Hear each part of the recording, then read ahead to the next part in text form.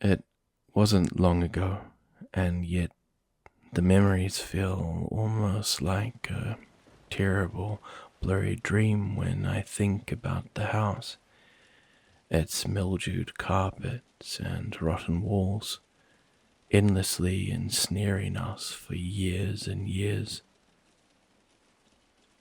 When I lay in bed sometimes, I fear that when I open my eyes, I'll find myself back there, trapped as I once was. I suppose that even though one can free themselves from a jail, the mind still likes to make prisons of its own, holding you captive in those memories that haunt you. Sometimes, though, as grim as those thoughts may be, sharing them makes the load a little lighter, and perhaps you all would be willing to listen to mine.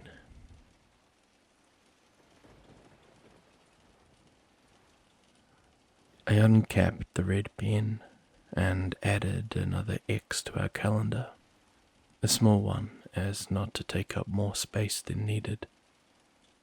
After all, the box already had 3 others inside just like it. Who knew how many more we would have to add?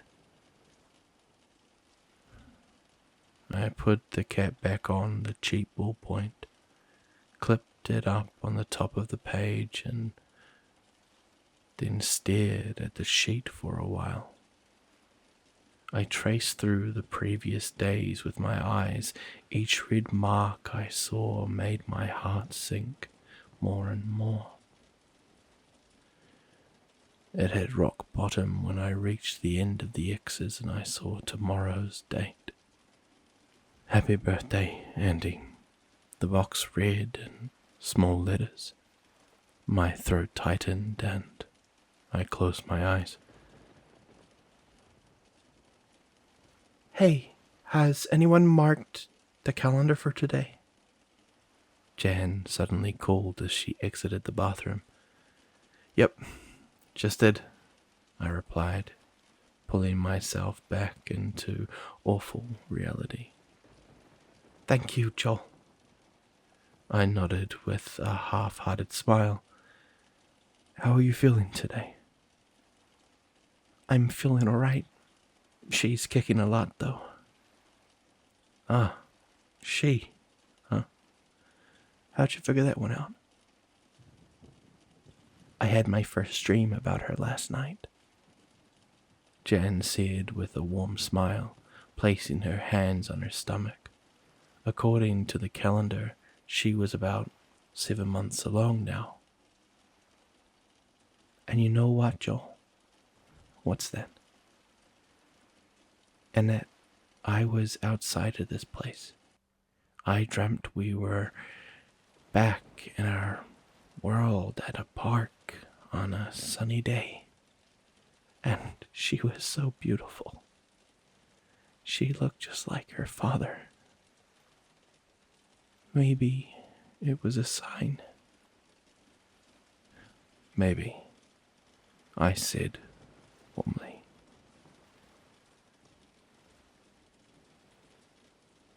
I'm surprised you were able to sleep at all last night, Daniel chimed in from the dining room. That damn thing was being louder than usual. Sounded like it was banging that stupid instrument of theirs right up against the wall. The tone went solemn as Jan turned back to me. That reminds me, I think it's your and Bear's turn today. I sighed deeply. Yeah, I think you're right, unfortunately. I'll let her know. Why don't you get everyone around for breakfast and we'll get it done after? She smiled and nodded before heading off to the bedroom to gather the rest of us. I made my way through the house and into the sunroom where Bear and Ethan sat on the floor, locked in their 2-day-long game of Monopoly. It had started as a full 8-player game, but we had gone bankrupt one by one over time until they remained. Ethan hunched over the board in a careful examination, and I could tell the tensions were high. Bear, still winning? I asked as I entered. Yeah, he grunted in annoyance. He flipped over one of the properties and grabbed some money from the bank. But not for long. She's hitting right by my side of the board. He looked at Bear with a smug face. It's game over, sister. Dude, just give up. Didn't you already stake a Kit Kat on this? Exactly why I can't lose. Don't bother, Joe. I already offered him a way out. He's not budging, Bear said with a smirk as she rolled the dice. Aha! Ethan yelled in triumph. That's the property you just mortgaged. Son of a bitch! Well, I hate to interrupt this riveting display of action, but we're doing breakfast here soon. I cut in. Yeah, I heard, Bear said. Small house, remember? Then you probably heard Jane remind me that, yeah, it's our turn to grab the breakfast. She turned to Ethan. I'll give you a green property if you take my turn today. No way. Don't worry, you're just on guard duty, I told her with a reassuring smile. At least you aren't the runner. The two stowed their money and cards beneath the board, and together we headed to the dining room. Jan had already gathered the rest of the house and set out the food on cheap plastic tea party plates. Graham crackers and old juice boxes. Not a bad way to start the day. We all sat on the floor as we slowly munched on the honey-dipped wafers, savouring the taste. This was most likely the last of them. After this, it was back to stale saltines. Talk was small, but the 9 of us seemed to be in good spirits nonetheless, all except for Daniel. He had been especially distant lately. I'm sure everyone noticed, and I didn't want to draw attention to it, so I just let him be. Decided I'd talk to him later. I waited until everyone was finished and the conversations had died down before I stood up and helped Bear up as well. The anxiety was already growing in my chest. Alright, everyone. It's time. Bear and I are gonna make the breakfast run. The room grew heavy and everyone nodded. One by one, they all stood up and filed into the bedroom. Jan gave me a sympathetic look as she passed me, and Benjamin placed an old withered hand on Bear and I's shoulders. Be safe, you two. I nodded, and with a look of confidence, hoping it would set the group at ease. After they had all entered, the bedroom door shut and the lock clicked. I turned to Bear. You ready? I asked. She sighed deeply. Ready as ever. We walked into the kitchen and crossed the end of the room. Together we slowly and carefully slid the heavy wooden pantry away from the wall. Immediately I felt the instinctual feeling of danger in the pit of my stomach as I looked at the door hiding behind it. Bear looked at me and pursed her lips. I smiled and brushed a strand of hair away from her face. "We'll be okay." She nodded and then grabbed the sharpened broomstick that rested in the corner. We were certain that it would do nothing to help, if anything, if it did go wrong, but nobody wanted to admit that. It allowed us to feel like we had some sort of power. When we were both ready, I turned the lock on the back of the doorknob and gently opened the door. The scent of mildew and age hit us as I slipped into the old, empty yellow room. The air was cold and stale, carrying only the sound of my shallow breathing. The window on my right was cracked with dust and moisture stains, painting only a blurry image of the endless hills outside. The orange shag carpet had been matted down with a perfect path from the past years of the same routine. A walkway straight from the door to the middle of the room.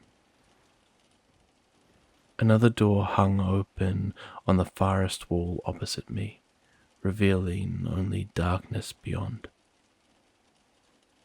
No matter how many times I had seen that open doorway, the dread never went away. In the corner of the empty space, alone on the floor, sat the basket. The basket was a loose name for it.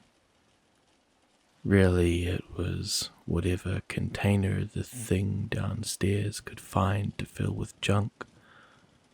Junk that had kept us alive since we arrived in the house. Food was the only consistent thing it put in the container. Everything else was always a gamble. One week we might get something we're happy about. Books, board games, clothes, soap, things like that. Other weeks we might get a bunch of trash. Old circuit boards, doorknobs, children's toys. Everything it brought was always used, dusty or covered in mold. But we learned to deal with it after a few months. Just clean it off and make do. After almost 4 years, we still had no idea why it did it each week or where the stuff came from. Our best guess was that it was some sort of a game to the thing. That, or it was still trying to bait us out. Regardless, it kept us alive, and we never wanted to think about it too long. This week's basket was big. A grey plastic storage bin filled to the brim. It would likely be heavy, but easy enough to drag across the carpet. I turned back to the doorway, and Bear quietly slid me the trash can we always kept by the door. The container from the previous week always filled with our waste and whatever we didn't take from the last basket. Anything left in the room, the thing would take back. I set it beside the door and then quickly glanced at Bear, just in case it was the last time I'd see her. She stepped into the doorway, clutching her broomstick, and watched me intently. Here we go. Walking slowly across the carpet, making sure to step as gently as possible. With each stride, I stopped to listen to the opposite doorway. So far, I heard nothing but the heartbeat in my chest. I crossed further in, making my way to the bin. The few feet into the room always seemed like miles. Bear watched from the other door while I kept my eyes on the basket and continued my routine. Step. Nothing. Step. Nothing. Step. Nothing. Finally, I reached the basket and glanced inside. Sure enough, this was a good one. Not only was it full, but it was packed with valuable supplies. Boxes of cereal, blankets. I could see 2 rolls of half-used toothpaste, a deck of cards, and a whole lot more. Not wasting any time, I placed my hand on one of the side handles and began to carefully pull the basket back to the safety of the house. Step. Nothing. Step. Nothing. Step. Tink. Tink. Shit. Joel! Bear called, alerting me of the noise I was already well aware of. Forfeiting stealth, I yanked the basket hard and bolted for the doorway. Below me, I could hear a chorus of thuds as the creature beneath scurried to the stairs, banging its instrument the whole way. I heard it round the corner of the steps and collide with the wall as I reached the kitchen. Bear let me inside, then turned to help me pull the basket. From the doorway across the room, I heard it dragging its body across the steps, letting out a high-pitched and inhumane squeal of excitement. Together we yanked the basket inside, but added momentum from Bear caught me off balance and forced me to fall onto my back. She stumbled as well, but quickly leaped up and slammed the door shut, flicking the lock into place. She collapsed on the floor next to me, and we both crawled backward on our palms until we hit the dining room wall. She grabbed onto me, and I held onto her, and together we just watched the door, listening to the beast thrashing against it. It violently josted the handle to no avail. And I thanked God that the house was indestructible. I had only ever caught a glimpse of the thing, one time right at the beginning. Based on the size of its arm and hand alone, there was no way any normal structure would have held. Luckily, however, the house seemed to have its own strange set of physics. Items and things within it could be destroyed. However, anything that was a part of the house itself wouldn't break. That meant windows, fixtures, walls, and, lucky for us, doors and their locks. We learned this when we tried busting open the door in the back of the bedroom. For an entire day it was locked from the inside, and we had hoped that it might be some sort of exit. No matter what we threw at it, though, the metal grey door didn't get so much as a scratch. This, of course, was good news for us later, as it meant that as long as we kept the kitchen door shut and locked, the thing downstairs couldn't get us. Bear and I sat there for a while before it finally gave up. It let out a couple of disappointed screams before I heard its body thumping back down the steps into its half of the house.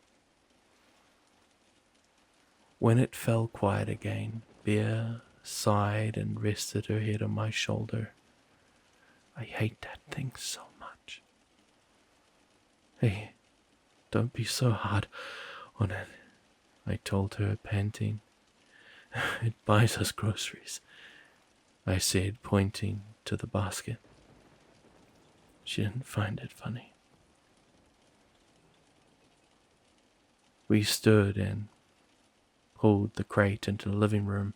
Then we walked into the bedroom door and signaled. 3 knocks. Wait 2 seconds. Knock again. Jan opened the door and everyone breathed a sigh of relief when they saw that both of us were still there. I'm glad you two are alright. That sounded rough. Not too bad. Not as bad as some days. Good haul though, I told her. Sometimes I wonder if you got pregnant just to get out of basket duty. Ah, you caught me. I'd take 9 months of this any day over running basket. The group gathered in the living room and began sorting through the bin, separating community items from personal items. Grace was already breaking out the rusty bingo cage for the raffle. Meanwhile, Bear, Ethan, and I returned to the kitchen to slide the pantry back into place. The door may have been indestructible, but like the broomstick, it helped us feel like we had power. I'm glad you guys are okay. I was worried when I heard Bear shot, Ethan said. Yeah, I was oddly close this time, I replied. Usually it doesn't wait that close to the stairs. Maybe it's getting smarter. Could be, although after years of it still not catching on to the same routine, I'm not too worried about that possibility. Hey man, you never know. We've only been here a couple of years. Maybe it's getting older. Oh my gosh, don't say that, Bear groaned. I don't want to think about that thing getting any worse. Once the pantry was back in place, we rejoined the group. Grace had the bingo cage ready with all the balls inside. Each one had the numbers etched off and our names written on in magic marker. In the basket was the remainder of what had been left over after we had taken out the necessities. All right, everyone. Raffle time. As usual, the 2 heroes get first pick, Grace said, smiling at us. You first, Bear told me. You had to run. You sure? She nodded. I walked over to the bin and shifted through what was left. A book of poetry, some pens, a roll of floral wallpaper, a keychain, some clothes, bingo.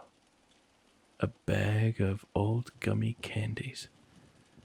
It was long past its expiration date, but living in the house had taught me that with artificial foods, it's usually just the recommendation that your stomach might disagree with.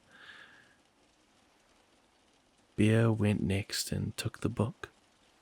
After that, Grace spun the cage and drew names, each person taking whatever scraps there were left to add to their collection. When nothing remained, we set the container in the kitchen and returned to our business for the day. I followed Bear and Ethan back into the sunroom where they resumed their game. I'm glad you didn't die, Ethan told her. Can you imagine if I had never gotten a chance to beat you? I can imagine, 'cause you're never gonna beat me. I smiled as I watched them pull their money out and resume. In this scenario where I was trapped in a total of 6 rooms with only 9 people, I was lucky to have friends like them.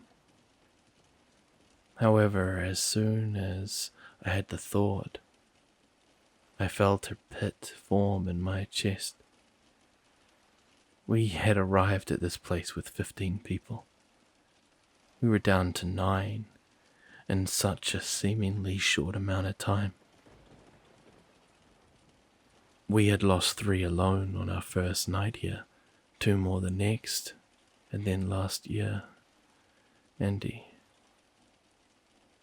I winced and tried to force my mind to think about something else. Unfortunately, as I anxiously glanced around the room, looking for a distraction, my eyes caught the words painted above the door. In memory of Hillary, your sacrifice spared us all. She was the first of us to go. We didn't even know her name until after she had died. I had woken up to Daniel shaking me. "Hey kid, you alright?" "Huh?" I asked as I sat up, taking in the muted, water-stained room around me. I also noticed other people in the space, all of them looking just as confused as I was. The place clearly wasn't familiar to me. The last thing I remembered was falling asleep on a bus. I was on my way to... Well, that's not important. What is that I was not where I was supposed to be. Where am I? I asked. Not sure. None of us do. We just woke up as well. The floor felt damp beneath me, and the air smelled toxic, like mold and rotten drywall. Light leaked in through a window next to me where a girl stood looking out, a perplexed expression on her face. This was Andy, but I wouldn't know her name until the following morning. Daniel helped me to my feet, and I glanced around. Everyone else seemed like they too were gathering their bearings. A door led out into another room, and I saw a few people cautiously looking inside. When they found it seemed safe, they stepped through it. What's going on? I'm afraid I don't know that either, Daniel continued. We're still trying to figure that out. We were all on the bus together. I just don't remember what happened after that. We're in someone's house, but I don't know where. He gestured to the window.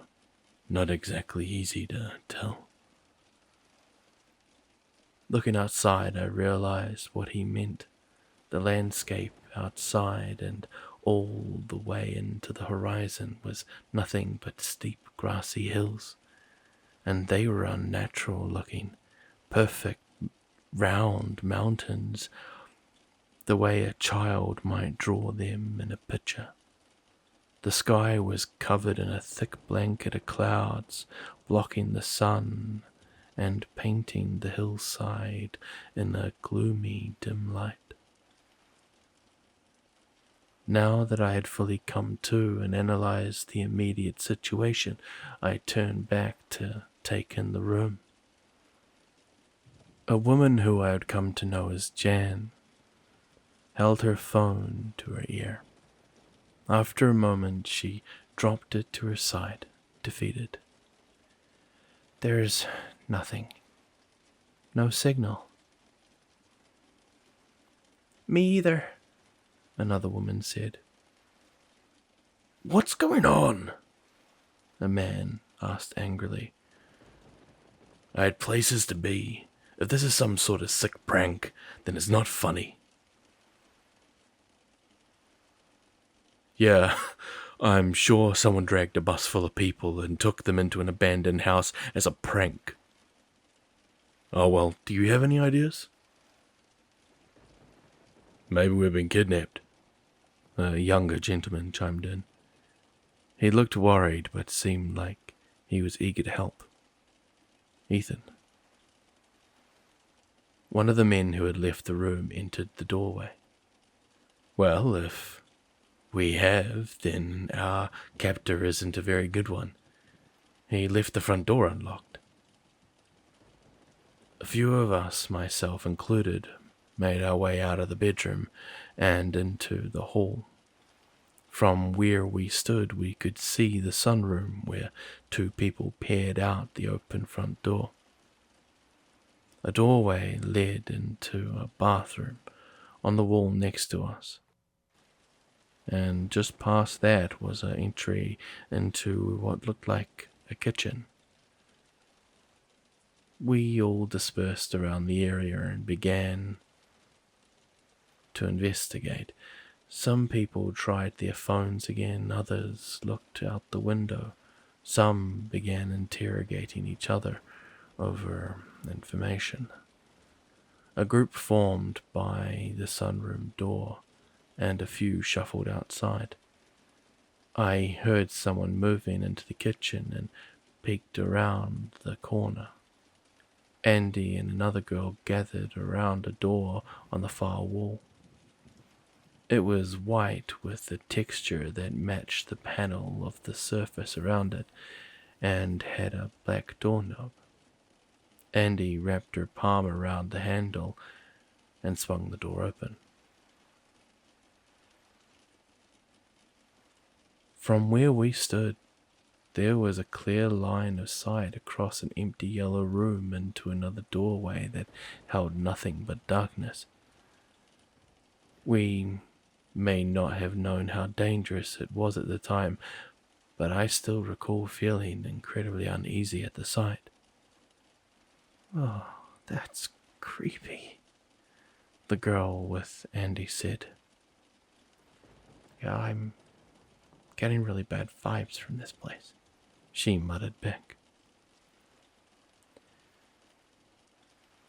Is this even a house? The layout makes no sense, and why on earth are there no lights? Maybe it's really old? Could be, but it looks a lot newer, like 70s or 80s. That's true, although shag carpet is definitely out of style. Andy jogged, pointing at the floor of the yellow room. The other girl chuckled softly. It must have been that small interaction that solidified their relationship so early, as Andy and Bear stuck close from that point on. Suddenly I heard the people by the sunroom door start to raise their voices in an argument. I watched as one of the three who had gone outside ran back in. No way. That don't feel right, the man yelled, pointing out the door. Well, what other choice do we have? We can't just wait around here forever. A woman's voice yelled back. We haven't even checked this place. Maybe there's a landline we could use or something. There might be someone here who knows what's happening. What's going on over there? I heard Andy ask behind me, startling me a bit. Oh, I'm not sure. It sounds like they're arguing about something. Together we walked closer as Bear shut the kitchen door behind us.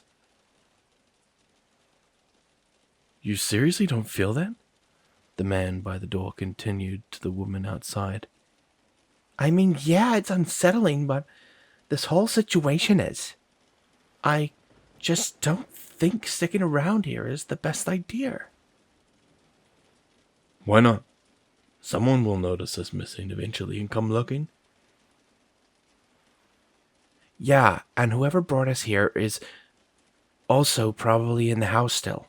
I'd rather take my chances looking for a road and flagging someone down over staying in that crack den. Fine. Suit yourself. All I'm saying is it's a bad idea. I just feel it. Andy and I reached the sunroom and stood in the doorway. Daniel stood nearby and I tapped him on the shoulder. What's going on? This guy here says that something's not right out there. He doesn't think we should be outside. The man heard Daniel and whipped his head to us. I ain't crazy. Go out there and feel for yourselves. It's not natural. Daniel looked at me and he shrugged. He crossed to the front door and took a step outside. I hesitated but followed out of sheer curiosity. At this point, I was starting to grow nervous. Something wasn't right about the situation. And while that was an obvious observation, there was much more to it. The man was right. None of this was natural. With all the worldly possibilities for what was happening, none of them answered any of the questions that the house presented. It felt like we were somewhere that we shouldn't be. That was only reinforced when my foot crossed the doorway and stepped onto the cracked stone landing. Instantly, I felt dread swell in my chest, the sensation of danger mixed with the feeling of fear. The whole scene before me was wrong. The landscape felt unnatural. The hills too perfect, the sky too solid of a color, the grass too vividly green. It felt like a cheap imitation of something we knew. The air was perfectly balanced in temperature, and yet I still felt cold. No wind blew, not even a slight breeze, and it was quiet. No birds, no rustling, nothing. This place was not for us. It felt like it was never meant to be seen. The worst part was the nagging sensation I felt in my stomach.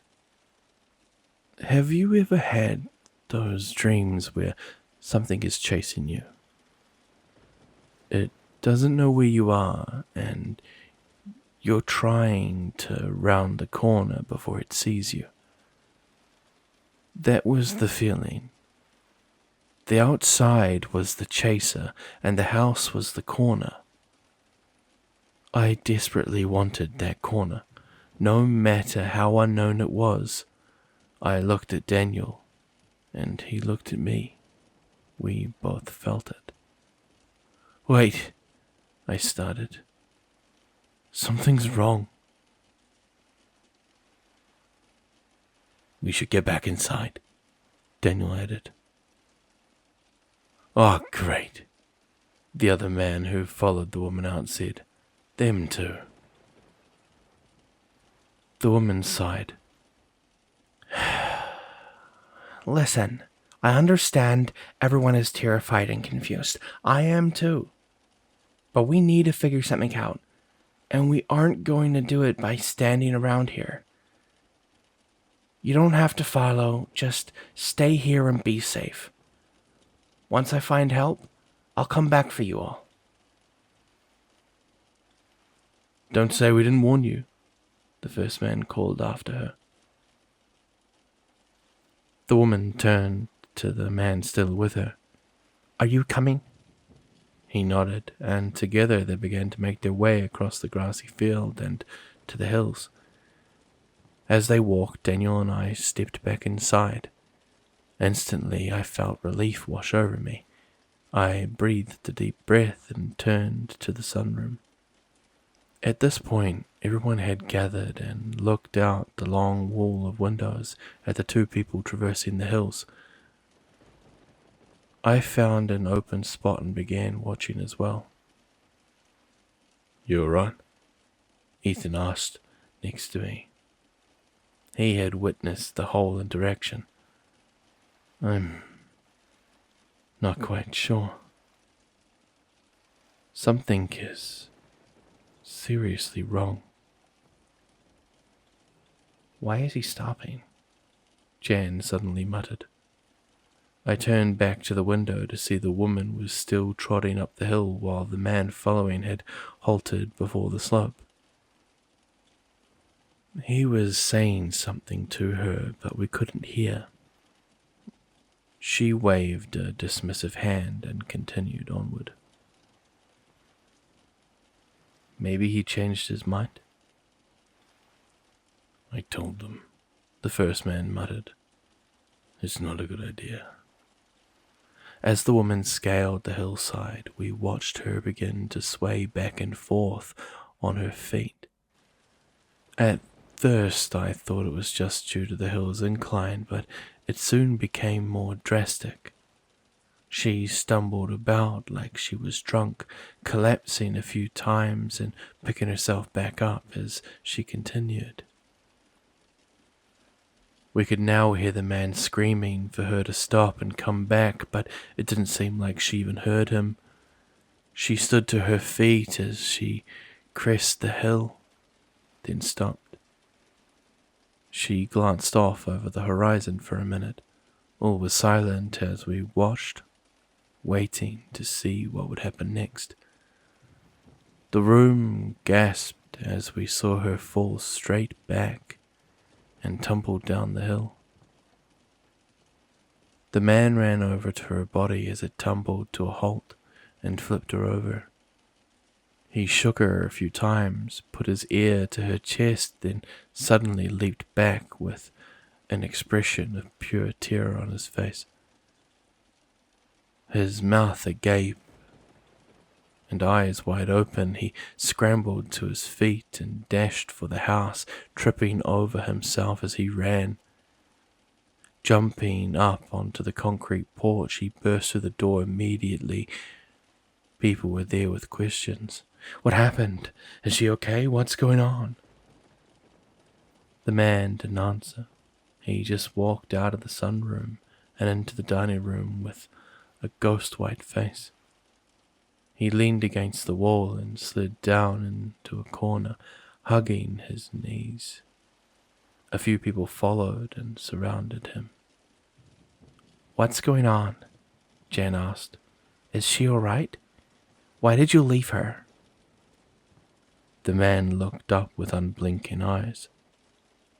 "She's dead." I would like to think we had handled everything rather collectively thus far for the situation we were in, but that sentence was what broke the dam. The room felt heavy. Whimpers and gasps echoed amongst us. The woman who was Grace began to hyperventilate. "What's happening? What's going on?" "She's dead." "What do you mean, dead?" "She was just fine a second ago." "What happened out there?" "I don't know." The man just muttered softly as he stared vacantly at the floor. "What do you mean, you don't know? You were standing 20 feet away from her." "We have to go get her. She could still be all right." "No," he suddenly shouted from the floor. "Nobody goes back out there. We can't just leave her. Maybe she needs CPR." "Did you not just see what happened? You're all crazy if you think that." "That's enough." Daniel yelled above the chorus of voices. The last thing we need to do right now is panic. I think it's obvious by this point that this situation is not normal. Who here has ever seen something like this? Nobody answered. That's what I thought. So let's just take this nice and slow. He looked at the man on the floor. I know something is wrong out there, but these people are right. Dead or not, we can't just leave her there. No, her body landed at the bottom of the hill. You were safe the whole time you were standing there. I'll go get her body and bring it back in.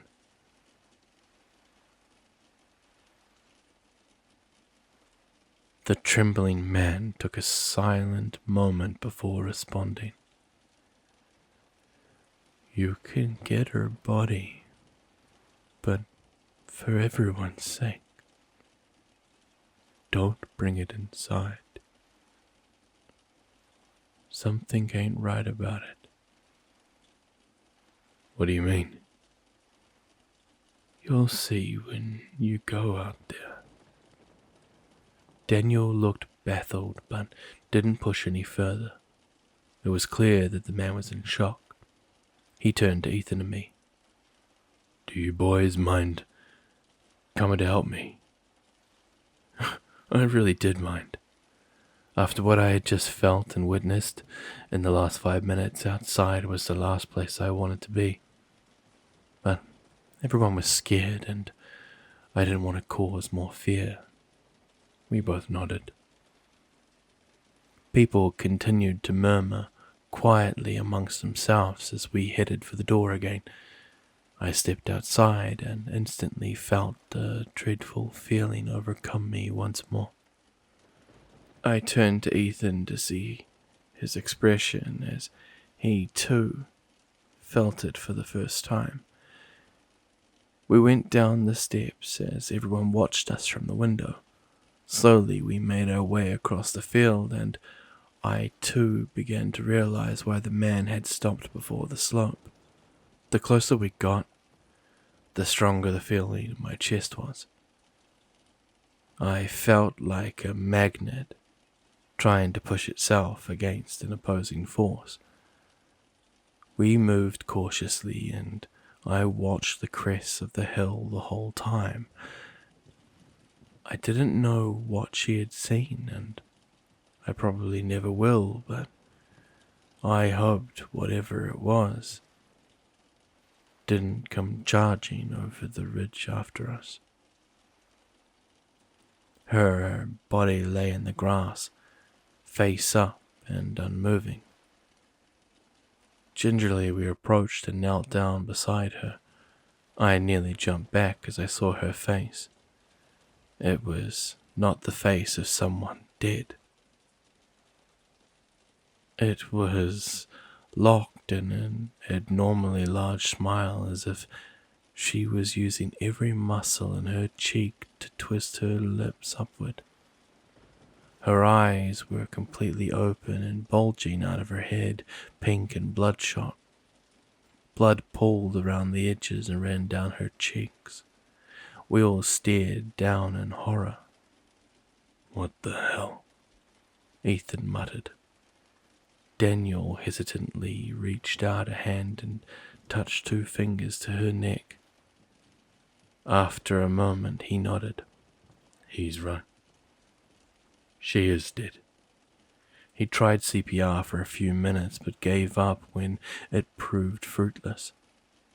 There was no saving her now. Daniel touched her eyelids and attempted to close them, but they wouldn't. Each time he shut them, they would snap back open to their haunting gaze. I don't think they need to watch this anymore, I said, looking over my shoulder at the house. It was a small building with dirty white slats and a scuffed mossy roof. However, it appeared to go back further than we had seen so far. Let's just bring her back, I suggested. Ethan and Daniel agreed, and together we hoisted her body up. Daniel and I grabbed her arms and legs, and Ethan supported her back as we moved. While we carried her along, something slipped out of her back pocket, a small wallet. Ethan stopped and picked it up, and once we reached the house, we lay her down against the wall. A few people peeked around the corner. "What do we do with her?" I asked. "I'm not sure if she's dead. This might be the best spot to leave her," Daniel answered. "Yeah, plus, that guy was right. There's something off about her," Ethan added. He had a point. She may have been dead, but the body had a strange life to it. The face muscles were so tightly locked, and her skin still had so much color. It felt like she might jolt up and begin screaming at any moment. We mutually agreed that for the time being, we would leave her here while we sorted out the rest of our problems.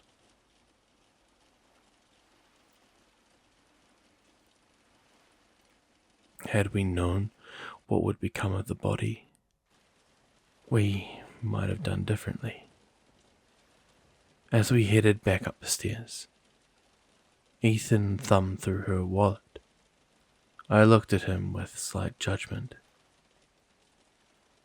He suddenly realized what it looked like.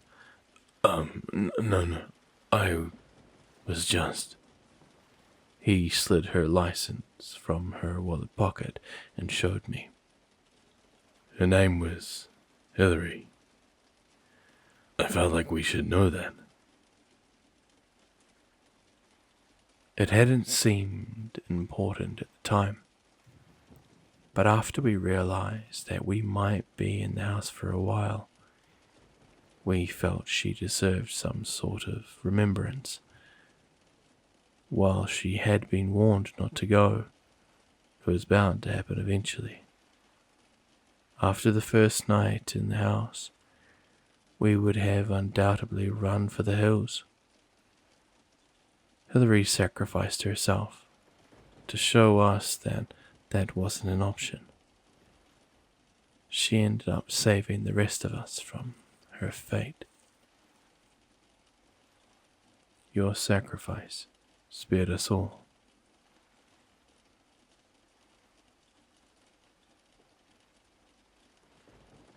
I like to hope that wherever Hillary is now, God rest her soul, she knows that she really did help us in the end.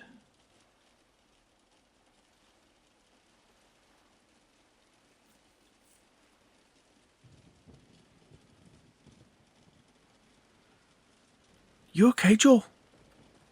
Ethan called from behind me. Deep in my thought, I had stood and was now staring out of the windows at the rolling grass plains. Yeah, sorry. Spaced out there for a second."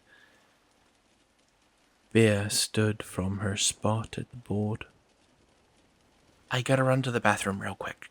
Joel, can you keep an eye on him? Don't want him cheating." "Like a hawk, milady," I told her. She headed out of the room, and I turned to Ethan. "I won't tell her if you cheat if you split that Kit Kat with me." Ethan laughed as I took a seat beside him. We sat silently for a moment before he spoke. "Are you sure you're okay?" "Yeah, why?" His tone grew solemn. "Oh, nothing. It's Andy's birthday tomorrow." "Oh, yeah, I saw the calendar when I marked it today." "Yeah?" "Yeah." I can't believe it's only been a year.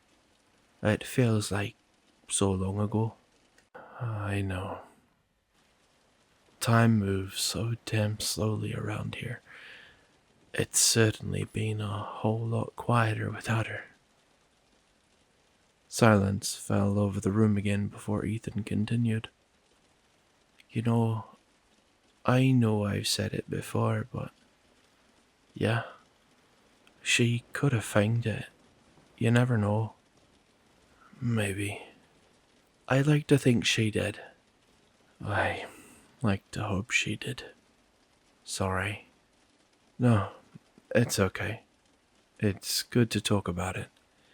Can't pretend it didn't happen. I hope Bear's okay. I know she doesn't like to talk about her, but I can tell she misses her a lot. I don't blame her. The two were like sisters. I just think it's hard for her to think about. Yeah, she's always been closed off. Did you know she still hasn't hardly told me anything about her life before the house? Hey, you haven't told us anything either. Ethan laughed. Dude, there is nothing to tell. My life was probably more boring before than it is now. Shoot, speaking of boring, I said, looking at my watch. I was surprised the thing was still ticking after all this time. I promised Ben a game of chess. Well, good luck with that, Ethan told me as Bear returned to the room. Yeah, and good luck to you. I think you'll need it more, I said, smirking at Bear. I made my way through the living room and called out to Benjamin as I passed. Hey, Ben, I'm breaking out the chessboard. He marked his place in the book he was reading, then looked up with a smile. It's about time. I was afraid you'd forgotten. Or perhaps you were too afraid to lose. I chuckled at his taunt and entered the bedroom to grab the board. As I walked in, I saw Daniel alone, staring out the bedroom window. I hesitated, debating whether he wanted to be by himself, but figured now might be the only time alone I would get to talk with him. Hey, Dan. How you holding up? Huh? Oh, hey, Joe. I'm fine. You? Good. Hey, not to pry, but you've seemed kind of solemn lately. Is everything alright? Well, there's not much to be happy about around here. Yeah, I suppose. I just wanted to make sure that you're all good. We care about you is all. Wanted to make sure I wasn't gonna go Larry on you guys, huh? I was abruptly taken aback by his statement. What? No, I was just... Sorry, kid. I was just messing with you. I'm fine. Just getting real sick of this place is all.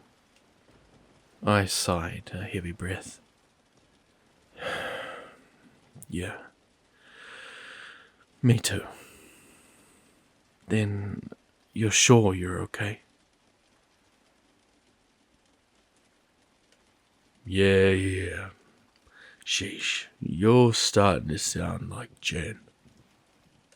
I smiled. Her motherly instincts are rubbing off on me. I joined him at the window. Weird to think we'll be having a baby around here soon. Can you imagine being born in this place? Daniel suddenly grew dark, and I could feel tension fill the room. No, I can't. No kid should have to live in a place like this. Besides, we've got enough to deal with already. caring for her baby will just throw more on our plates. I suddenly regretted bringing the topic up. Yeah, we'll make it work though. Anyways, I gotta get back to Ben, I said, grabbing the board. I'll talk to you later. Yeah, he said vacantly at the window. The rest of the day went by as slowly as they usually do, moving from room to room and interacting with each member of our ragtag family, playing board games, listening to one of the 12 repetitive cassettes that the creature downstairs had brought us. There was one point, however, where something interesting happened. I had been sitting in the dining room talking with Grace and one of our roommates, Claire, when we heard thudding from below. That's odd, Grace started. that thing usually goes down deeper after it does a drop. I wonder why it's still all the way up here. Who knows? That thing is never consistent. Claire scoffed. Yeah, it was a lot closer than normal today, when Bear and I were running the basket, I added. Ethan thinks it may be getting smarter. Claire looked up at me with a smirk. Speaking of you and Bear, how's that going? What do you mean? You know what I mean. I can't say that I do, Oh, Claire, stop teasing the poor boy, Grace said, swatting her on the shoulder. Before long, the hillside began to grow dark as whatever sun lay beyond the clouds started to set. We all began our nightly routine, taking turns in pairs to use the bathroom to wash up and brush our teeth. Since there was 9 of us, there was always one person who got the bathroom to themselves. The only caveat was they were the last to go. Tonight, that person was me. I watched as the group filled into the bathroom, 2 by 2. I began to grow nervous as the hillside became dimmer and dimmer. The room may have been just around the corner from the bathroom, but I still hated walking even a few feet in the dark. Bear and Jan were the last 2 out of the bathroom, and they passed with a smile. Good night, Joe. See you in there, Bear said with an enchanting look. I slipped into the bathroom and shut the door. I put a small dot of toothpaste on my far too worn-down brush and ran it under the chalky water from the old rusted faucet. The sky beyond the skylight above was now almost black, and I abandoned hope of making it to the room before the bodies started roaming the hills. I sat on the bathtub's edge and got lost in thought for longer than was probably necessary. My mind drifted to what Ethan said earlier. She could have found it. You never know. I began to daydream about the thought. Maybe she had. Perhaps she was back in the world right now, laying in a real bed in a real house, the horrors of this place far behind her. I wondered if she would still think of us, think of me. Wonder if we were okay, or if she tried to forget, to move on. I doubted the last thought. She wasn't that kind of person. She was warm, kind and thoughtful, always looking out for others and never herself. After all, That's why she had left in the first place. I spat my toothpaste into the sink and splashed some water onto my face. I left the bathroom light on, the only one in the house, in case anyone needed to go in the night, and stepped into the hall. Shutting the door behind me, my heart skipped a beat as I saw a figure standing in the sunroom, looking out the window. I wondered if someone had somehow left the front door unlocked, but my fear dissuaded as they spoke. "Hey, brother." "Hey," I said plainly. "It's been a while." "It has." How have you been?" "Here." "Yeah, you have been." He chuckled. He made his way through the living room and stopped next to me, leaning against the wall. "That girl who smiled at you a bit ago was cute. What's her name again? Bea?" I said nothing. "Hey man, I'm not judging. After all, it's been a year since that last girl ran off. A year exactly tomorrow, right?" "Yeah. I don't blame you for wanting to move on. I bet it gets lonely around here. I have all of them to keep me company." "That's true," he spoke. He leaned close and whispered, "But I bet none of them can scratch that itch quite like she can." I shuddered. "Well, I won't keep you, brother. I'm sure you have someone to get to. Have a good night."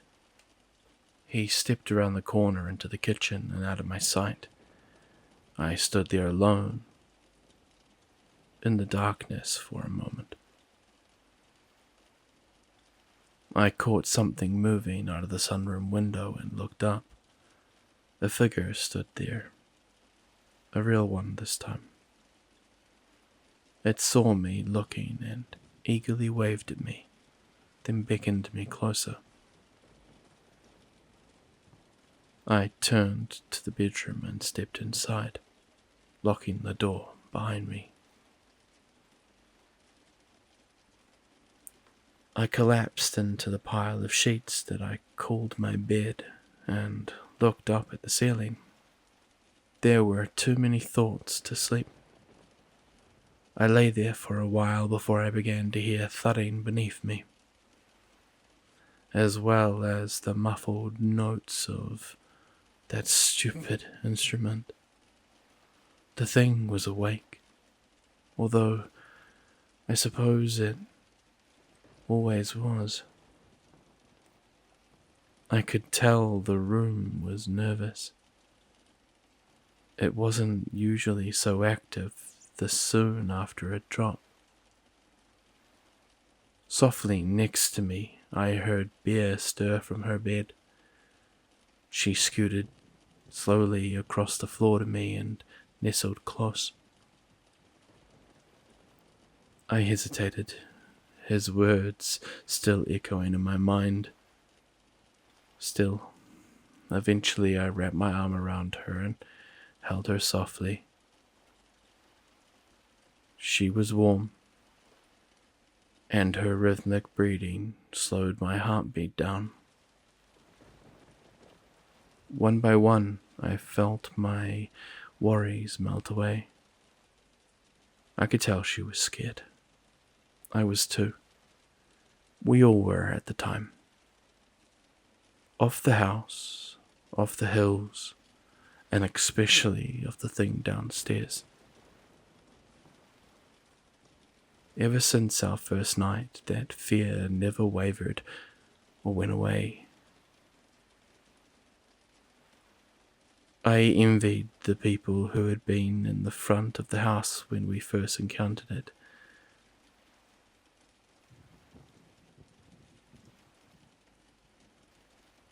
If only I could erase the scene from my mind. "What's this thing made of?"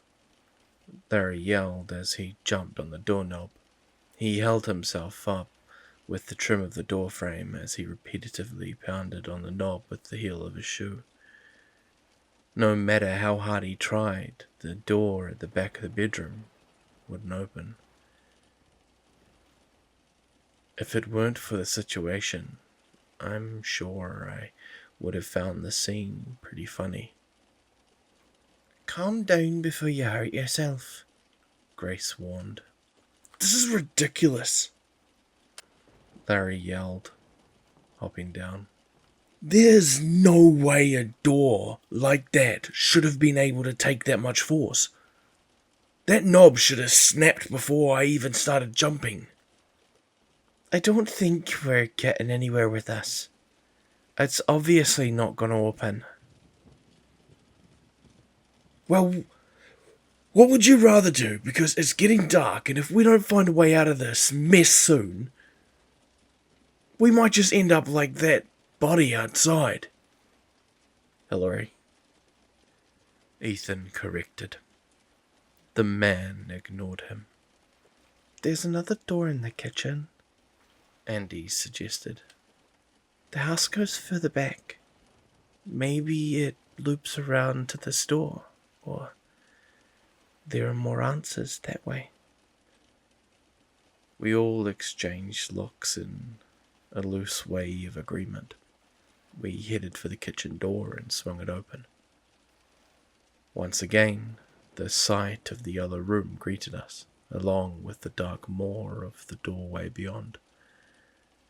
A group of us stepped into the space while the rest of the party hung back. We looked at the open entrance before us and stood silently for a moment. Well, Andy nervously said, this is it. It's dark in there, Daniel pointed out. Why are there no windows? We looked at him confused. It was an odd thing to worry about. There are windows in every room of this house.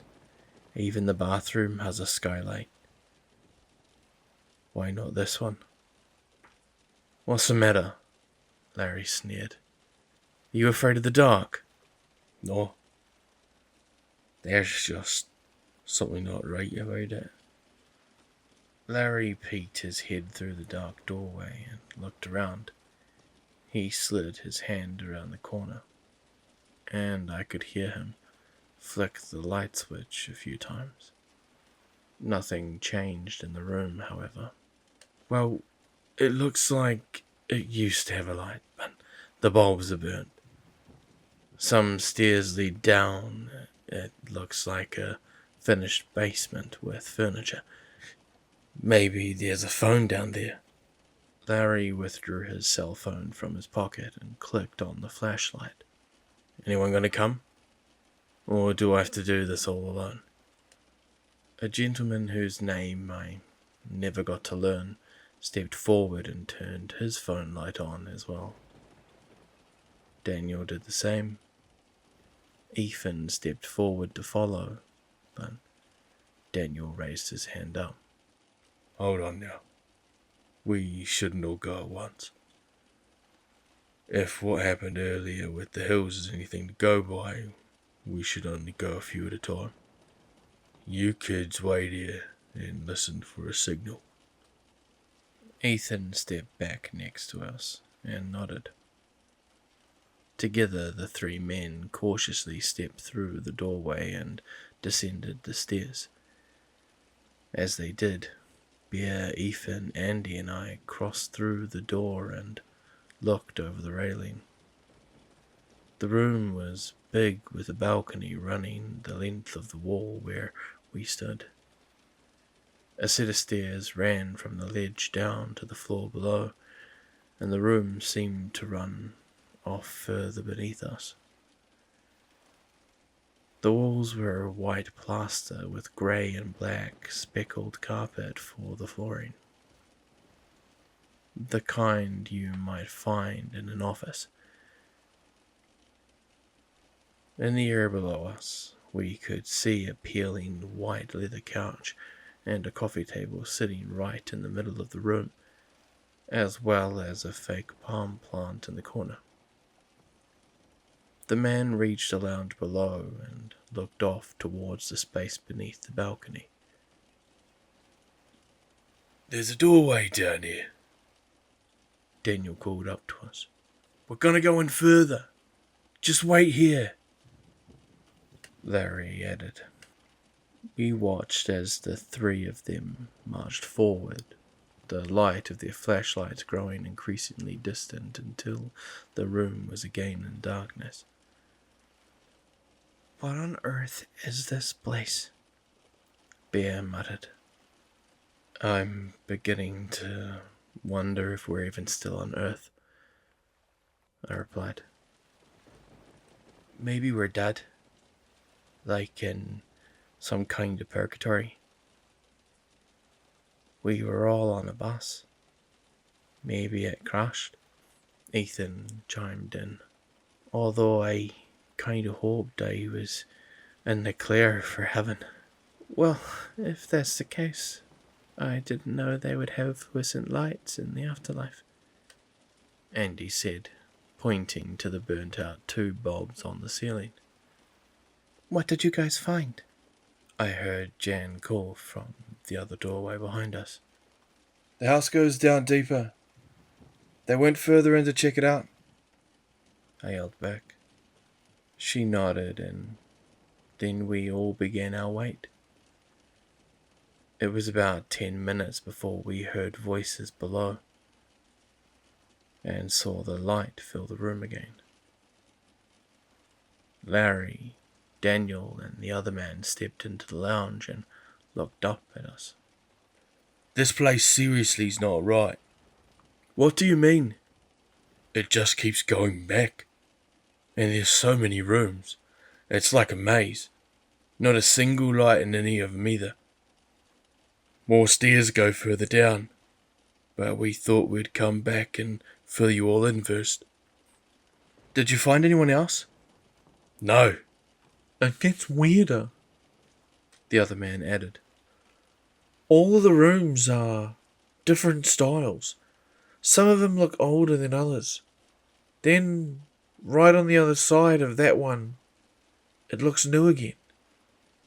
It's like 5 different architects were all working on a different project in the same building." "Did you want us to help explore?" Ethan asked. "No. Just stay up there. This place down here gives me the creeps. Don't want anyone getting hurt." "Come on!" Larry snapped. "I want to hurry up and get out of here. Let's keep looking. There's gotta be some..." Tink, tink. Everyone went silent. We looked down at the men in confusion, but they just looked up at us with the same expression. "What was that?" Daniel asked. "Maybe something fell over?" the man suggested. Tink, tink, tonk. "What is that?" Larry asked. "It sounds like one of those kids' toys. What are they called again?" "A xylophone." Tink, tink, tonk, tink. "Yeah, that's it. A xylophone." Each man nervously exchanged looks, trying to decide what to do. Someone was playing a xylophone in a pitch-black basement. One they had just found nobody in. If whoever it was had wanted to be seen, they would have. They were now clearly making themselves known. Finally, the man whose name I never learned stepped forward. "Hello?" Tink, tink, tonk, tink. The plane abruptly stopped. Silence. Larry suddenly stepped forward. "Listen here. If there's someone there, you better show yourself now. I'm getting really pissed off. He didn't get to finish his sentence. It was cut short by the most chilling, ear-shattering sound I've ever heard. A high-pitched squeal came from below, the kind you might hear a baby make when it laughs. It was as sharp as nails on a chalkboard and as loud as a car horn in my ear. By the time my brain had registered what it had just heard, the men below me were already at the base of the steps. Larry ploughed his way through, charging up first, with Daniel and the other man following close behind. I heard something thudding down whatever dark hallway lay beneath and making its way to the room. I stood there, looking down in shock and watching the man sprint up the steps to safety when I felt an arm grab my shoulder. Come on, let's go, Bear yelled. That jarred me from the shock, and I quickly leaped back through the door to safety. We ran through the yellow room and slammed into the crowd that was waiting. Hide! Something's coming! Andy cried.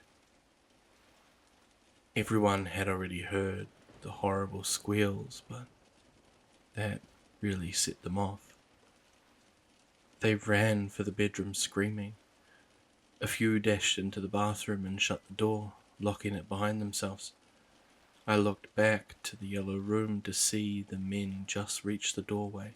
My heart pounded for them as I watched their attempts to escape. Larry ran inside and spun around the door. Hurry, damn it! He screamed with a trembling voice. Daniel flew through the doorway with the other man in tow. I heard the thing screech again as its body soared up the steps. Larry attempted to slam the door, but something suddenly obstructed it. An arm, foreign to any known creature, slid through the crack. It was humanoid, but its skin was tumorous with large growths and lumps across its surface, and bent in a way that didn't make sense. It was double the length and size of any human's arms, but still bony and thin. The fingers on the thing's hand were the same, elongated and skeletal, boasting grimy, yellowed fingernails. While the sight alone was horrific, one thing haunted me the most: its skin. It was several different tones, just on the arm alone, black, white, tan, and pale, all hastily slapped on and wrapped around the thing's limb, stretched over every bump and tumor. My stomach churned at the sight.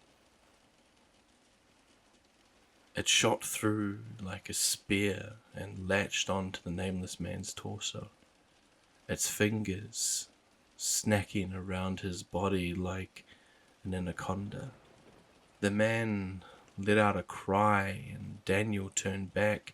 He dashed for the door and threw himself up against it alongside Larry. They leaned hard, trying to prevent the being from yanking the man back into the darkness. All the while he pounded on the thing's hand, hoping to break free. It all proved useless. In one instant, the creature yanked his arm back through. The man's body got caught between the door and the doorway, but it didn't matter either. I heard his bones snap as it forced him through the small space, and listened to his screams as he was dragged off below.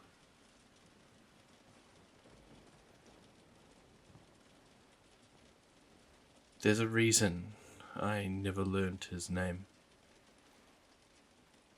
Daniel and Larry ran over to our door and slammed it shut, clicking the lock into place. Larry kneeled over and threw up onto the floor, and Daniel looked at us with abject horror.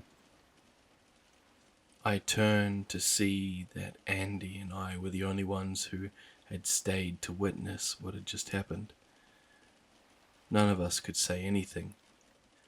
We all just sat in the hallway by the kitchen for a long while, thinking. Finally, Larry broke down into sobs. What? What is this place? We said nothing. Daniel stood and crossed back over to the kitchen. What are you doing? Don't open it again. What do you think I am? A lunatic? He snapped back. He stopped in front of a wooden pantry, tucked off to the side of the kitchen, and began to drag it until it rested in front of the door.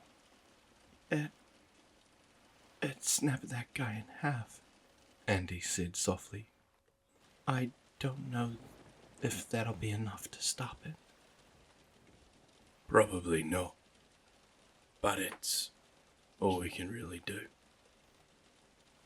We would end up losing one more person to the thing in our time here, a man named Matt. After a few weeks of living off only water from the bathroom taps, the need for food became apparent. Daniel and Larry told us they had seen cupboards and shelves downstairs with cans and boxes of food on them. We had two options. Have people risk going down there for food, avoiding the creature along the way, or sit in the house until we starved. After that, we were afraid that we might have to go don a party on each other. Larry refused to venture back down into the basement. While he had been an absolute jerk since our arrival, I understood why. Luckily, Daniel volunteered, and Matt agreed to go with him. It's all hopeless anyway, he had said. We die either way. However, when they opened the door to the other room, they were surprised to find a basket full of items waiting for them. Unfortunately, they took the time to sort through them then and there. According to Daniel, they had shut the door to the stairs before they had started looking. That's how we learned it could open doors. It heard them before long and came charging fully into the room. Matt had been closest to the door and was unfortunately grabbed by the thing and dragged into the basement. Daniel told us he didn't even scream, or look scared at all for that matter. He looked like he knew his fate was inevitable. However, Matt was another person who gave his life to teach us the rules of the house. The thing leaves us baskets. We take the baskets quickly. We don't wait around. We had his name painted on the kitchen wall like Hillary's. I had asked Daniel several times throughout the years what the thing looked like. He was the only one who had ever fully seen it. He would never tell me though. He would shake his head and softly say, "Just be glad you don't fully know what brings our food to us." "Are you okay?" Bear whispered softly in my ear. "Your heart's beating really fast." I hadn't realized how caught up in the memory I had gotten. I said nothing but began to gently run my fingers through her hair. She gave me a reaffirming squeeze and then relaxed into sleep. I lay there for a bit longer, listening to the thing below. We had all gotten used to its racket over the years. Most of the time, you could sleep through it. Sometimes, I like to listen to it. Try to figure out what it was doing down there. Why it was here. why it wanted us so bad. I listened closely in the darkness, listening to its footsteps and hearing its faint notes echo through the halls. Tink, tick, tock.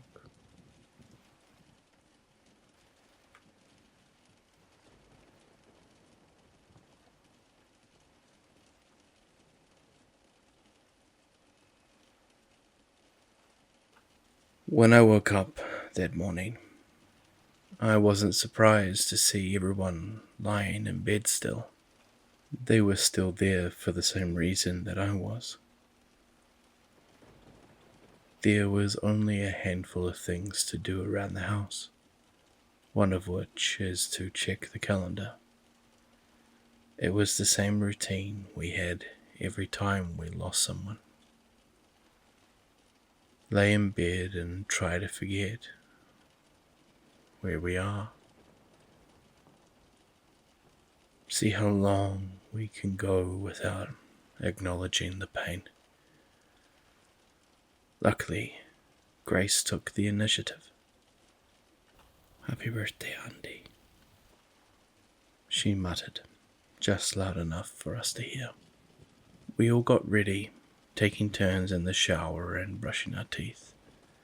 Soap was reserved for once a week, so they mostly consisted of lukewarm, cold if you were lost. Not that it mattered too much, however.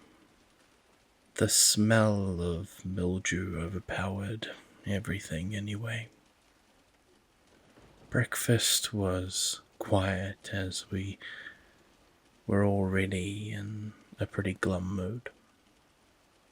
Dry, stale Cheerios. Then it was business as usual. Mope around the house. Try to keep yourself occupied.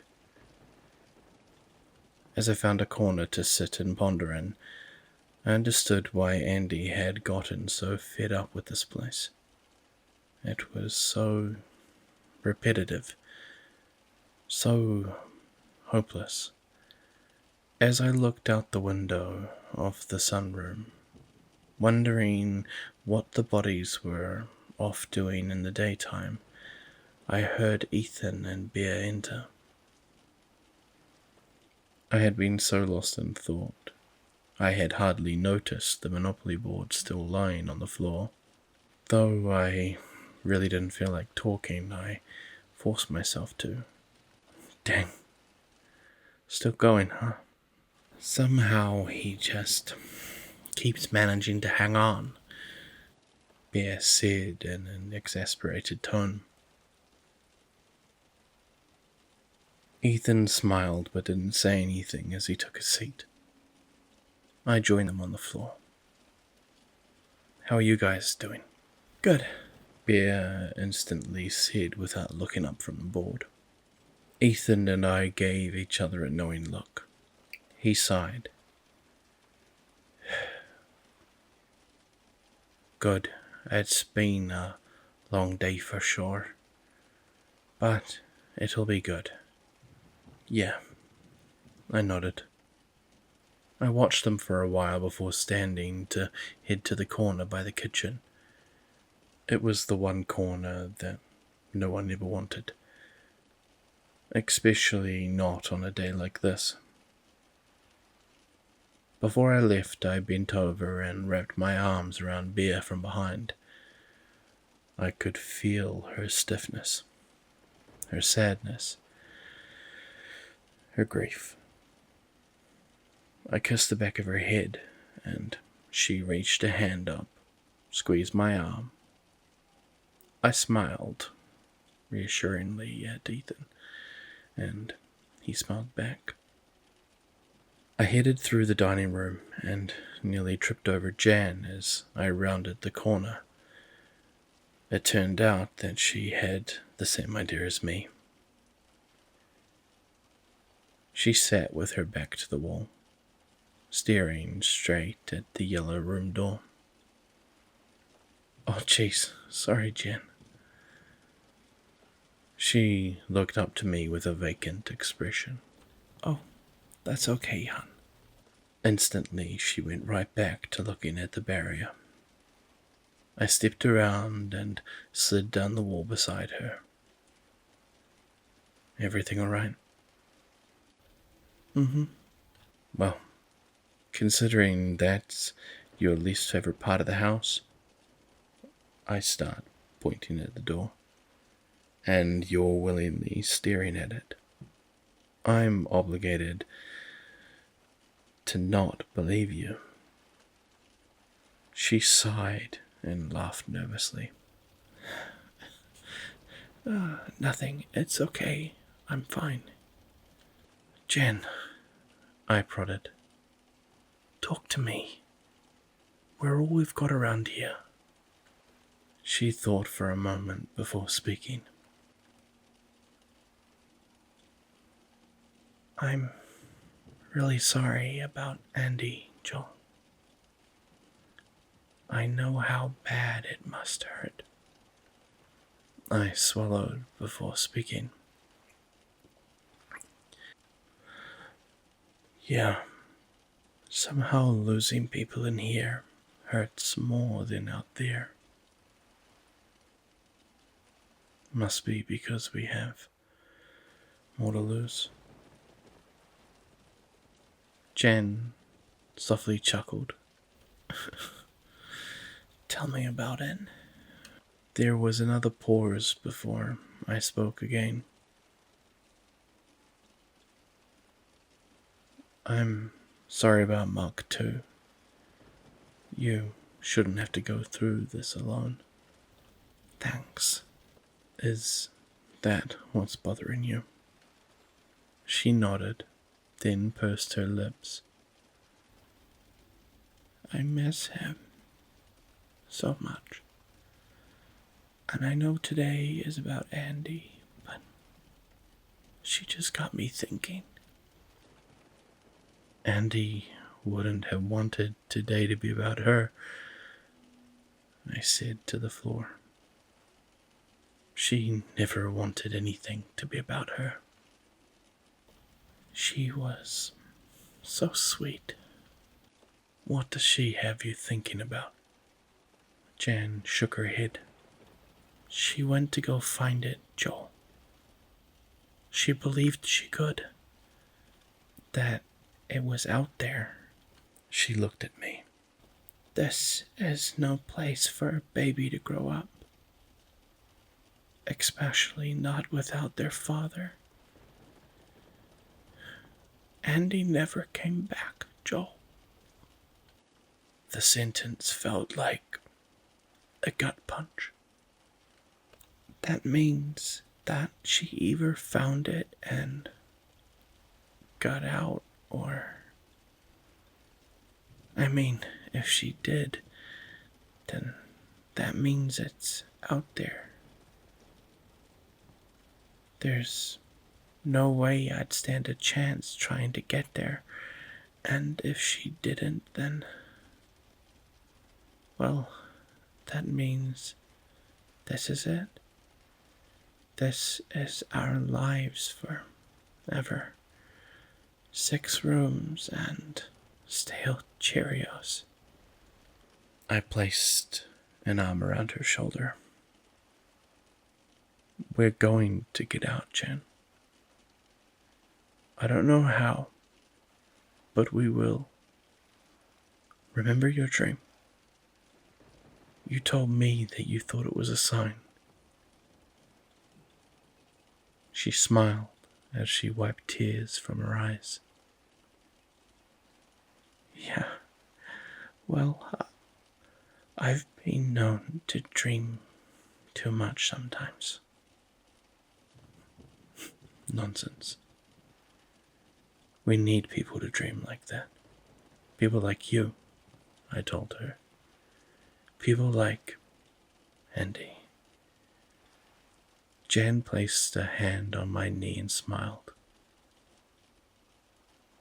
We're going to get everyone out of here, and your kid will have a perfectly normal life. I hope so, she said wistfully. I looked at the floor for a while longer in silence. Speaking of the children topic,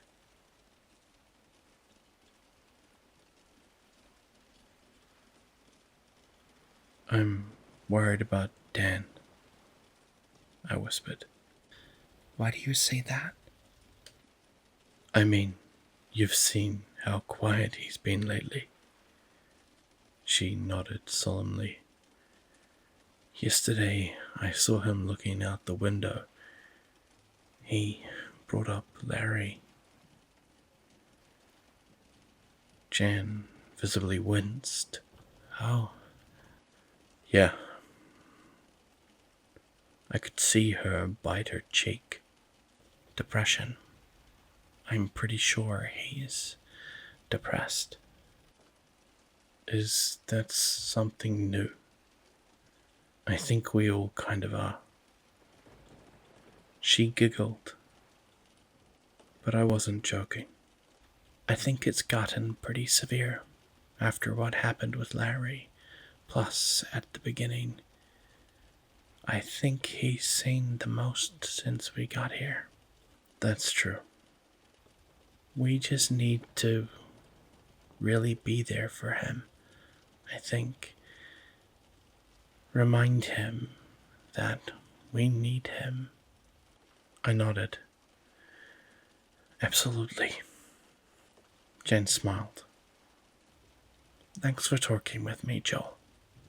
I needed that. Thank you too. I definitely.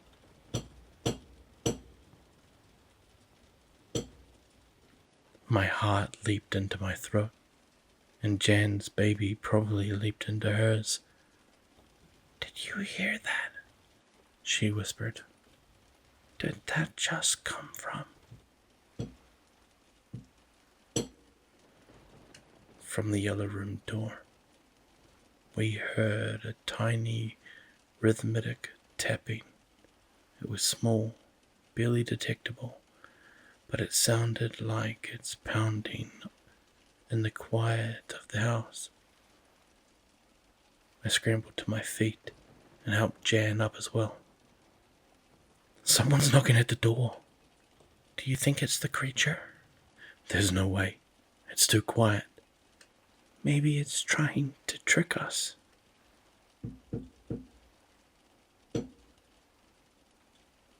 Something about that rhythm sounded familiar. I ran back into my head until I realized it was the door knock we use after a run. It was so whoever was on the other side would know it was one of us. Jan, that's our code. Jan was silent for a moment before peeking her head around the corner into the dining room. Claire, gather everyone and get them into the bedroom, right away. I could hear Claire leap up and begin looping through the house. Everyone appeared into the hall, each one from the living room, and looked at us with worried faces. Jan turned to me. Come on, let's go. She began moving back to the group, but I remained still. Joel, let's go. Someone is out there, Jen. No, there's not. Everyone's already right here. It has to be that thing.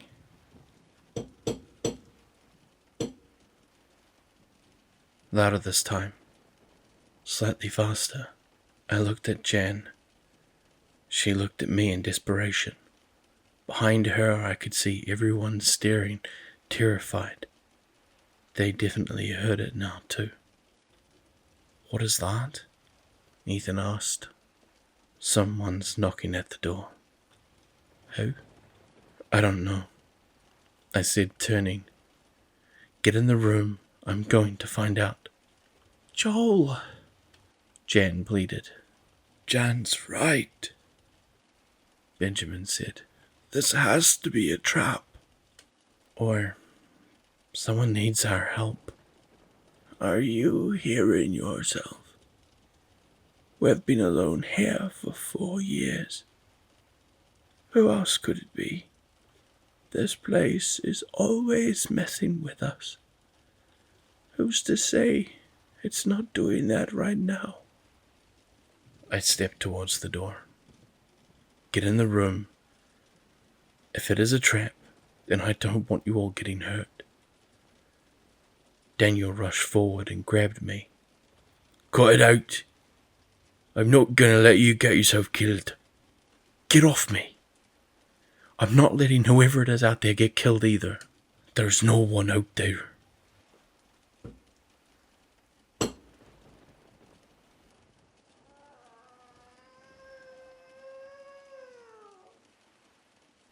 The taps were suddenly interrupted by the squeals of the creature, squeals that were right below us. Daniel and I looked at each other for a brief moment, acknowledging the same thing. If it was down there, then something else was at the door. Open the door. A voice pleaded from the other side, giving up on the soft taps. My heart suddenly stopped as the tone echoed in my ears. I immediately knew who it was. Get in the room! I screamed at the group before rushing forward. To my surprise, I found Dan right there beside me. I didn't argue. There was no time. We grabbed the wooden pantry and with all our combined adrenaline practically threw it across the kitchen. I could hear the creature below thundering towards the stairs while banging violently on its instrument. Only an inch away through the door, I could hear the screams and pleas for help. I clicked off the lock and thrust the door open. After that, time moved in slow motion. There she lay, bloody on the floor. She had several large cuts along her arms, and her skin was bruised to black in several places. Her hair was long and matted from being away so long, and her clothes were tatters and shreds. A trail of blood was streaking across the orange shag carpet, coming from the open dark door and ending where she lay. She looked up at me with beautiful grey eyes. They were full of tears and hope as she saw my face. I immediately wanted to start sobbing as I took her in.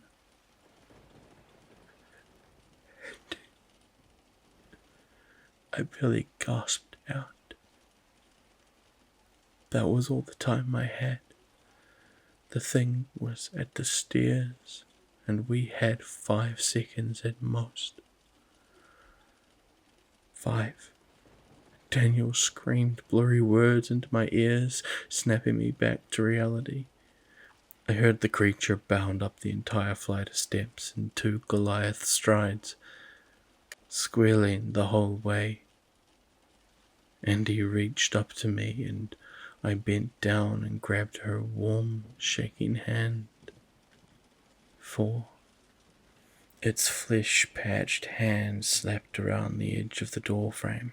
Immediately, images of the nameless man being dragged through the door flashed in my head. Adrenaline coursed through every channel of my body as I began to lift Andy.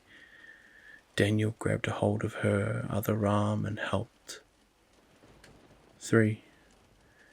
Daniel was right to never tell me what the creature looked like. Even if he had, I don't think I ever could have imagined just how horrific it was. Its whole body was like its arms, elongated, skeletal, and covered in tumorous bumps. The vile quilt of skin was a suit it wore all over every inch of its figure, even its head. Its bald skull was composed of more small patches that led straight up to its face. Oh God, its face. It wasn't even its own. At least not the skin on it. The eye sockets on its sadistic mask have been stretched open far too wide to fit its massive head. Within two enormous white eyes bulged out, looking at us with pure excitement. It had no iris, only two large black pupils. The mouth was just as horrific, stretched too wide like the eyes, revealing a set of elongated, clenched, disturbingly human teeth. It pulled itself through the door and squealed with delight. It eagerly reached up just below its neck, where a long rectangular bump protruded from someone's skin, and began to tap on it. Tink, tink, tonk, blink. The xylophone that it was always banging on was under its vile flesh. 2. We had Andy to her feet and were only a foot away from the door. She staggered on her lacerated legs, struggling forward. She could hardly move. I wondered for a split second how long had she pushed her body just to make it back to us before collapsing. I quickly stepped behind her, letting Daniel take most of her weight, and lifted her legs, shoving forward with my shoulders and sending them both through the door. 1. I heard its hands and legs behind me as I scurried across the floor. I whipped my head to see that I was too late. The thing towered over me, lifting a long arm to snatch me up. As it did, it gave me one last horrific sight to hold on to. It opened its clenched teeth, and in place of its squeal, it let out a high-pitched, chilling and excited. It could talk. 0. I braced myself. So many thoughts flooded into my frantic brain. How bad would this hurt? Would I scream? What was it going to do with me? How fast would I die? What part of its body would it wear my skin on? I suppose none of it mattered anymore.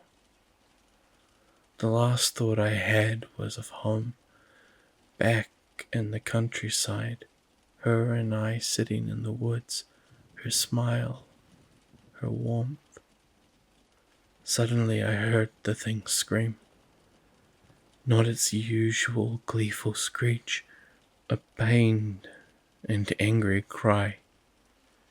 I opened my eyes that had found themselves closed to see Ethan at my side, the sharpened broomstick in hand, jammed into the creature's neck.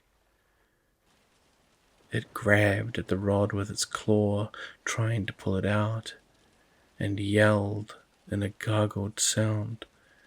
I turned to Ethan, who looked shocked that he had actually just done what he did. I'm sure my face was just as surprised. However, I pulled myself back to the moment the creature from downstairs was already recovering. I grabbed Ethan by the shirt and yanked him through the door. Once we were through, I slammed it shut and fiddled with the lock. Finally, I got it, and collapsed on the floor next to a frazzled Ethan. Behind us, it pounded on the door, whimpering and screaming the whole time. I shakenly turned to my friend. Ethan, you just... I would have been... Thank you. He gasped and was shaking like a madman. I'm sure his adrenaline was through the roof. Yeah, man, no problem, he said, looking dead ahead. Andy! I suddenly heard Bear mutter from the hallway. A few people let out gasps as they saw Daniel holding the bloodied girl. My heart stopped again as my brain fully processed the entire last minute. Oh my gosh. Andy. I quickly stumbled over to them on all fours and gently took her face in my hand. Oh my Andy. She smiled as she looked up at me and lifted her hand to rest on mine on her cheek. Joe, how did you? Where were you? My brain couldn't form complete sentences. The room was spinning. I couldn't believe what I was seeing. She spoke first. I missed you. Tears immediately began to spill from my eyes. I missed you too. I bent over and pressed my forehead to hers as I sobbed. Towels, Daniel shouted. Blankets, grab anything to stop the bleeding. His sentence reminded me that she was hurt. Oh my gosh, you're bleeding. Hang on, honey, we'll stop it. As I surveyed the damage, I realized how truly bad it was. She had more cuts than I had initially realized, deep, long cuts. She had already lost so much blood since we had just brought her in. I could only imagine how much she lost on her way to the door. Andy shook her head. Don't worry about me. Joe, listen. Shh.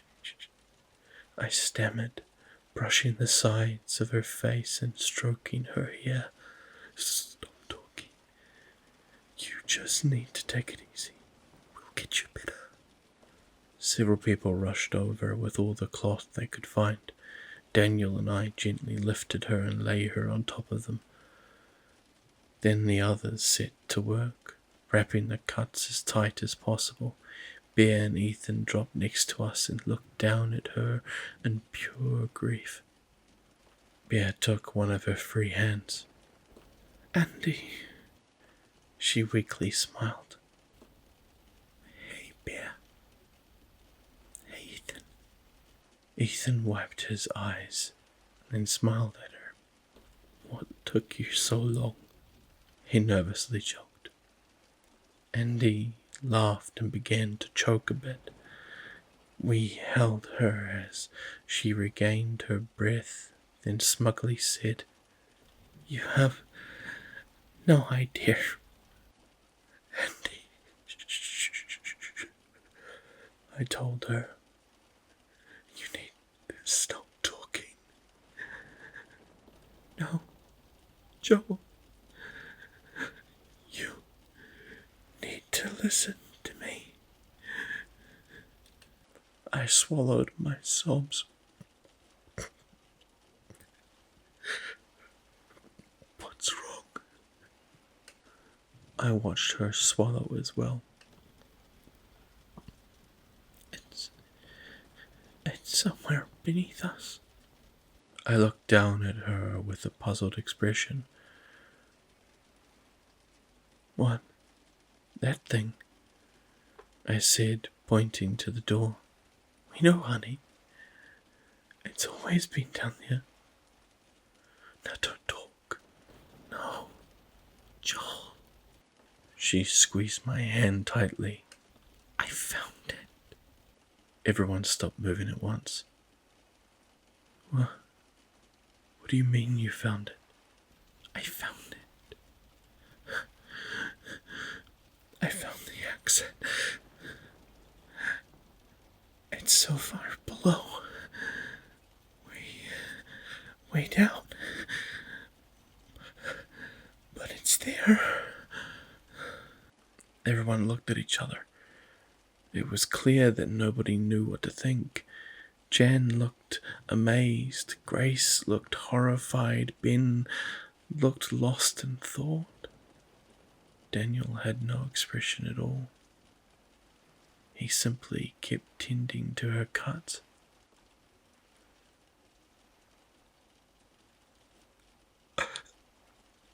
I'm so sorry, Andy said, breaking the long pause. You don't have anything to be sorry about, Andy. I cooed as I continued to run my hand through her hair. It was there. I saw it. But the house, I couldn't get to it. I thought if I found it, I could lead you guys there. So, I just came back. But I got really hurt.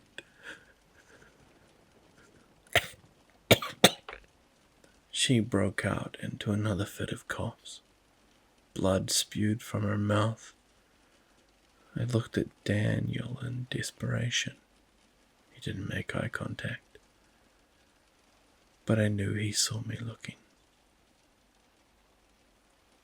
He gently shook his head. I began to break down.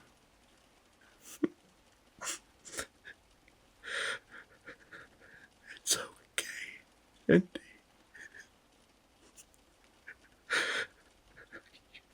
You did so well. I was walking for so long, so deep. Her eyes began to close. Hey! No. Andy, stay awake. Don't close your eyes. She held them open as she struggled to breathe.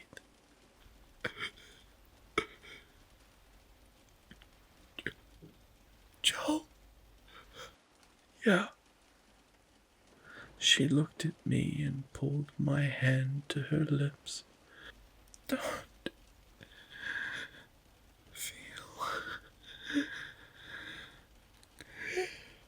guilty. I felt a warm breath release across my fingertips. Then, nothing at all. Everyone was still. So was my heartbeat. The thing still pounded on the door behind us, but I didn't hear it. Everything was spinning. Everyone sat in silence, defeated. There was nothing we could do. The creature never brought us medical supplies. Not that that would have mattered. Andy was gone. The group and I gathered silently around her body for a long time, our soft sobs filling the otherwise quiet space. Bear lay her head onto the girl's stomach as she cried. Ethan just hugged his knees and stared, silent tears running down his face. I just wept into her shoulder as I slowly felt the warmth leave her. After a while, Daniel got up and walked to the kitchen. He grabbed an old rusty shovel the thing had left for us and walked out the front door. Claire wiped her eyes and followed him out as well. Nobody else moved. After a few hours, Daniel came back in and stood in the corner, resting his hands on the handle of the shovel. After another hour, I felt Jan's grip on my shoulder. Guys, it's getting dark out. I'm so sorry, but we have to. We can't leave her. I lifted my head to wipe my eyes, then nodded. I leaned over and kissed her forehead for a long time, then slipped my hand under the blood-soaked bed of blankets. I lifted her up and carried her outside, Ethan and Bear walking beside me. The horrible sensation of fear from the hills felt like nothing compared to the pain in my chest. Daniel stood by the hole he had dug next to Mark's grave. I lay Andy down next to it and stared at her for a while before folding the sides of the sheets over her beautiful face. Everyone else gathered around outside, except for Frank, who just stood in the doorway. He hadn't come out since the first day when he had gone for the hills with Hillary. Does anyone want to say something? Jan sniffled. Nobody stirred until Claire spoke first. You were such a sweet girl. You didn't deserve this. You can finally rest, sweetheart, Grace added. You're in a better place now. Goodbye, Andy. Was as far as Jan got before breaking into sobs again. Ben put an arm around her. It was quiet again for a while before Ethan took his turn. He stepped forward to say something, but nothing came out. Instead, he took a deep breath and looked up as tears fell from his eyes. He bent over, plucked some grass from the ground, and gently lay it on her chest. I'm sorry. I wish I had flowers. You deserved something nice. This is the best I can do. Bear broke out into sobs and couldn't say anything. She just looked down at Andy with an expression of pure grief and agony. Daniel chose not to say anything. He looked down at her with an absent expression, but behind his eyes I could see sadness and rage. Frank was a man of very few words. I knew he didn't have anything.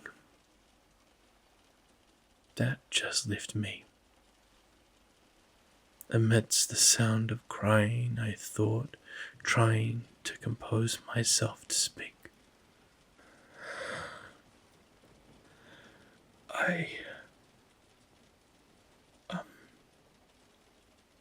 took a deep breath. I'm so sorry, Andy.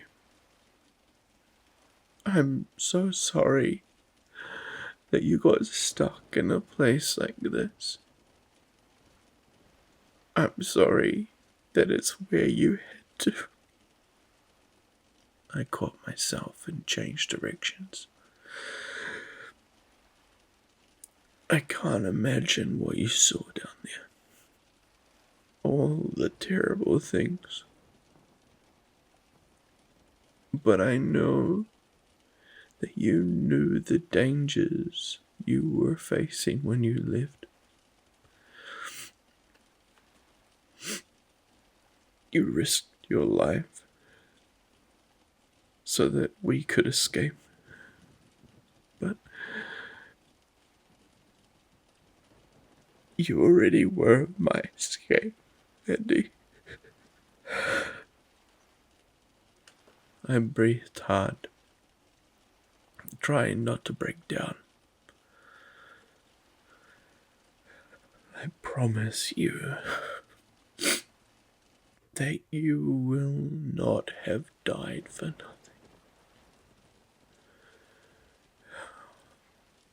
We will get out of here, honey. We will. I promise. At that, I stepped forward and looked at Daniel. He nodded, and together we lowered her body into the hole. We buried her as the light outside grew dim. One by one, people trickled back inside, but I stayed. So did Ethan and Bear. We stood around the fresh pile of dirt until we saw the bodies come skipping up over the hills. Then we went back inside. The next day, everyone lay in bed for a long, long time. Even after they got up, I stayed. Bear lay there next to me on the floor. Jan came in and asked us if we wanted something to eat. I told her I was okay. You should eat something, I told Bear. She just shook her head as she lay silently. The next day went the same. I stayed in bed with Bear all day, just thinking long and hard about Andy, the memories I had with her, the times she had kept me sane. Then I began thinking about what she said. That somewhere beneath us, way, way down. As I lay there, Bear suddenly spoke softly next to me. I'm sorry. Sorry about what? About Andy. I took a deep breath. I'm sorry too. Are you going to be okay? Yeah. Eventually. It just hurts. Are you? Yeah, I think so. We lay quiet again for a while before I asked, would you ever hate me? Bear rolled over and looked at me with a perplexed expression. What? What do you mean? Like, if I did something dumb, would you hate me? Her confusion changed to concern as she scooted closer to me. She reached out a hand and began to stroke my hair. You're worrying me, Joel. I looked back at her with a similar expression. You know I care about you a lot, Bear. You and Ethan and everyone. She nodded, waiting for me to continue. Looking into Bear's eyes, I felt a pang of guilt. I had thought Andy was dead. This whole time she had been alive, and I had been getting close with. I think I need to call a meeting. Okay. Just promise me that you won't get mad. She bit her cheek, but then moved up against me, burying her face in my chest. I could never hate you. She didn't have to. I already hated myself. Bear and I stepped out of the room and made eye contact with Claire. Oh, hey, Joel. Bear. I'm glad to see you two out. Are you feeling alright? I smiled nervously. Yeah. I actually need to call a meeting. Oh. Okay. Claire said, surprised. She peeked her head around the dining room and called out, Hey guys, Joel and Bear are out of the room. Joel wants to have a meeting. Everyone began to murmur as they made their way to the parlor. We sat in our usual meeting circle and everyone eagerly looked at me. Joel, what's going on? Everything okay? Jan asked.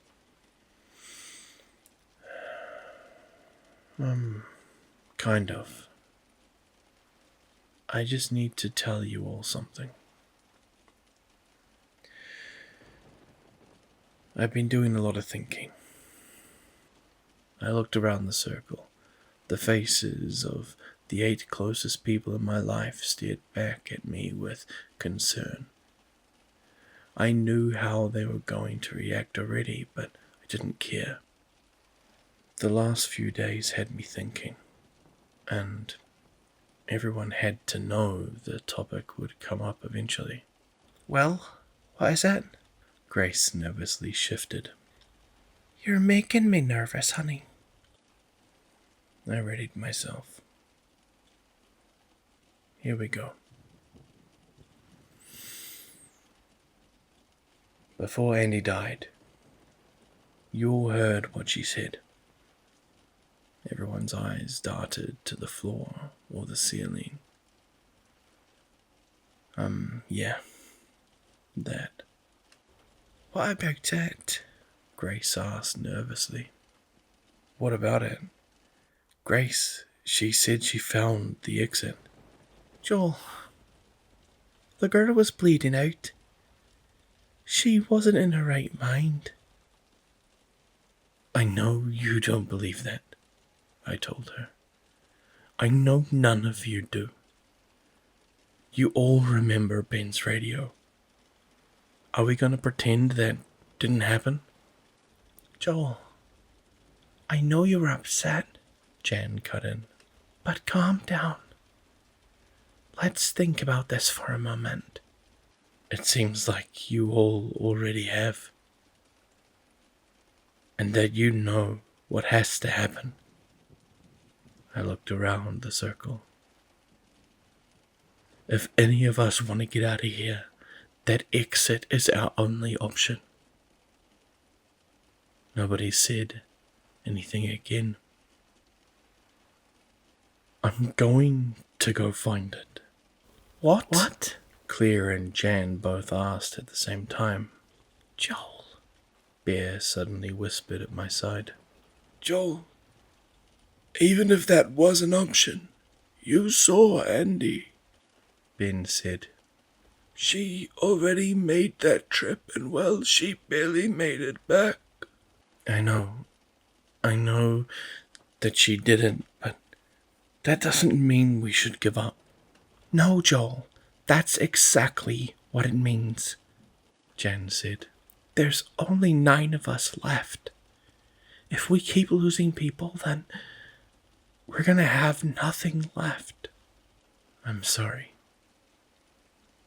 Weren't you the one saying that this is no place to live? Don't you want your baby to have a normal life?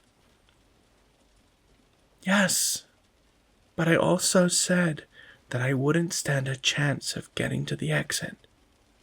None of us would was the point. Andy was gone for a year, Joel. And all that time, just spent looking for the exit. You're right. But Andy did stand a chance.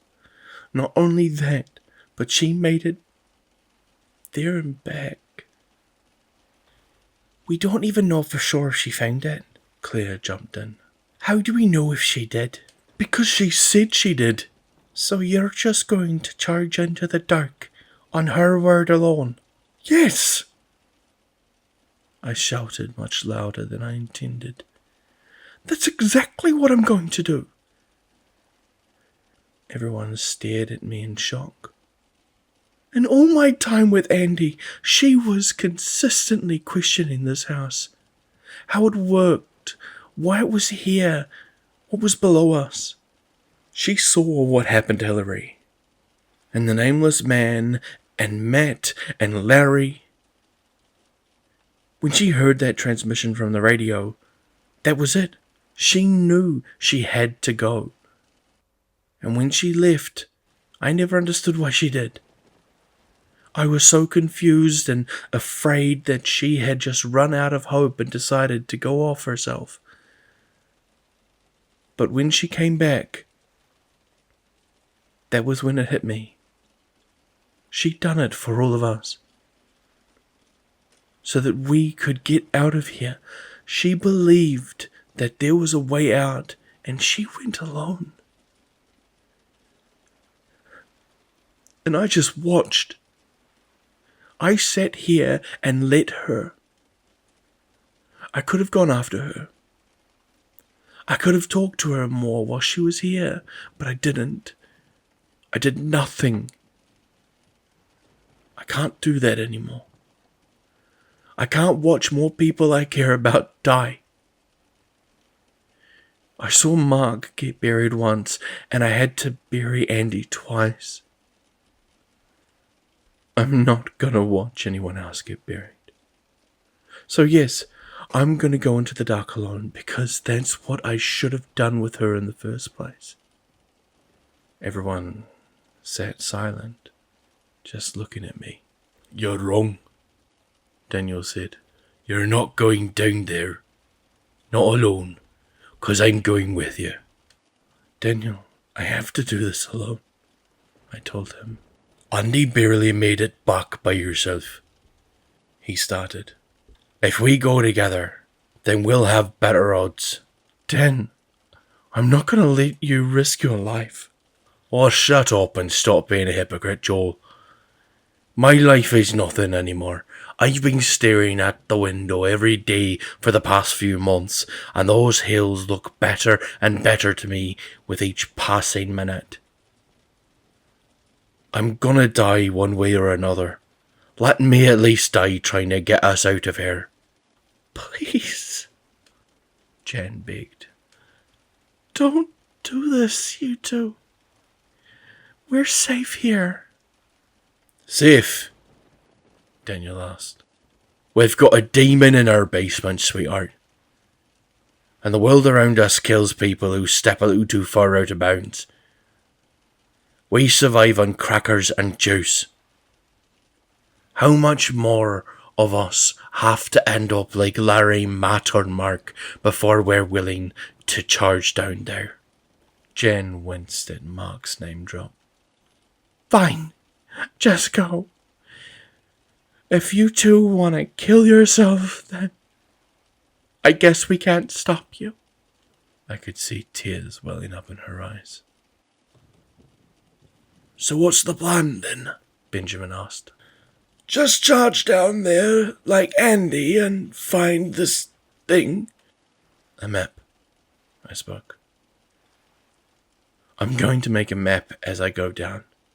Once we find it, we'll head straight back up, and then we can lead everyone straight there. Well, there you have it. When are we leaving?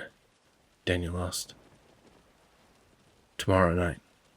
I figured that thing would have gone further down to find us stuff for the basket.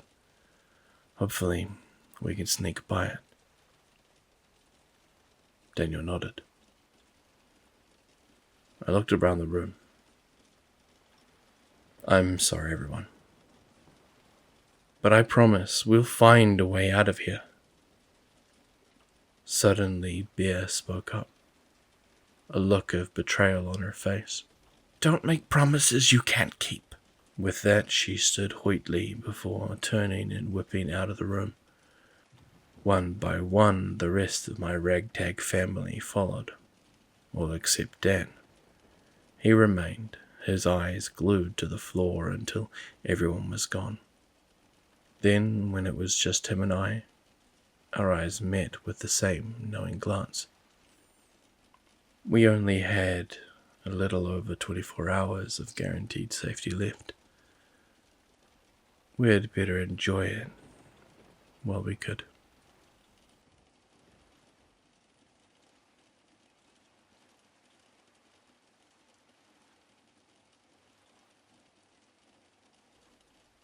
The next day, Daniel and I got ready. We packed our dressers, backpacks that the thing had given us, with a few sets of clothes, 2 notebooks with a lot of pens for the map, a bottle of water each, a box of saltines, and a wind-up flashlight. We weren't too worried about food, since what the thing brought us came from below anyway. Plus, when Andy had left, she had almost nothing and still survived a year. People seemed more called off, offering to help us pack and make us feel better about our decision, though I could tell they still disagreed. Grace approached me at one point and handed me a spare deck of cards. I'm not sure if you'll ever get the chance, but I bet if you get to stop, it'll be as boring as it is up here. I smiled at her. Thanks, Grace. I'll miss you. I'll miss you too, honey. Benjamin gave us a few batteries that he had stockpiled from old toys and remotes the thing had brought us. Just in case you find a real flashlight down there, he told me.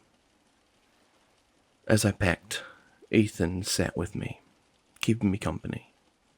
We laughed and reminisced about the last 4 years. Despite living in the house being boring, we always found something interesting to talk about. Bear sat in the opposite corner of the room, pretending to read, but I could tell she was listening. I heard her chuckle alongside us occasionally. I was going to miss them.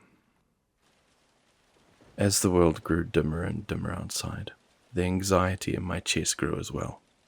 I couldn't believe I was actually doing this. Images of the creature flashed in my brain. I was going to be down there with it. That thought alone was horrifying. Who knew what else lay beneath us? I had to remind myself that it wasn't for me. It was for the others, for Andy. Finally, nighttime hit, and we all gathered in the bedroom. We said our goodbyes to one another. Grace, Claire, and Benjamin. Frank nodded to us from the corner. You better be safe, Jan said with teary eyes. and come back to us in one piece, all right? Of course, I said with a smile. Admittedly, I was holding back tears as well. Be safe, man, Ethan said as he hugged me. Be back in no time, I muttered. I released him to see Bear standing there waiting. She said nothing. I gently slid her arms around my waist and lay her head on my shoulder. I turned and kissed her head. I'll see you soon, Bear. With that, everyone shuffled into the bedroom, shut the door and locked it. I said a quick prayer that this wasn't our last time seeing them. Daniel and I then made our way to the kitchen door. We both placed hands on the pantry. Are you sure you want to do this, kid? There's no going back. I nodded. I have to. Are you? I was ready a long time ago. Together we silently slid the pantry to the side and swung open the door. The scent of mildew and age hit us as we slipped into the old empty yellow room. The air was cold and stale, carrying only the sound of my and Daniel's shallow breathing.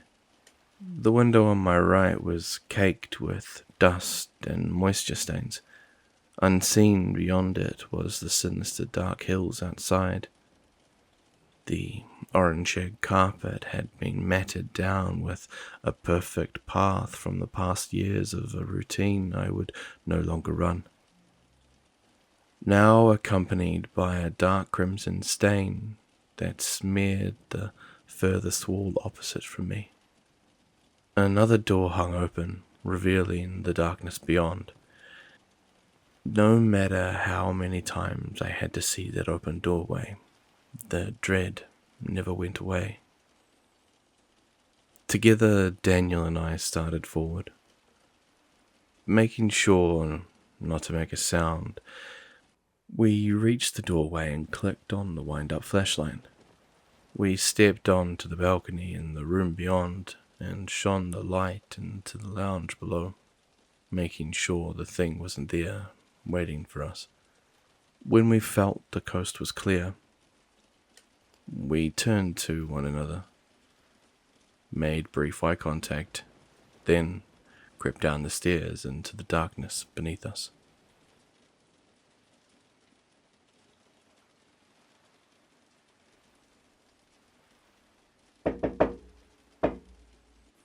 The signal was erratic and frantic, and I could hear the knuckles of whoever it was accidentally hitting the door more intended as their hand shook.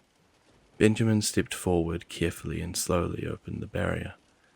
Daniel stood waiting in the hall, covered in sweat and clutching a laundry basket filled with various objects. He was alone. What happened? Jan asked from behind Ben. Her voice grew nervous. Where's Matt? Hey, the thing. He didn't make it. Dan panted darkly. A collective silence fell over the room before Grace started to cry softly. We all took a minute before continuing. What did you guys... What happened? Daniel held up the laundry basket in his arms. This was already waiting for us when we opened the door. He set it down and people crowded around, sorting through its contents. There's food in here, Claire pointed out.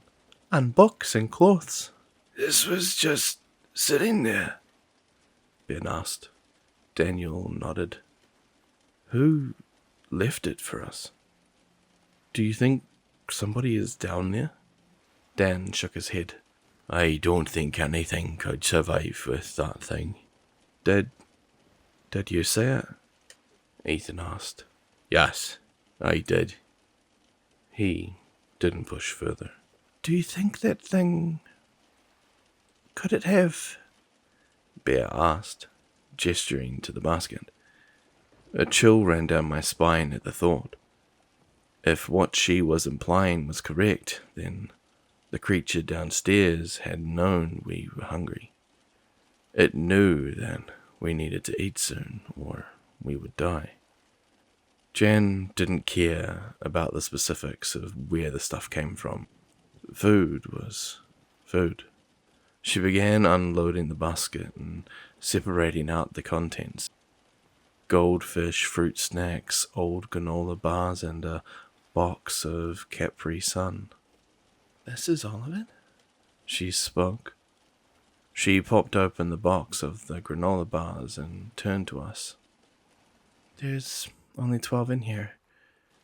I know we're all hungry, but Everybody just needs to take one. We have to make sure this lasts. The fruit snacks we can probably ration out longer. It's not much, but it's something. She handed the box to me, and I began to go around passing out the bars to everyone. Larry snatched it from my hand and tore the wrapper off viciously, scarfing the bar down in nearly one bite. Everyone else weakly thanked me, then did the same. When I got to Daniel, however, he just shook his head. "I'd eat later. I'm not hungry right now." Daniel, we haven't eaten in 2 weeks. You've got to eat something. He offered me a weak expression of reassurance. "Don't worry, kid. I'll be alright. I just need a minute." I nodded. After we had all finished eating, Jan and Claire went to the kitchen and placed the remaining food in the cupboards, then returned to the basket to sort through the rest of the items. 2 books, a couple of blankets, a computer keyboard, a bottle of bleach, and a few other miscellaneous items. As the group took inventory and discussed the implications of the basket, I noticed that Andy was nowhere to be found. I peered out of the door to see her standing at the end of the hallway, facing the kitchen. I slowly stepped out and made my way to her. "Hey, everything all right?" Oh, hi, Joel. Yeah, I'm okay. Just... poor Matt. Yeah, I know. Everyone seems like they're trying not to focus on it. They're just in shock. Give it time. Yeah, I think you're right. I feel bad for Grace, though. They had gotten pretty close, I think. I know. She's such a sweetheart, too. Mark looked like he was getting to know him as well. At least he's got Jen. The two seem to like each other a lot. Yeah, I noticed, she said with a soft smile. Isn't it funny? If we had bumped into each other outside of this place, we wouldn't have thought anything of it, like ships passing in the night. But now that we're in this situation, I feel almost bad having lived like that. You're all such great people, and it's a shame we had to meet under the circumstances. It is pretty strange. I'm glad of all the people to get stranded with in this place. I got trapped with people who are so kind. This could have been a whole nother story with a different cast. I think Larry gives us a bit of a glimpse into reality, Andy quietly joked. I laughed. He's just scared. I'm not sure anyone on Earth has ever been in a situation like this. Who knows how to deal with it? You seem to be handling yourself well. You do too. She chuckled. Maybe on the outside, but on the inside, I'm freaking out. I laughed. I was too. You could have fooled me. You're so confident and calm all of the time. It's honestly impressive. Just get to know me a bit more. You'll start to see the holes in that statement. Well, depending on how long we're here for, I'm sure I'll have time to. Yeah. Unfortunately, I think you're right. After a beat of silence, she looked at me. I'm glad you're here, Joel. Well, I'm not glad you're here, but I'm thankful. You, Bear, and Ethan have really helped me process the last couple of weeks. Oh, thank you, I said nervously. I hadn't expected that. I'm happy to have you too. She flashed me a smile, and I felt my heart flutter for a moment. Are you kidding me? I remember thinking, now's not the time to start falling for someone. I guess I didn't stick to that way of thinking as well as I had hoped. I suppose it was something I had always been bad at. You should, come back to the room. I think they found an old Monopoly board in that basket. Finally something to do around here, she joked as she joined my side. Together we headed back to join the others.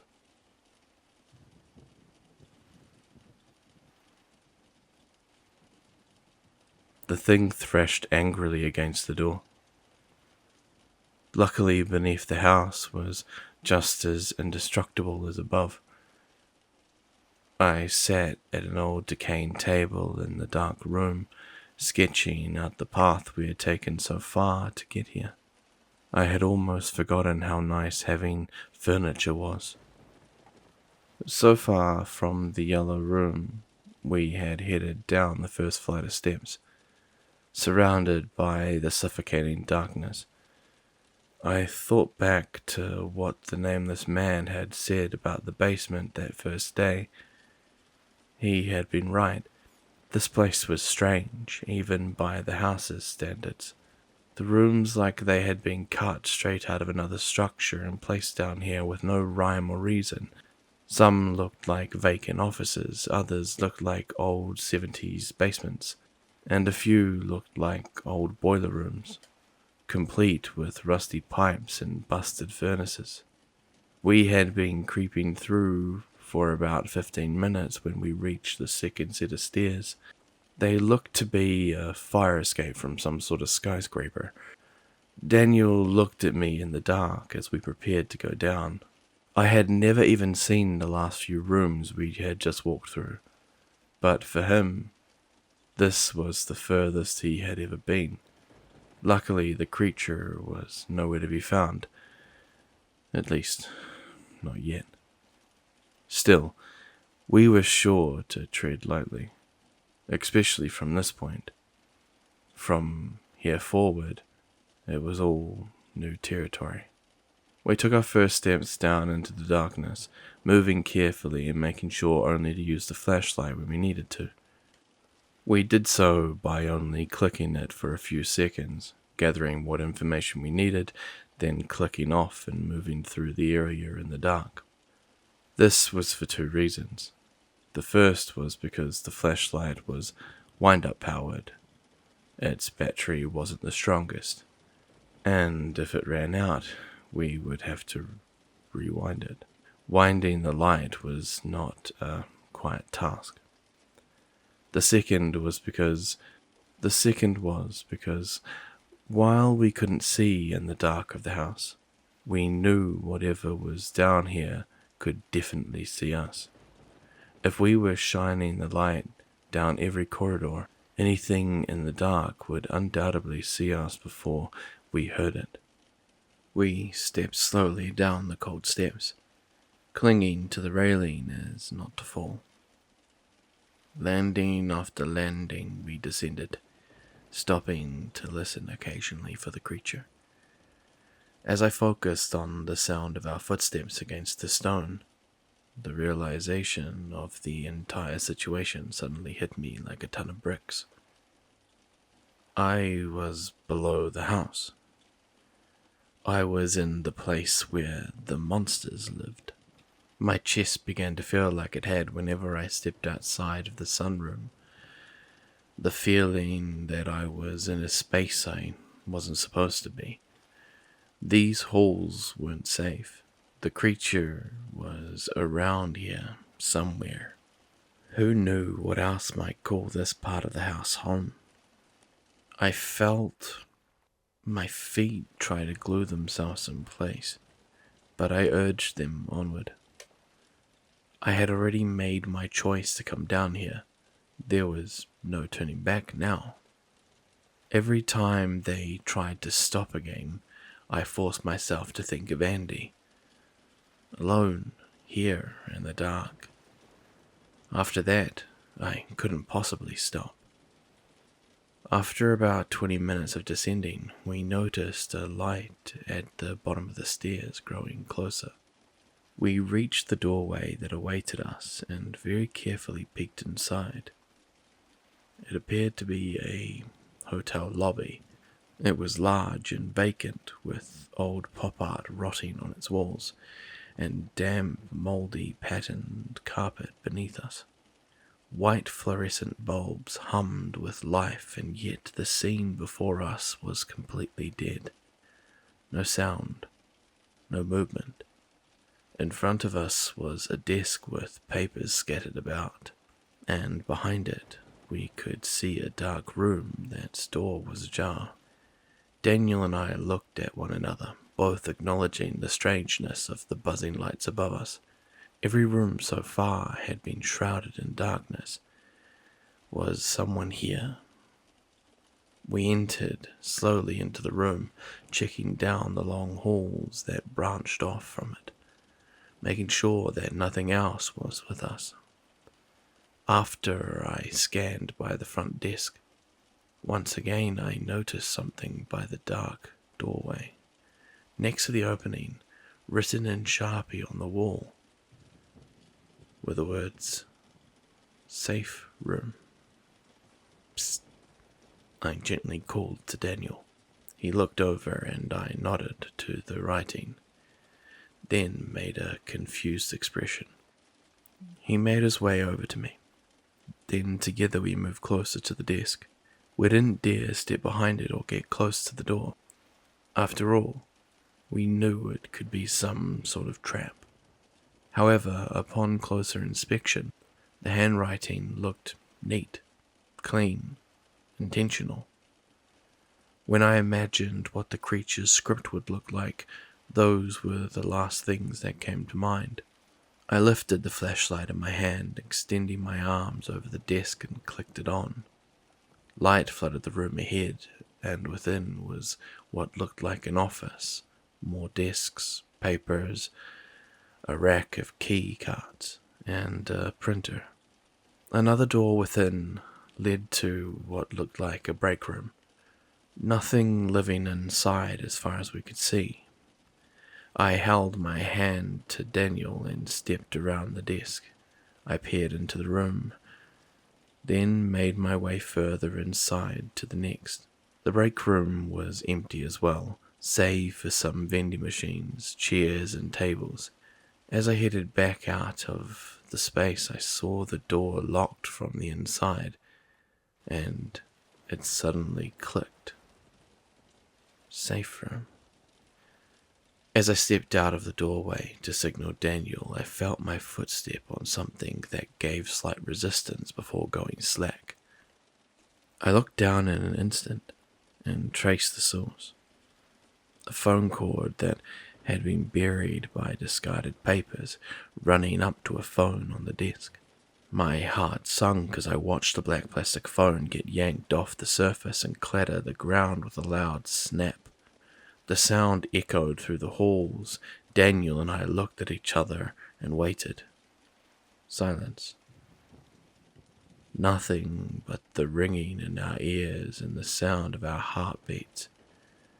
Dan shot me a look of daggers, and I mouthed the word, "Sorry." Just then I caught something to my left. Movement down one of the corridors. I snapped my head in the direction, and my heart nearly leapt from my throat. The creature's head was looking around the corner, its horrific eyes peering at me from behind its sinister mask. Before I even had time to warn Daniel, the thing squealed like a banshee and began to charge down the hall, banging on the xylophone beneath its skin. I knew the thing was fast, but I had never seen it actually run before. It crawled on all fours, putting its arms far out in front of itself and then yanking its bottom half forward. Somehow, even moving like this, it moved at an alarming rate. Come on! I yelled, gesturing to the room. Daniel wasted no time by walking. He leaped straight over the desk and dashed inside. I whipped around and slammed the door shut, jamming the lock into place. Not even a second later, I heard the thing collide with the door. We both panted before Daniel chuckled to himself. I guess things never change, huh? I finished drawing the break room and closed the notebook. I slipped it back into the bag. By this point, the creature had finally given up and crawled off somewhere down the halls. We decided that it would be best to stay the night in the room. Andy must have marked this place on her way through, I said. I wonder if she's done that with more rooms. She probably did. She was always looking out for us. Probably did it in case she... Dan hesitated. In case she didn't make it back. That way, we would all have a chance if we ever followed. Yeah, I replied. A tiny smile creeped over my face. That sounds like her. When we woke up next, we carefully peered out the door and listened very carefully for about 5 minutes. When we confirmed that the thing downstairs wasn't in the area, we slipped out and continued onward. Admittedly, it wasn't too hard to find our way. On the floor, Andy had left a trail of blood from wherever she had been injured, all the way back up to the house. Daniel followed the crimson path and led, but I couldn't bear to look down at it. Every time I did, all I could imagine was her, injured and scared, staggering her way back up to the room. I couldn't even believe she had made it up the last 2 flights of stairs with how bad she had been bleeding. I kicked myself hard the further and further we got along the trail. I should have been with her, I thought. We continued this method until Dan stopped in his tracks right in front of a doorway. I stopped as well and looked at him. He turned to me and then pointed down to the blood trail. I hesitated but forced myself to look, and when I did, I was confused by what I saw. Right where the 2 rooms connected, cut off at the carpet seam, the blood stopped. There wasn't a trace beyond the doorway. It was as if someone had seen the stain and replaced the carpet. Dan looked at me, and I looked at him, and then he shrugged and continued. Onward, we couldn't do much, and trying to understand it would just leave us standing there. From here on out, we were flying blind. We could discuss later. The second basement was much larger than the first. The rooms had kept their constant pattern of randomness. However, a few were lit with fluorescent lights on this floor. We had been walking for about an hour before we found another staircase down, although we no longer had a guide. So we made some wrong turns along the way. I had to occasionally sketch the map while we walked, to not forget our path before I could record again. We prepared at the top of the steps, then made our way through the same way we had with the last. However, when we clicked the flashlight on at the bottom, we saw more writing beside the doorway, this time in green spray paint. Fear struck me as I read the phrase. Danger ahead. Daniel and I didn't move. I could tell that neither of us wanted to push forward. We had lived in the house for 4 years and thought we had learned all of the ins and outs of its rules. It was truly setting in how little we actually knew. I looked at Daniel and held out my hand. He looked at it, looked at me, then shook it. It was a silent acknowledgement. We both accepted whatever lay ahead. Together, we stepped through the door.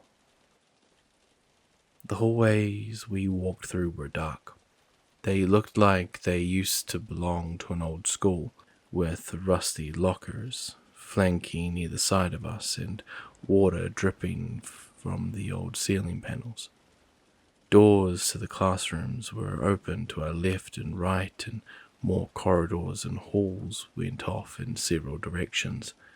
We decided to continue down the main corridor for now.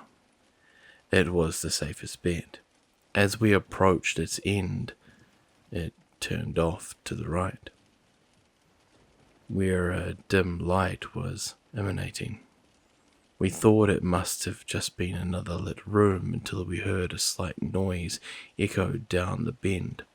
Alongside the faint sound of music playing was an odd sound, and it took my brain a second to register it.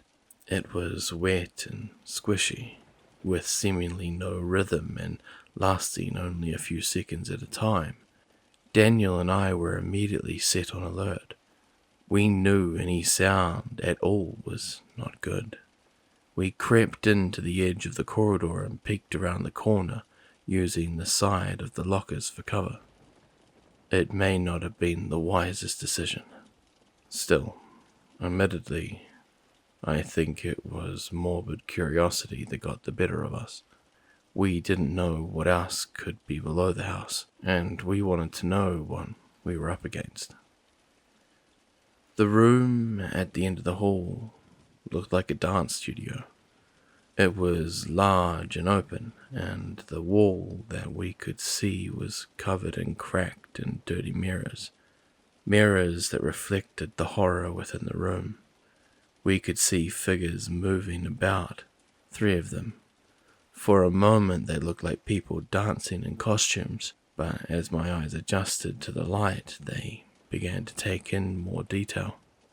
The people were not wearing costumes. They were ballerinas, their hair tied up in tattered buns, wearing swan masks. Their arms had been twisted and mutated, jutting in several directions like a bird's wings. A sprawl of rotten feathers even sprouted and fanned outward from underneath the limbs. At the end of the wings, a single long black curved claw hooked outward, glinting in the ghostly blue light that the room provided. Their legs were long and slender and looked human. However, in place of feet, the limbs stretched into another black talon that spiked straight down into the ground, forcing the women to balance carefully. Their skin was pale, yet seemed to sparkle beneath the glow, and despite their mutilated features, their frames looked human and normal as they moved. However, any illusion of humanity vanished. The swans jerked around violently, yet still moved about with the grace of a dancer. They thrashed horribly out of sync with the music that was filling the hall. The tune was faded and distorted like a broken record. They spun and twirled around one another, stopping for their limbs to occasionally spasm before continuing. They were clearly dancing some sort of twisted ballet. Their movements were fluid on their knife-like feet, and I found myself strangely fascinated by them. That fascination was interrupted as one of the ballerinas twirled towards another, thrusting out its arm, and revealed the source of the sound we had been hearing. The black claw of the woman slid effortlessly into another ballerina's torso, piercing her silver leotard. The impaled swan winced at the attack but made no audible sound. In one quick motion, the first woman wrenched her arm upward hard, sending blood flying and completely gutting the second dancer. That was all Daniel and I needed to see. We ducked back around the corner and looked at each other. I stared at him with a "Did you just see that?" face, and he glared back with a "Are you kidding? It's always something" expression. Despite both our reactions, it now was clear that we would not be going down that hallway.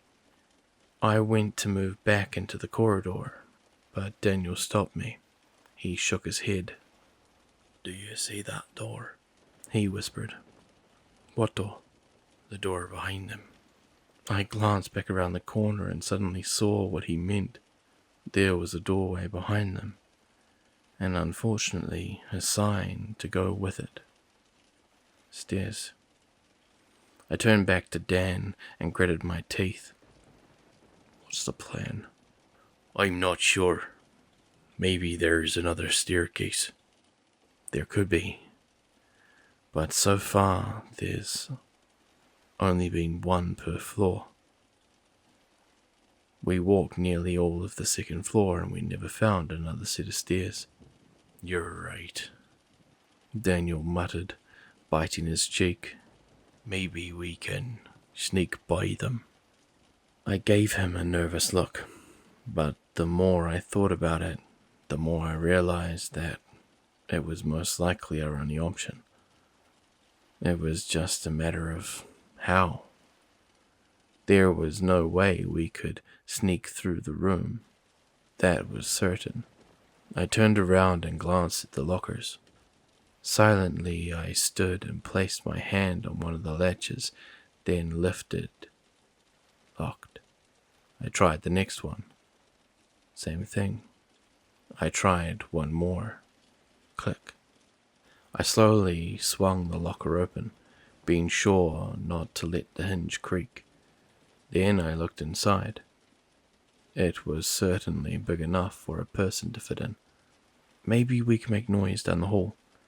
They'll probably go check it out. If we hide in these, they'll go right past us. What if they check him? Well, then I think we just saw what will happen. We thought for a moment. Finally, Dan stood and made his way over to the other side of the hallway. He too began trying lockers. I took that as an agreement to the plan. I looked back in my locker and saw an old wet textbook lying on the bottom. Perfect. I took it and held it up to Dan. He finally found an unlocked locker. I pretended to throw the book down the hall, asking for his opinion. He nodded, then climbed quietly into the vault and shut the door. My heart pounded with anticipation. If this didn't work, we were now trapped with murderous harpies that knew we were here. I cut my thoughts short, not allowing them to stop me. I raised the textbook above my head and then threw it down as hard as I could. A thunderous boom echoed down the halls, and I quickly kicked the book, sending it sailing down the corridor and into the dark. I spun around, stepped into the locker, and shut the door. No more than a few seconds later, I saw a shimmer appear in the corner of the locker slats. They were passing by, more than we had initially seen. The first one that passed looked different than the others. It had the same features, but it wore a black leotard instead of silver.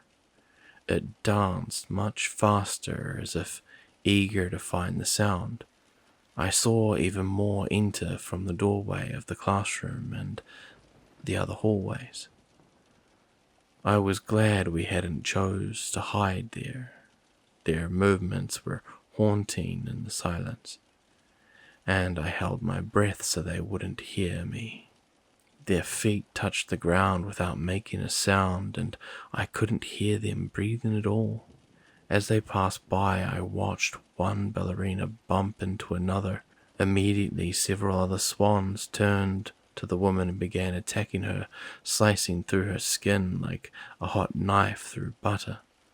She fell in a mangled heap in the middle of the hall, right in front of my locker. I watched as the rest continued on their horrific dance, some stabbing into the collapsed dancer with their needle toes.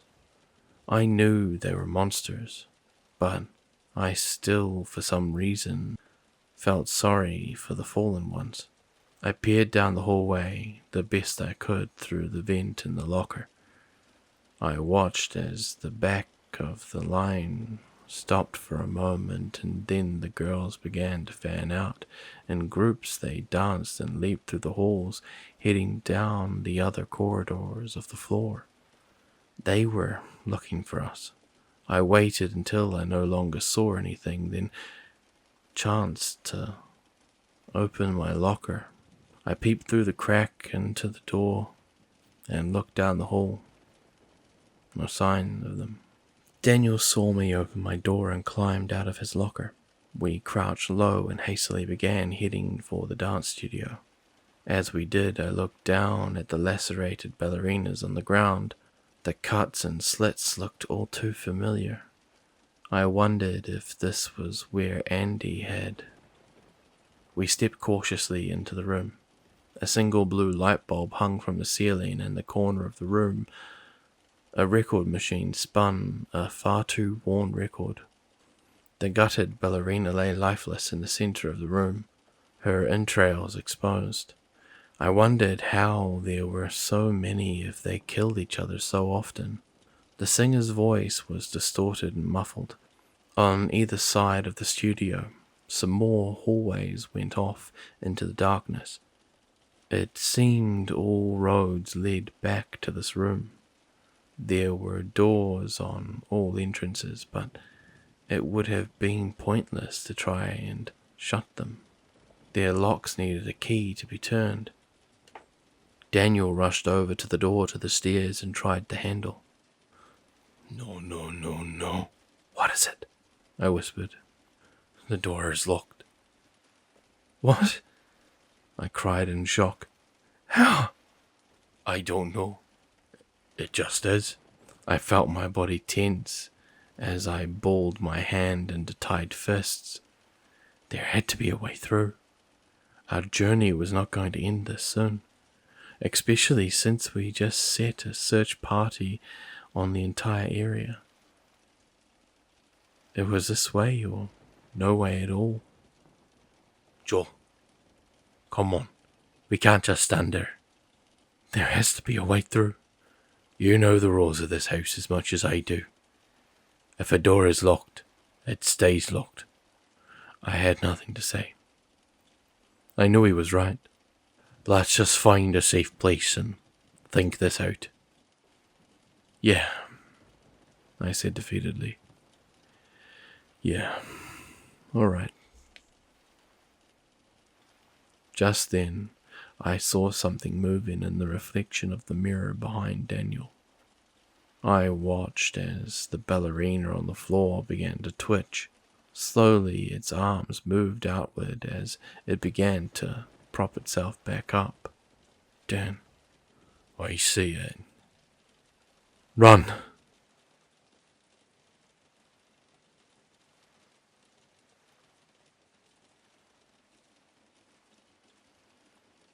We turned to the hallway to our left and took off running. I glanced over my shoulder just in time to see the ballerina finish scooping her guts back into her stomach. In horror, I watched the long slit in her skin instantly seal back up. She cocked her head and looked at us before beginning her writhing dance. She was scarily fast. As she skipped, she stretched her massive wings to the sides of the hallway, her claws touching the lockers, and she allowed them to drag alongside her, sending showers of sparks flying. We saw the hall about to split up ahead and dash left. I fumbled for the flashlight in my pocket, the light from the studio no longer visible, and clicked it on.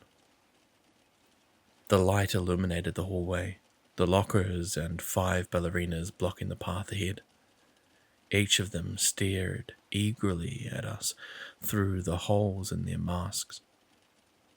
The total light revealed something about them that I hadn't noticed, however. Their masks weren't masks.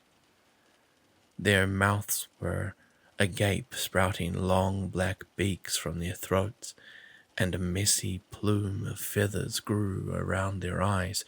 It looked painful and bloody. Daniel and I looked around for any sort of escape. We were surrounded.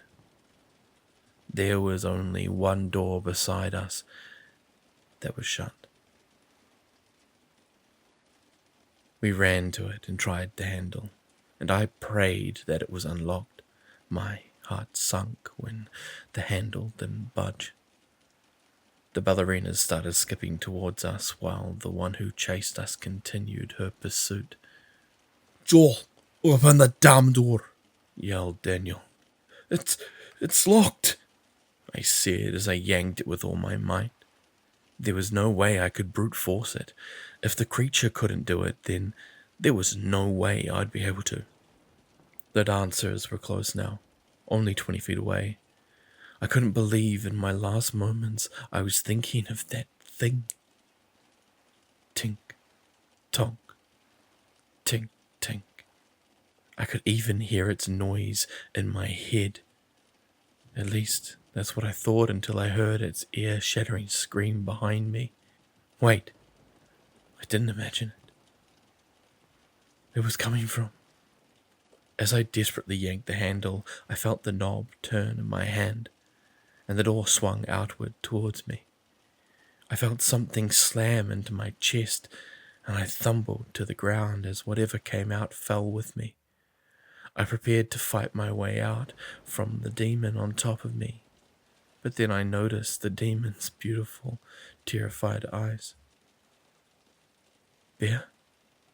Ethan slammed into Daniel as he rushed out of the door. He wasted no time in grabbing the man and shoving him to the side of the doorway. Ethan stepped in front of him and stretched his arms out, preventing Daniel from moving. Bear and I took his cue, and holding each other rolled to our side and sat up against the wall. The ballerinas were on top of us now, but it didn't matter. The skin-wearing creature came barreling through the doorway, right past us, and bowled a massive group of them over. The ones that remained turned their eyes to the beast. Let's go, Ethan yelled as he ran back through the door.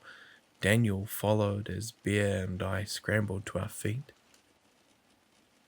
I was the last one through, and as I turned around to shut the door, I saw the creature downstairs lifting the dancers and viciously smashing them into the ground. They slashed back with their claws, cutting the fork skin loose and making it shriek in anger. I didn't need to see any more. I slammed the door and clicked the lock. The 4 of us gasped there in the darkness as my ever-slow brain caught up. I stood and turned to Bear and Ethan. What the hell are you guys doing here? The two looked at each other as if trying to telepathically decide what to say. Ethan tried to take a shot at the question first, but all that came out was a nervous, "Hey man, funny running into you like this." I was not amused. So much for staying if I asked you to, huh? Hey, to be fair, you never directly told me not to come. You didn't ask Bear at all.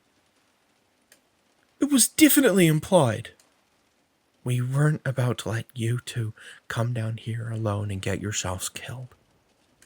Bear chimed in. That's exactly why the two of us came down here alone, so that no one else would get killed, I said, pointing to Daniel. Damn it, kids. What were you two thinking? What if you hadn't run into us? You would have been lost down here alone. He scowled. We left right after you two. We figured we would run into you pretty quick. I guess we were going at different paces, Ethan admitted. We're going back, I said. I'm not going to let you guys risk your lives down here with me. You don't get to make that choice. Bear snapped. We didn't get to make that for you when you decided to come down here. You think I was happy to just let you go? That's not the point, Bear. I came down here in the first place so I could get you all out. If you die, then all of this was for nothing. There are still 5 people waiting up there for us to find the exit and come back. You're going to need all the help you can get to find it. No, I'm not. The only reason Dan came was that he threatened to kill himself otherwise. Hey, Daniel shouted. Would you stop being so stubborn? No, because if I let you come and you die, I won't be able to live with myself. Well, if I let you go alone and you die, then I won't be able to live with myself. Do you see the problem? Joel, Ethan suddenly spoke up. I know seeing Andy stirred up a lot of emotions, but we aren't her. What happened to her wasn't your fault. This isn't just about Andy. Then what's it about? It's about all the... I caught myself. Behind Ethan, I could see him standing there, staring at me with judgmental eyes. Nothing. Just forget it. Daniel looked back down the hallway. Listen, we can discuss this when we find someplace safe. But we need to get out of this hell. There are probably a lot more of those girls around here. Joel was right about one thing, though. We're going back. What? Why? Ethan asked. The door to the stairs is locked. There's no way down. We can go back up and try to come back here another time. Maybe something will have opened it by then. That's not necessarily true. The way down part, Bear said. This floor isn't like the other ones. It's all just this skull. Okay. That means there may be a key around here somewhere. If we find it, we can get the door open. That's actually not a bad idea. I'm sure there's got to be something. Maybe a master key. We all looked at one another, then began moving down the hall. It was funny how we had all become so close over the years we hardly needed words to communicate. Before we got too far down the door, I took a moment to rewind the flashlight. In a single file line, we quietly tiptoed up the halls, my heart pounding with every step. I had no idea where the ballerinas were. They were so silent, it wasn't like I would be able to hear them if they were in front of us. Each step was a gamble, and each flashlight flicker was like winding a jack-in-the-box. We turned down the hallway and spotted a glow coming from the window a ways down. As we moved closer, the sight became familiar. They were the windows that peered into the school offices. I flicked the flashlight down the hallway to make sure no ballerinas would see us attempting to run into the room. When I did, I noticed something below one of the windows on the wall. A smiley face was sprayed on in the same green spray paint that had originally warned us of danger. I approached the officers after finding no threat down the halls and peered in the window. They looked like they had been covered with paper that had been mostly torn off. Beyond there was only one light illuminating the central part of the office, with several dark rooms attached. There didn't appear to be anything inside, however. I gestured for everyone to join me, and together we all slipped inside of the room. I gently shut the door and noticed a lock on the handle, then turned it into place. There was another door across the office that Ethan did the same to. We quickly swept the area and found all the smaller rooms empty, then reconvened by the front desk. I think this place is safe. All right, Behan nodded. let's look for keys. We fanned out and began looking. Ethan and Daniel went to the back rooms and began sorting through their drawers while Bea and I took the front desk. Neither of us spoke the whole time, and I could feel her actively avoiding eye contact. I didn't blame her. I knew that I was being hypocritical about the situation, but it didn't matter to me. All that did matter was that my friends remained safe. I didn't care what happened to me. Still, I felt guilty. I knew why she was upset. I knew Ethan was too. He was just bitter and not showing it. I was about to say something to Bear when Daniel re-entered the room. You all should see this. He spoke, setting a clipboard down on the desk. Ethan came back in, and together we all pored over the papers that were attached. Where did you find this? Ethan asked. It was just laid on the desk in there. Daniel answered, pointing to one of the officers. The papers were just old attendance sheets.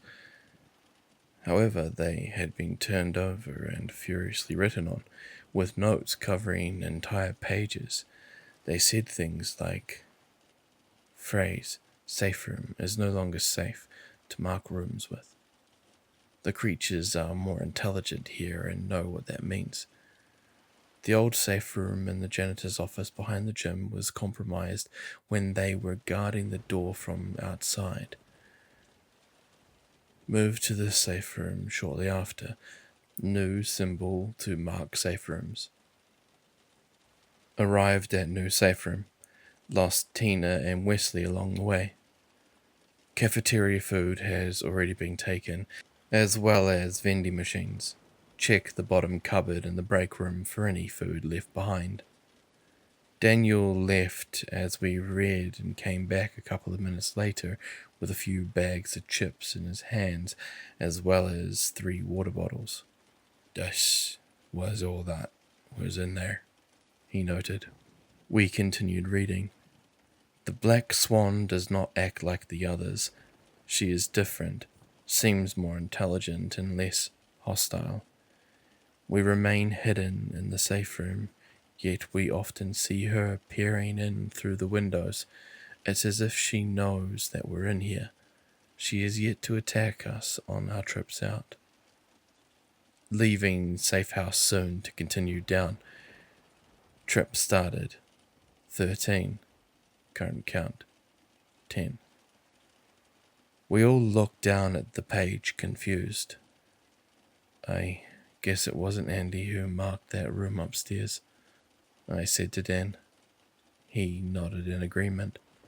Does this mean there were more people at the house before us? Bea asked. It looks like it, Dan grunted. What do you think happened to them? Well, it looks like they were heading for the same place as us. From the looks of these notes, not all of them made it. I Wonder if they found it. They must have, I said. I'd be willing to bet these rooms and notes are how Andy made it down there and back. Could be. But Andy said she couldn't get to the door, Ethan reminded us. If these people got down there, but there's no trace of them other than this, then nobody said anything. Did anyone find a key? Bea asked, breaking the silence. No. Well, she started. It said there was an old safe room behind the gym that was a janitor's closet. If anyone had a master key, it would be him. Well, where's the gym? Dan asked. I looked to the wall where the fire escape map rested above the extinguisher. Right here, I said, pointing to it. It was only 2 hallways down from the office. That was assuming this floor wasn't scrambled like the rest of them, however. All right, then we have our heading. We turned back to the window, and my heart leaped from my chest. Through the holes in the paper, I could see several swans standing, simply staring at us. I watched as one twirled behind the front door and the handle began to jiggle. Luckily, we had taken the time to lock them. One of the ballerinas put her claw to the window and dragged it down. The glass didn't scratch or break, but it certainly made an ear-splitting screech. I noticed the dancer in the black leotard standing behind the rest, gazing at us. It was then that I realized why the windows had been covered. Damn it, Ethan muttered. What do we do? How are they still alive? I thought that thing killed them, Bea said. There are a lot of them, and unfortunately, they don't stay dead, I replied. One ballerina's arm twitched and bumped another one. All at once they converged on her, showing Ethan and Bea the sight I had already gotten to see. Maybe they killed the creature, Dan said. Bea sighed. One can only hope. Wait a minute.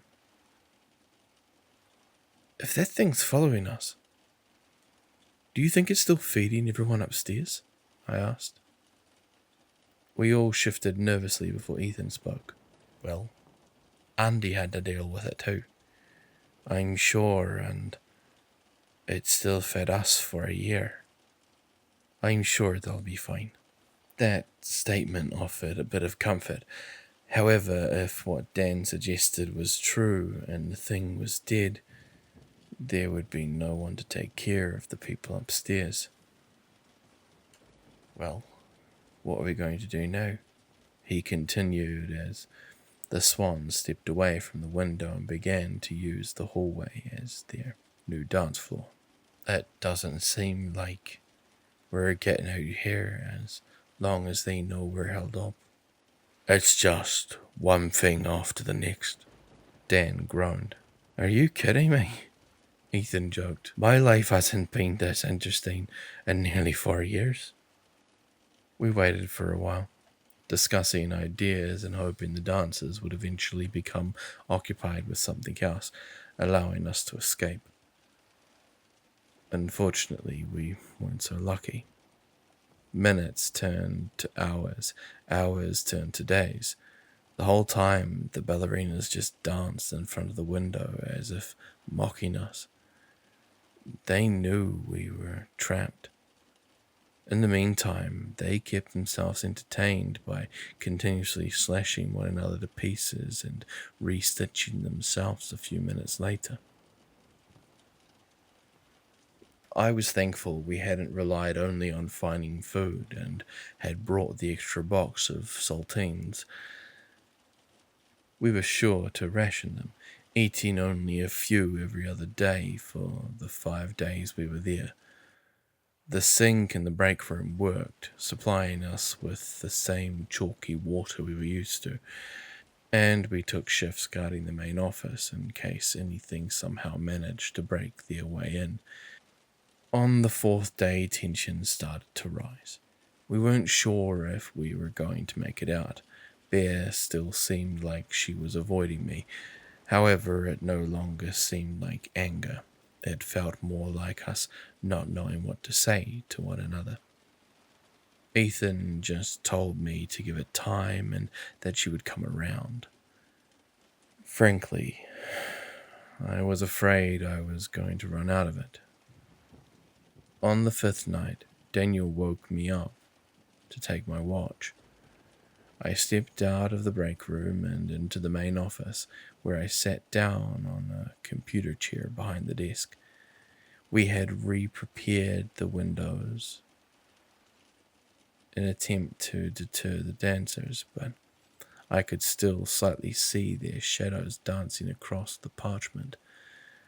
They weren't giving in. "Hey, brother," he said from underneath the desk. I didn't bother to look down, but I could see his figure huddled in the shadow. "Long week, huh?" "It's gonna be if we're stuck here any longer." I wouldn't worry about that too much. That girl of yours took a year to find the exit. I'm sure she spent a lot of time just waiting." I said nothing. "Hey, speaking of her, why haven't you told the others the real reason you're upset they came?" "Because they don't need to know." "Why not?" "You already told them it wasn't about Andy." "It is about Andy." "Not all of it. If I remember correctly, a big part of it was the reason you were on that bus in the first place." "What do you want from me?" I snapped. "Why do you just show up to torment me?" "Well, brother, take it easy. I just like to come to see how my best friend is doing." He laughed slightly to himself. "Well, friend is a loose term.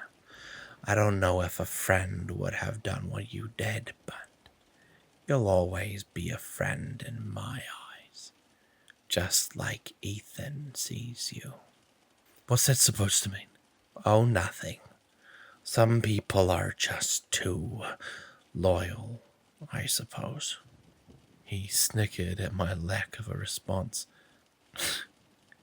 "Anyhow, I'll let you chew on that one for a bit," he said, crawling out on all fours. I watched his figure begin wriggling the whole way over to one of the dark offices. "In the meantime, someone's at the window." "What?" "Someone's tapping on the window. You should probably check it out." I suddenly heard a sharp clinking against the glass. I usually would have ignored it, but for some reason I found my heart pounding as if I were being drawn to the window. I stood and gently peeled back the corner of the sheets, jumping a bit as I came face to face with one of the swans. I quickly eased up, though, at what I saw next. It was the one in the black leotard. Her tortured eyes stared right at me, and as soon as she saw me looking, she stepped back from the window. Stepped back. She was no longer dancing. She glanced around and opened her arms, gesturing to the floor. All of her sisters lay motionless and torn to shreds. She was all that remained. Then she did something unexpected. She raised a claw and beckoned. Blood raced in my eardrums as I tried to process what I was seeing. The swan stared desperately at me, all the while continuing to call me forward. My mind raced. then suddenly latched onto something. The thing the notes had said. The black swan is not like the others. She has yet to attack us. I looked at the door handle and quickly made a decision. I knew if what I was thinking was true, I wouldn't have much time to test the theory. I quietly turned the lock and swung open the door. My boots splashed into the mess of ballerina blood that waited outside. And with my heart racing, I stood completely still and stared at the woman before me. She stopped beckoning and did the same. Slowly, my fear began to diminish as the swan did nothing but stare, and she didn't dance.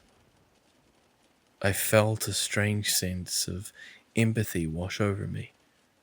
The thing before me may have looked as monstrous as the others, but she looked scared, human almost. Something inside me felt like it. You're not gonna hurt us, are you? She shook her head. It was small, but it was all I needed. I burst back into the office and went straight into the break room.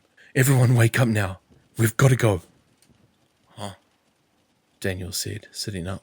What's going on? Worry, there's no time for questions. Let's go. The three of them listened and quickly scooped up whatever belongings they had and shoved them into their bags. I led them out into the hall where they saw the ballerina. Joel, look out. Bear yelled. No, it's okay. She's not like them. How do you know? Look, we don't have long before these ones get back up. And we don't have any other option. I'll take my chances. Her, Daniel, and Ethan all hesitated. I looked right into their eyes. Just trust me on this. She pursed her lips before offering a small, okay. The ballerina suddenly dashed off down the hallway, and we knew exactly where she was heading. She knew what we were looking for. We followed, running behind her in the darkness. I looked over my shoulders before rounding the corner to the hall, just to be sure. I thought I saw an arm of one twitch, but hoped we had some more time before they noticed we were gone. We followed the black swan through the halls, and sure enough, she turned down a corridor just past a set of gymnasium doors. She stopped halfway down the tunnel and gestured to the doorway with the words "safe room" spray painted on the side. I went to run inside, but was immediately hit with a brick wall of stench. I fumbled around for my flashlight and clicked it on, shining in the room. It was undoubtedly the janitor's closet. The irony was, it was a mess. Dry blood sprayed across every surface, and limbs and chunks of rotten flesh lay in decay throughout the room. The remains of two completely lacerated torsos were all that remained of the two victims their limbs once belonged to. The stench of the rotten, wet corpses was overwhelming. The rest of the room was fairly large, with lots of shelves and space for tools and equipment. Items were strewn about and covered in dust. Water tricked from a pipe and immediately formed a puddle that swirled down a drain in the floor. Across the way above the desk in the corner, a pegboard hung on the wall. A set of keys dangled from one of the hooks.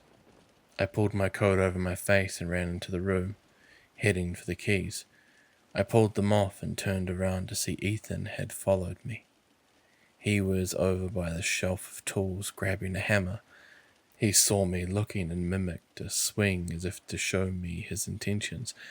I nodded, and together we exited the room. The black swan was already halfway down the hallway, waiting for us to follow once again. We rushed after her, keys jingling in my pocket, but as the dancer entered back into the main corridor, she was suddenly brought to the ground.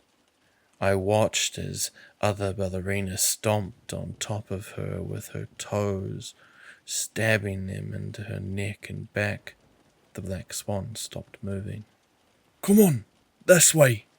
I heard Dan yell from behind me.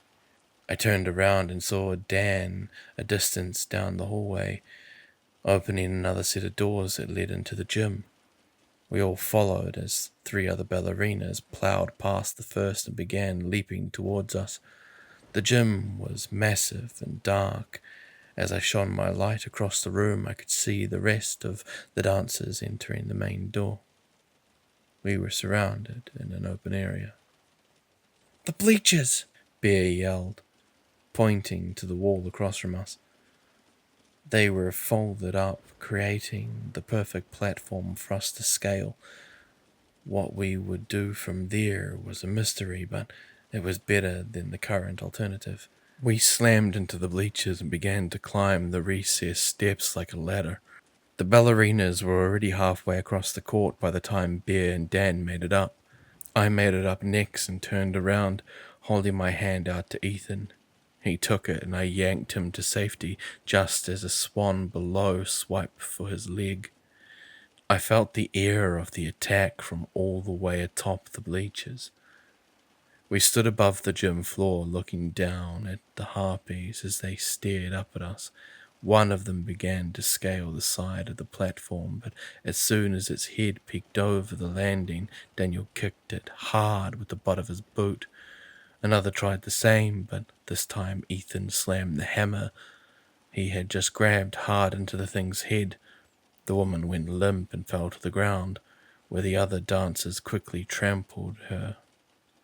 Ethan looked sick at what he had just done, but I could see him attempting to shake it off. Watching the others carelessly kill their own gave me an idea. However, I sat down and tore off my boot. Ethan, let me see that hammer. Ethan passed the tool to me without question, and I began to tie my shoelaces to the end of it. What are you doing, kid? Daniel yelled. Pay attention. When my invention was done, I stepped to the edge of the bleachers. I prayed it was long enough. The swans began eagerly dancing ballets that involved sweeping at me with their talons. I waited for a break in their movements, then leaned over the edge and swung the makeshift flail. It clubbed the ballerina below me. She stumbled slightly, falling into another one. I really hoped that their instincts would overcome their desire for us. When the surrounding women looked at the one who had just faltered, I knew it had worked. They pounced onto her, tearing her apart as they had with the rest. As soon as I saw one returning to their dance, I would swing again, knocking over that one too. It was working. After 3 successful hits and dodging between talons, the majority of the ballerinas had turned on one another. The ones that didn't fall to my hand fell to the dancers they bumped into while massacring each other.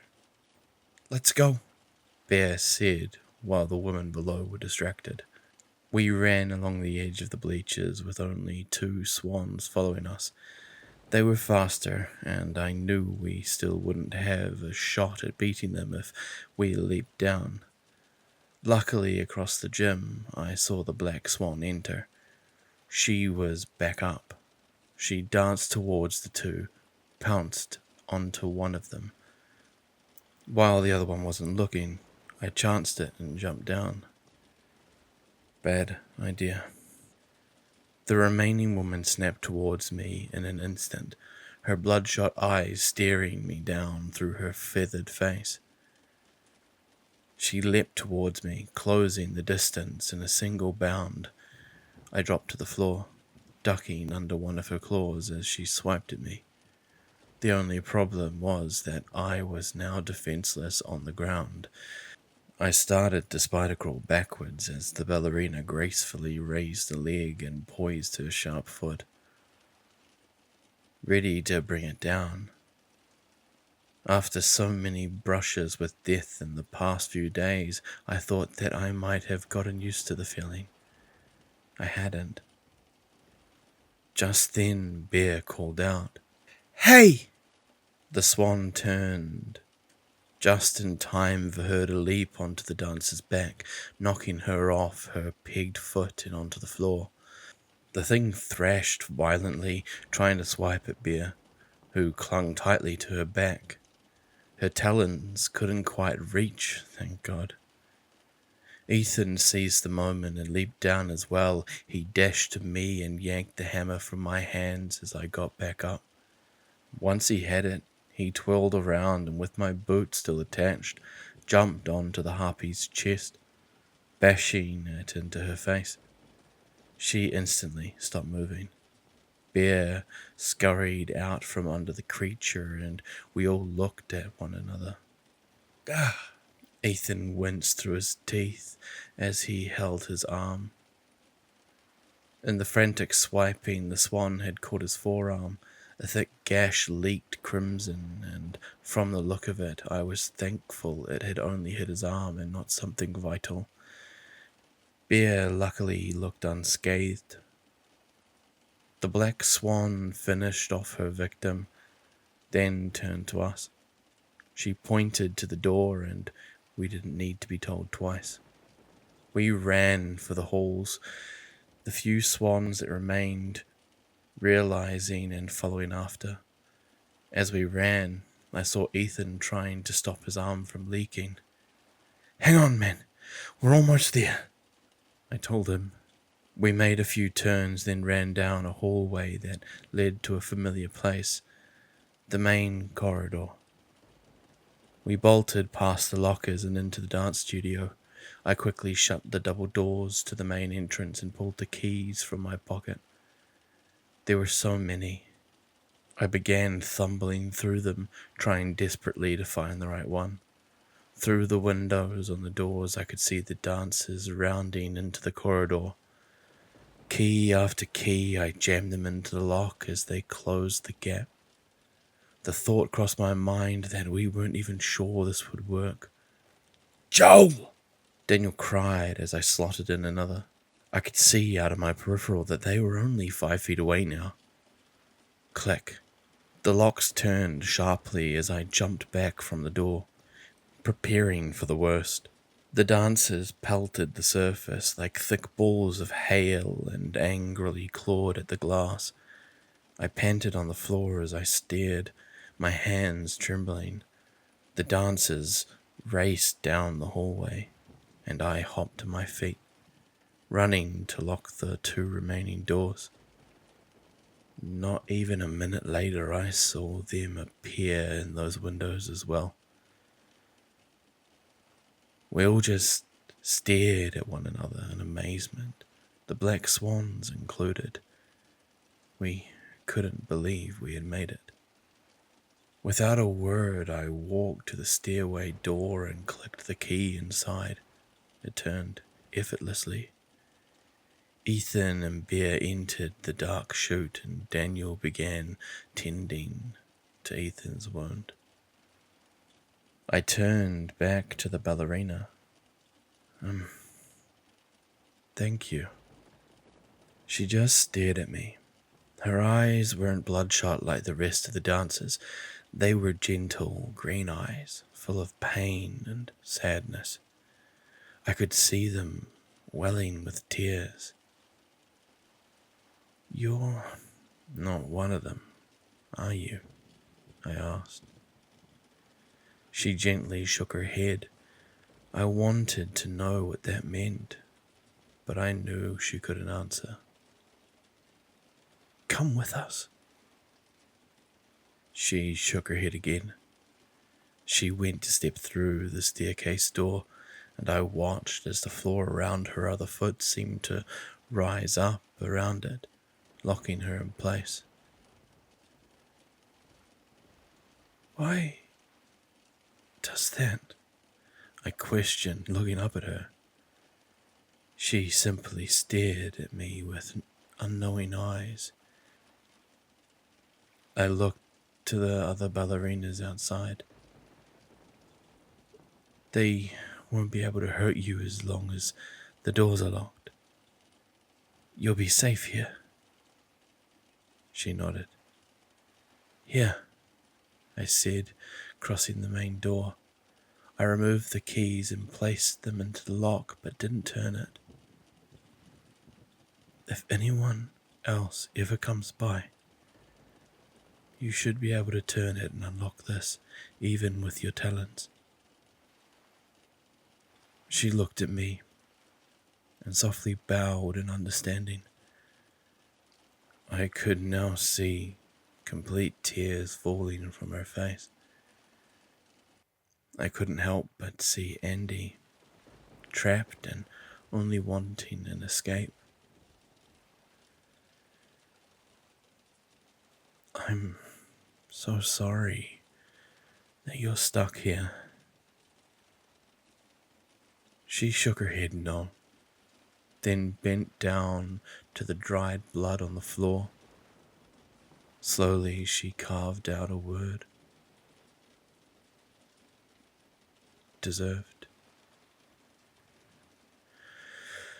I didn't understand, but I nodded anyway. We'll probably be back through here again soon. There's more of us. Maybe we can find a way to. She held up a talon to me and very gently rested it on my head. I had one last thing I needed to say to her. There were others like us, specifically a girl. She had long black hair and light blue eyes. Did she come through here?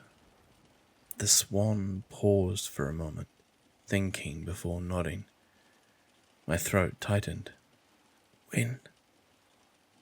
When she came back up to us, she was all cut up. Did they do that? I asked, pointing to the ballerinas beyond the glass. The woman's eyes suddenly looked confused and concerned. She returned to the dry blood and wrote something again, longer this time. Never came back. A deep feeling of dread formed in my stomach. Did she mean Andy? Joel, Daniel called out. we should go. He said, holding up the bloody cloth he was holding to Ethan's arm. Oh shit, Ethan. I rushed over to the stairs and the swan followed. As I stepped through, I saw the light behind me suddenly growing dim. I turned back to see the woman gently closing it behind us. I met her eyes one last time before the door shut, and then we were all four left alone in the darkness.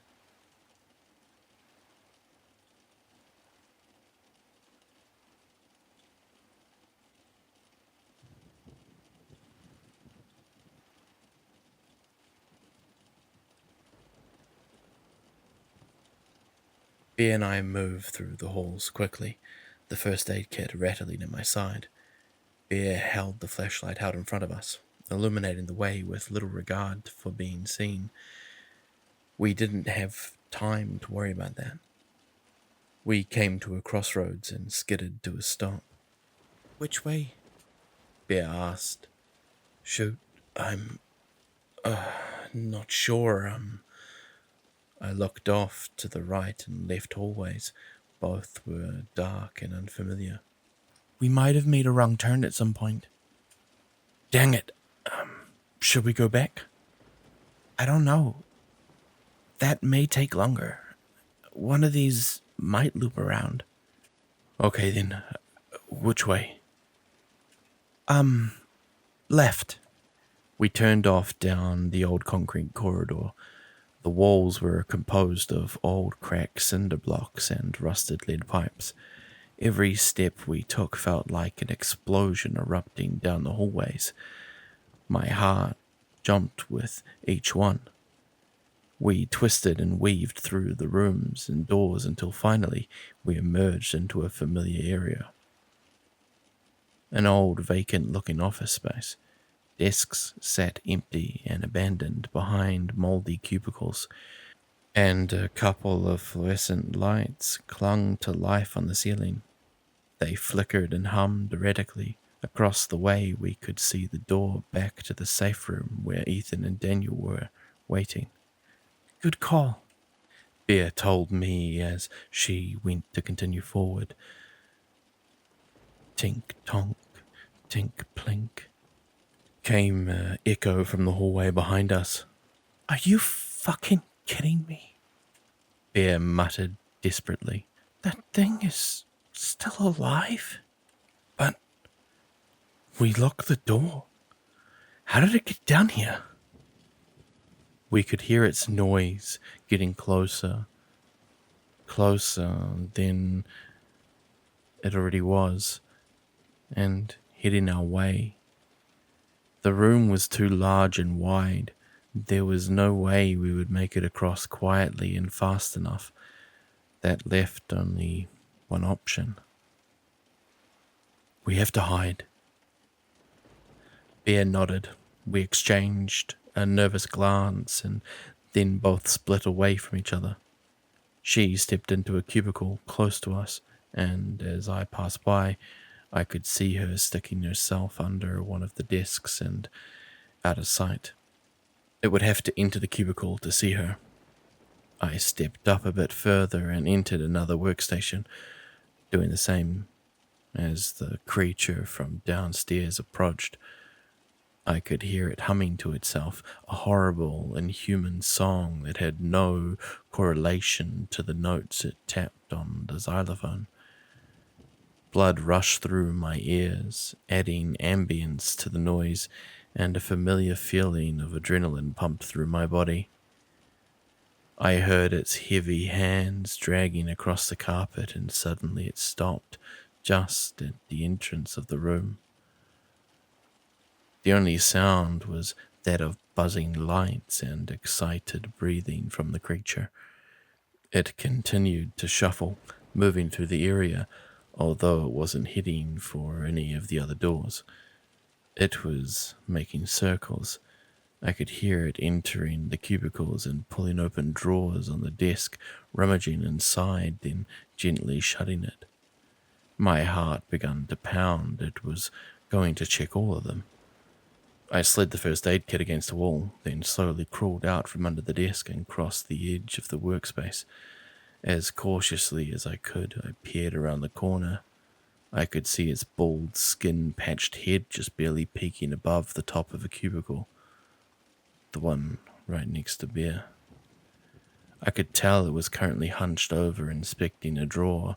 When it shut it, the thing braced itself into the walls of the office space and lifted its entire body, vaulting itself into the cubicle on the opposite side. It was going to loop its way to Bea's hiding place. That meant there were 2 desks before it reached her. The instant I saw it hunched over, I stepped out of my spot and began crawling down the aisle towards her. The sound of the creature rummaging masked what little noise my footsteps made, yet it still felt like every one of them was a hammer against stone. I froze as I heard it suddenly make a noise, a slight My body trembled and my legs tensed, prepared to bolt if the need be.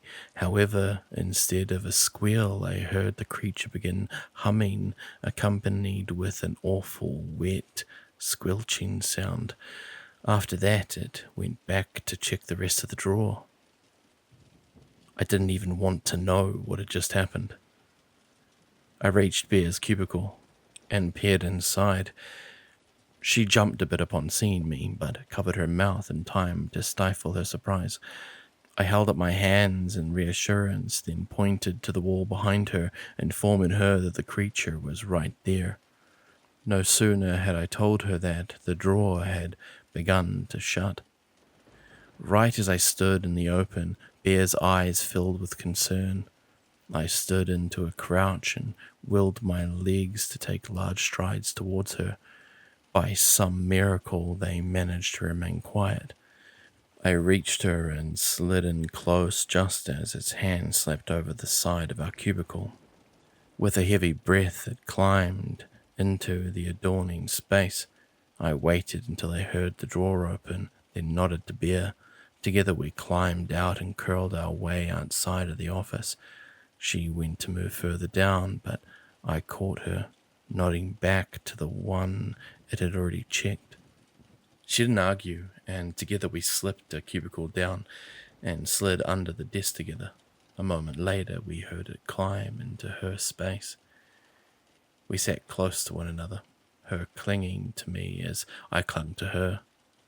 Despite the extreme danger, I felt safe next to her. The monster continued from space to space, checking the drawers all the while. Eventually, it finished one side and passed to the other half of the room. That's when Bear reminded me of something important. She leaned close, cupping her hands and lips nearly touching my ear, then whispered, "Where's the first aid kit?" I leaned back. "I had to leave it to come to get you." Too loud. She looked nervously at me. "What if it finds it and takes it?" That was a good point. It was getting close to where I had left it, and the thing loved collecting stuff. We desperately needed that kit. That meant we had to get the creature out of the room. I slipped out from under the desk as a drawer opened across the room.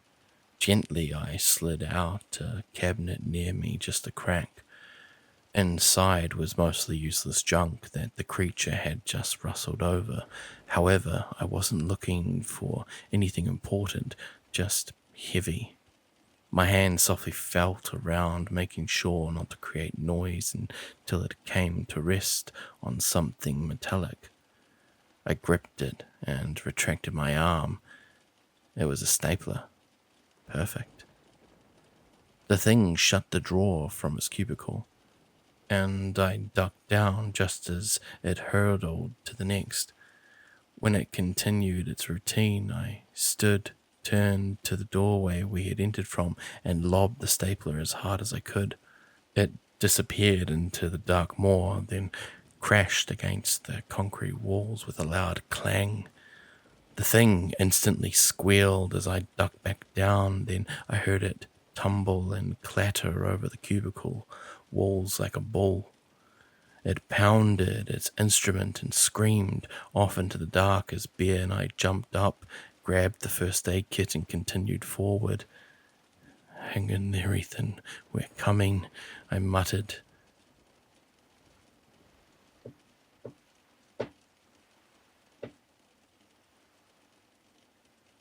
Dan swung open the door and pulled us in. Are you two okay? I heard that thing down the halls. It's still alive. Yeah, and we had a bit of a run-in with it," Bear said. "Here." She handed him the box of medical supplies. Daniel didn't waste any time. He dashed to Ethan and unpacked the kit. The wound the ballerina had given him was a lot worse than we had initially thought. He withdrew a small bottle of alcohol and stretched Ethan's arm out. All right, kid. Brace yourself. This isn't going to feel good. "Should I bite down on something first, or—" While Ethan was distracted, Daniel poured the acidic liquid over the wound. Ethan took a sharp gasp and then hollered in pain. Bear stepped behind the couch he sat on and cooed reassurance in his ear. I stood nearby and let him grip my arm in pain. As the liquid cleared away the visage, we could see the dark gash underneath. It had torn deep, nearly to the bone. I prayed that he would be okay. It had been my fault he and Bear had to attack the ballerina in the first place. Bear, Turn me over one of those pouches that says antiseptic white, Dan told her. She listened and passed it to him. He wiped at the gash as it continued sweeping blood. All the while, Ethan winced and gritted his teeth. I felt horrible for him. I felt even worse when Daniel pulled out a pouch that read sterile needle. He looked at Bea and me. I need you two to hold him steady. There's no easy way to do this. I swallowed and nodded. Bea did the same. Over the next 10 minutes, Daniel threaded the needle back and forth through Ethan's skin, the medical string pulling the wound shut. Ethan strained and struggled in pain, but eventually his body could no longer take it, and he passed out. That made it easier for Daniel. He wrapped the wound, leaned back against the floor, and deeply sighed when he was finished. All right, I think that's all we can do, at least as far as I know. Bea and I nodded. Thank you. Ethan muttered, coming to. Don't talk, kid. Just take it easy. We'll have to change those bandages in an hour. Just rest. He pulled out some saltines and forced Ethan to eat them, then did the same with a bottle of water. After that, Ethan slowly drifted into unconsciousness once again. Bea, Daniel, and I sat silently in the room. It was an old urban basement lounge, complete with a bar, a small guest room, and a bathroom. So far, it was the nicest safe house we had encountered. There was some minor furniture around, such as Ethan's couch and a guest room bed. It was so dirty and damp, none of us dared sleep on it, however. You did incredible, Daniel, Bea told him, breaking the tension. I just did what I knew how to do. Well, you saved him, she spoke. Where did you learn all of that, anyway? Just some skills I picked up. That's cryptic. You an assassin or something? Bea joked. Yeah, real dangerous. Dan smiled. It was the first time I'd seen him do that in a while. I need a minute. I'll be back. He stepped into the dark and dingy bathroom and shut the door, leaving Bea and me in silence. Instantly, we fell into the awkwardness that had been present since our conversation in the ballerina hallway. I still had no idea what to say to her. However, after what had just transpired in the last 24 hours, I felt it was almost necessary to say something. "How are you doing?" I asked. Huh? Bea murmured as if she hadn't expected me to talk to her. "Are you okay? Been a while since we've really talked." Oh, I'm good. Thanks for your help back there in that office. I had no idea what was going on behind me. You don't need to thank me. I know you would have done the same. You really did back at the gym. Thank you for that. What do you mean? I laughed softly. What do I mean? Bea, you dove into a monster's back to save me. Oh, that.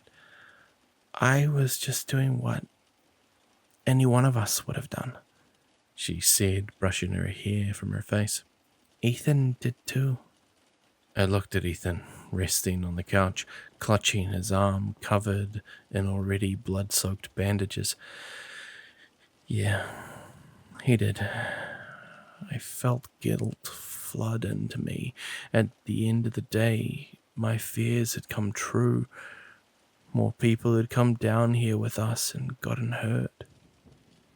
But the sad truth was, if they hadn't, I wouldn't have made it this far. Bea had been right in what she said. we needed all the help we could get. I wondered how Andy had survived the journey all by herself. I'm sorry for leaving, Bea, I said softly, and I'm sorry for getting so upset when you came. I know you guys just wanted to help, and you were right. Having you here so far has helped a lot. I'm just so afraid to lose you guys. Bear breathed a sigh of relief as the elephant finally left the room. It's okay. You don't need to be sorry. I get why you were upset.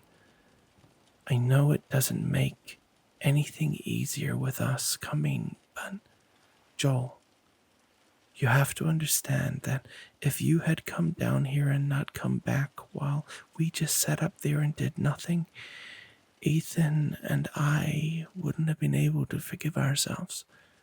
That's why we followed. We need you, Joel.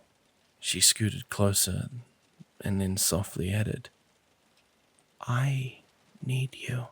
I stared solemnly at the floor. What she was saying were feelings I had already felt long ago about Andy when she left. The only difference is that she and Ethan had the courage to do something about it. I grabbed her and pulled her close into a hug. I had missed the feeling. It's okay.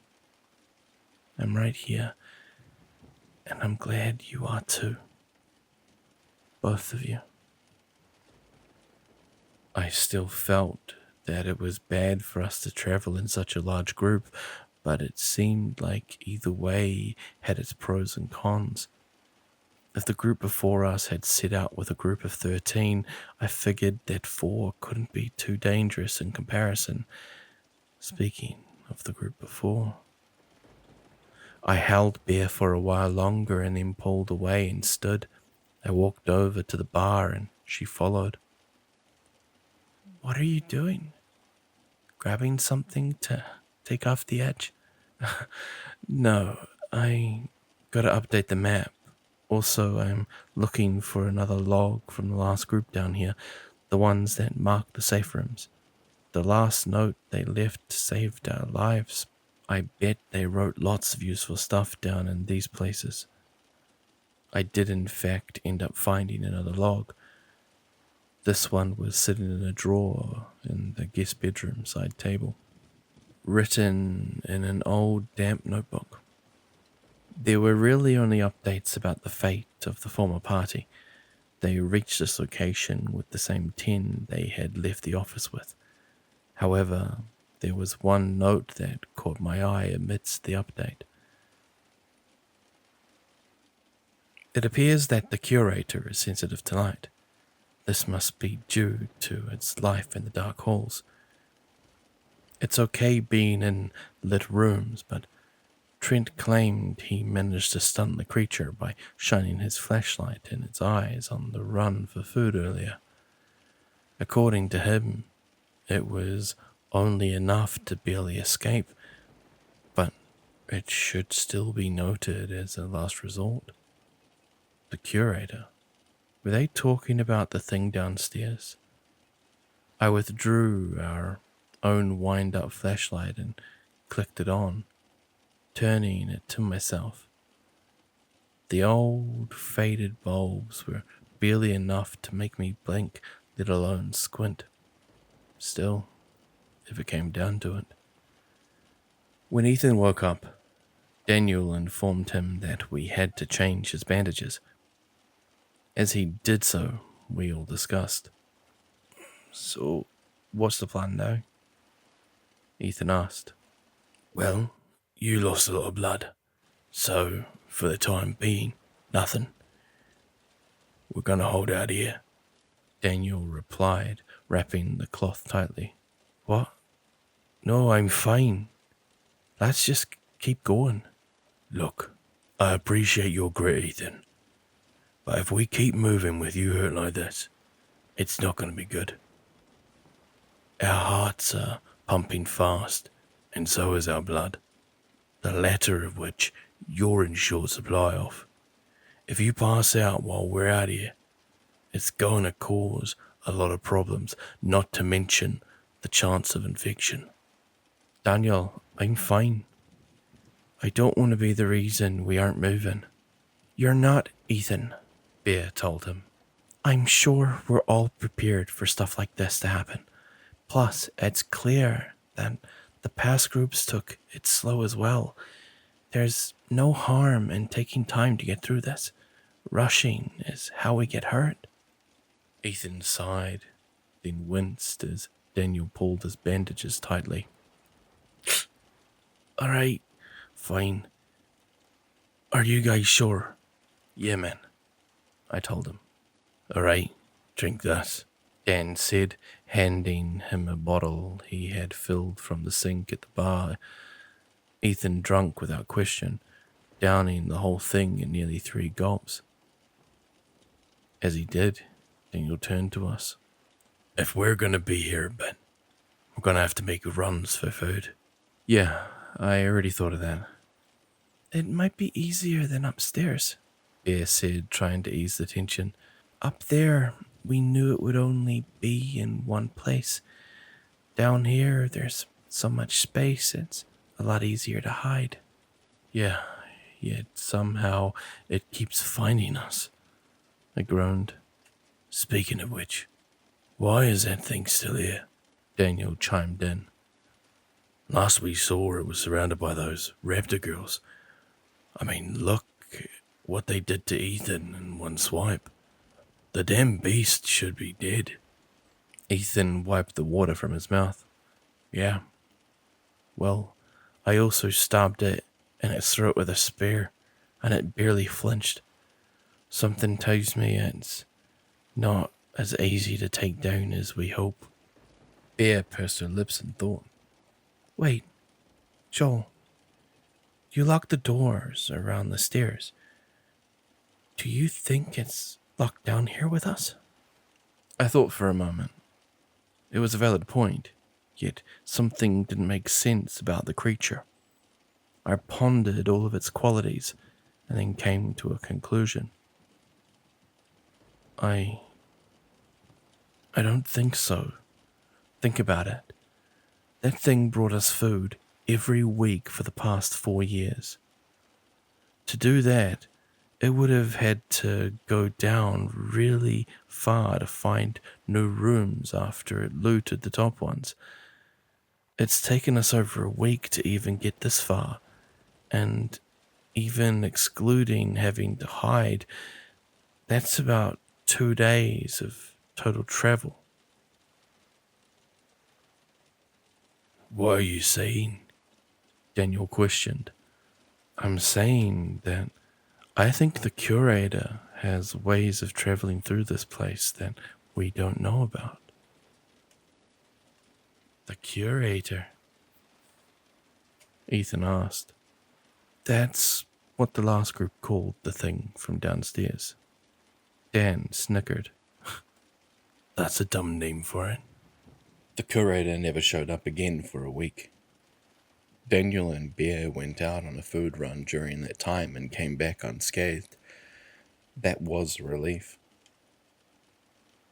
With them, they brought 6 cans of corn, which was honestly a great find. They also found a Decavuna, which was an even better one. We had already played the cards Grace gave us to death and were ready for something new. It was difficult for Ethan to hold them right, as his injured arm couldn't close the hand attached. Instead, he told me which card to play, and I played it for him. One night, Bear lay down beside me and rested her head on my chest. It was such a familiar comfort, though we were so far from home. I kicked myself for even calling it home. It was true. The 6 round room structure really had become a home in a sense, at least compared to down here.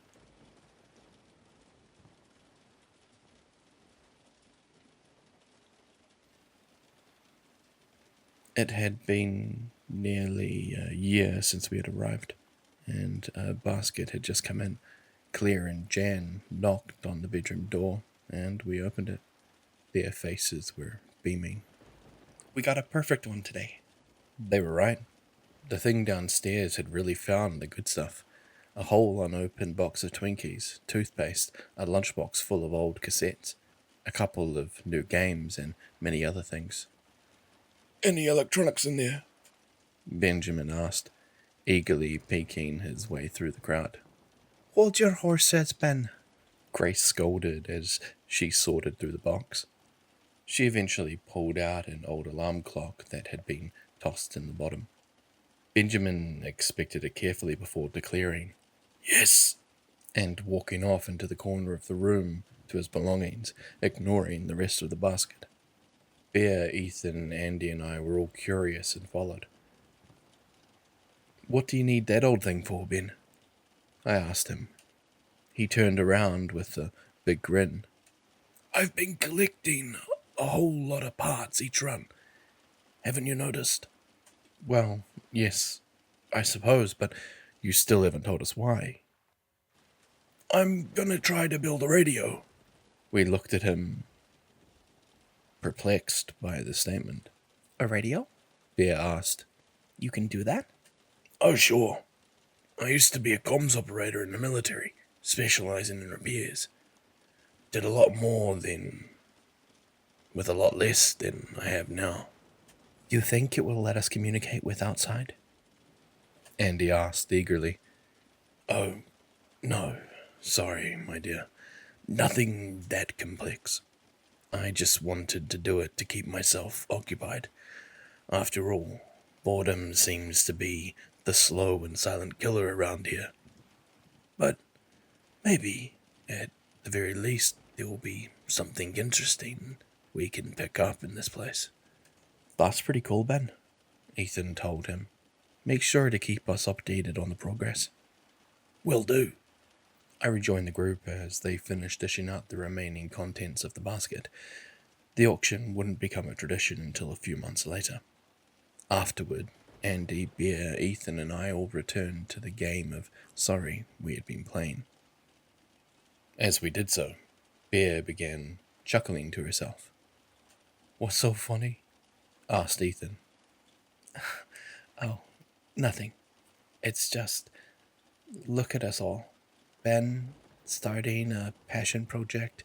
Everyone gets all excited over the basket drops. We're sitting here playing Sorry. She looked up to us with a smile.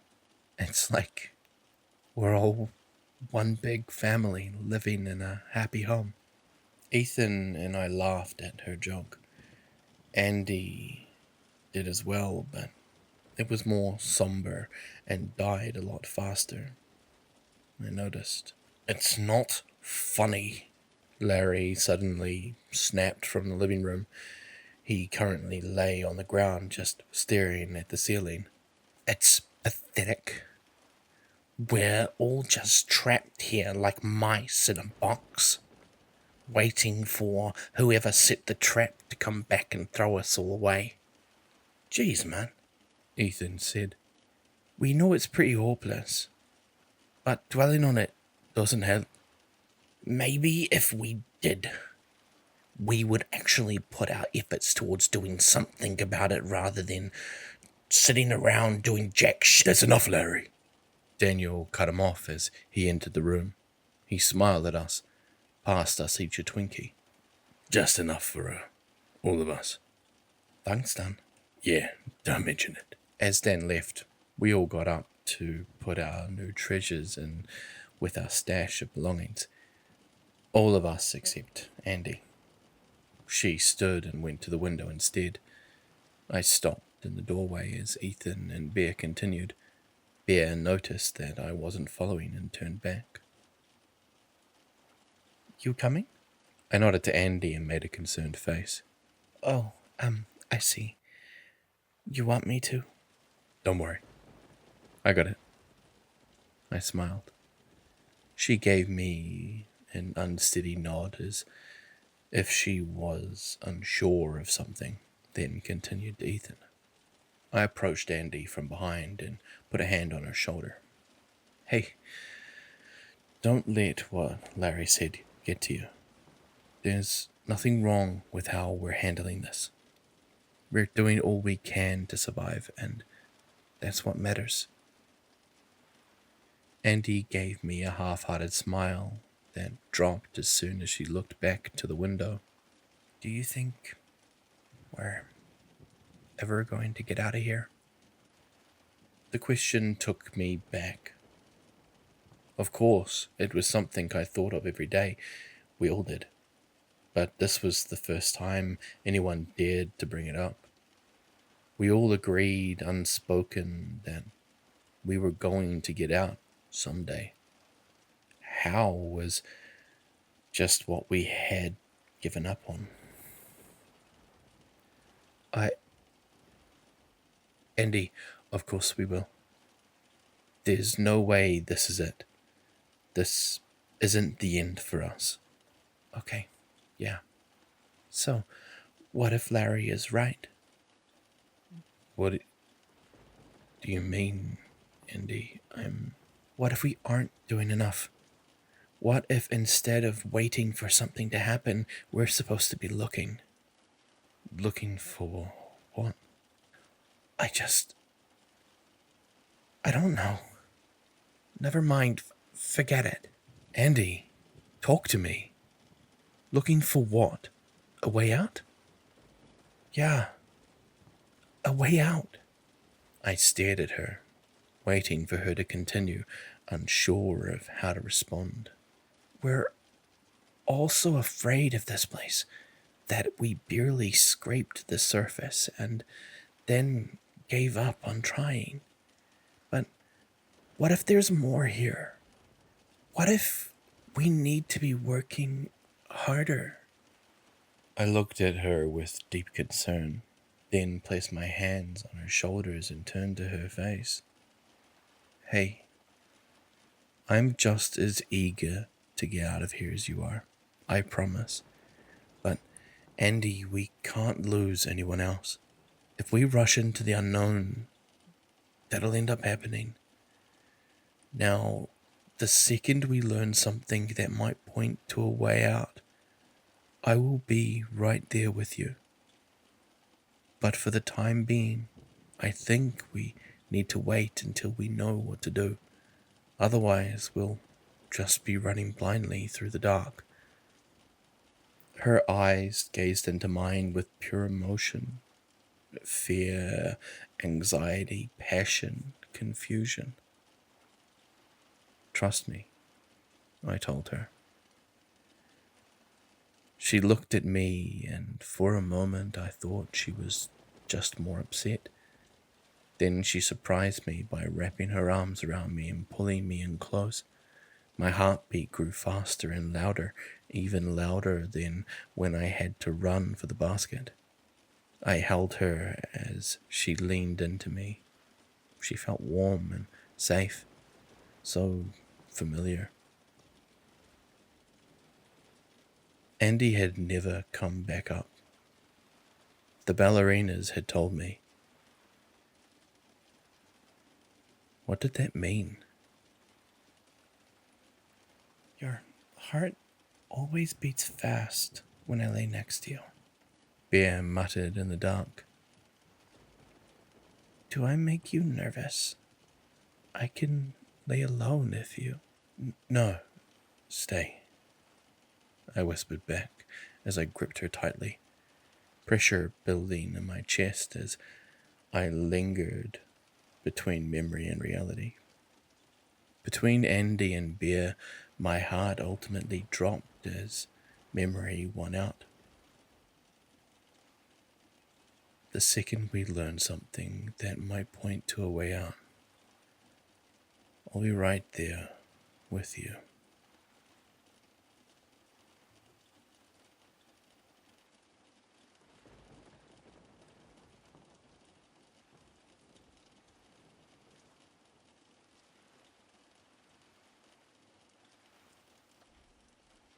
By the time we left the room, we had been there nearly 2 weeks. Ethan's arm wasn't remotely close to fully healed.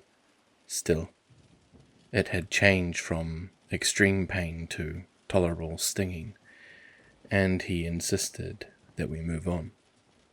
The rest of us didn't argue. We were all ready to push forward as well.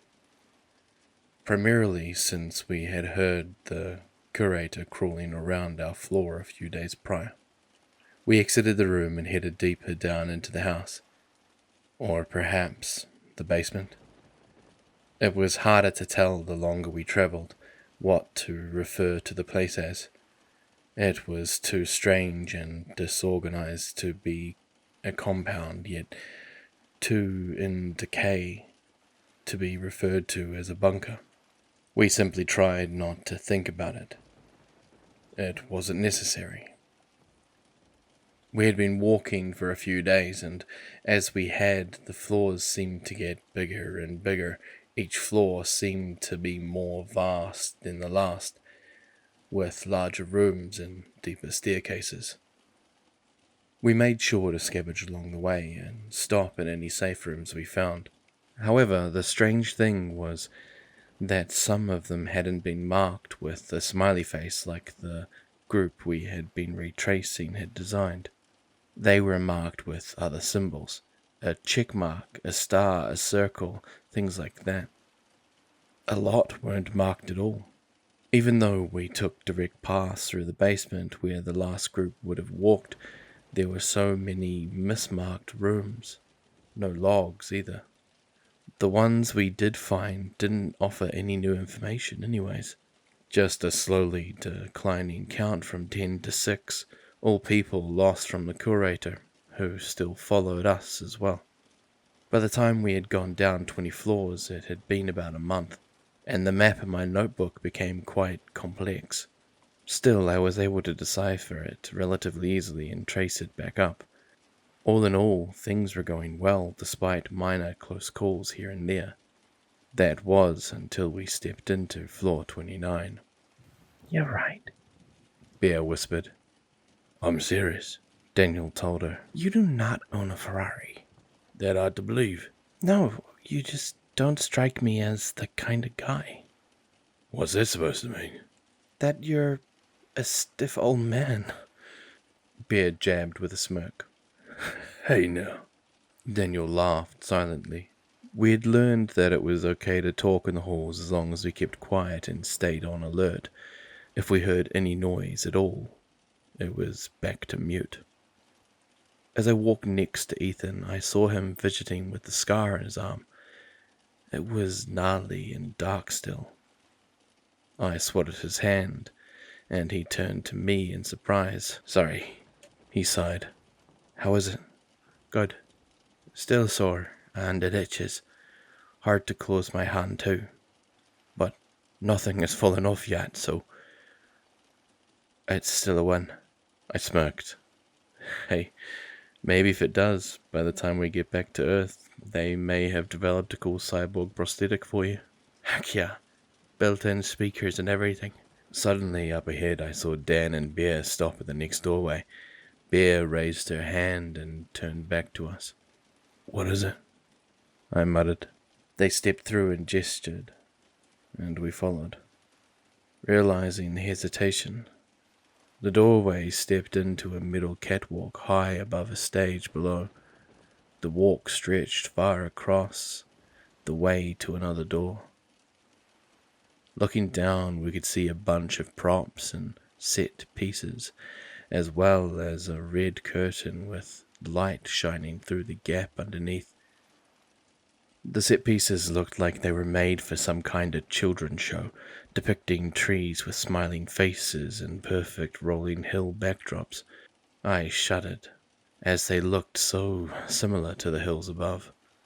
Behind the curtain, a muffled melody could be heard playing, a distorted and crackling record of Mary Had a Little Lamb. This was all a weird sight, not because of the setting, no, that was all par for the course down here. It was strange since This was the first room we had seen so far with 2 stories. Most rooms, though some of them vast, expanded only upward, never down. Dan nodded to the doorway across the catwalk, wanting to move. We were all with him. Finding a way down might have been a shortcut, however, that wasn't guaranteed. Besides, usually music was a bad omen down here. We all marched along the catwalk, single file, and stepped quietly as not to rattle the rickety thing. If only we had noticed just how unstable it was before all stepping onto it at once. We reached the middle when we heard a long and exaggerated creak from below. We all stopped, took one look at one another, then went to run the rest of the way. We were too late. With a sharp pop, we heard the bars holding our part of the catwalk snap. The thing's weight no longer being supported caused a chain reaction that slowly brought down the rest of it. It fell into a slope, and then the 4 of us slid and tumbled down to the stage like children on a playground slide.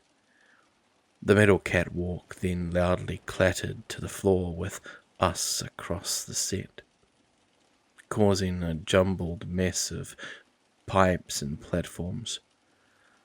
The music behind the curtain suddenly stopped. I quickly looked to Ethan, who had tumbled down first, to make sure he was alright. He held his arm tightly, but it appeared to be more internal pain. Luckily, the wound hadn't split. Bear and Daniel sat up, shaking themselves off as well. That was the only analysis I had time for. Someone had intentionally stopped the music. "Hide!" I sharply whispered before scrambling to my feet. I helped Ethan up, and Daniel and Bear joined us. We all dashed towards the back of the stage as we heard footsteps approaching. Each of us dove into the set pieces that had been stocked up to the side. Bear and Daniel dove into a structure that looked like a colourful playhouse, and Ethan and I ducked into the back of a hollow smiling tree. Then we waited. I heard the footsteps grow louder, then noticed another set alongside them, and another. Dozens of steps approached, as well as the sound of tiny little patters across the floor. My heart immediately started playing its familiar song. At least the things weren't like the ballerinas, I thought. At least I knew where they were. There were a lot of footsteps as whatever came to investigate moved about the stage. There was rattling as well as they picked up the loose pipes and then dropped them with little regard. I hoped to God that they wouldn't investigate the set itself. As we waited, we began to hear another sound as well, small little giggle-like noises, like someone was trying to hold back a laugh. There was also the noise of clothes brushing past itself, or against skin. A lot of it. Then, as soon as they came, they went. 100 footsteps left the stage and headed back to whatever lay beyond. The music clicked back on, and everything resumed as it was. Cautiously, I peeked my head out. I was surprised to see that the catwalk had been neatly packed up and stored off the wings of the stage. Ethan and I emerged, and Bear and Daniel followed close behind. We didn't dare speak, as we knew that whatever was behind the curtains would undoubtedly hear us. Dan looked up and investigated the doorway. We had taken quite a fall, nearly 50 feet. If it hadn't been for the catwalk, we would have been severely injured. I didn't want to imagine how that would have gone when whatever creatures past the curtain came to investigate. We looked around for a way out, but all we could find was a ladder, and it was only 20 feet. There was no chance of us climbing our way out of here. We were trapped. Unless there was a door on the other side of the curtains, we were out of options. Any other ideas we had involved noise, and that clearly wasn't an option. We all jumped as the music clicked off again. We ran to our hiding spots, but when I heard the footsteps travelling away from us, I glanced around the corner. I saw the light click off under the curtain. immediately followed by the sound of a door shutting. We all stepped out from hiding and crossed the stage. Dan peered first through the curtain, and we all held our breath. He pulled back. "It's clear.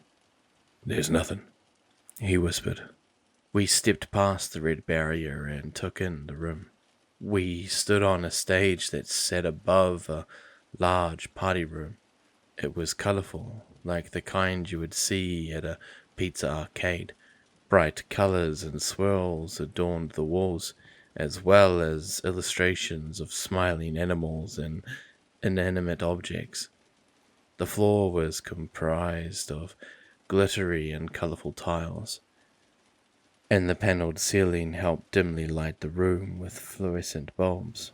They appeared to be the safety kind that only faded to a low glow when turned off. Colourful tubes lined the room, and play mats and other toys covered the floor. Colouring books had been left strewn about with crayons to accompany them. In a stool in the centre of the room sat a red radio. "What the?" Ethan muttered. We had walked through rooms that looked to be designed for children before, but they were never this bad, never this detailed. It was genuinely unsettling. "I don't like this," Bear whispered. "Yeah, because the rest of this house is so enjoyable," Ethan joked. "Reminds me of that pizzeria place you take your kids to." Dan grunted. Chunky cheese? I asked. "Yeah." You have kids done? Ethan questioned. "No." The man quickly shot back. "Is this really important right now?" 2 double doors lay in the far corner of the room. They were red with 2 big round windows at the top where a light shone in from the hall. We slowly made our way over, and as we did, I glanced down at one of the open coloring books.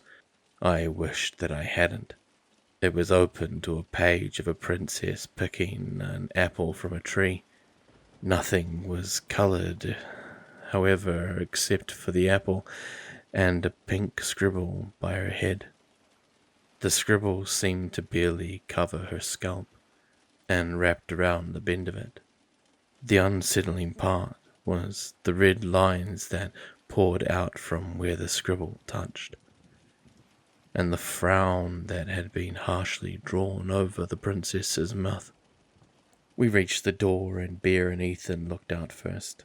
They turned to us and shook their heads, then gently pulled the handle. The doors opened into a hallway that buzzed with more lights, these ones fully lit. A hallway with multiple colourful closed doors headed down into 2 directions, ending in yet more doors. "Which way?" Ethan asked. Music emanated from the left side, and all was silent from the right where a sign above a door read, "Nursery." All rooms had a sign: bathroom, kitchen, nap nook, library, playroom. We had just exited the activity room. Unfortunately, none of the locations sounded like they head to a way out. "Maybe the playroom," Bear suggested. "Seems like the only way that might have some sort of exit." We all agreed and slipped into the hall. We were all on edge as we inched our way over to the playroom. Somehow being caught in the light when we knew danger was about was more terrifying than the dark. At least then we felt somewhat hidden, not exposed in an open hall. I reached the door first and slowly stood, peeking in. The room was dark, but I could see a play place waiting on the other side, its plastic tubing and slides running wildly around the room. An ocean of colourful plastic balls filled the large pit in the middle, and there were various swings and seesaws speckled around as well. However, except for a child's dream, the room appeared empty. I gave the door a light push, and it swung open effortlessly. Stepping inside, I immediately felt a sense of relief upon seeing the ceiling. There was none. It opened up into a space where black metal tubing held lights that illuminated below. It was at the same level that the catwalk had been, and it appeared to run past the back walls and out of the area entirely. A way out. We could easily climb the play structure and scale the tubing from there. I heard something wet beneath my feet as I entered the door. Squishing into the foam mat ground, I looked down to see thick, dark puddles of crimson below me. I checked the room again, and what hadn't been clear to me from the window now was. There was blood everywhere, dripping from the play structure, soaking the ball pit, and pooling on nearly every horizontal surface. My word, muttered Bear. We need to get out of here now, Daniel said. Let's go. Up the play structure. Ethan, can you climb? I asked. Yeah, I think so. We all ran forward to where a slide spiraled to the floor.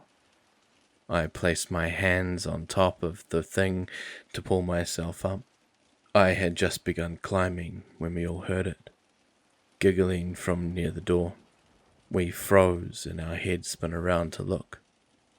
There was nobody there, but it was clearly coming from that direction. I fumbled for the flashlight and turned it on, shining it towards the darkness that surrounded the doorway. The beam rested on something hanging on the wall. It was a clock with a big jolly face on it, its mouth wrinkled and stretched from its overextended smile. Its eyes were cartoony, Pac-Man-shaped pupils on white balls that darted rhythmically side to side. It took me a moment to realize it wasn't just made to look alive. It was actually moving. The laughter was real. Joel, hurry, Bear commanded nervously. I obeyed, attempting to scale the slide as fast as I could. The other three followed closely, but the slope was so slick with blood that it made the round surface hard to scale. Suddenly the doors flew open, and what entered was not what I was expecting. It was a large person dressed as a bird, the kind of costume you would see on Sesame Street or the Muppets. Its feathers were a variety of colors, forming a vibrant rainbow across its pear-shaped body. Its perfect white eyes and black pupils peered at us, and its felt beak hung open as if it was surprised to see us. It suddenly raised its hands to its cheek, then began violently clapping. The four of us just sat staring, mortified, but quickly snapped out of it when the bird started to run towards us, its costume bouncing with each hop. I reached the top of the slide and began to climb up further, but below the person had already reached the decline. It reached out, grappling for Daniel's leg, but when it missed, it instantly grabbed the edges of the tunnel and began to shake. Whoever was in the suit was incredibly strong. It felt like an earthquake was shaking the structure. Ethan, Bear, and Daniel couldn't keep their balance on the slick plastic and tumbled over the edge, falling to the mats below. Bear lay face up, staring at me. She sucked the wind that had been knocked out of her lungs back in and yelled, Joel, go. Two more birds threw open the door and saw the scene unfolding. The first creature turned around and clapped at them, then pointed at my friends. They skipped over and one bent down, scooping up both Bear and Ethan with ease. Dan stood and tried to throw a punch at the remaining one, but his fist simply connected with its massive gut. And it just looked down at him, cocking its head in confusion. It wagged its finger, then lunged forward, wrapping him in a vice grip. My brain kicked into overdrive. I didn't know what to do. Could I help them? The things were too strong. I wouldn't stand a chance, but there was no way I could leave my friends behind like that. I watched as the birds began hauling them back to the door to an unknown fate. The original bird looked up at me, and I just waited for its next move. It opened its beak and tilted its massive head. My heart pounded. Suddenly, in one quick moment, it shuffled its feet in place and wound its arms up, then scurried into the slide below me. I didn't waste a second. I scaled higher, the play place beneath me shaking as the bird forced its massive form through the tight tubes. Ahead of me, across the top of the red tunnel, I could see a clear plastic dome that bubbled upwards towards the pipes overhead. They hadn't killed the others yet. If I could survive this, maybe I could find a way to save them. I began to carefully move across the tunnel, making sure not to fall. Below me, the bird reached my layer of the structure. The person in the suit slammed against the roof, causing me to fall from a crouch to a crawl. I was halfway across the tunnel, reaching out for the lip of the other side, when from a small window in the side of the tube, I felt an arm grab my dangling leg. In one motion, it jerks its hand downward, forcing me sideways. I quickly latched onto the edge of the play structure ahead of me, adrenaline injecting straight into my muscles. The bird from the tunnel desperately stretched its arm forward, trying to grab the back of my jacket. But I swung my body sideways as hard as I could, using the momentum to link my legs back to the tunnel, then hoist myself up. Running to the dome, I stood at the top and leaped upward, grabbing the bars overhead. As I vaulted myself, I happened to look down. Below me, the bird stared up through the bubbled window. It pounded on the plastic with both hands and violently flailed its head in anger. It was a crazed, erratic shaking that chilled me to my bone. I didn't look back after that. Instead, I began balancing across the bars until I reached the part of the support that hung over the ceiling of the rest of the room. I dropped down and drew the flashlight from my pocket, then clicked it on. The ground below me was simple dry wall and wood. And for a moment that made me jump until I remembered that I was safe. The house was indestructible. I wouldn't fall through. However, that thought left a sour taste in my mouth as my brain linked it to something else. If the house was unbreakable, why did the catwalk collapse on us? Surely it was considered part of the structure. Later, I told myself. Figure it out later. Right now, my friends need me.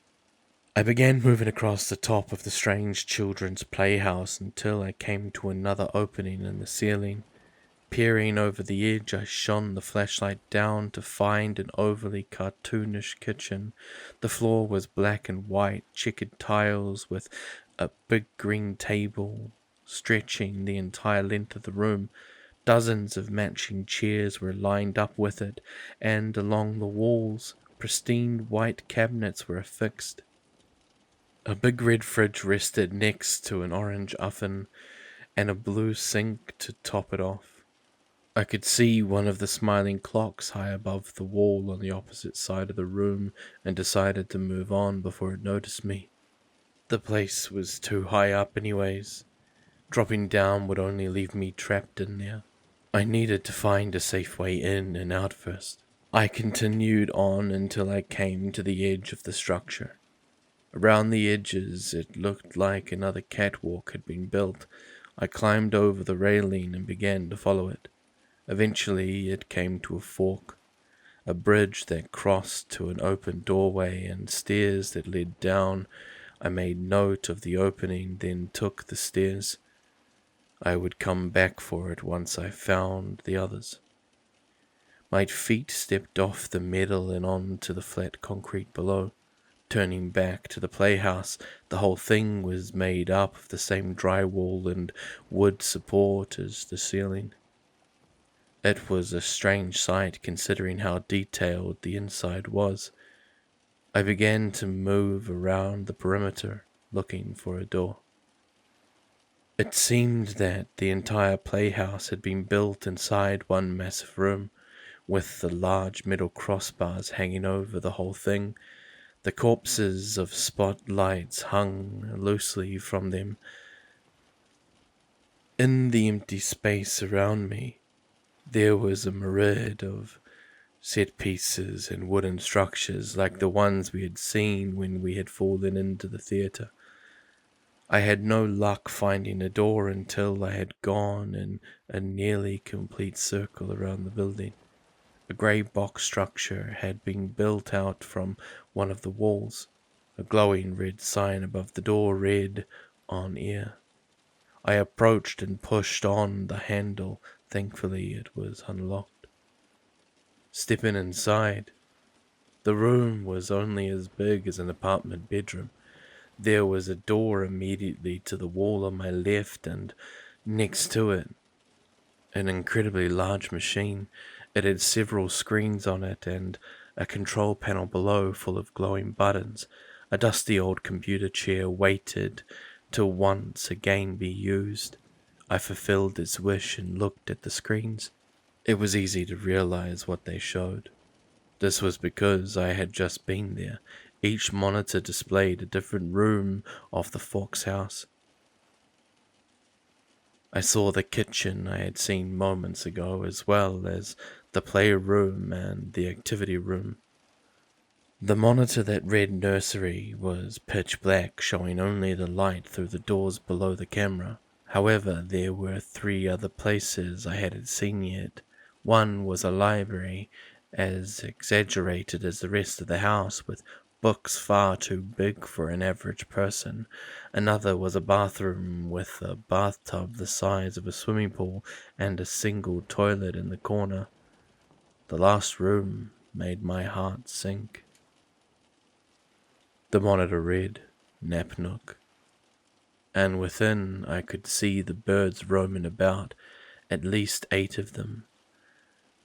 There were also creatures we hadn't seen yet, small puppets laying on mats, not moving, presumably asleep.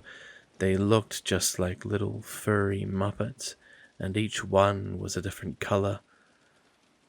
A few would occasionally lift their heads and peek off to the corner of the room, but one of the birds would step over to them and they would quickly lay back down. I looked off to where they had been staring, and a wave of relief flushed the anxiety from my body. In the corner behind a white picket fence were Bear, Ethan, and Daniel. A sign above them read, "Timeout Corner." Each of them lay there like the puppets, but I could tell they were awake. I watched Bear as she lay curled up on the floor and felt my heart sink. I had to get them before something terrible happened. I was lucky they were even still alive.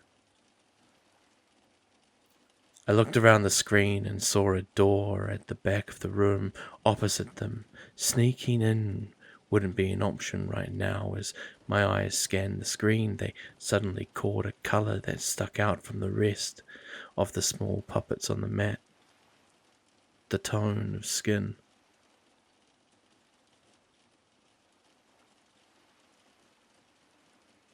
The person lay there, staring at the cage intently from the angle of the camera. I could see his face. His hair was long and he looked skinny and sick, but I immediately knew who it was. I had seen his face every day for nearly 3 years. Larry. I couldn't believe it. I was almost sure he had died. He had been down here the whole time, living with these things. I felt sick inside. Somehow him being dead would have been better. Seeing him now, though, that made it a lot harder. especially after what he did. It was clear from the way he looked at Daniel and the others that he remembered as well. How could he forget? Uh-oh. He suddenly said behind me. That looks like a problem, brother. I didn't respond, just stared. Hey, don't feel too bad about it. He brought this on himself, after all. He paced around the room and looked at a sign on the wall that I hadn't noticed. It showed one of the birds with its arms outstretched and read, Mama Bird's Family Funhouse. What an awful show idea. I bet the guy who came up with it was really proud, too. He looked back at me and laughed. What's wrong? You should be happy. Your friends are safe. No, they aren't. They're trapped in there with those things. Oh, calm down. You don't even know their intentions.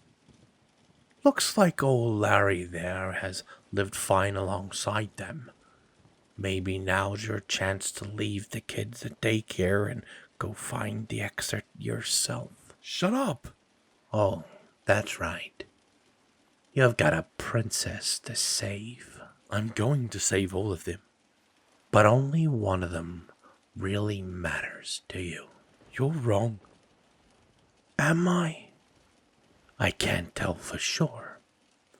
Your past actions haven't exactly made it crystal clear. What are you even talking about? I love Ethan. He's like a brother to me. Daniel too. You know exactly what I'm talking about. Before this place. What's funny is you said that same like a brother shit to me too, and yet still. I felt a jolt of pain and shame through my body and looked at the floor. Don't beat yourself up over it. Just ignore it as you do with everything else. Convince yourself that you're the hero in all of this. I'm sorry. He laughed. Don't tell me that. You should have told him that. Maybe then you wouldn't have ended up here. What's that supposed to mean? Don't worry about it.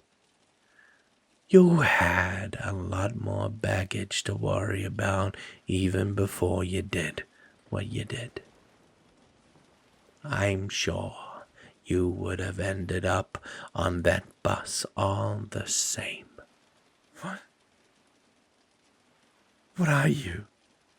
It doesn't matter. Maybe I'm a ghost. Maybe I'm just a mental manifestation of guilt. I'd still haunt you either way. Yeah. Well, good luck with your Alcatraz mission, brother. I'm sure you'll need it. He swung open the door and stepped outside, letting the darkness engulf him. I just sat there for a while, staring at the screen and thinking. I watched my friends as they lay helplessly in their cage. I stared at Ethan, who clutched his arm tightly, the arm he had injured trying to save me. I looked at Daniel, who had followed me down here even though he didn't have to. While he would have either way, I knew it was because he wanted to keep me safe. I looked at Bea, who cared about me so much that she is willing to jump onto a monster's back to save me. To tell me to leave when she thought for sure that they were going to die. Was she just another one that I pushed the thoughts deep down. No time to think about that right now. I told myself my lifelong mantra. Keep moving, I muttered. I stood up from the chair and crossed towards the other door. Unlike the first one, it was polished wood. A sign had been hung that warned against entering during recordings. I placed my hand on the knob anyways. You gotta keep moving.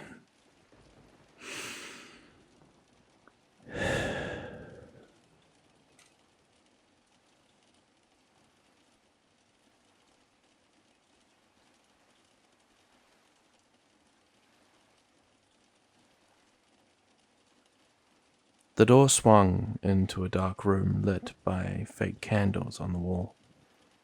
They were large and exaggerated, the kind you would see in a cartoon castle. It took me a moment before I realized I was standing in the library I had seen moments ago on the monitors. I looked to where the camera would be, but saw nothing.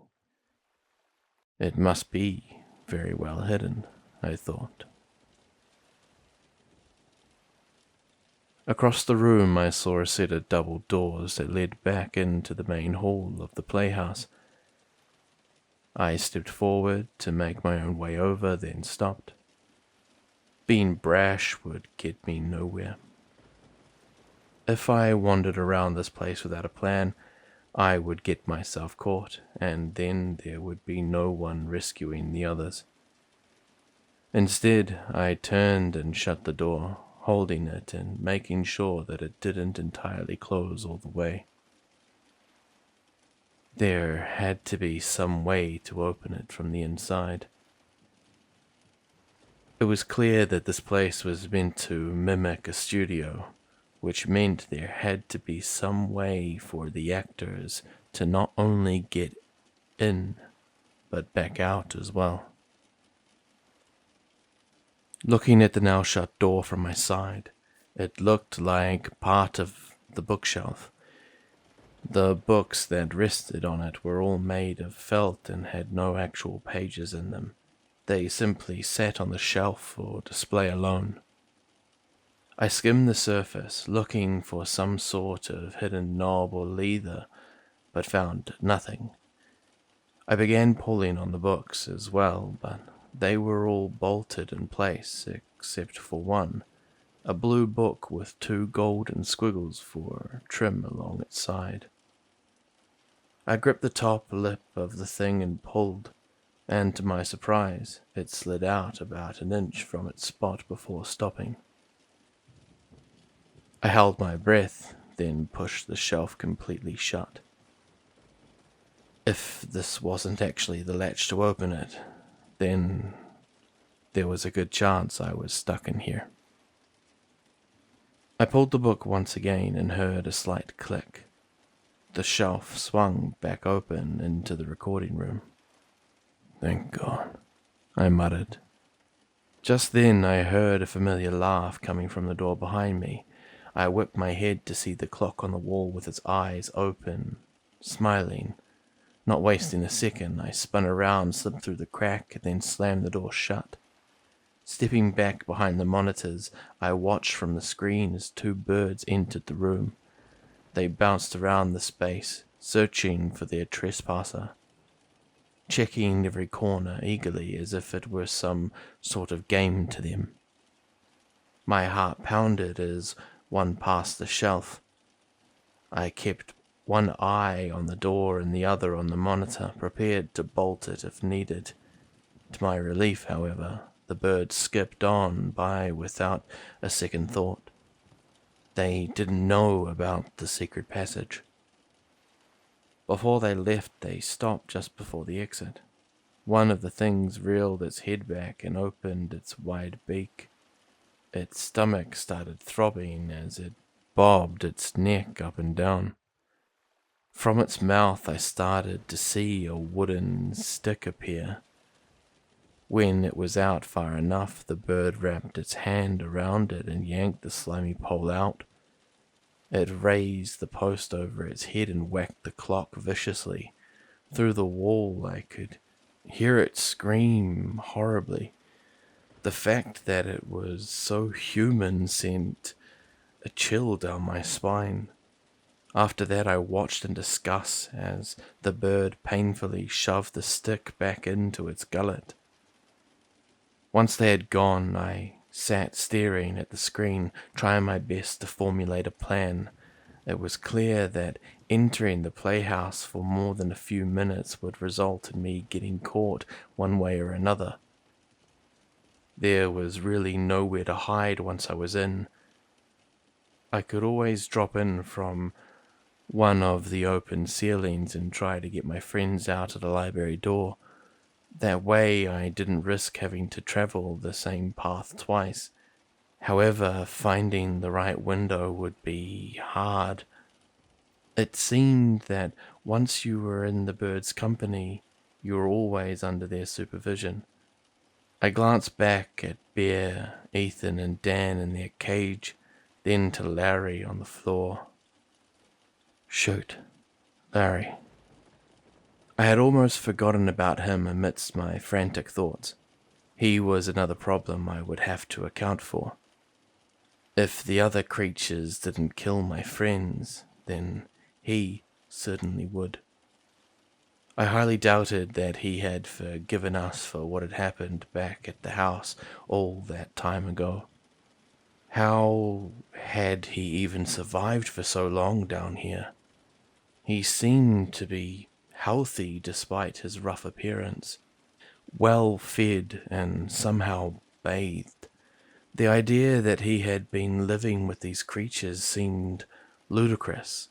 However, it also seemed like the only possible explanation.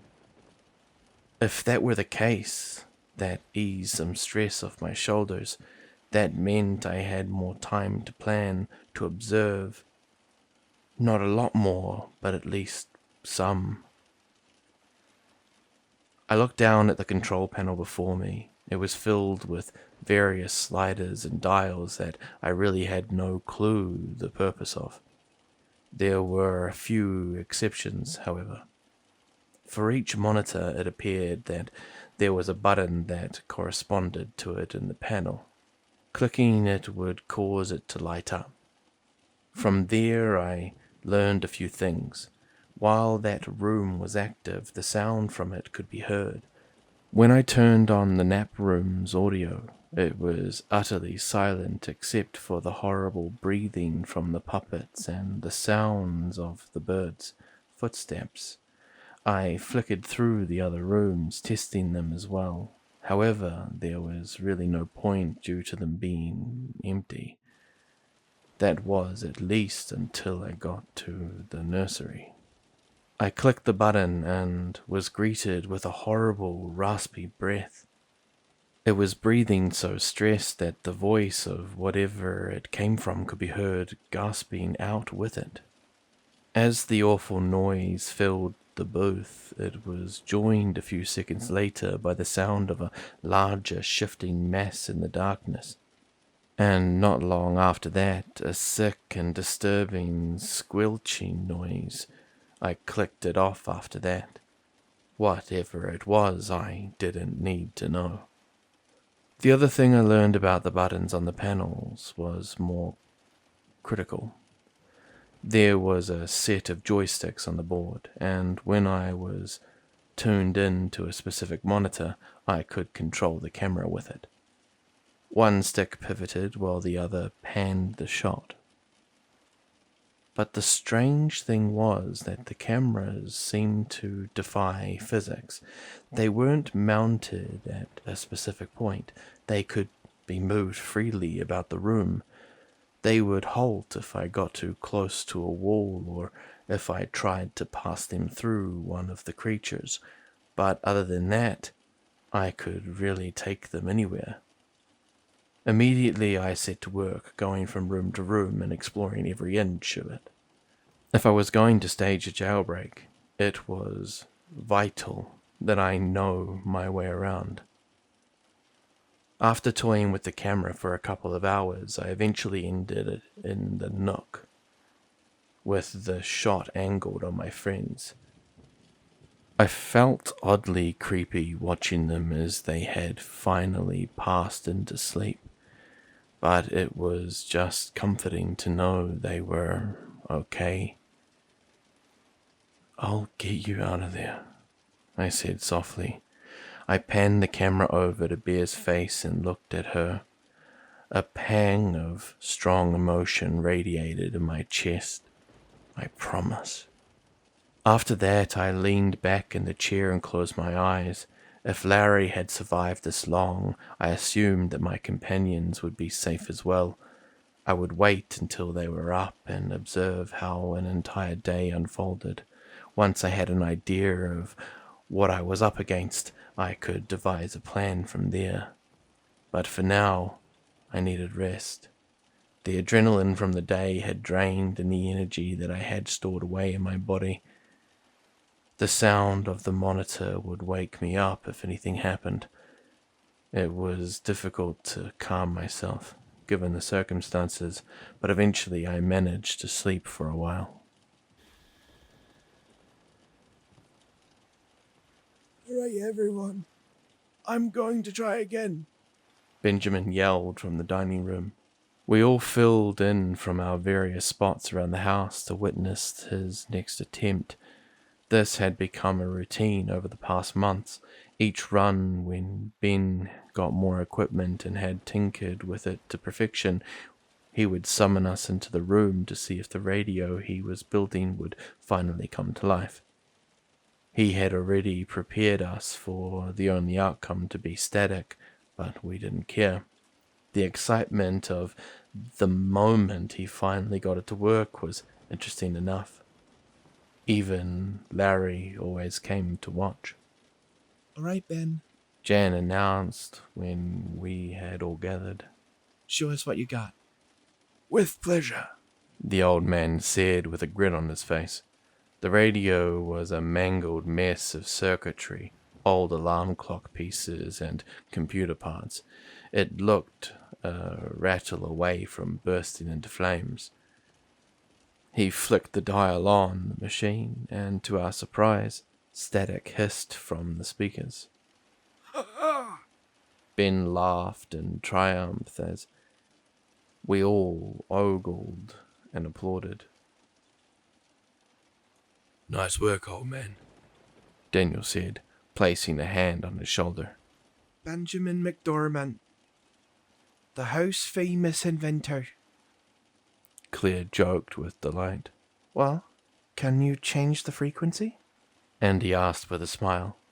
Maybe there's something on. Ben raised his hands to calm everyone and put his hand on the dial, turning it through the frequencies. All right. We can try it, although don't get your hopes up. It's pretty unlikely that... Before he could even finish the sentence, the faint melody of music could be heard through the static. The tune was muffled and distant and sounded like an old classical song, but the prospect of a frequency in a place like this was incredible. Ben looked at us with a shocked yet incredibly pleased face as another wave of cheers filled the room. Well, keep going. Maybe there's more. Jan urged. All right. Ben continued to turn through the dial until we heard another sound emanating from the radio. We hushed one another as we listened in, but it wasn't music this time. It was the sound of a dozen small clicking sounds. I would have just thought it was the audio acting up and popping the static, but after a moment, Grace spoke. What is that? I think... Mark started. I think it's Morse code. Yeah, you're right. Benjamin confirmed. Do either of you know it? Yes, I do. Ben added. Someone grab me some paper. Bear ran into the bedroom and came back with a notebook and pen. Ben then continued. There was a break a moment ago. I think it's looping. He leaned against the wall, began writing down the letters as they were sent through the transmission. We all looked on in suspense, wondering what the strange message in this strange land would say. This is better than TV, Mark joked. His smirk faded as he saw Ben's face, however. Ben, what's the matter? I don't think I translated this right. Hold on. What does it say? Benjamin didn't answer.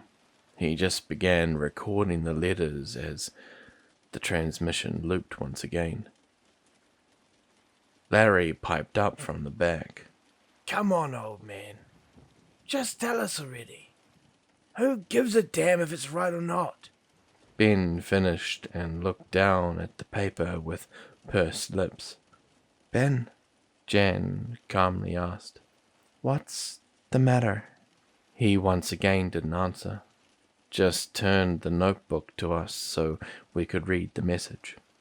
THEXITISBELOWYOU.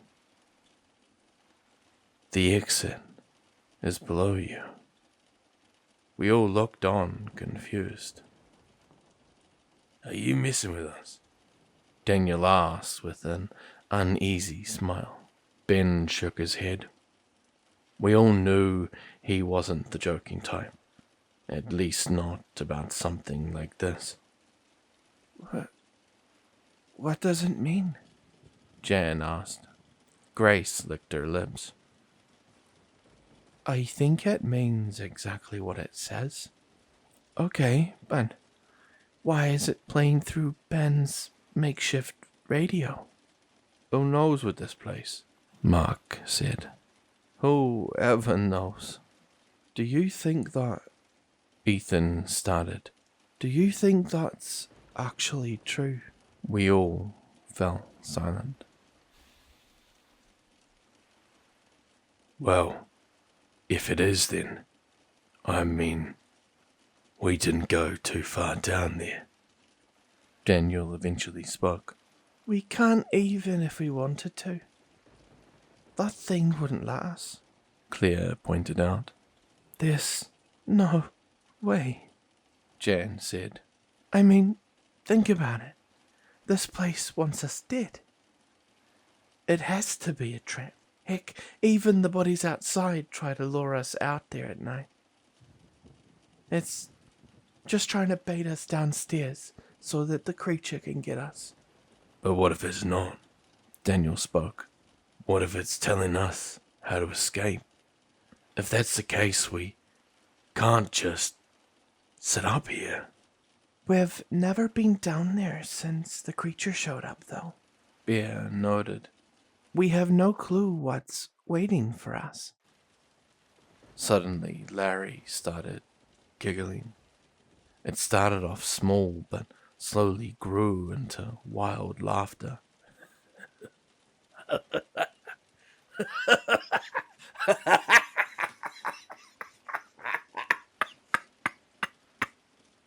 What's so funny? Dan snapped. Oh, nothing. Larry sighed as he composed himself. Just all of this bullshit. Of course the damn house isn't lying to us. It's messing with us. It knows we don't stand a chance of getting out of here alive, and it's rubbing it in. Mark stepped forward and calmly held up his hand. Larry, calm down. Calm down? No, I have been calm. I was calm when we woke up here, and I was calm when that blonde chick collapsed on the hill. I was calm when we learned about that thing downstairs, and I was calm when the body we left outside got up and started dancing around. I've been calm for the last 2.5 years. Larry screamed, throwing up his hands. But this is the last straw with me. He slammed his way past Mark and over to the radio that sat on the floor In one swift motion, he raised his foot and brought his heel down hard on the thing. It exploded into a million pieces. All of Benjamin's hard work over the last year gone in seconds. No! Ben yelled as everyone let out similar gasps and cries. Daniel grabbed Larry and slammed him against the wall. Larry, what the hell are you doing? Get a grip. He began to hysterically laugh once again. What are you going to do, Dan? Scream at me? Beat me till I'm black and blue? The outcome is all the same. In the end, we're all going to die. And there is nothing we can do about any of it. Dan released his grip as Larry continued laughing. That's what I thought. Do you know why? 'Cause you're all too afraid to do anything. You're just so content to sit around and jerk off with each other. In an instant, Larry was out cold on the floor. Dan's knuckles were split open. We all stared, shocked. Daniel was a big man, and when he needed to be, he could be intense. But we had never seen him do something like that. He looked down at his hand, then back to all of us. I'm sorry. I just wanted him to shut up. None of us had any arguments with that. Larry was still breathing and would be fine when he woke up. If not, maybe with a headache and pissed off. Mark and Frank dragged him off to the bedroom after checking he was all right, while Ben crawled around on the floor, collecting the scattered remains of his creation. Daniel walked off to the sunroom to stare out the windows. He was never quite the same after that moment. He was more distant, less happy. I turned to Bear, Andy, and Ethan. Holy crap, Bear muttered. Yeah, I replied. That was pretty intense. He kinda deserved it. Kinda. Ethan chuckled. He deserved a lot more than that.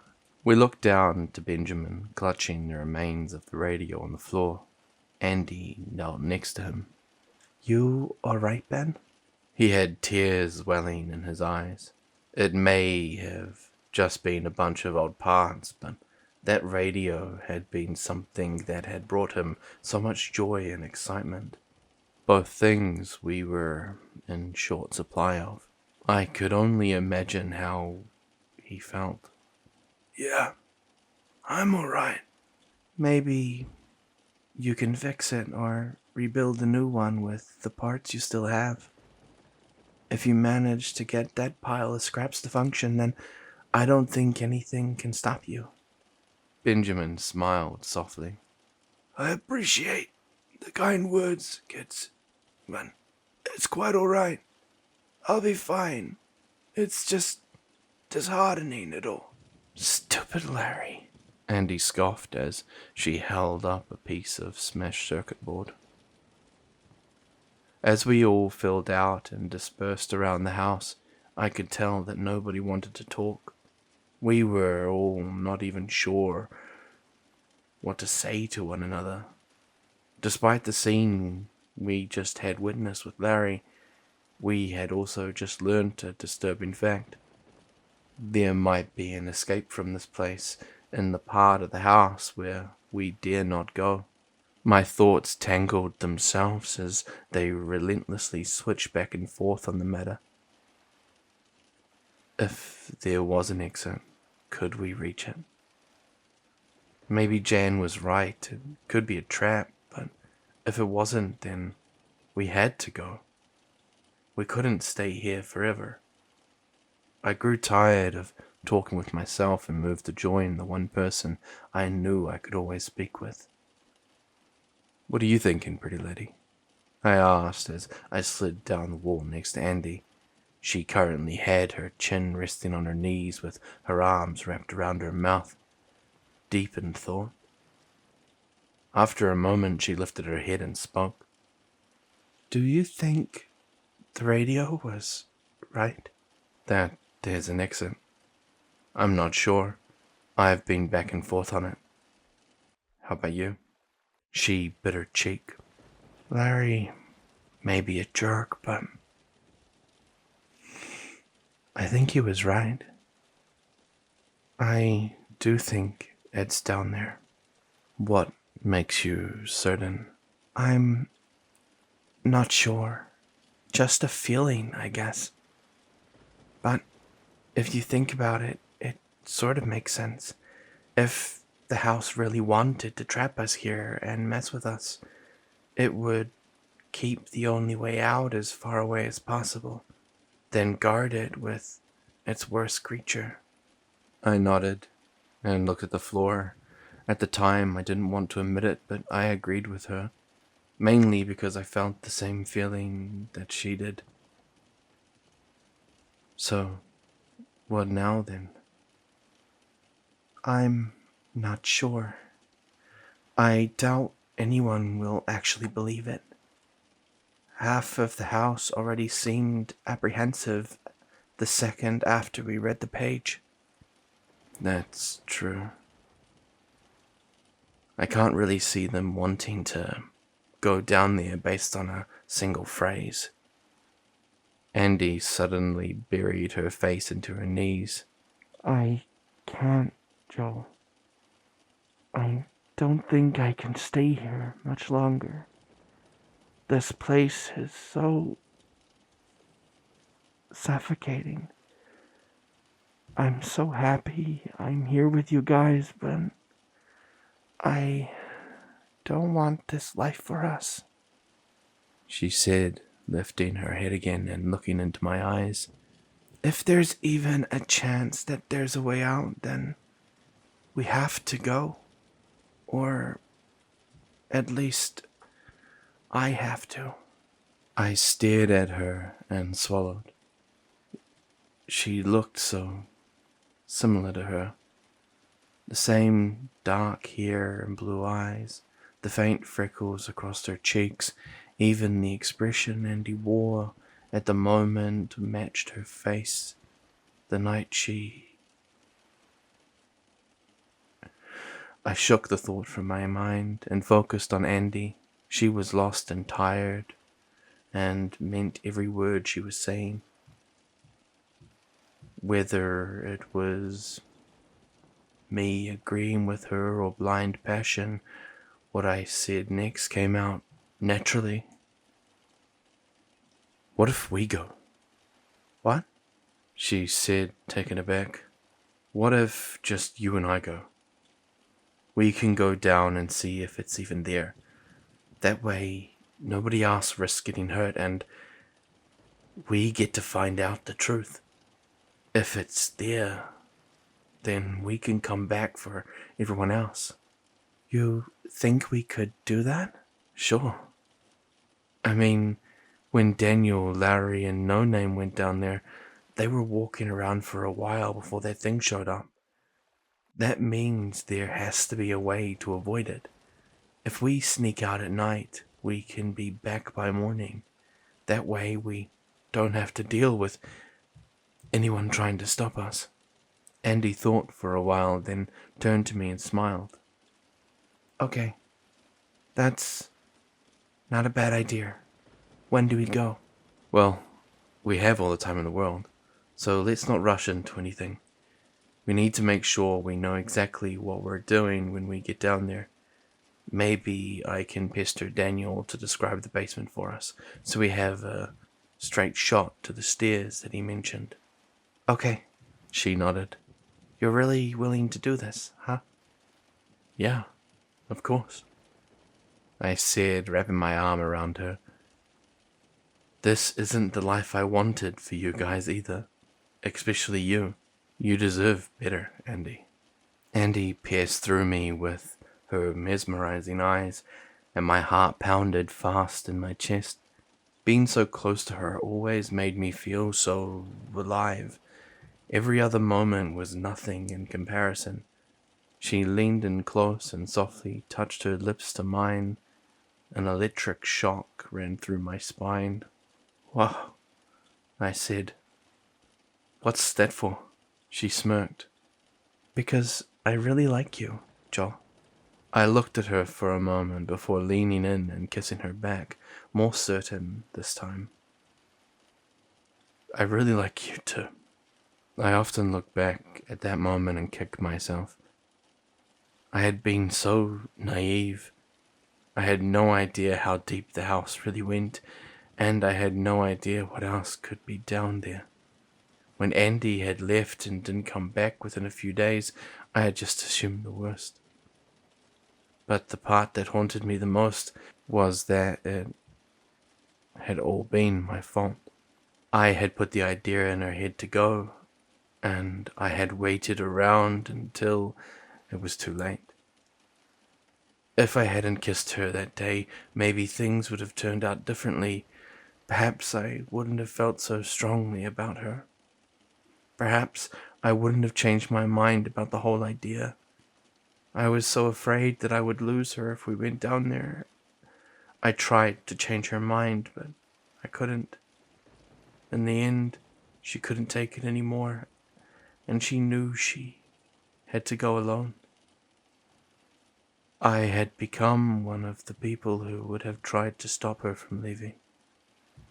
I didn't blame her for having to go, but I certainly blame myself for not following after her. The sound of overly cartoonish laughter jolted me awake. I instinctively looked at the screen to see the lights of the nap room had come on, and the clock on the wall was hysterically laughing. All of the puppets on the ground hopped up and began frantically shaking and dancing in place. I began to grow anxious as I watched one of the birds approach the cage. Within, Daniel hopped up and stepped between the creature and Ethan and Bear. He didn't look like he was about to fight it, but he certainly looked as if he was ready to protect it at all costs. To my surprise, and probably his as well, the bird didn't move towards him. It simply gestured for them to exit the cage. "Come on," I heard Daniel mumble to Bear and Ethan through the monitor's audio. "I think we'll be okay." Cautiously, the three of them stepped out of the cell, eyeing the bird as they passed. It stared down at them, and though I was watching from behind a screen, I could feel the anxiety they felt from where I was sitting. They exited the cage into the sea of puppets that all peered at them as they danced and jumped around. The three of them looked in pure fear. I prayed that they would be alright and that nothing terrible was going to happen. As I continued watching, I noticed Daniel staring off to the back of the room. There stood Larry, standing on his mat with a sinister smirk and staring right on back. From behind, the bird that had led Bear, Dan, and Ethan out gave them a nudge forward into the crowd.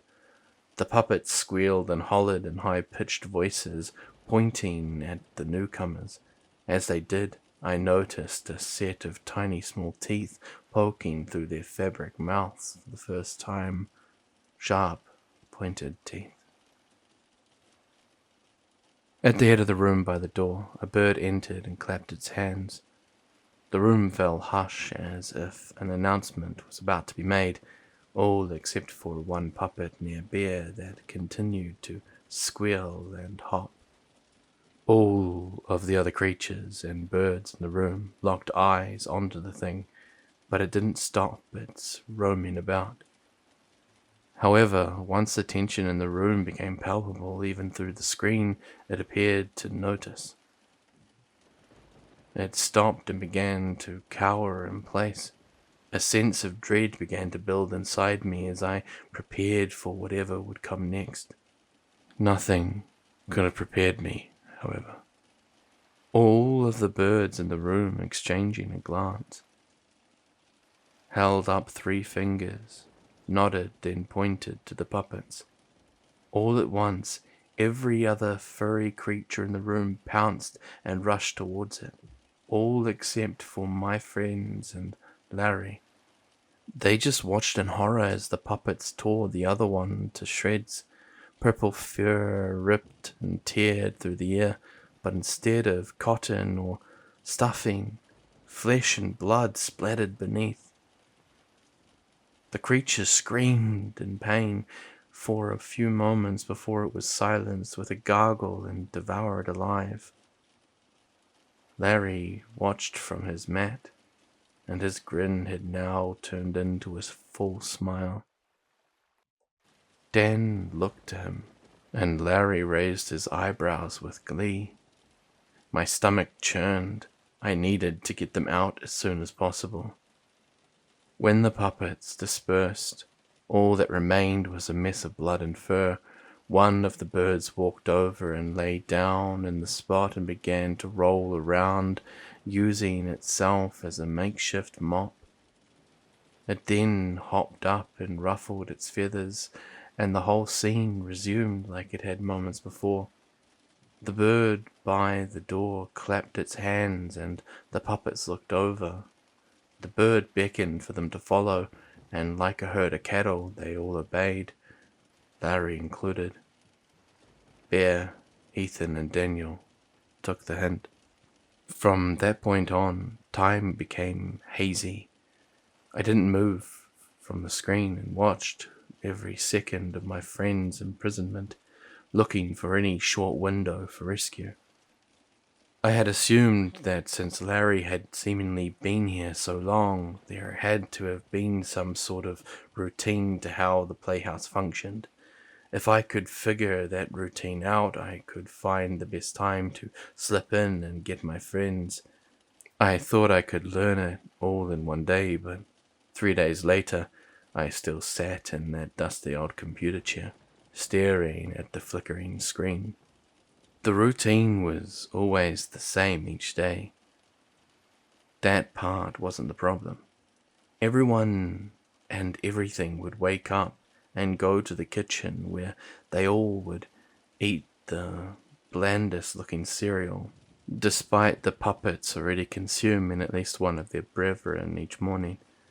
After that, they would go to the activity room for a few hours, then get a bathroom break that consisted of a mile-long line for the single toilet. As far as I could tell, the puppets never actually did anything when it was their turn. They just sat there, dancing their heads back and forth while hopping off. I only ever saw the tub get used if any of the puppets had gotten covered in blood. From the bathroom, it was on to the playroom where I watched the horrifying little gremlins sprint around the play structure like rabid animals, as the birds watched from the edges of the room. They would call out different puppets that seemingly broke some sort of rule. I noticed when this happened, they would hold up a number on their fingers. Once that number reached 3, that puppet became a meal for its friends. 3 strikes and you're out. Got it. I figured that since Larry seemed far more intelligent than the puppets, this was how he managed to survive for so long. He knew how not to break the rules. Unfortunately, my friends didn't know said rules yet. That became determined very quickly. But I'm getting ahead of myself. After the playhouse, they would go to the library for a story.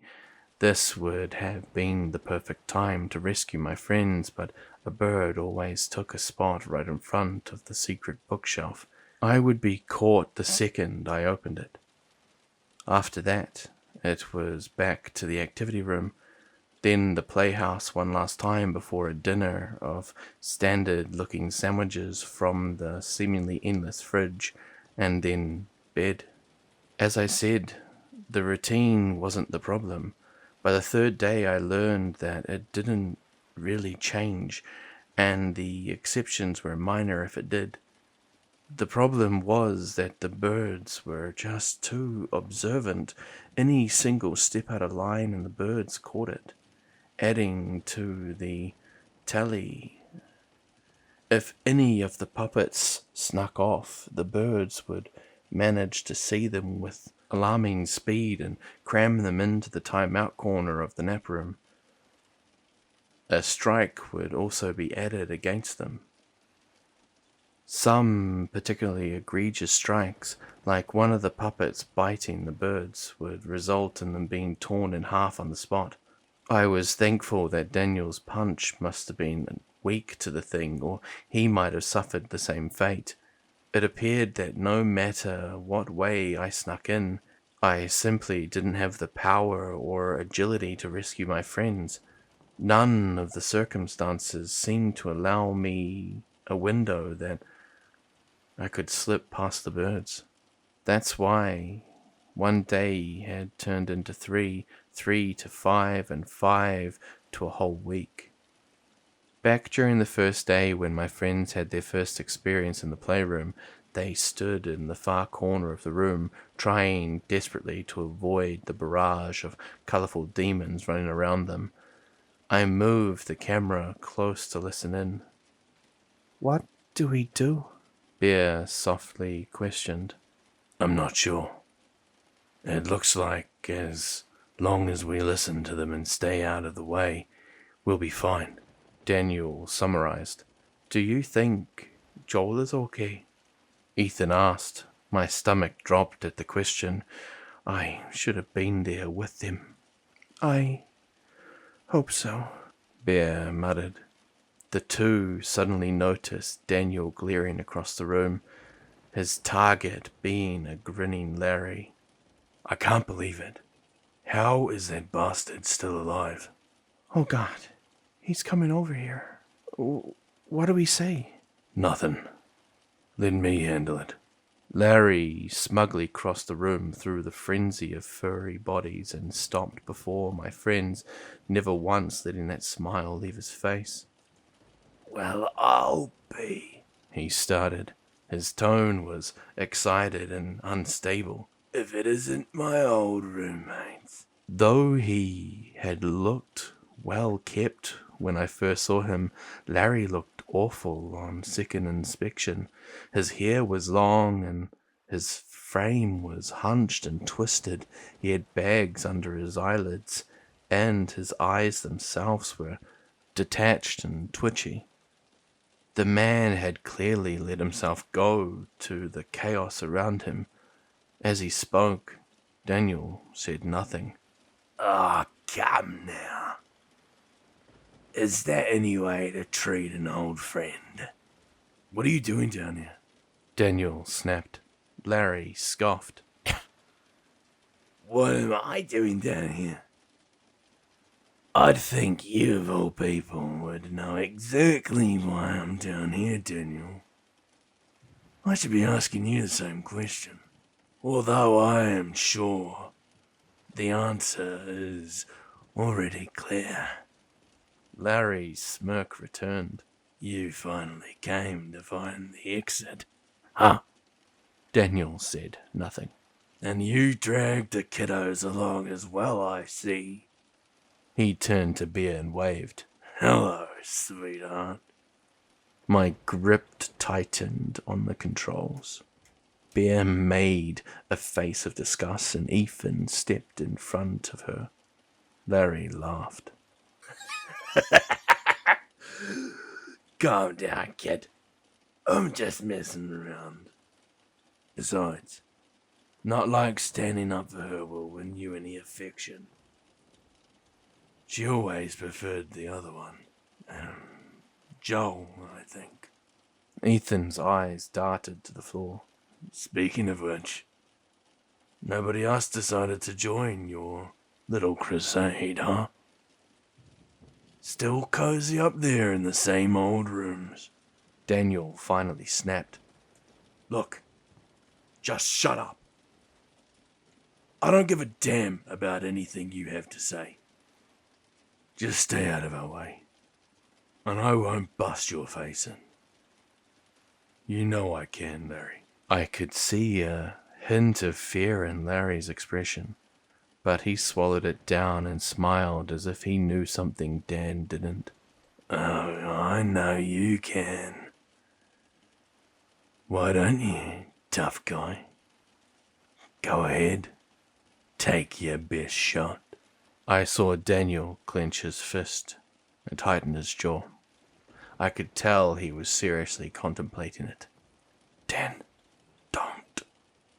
I softly muttered to myself. Luckily, my unheard wish came true. Daniel took a deep breath and relaxed his muscles instead. He just glared at the man with a look that could kill. Well, that's a shame, Larry said plainly. Perhaps some motivation. He took a step towards Bear and Ethan, and Daniel didn't hesitate. He grabbed Larry's shoulder, turned him towards himself, and decked him in the face as hard as possible. Harder than he had punched the bird the morning prior, and that blow had even been adrenaline-filled. Larry staggered backwards, falling on his butt, then curled into a ball as he held his nose. Dan, no! Bear cried. Instantly the room hushed as a nearby bird pointed to Dan. I erupted up from the chair and turned my body to the library door, waiting for the verdicts. The bird held up 2 fingers, and I released a shaky breath. They must have countered Daniel's first attack against the bird. Not good. But at least he wasn't dead yet. I slowly sat back down. The playhouse resumed its chaos as a bird came over and scooped Larry up, then carried him to the corner of the room to a bench. As it did, Larry looked over its shoulder with a wicked smile. The man was clearly out for revenge, and by the looks of it, was still completely insane as well. Not a good combo. Daniel, what were you thinking? Bear chastised in an unsteady tone. You can't do stuff like that.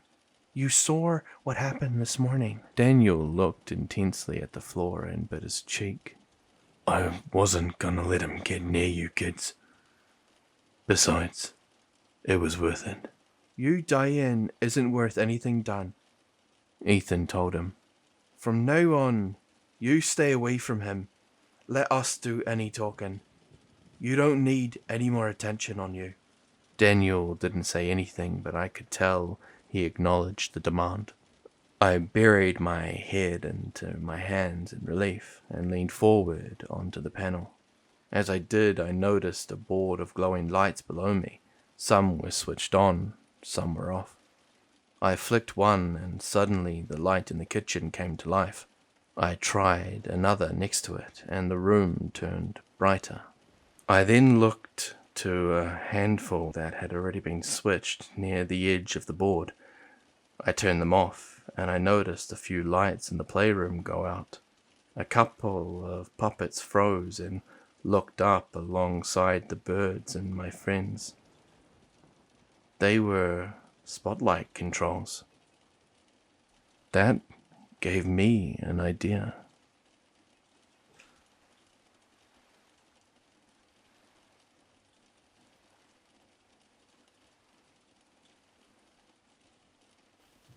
Click, click. The light flickered on and off. What do you think that's about? I heard Ethan ask. I don't know, but they don't seem to either, Bear replied, gesturing to the room. I smiled slightly as a mild warmth filled me. It was small, but the little interaction with the people I loved filled me with so much joy. I steadied my thoughts and then began again once I remembered the correct letters.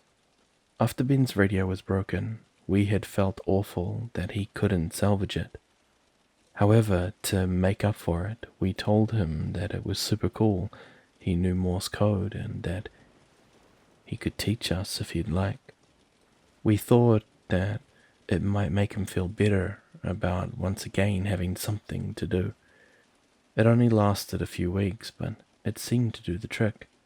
We never had use for it again. But now, H-E-L-L-O.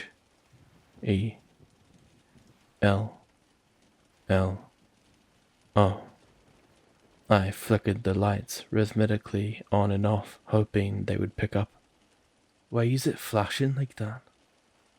Is it burning out? Ethan asked. Things in this house don't break, remember? They're usually already broken when we find them, Daniel pointed out. H-E-L-L-O.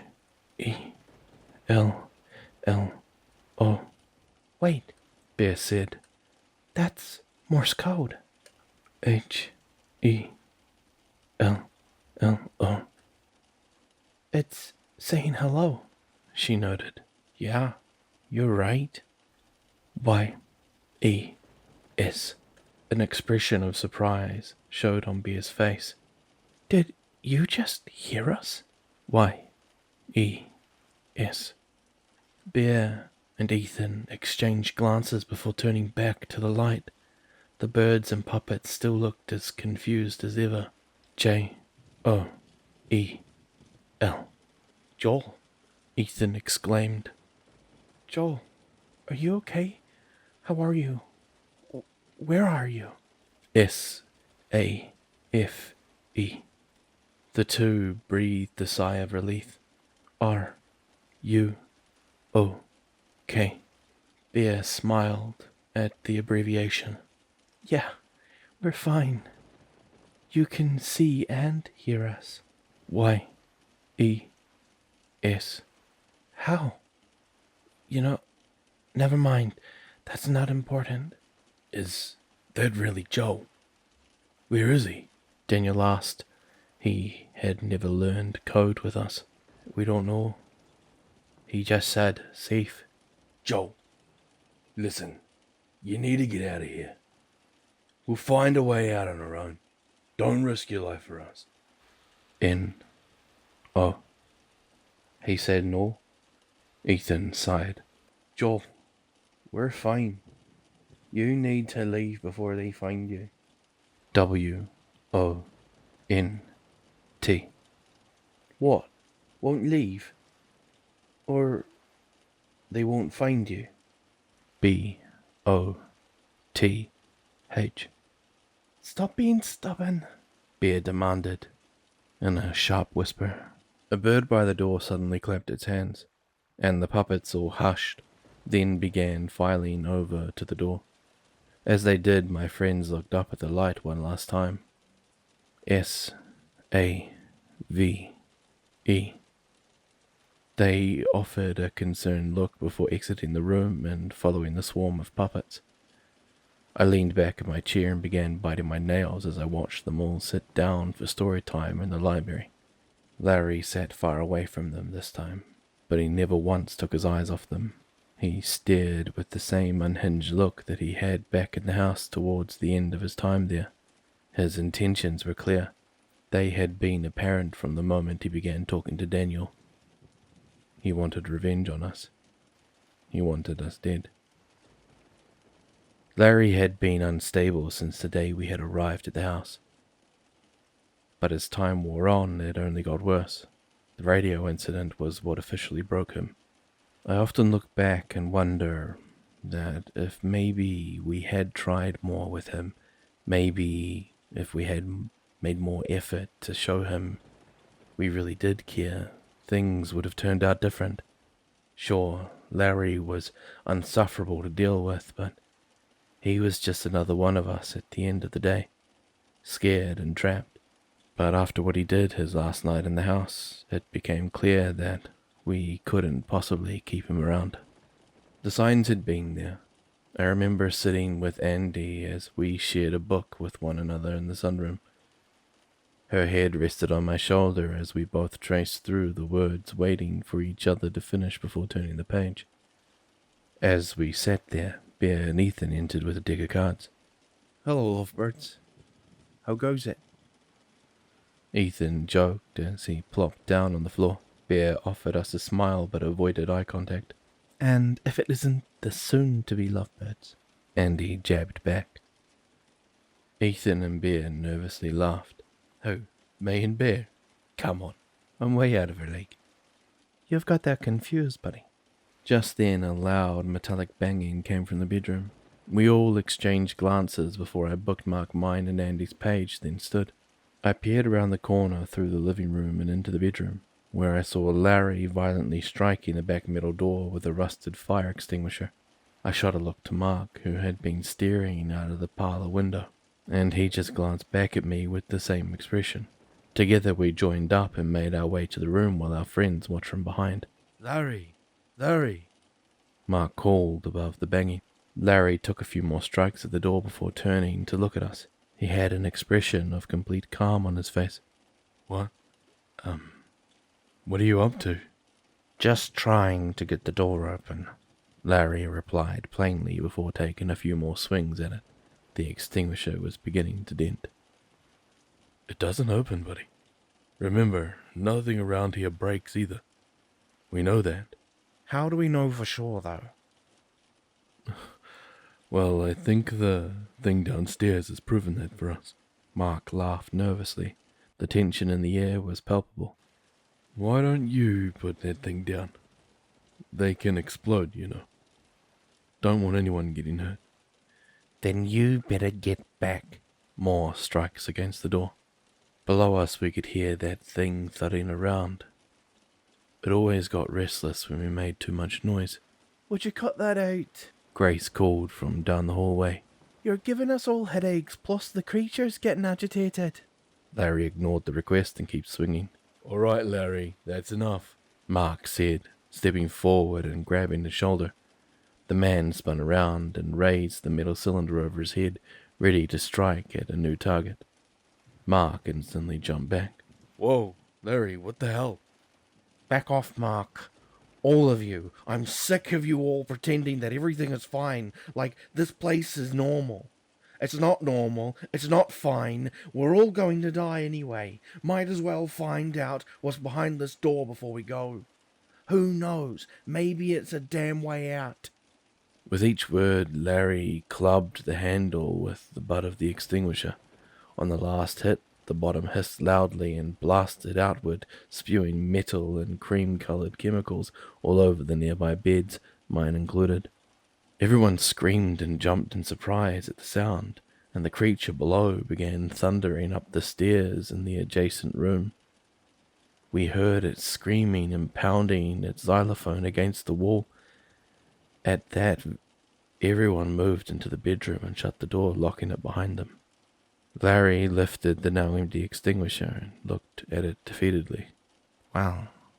Damn. Mark lunged forward, yanked it from his hand. What the hell is your problem? I get that you're upset about everything, but we all are. That doesn't give you the right to scare the shit out of everyone and act like a complete prick. Give it back. I'm not done with this door yet. Larry grabbed on to one end of the exploded canister and the two began to wrestle it back and forth.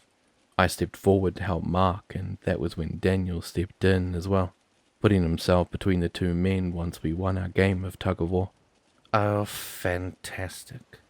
Here comes Mr. Hero right on cue. Simmer down, Larry. No. You know what? I'm getting really sick of you, Dan. You act like a leader, but what have you achieved for us so far? Huh? A cozy little home in the middle of hell? Yeah, real nice, pal. I'm personally a huge fan of the demon next door. Real nice guy. Larry, I'm not here to fight. Of course you are. That's always your answer, especially with me. Bet I'll end up with a black eye at the end of all of this. Would you stop? Jan chimed in. You're scaring us, Larry. Just calm down. Oh, don't act like you care. None of you care about me. Don't you think I've heard the things you say about me behind my back? Larry makes this place unlivable. Larry is the worst. I wish it would have been him at the beginning. It's a small house, remember? I felt guilt in my chest. The things he claimed we said were exaggerated, but sadly they weren't far off. Yes, Larry, fine. You get on our nerves sometimes, but that don't mean we don't care about you. We've all talked about each other like that sometimes. That's what living with 12 people in 6 rooms does. You get frustrated sometimes. Claire yelled. Screw that. You've all always hated me, and that's a fact. Well, maybe if you didn't treat everyone like rubbish, we would like you a whole lot more. Benjamin snapped. Everyone, stop it, Daniel said. We've gone this long without taking each other's heads off. Let's not start now. That's funny coming from you, Dan. The only one who's physically harmed anyone in this room. Larry jeered. Listen, I'm sorry for that. But you are acting like a complete lunatic right now, Larry. I am. Look at yourselves. You're all acting like this is our home. Jan sets the dinner room for crackers every meal like a suburban house mum. Ben builds a damn radio like a grandpa working on his model airplanes. Joel and his little posse just sit around playing games all day like a bunch of children. You're all the crazy ones. I'm the only one with enough sense to want to leave, who isn't content just to sit around and wait to die. Before we could stop him, Larry plowed past us and threw open the bedroom door. He began moving down the hallway, and we instantly knew where he was heading. Bear and Ethan ran after him as Larry bolted to the kitchen. He grabbed the pantry and had just began to slide it aside when the two caught up to him. They grabbed his arms and yanked him back, but he pulled one hand free and took a swing, striking Ethan across the cheek. Come on, we're in here, you stupid thing. Larry yelled to the door as Bear struggled to restrain him. The creature behind the barrier squealed with delight, and its awful voice sending shivers down my spine. At this point, Frank, Grace, and I were on him as well. Ethan recovered from the blow that had been dealt, and with all of us combined, he didn't stand a chance. We pinned him to the floor, and Larry began hysterically laughing into the carpet. As he did, we all just stared at him in utter shock. Nobody had any words. Larry had utterly lost it, and I couldn't help but feel it was our fault. Daniel and Jan looked at each other before Dan finally spoke. We should tie him up for now. He can't be trusted. Nobody had any arguments. As we grabbed the rope we had stockpiled and began to bind Larry's arms and legs, he stared at Daniel with a completely unhinged smile. The same one I would see him wearing a year and a half later in the playhouse. I'll kill you, Daniel, he told him. When I get the chance, I will. Daniel said nothing. I looked at Bear and Ethan. Ethan avoided eye contact as he tied Larry's legs, and Bear just stared at me with pure hopelessness and shook her head. I placed a hand on her shoulder, then turned to Andy. She had tears in her piercing grey eyes. I stepped over to her and took her in my arms, brushing her hair gently with my fingers. She just shakingly held me and softly sobbed. I knew it wasn't because of Larry. Sure, the scene was upsetting, but Andy was tough and undisturbed by such things. She was crying because she was still trapped. We all were. Larry had just shown what was bound to happen if we remained trapped for too long. It was on my 6th day of surveilling my friends that I noticed it. I watched them eating their usual breakfast of bland Cheerios when something moved in the top corner of the monitor. I panned the camera up and my heart shot into my throat. In the metal raptor of the kitchen, climbing between the spotlights, was the curator. It stared eagerly down at my friends, and my hands began to tremble. I stood and turned towards the door that led outside of the studio, ready to call for it and distract it, but then froze when I saw Larry look up and smile. That's when I noticed it wasn't moving or trying to attack. It was simply watching them. The strange part was that it made no sound, something it didn't often do when it was in the presence of prey. Larry waited until Bear made eye contact with him, and then he grinned and pointed up at the ceiling. Bear hesitated, not wanting to trust the man, but must have thought it harmless to check. An unfortunate mistake. Bear had always found the creature horrifying, more than anyone else at the house. She fell backward out of her chair and screamed, scurrying back up on all fours upon realizing its presence. The scene caused the rest of the puppets to burst into a mob of chaos, which in turn caused the birds to add a strike against Bear. Luckily, this was only her first one in all of her time so far. Ethan had gained one a few days prior thanks to a ploy by Larry, and Daniel had still been hanging on by a thread. As Bear kept looking up, this caused one of the birds to glance up as well and alert the others to the creature's presence. They did not seem happy. As soon as this happened, the curator shrieked and scurried off, pounding its xylophone the whole way into the darkness. The whole sight, while unfortunate for Bear and stressful for all involved, taught me 3 things. One was the curator must have often come this way.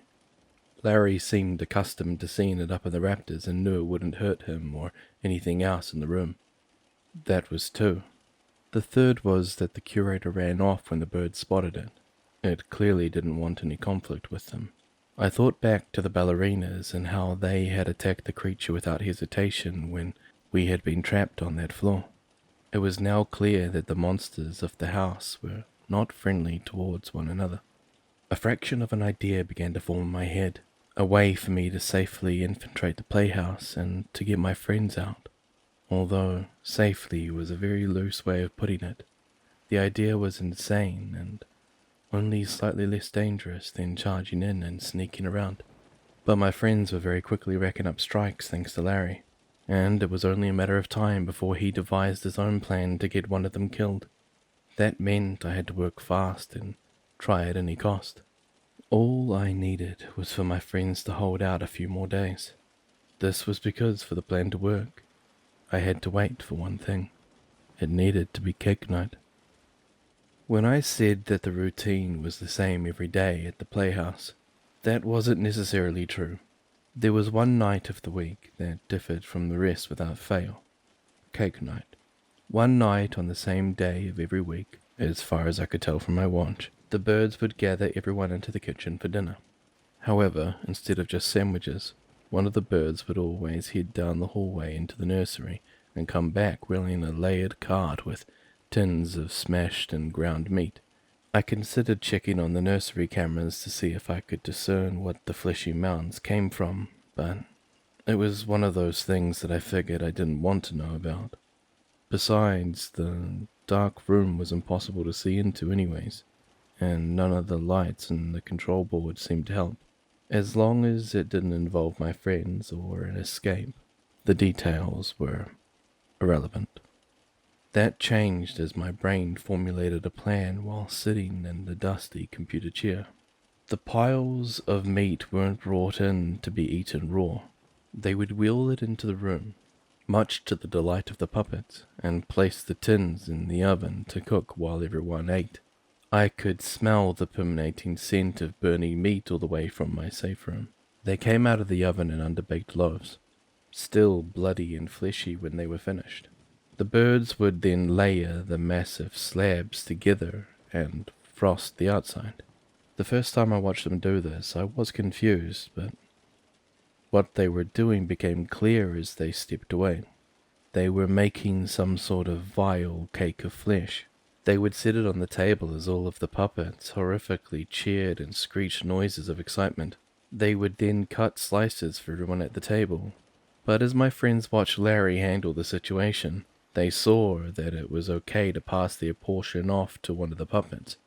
The birds seemed to applaud this display, as if they were parents praising their kids for sharing. The puppets seemed to love it too, as they lapped their bloodied, furry lips. At the time, all of this had seemed unimportant, just another strange and disturbing thing that the house presented that I wouldn't understand no matter how hard I tried. But when I decided I needed to vault down through the roof of the kitchen, I knew I would need something to cushion my 50-foot fall. If I landed on the hard table or the floor, there was no chance of me recovering in time before chaos broke loose. Now I understand how insane jumping smack center into the middle of a murderous dinner sounds, but strangely enough, that wasn't even the most dangerous part of the plan. That was just the middle. The rest was much, much worse. But I didn't stop to think about it.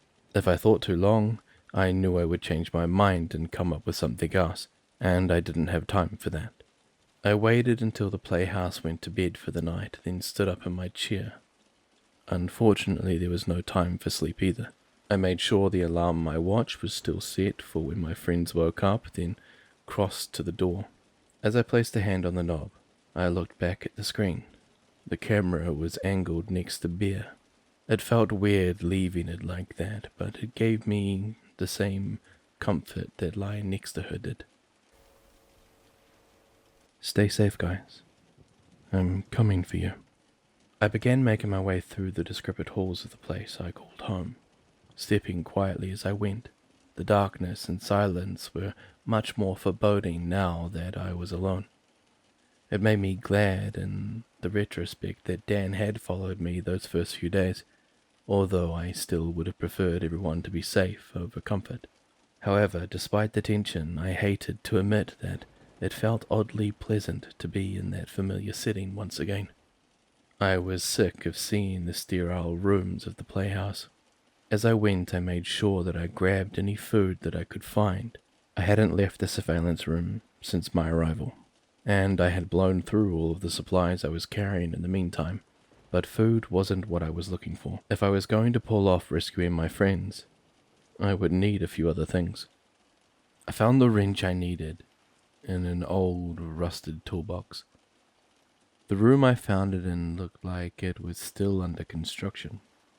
Out of curiosity, I stepped to one of the unfinished drywall panels and scraped it with the tip of the tool.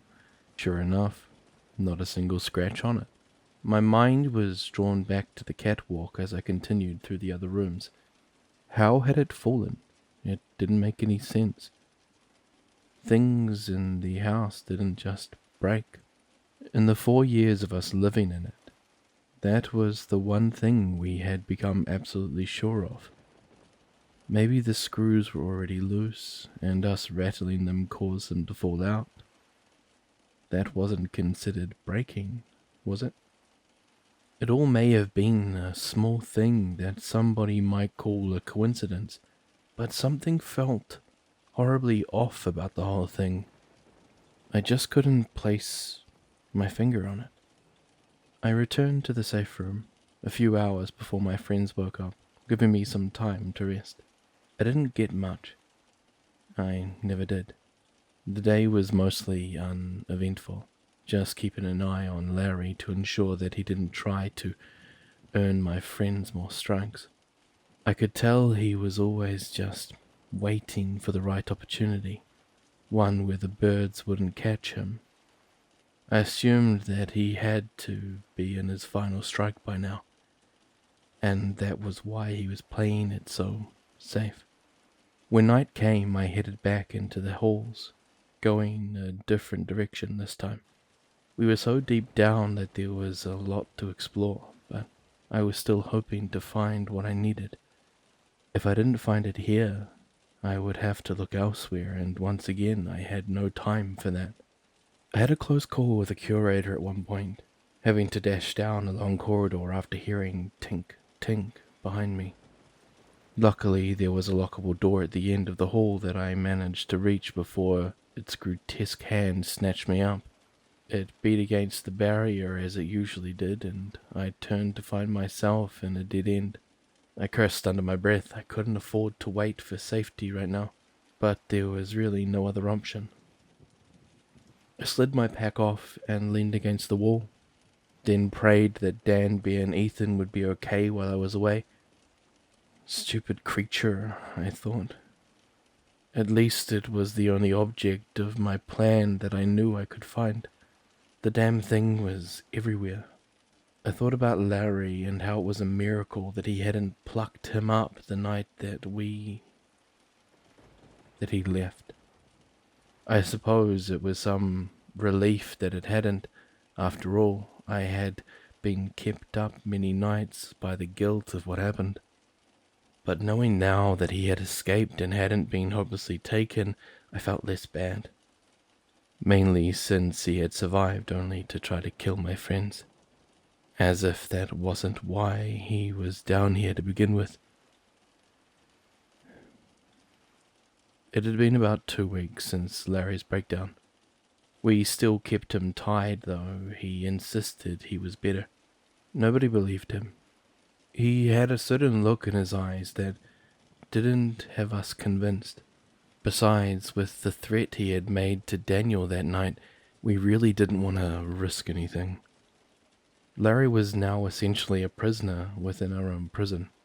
We didn't know what else to do with him. At night, we led him into the living room to sleep and took extra precautions on tying him so he couldn't escape. When we made breakfast runs, we brought him into the room and gagged him so he couldn't scream and alert the creature. It all was working okay, but our morale was at an all-time low. We all were the only people we could depend on in the house. The fact that one of us was now considered the enemy made everyone feel small. I stood before the mirror in the bathroom while Jan sat on the toilet with the lid down. Both of us brushed our teeth in silence. After spitting our paste into the sink, I began rinsing my mouth as Jan spoke. "You doing okay, Joe?" I splashed some water on my face, then stepped aside, giving her room to use the cold water the rest of the group had left us. "Yeah, are you?" "Mm-hmm." "You sure? You've got your classic motherly Jan vibe about you." "What's up?" "Nothing. I just noticed that everyone's been really reserved since Larry, well, you know." "Yeah. Small house." Jan laughed. "How's Andy doing? She doesn't ever want to admit how she's feeling." "Yeah, I know. I don't think she likes putting her troubles on everyone else. I just think she's been really shaken up by the whole thing." "Well, I'm glad she's got you through all of this. You two seem really happy together." Jan smiled. "Yeah, I'm glad to have her as well. I can't even imagine this place without her. She's really keeping me going." "You guys better be giving us an invite to the wedding once we get out of here," Jan joked. "Only if you give us one to yours and Mark's." "Hey, what's that supposed to mean?" I chuckled and rolled my eyes. "Come on, Jan. Everybody sees it." She opened the door and flicked the lights off as we exited. "There's nothing to see," Jan smirked. "I just think he's very nice, and I enjoy his company." "Would you keep it down over there? I'm trying to sleep," Larry sarcastically snapped from the living room corner. He lay with his back to the wall. Mine and Jan's juvenile mood quickly dropped. "Good night, Larry." I shot over to him. He lifted a hand tied behind his back and raised his middle finger. Jan and I entered the bedroom, and I took my spot on the floor next to Andy. She immediately pulled close to me, but said nothing. I gently kissed her head and whispered, "Are you okay?" I felt her nod into my chest, but could tell that she was lying. I already knew what was bothering her. Soon, I told myself. We'll go soon. I lay there for hours staring at the ceiling and listening to Andy's breathing like I did nearly every night. Usually the soothing sound would eventually lull me to sleep, but I had too much on my mind that night. I could never sleep when I knew something was bothering her. It was even worse when I was to blame. I listened below for the creature to see if maybe it was up with me. I heard nothing. I did, however, hear Mark get up from his bed to make his way to the door. It had been less and less common for us to get up and use the bathroom at night. The bodies outside were always unsettling, and with Larry now in the living room, most of us didn't bother. But still, when you had to go, you had to go. I closed my eyes and listened again. I could hear one of the bodies dancing by the bedroom window outside of the house. I wondered if maybe it was Hillary. I was thankful that it didn't make noise or pound on the walls like the thing downstairs did.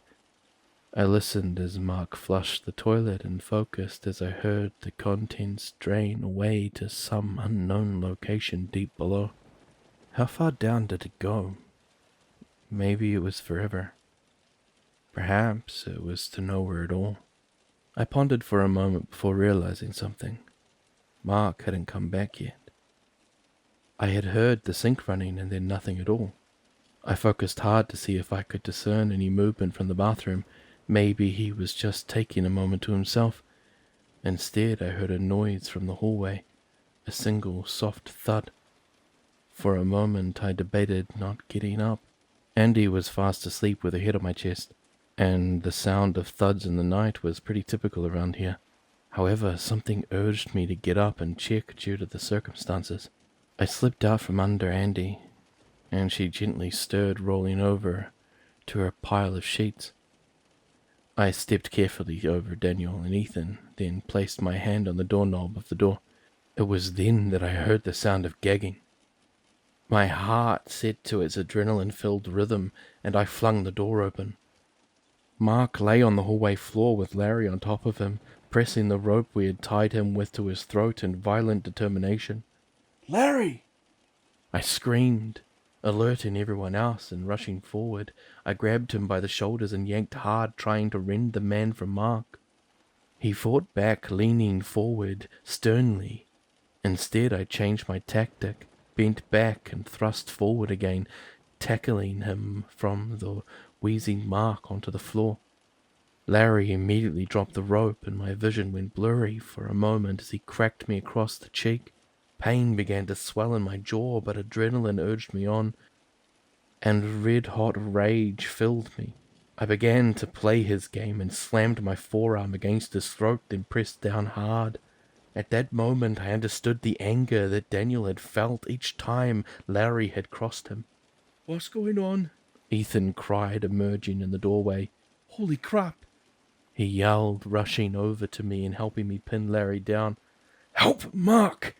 I commanded over my shoulder to whoever was listening. A group of people obeyed, and Bear ran to my side to assist Ethan.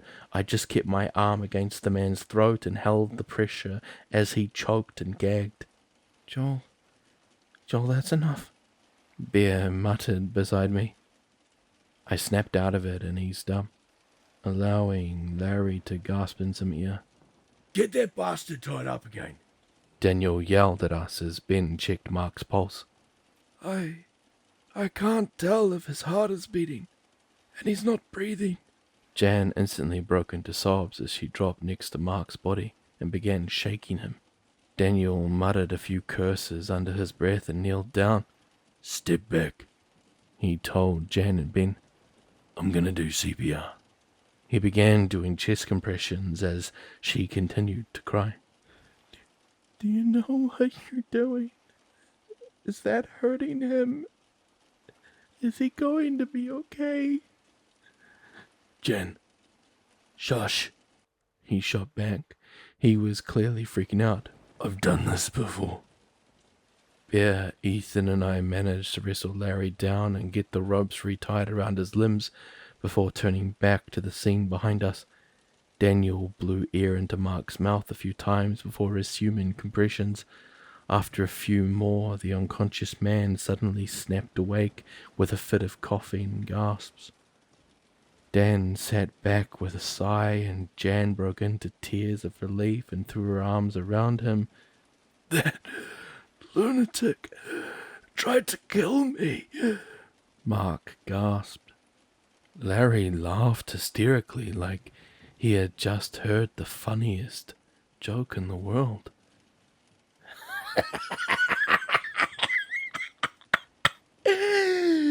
Kill you? No, my friend, I was trying to save you. What a much more peaceful way to go than whatever else could take you. Larry continued to cackle as Daniel stood up and began to walk slowly over to him. Andy caught his arm and tried to stop him, but he yanked it loose. I tried to step in front of him. Daniel, stop. Get out of my way. This isn't worth... Get out of my way. I looked past him to the group, who looked back at me with nervous expressions. It was clear that none of them truly cared what happened at this point, but they didn't want me getting caught up in it. Moments ago, with my hand against his throat, I would have been right there with Dan. But now that the adrenaline was gone and we already had Larry subdued, it seemed inhumane to kick the crap out of him, even though he deserved much, much worse. Reluctantly, I stepped aside. Daniel walked close and towered over Larry. Larry just looked up with a smirk. You know, Daniel, I only attacked him 'cause I thought he was you. You both kinda look the same in the dark. Daniel knelt low and picked the man up off the ground.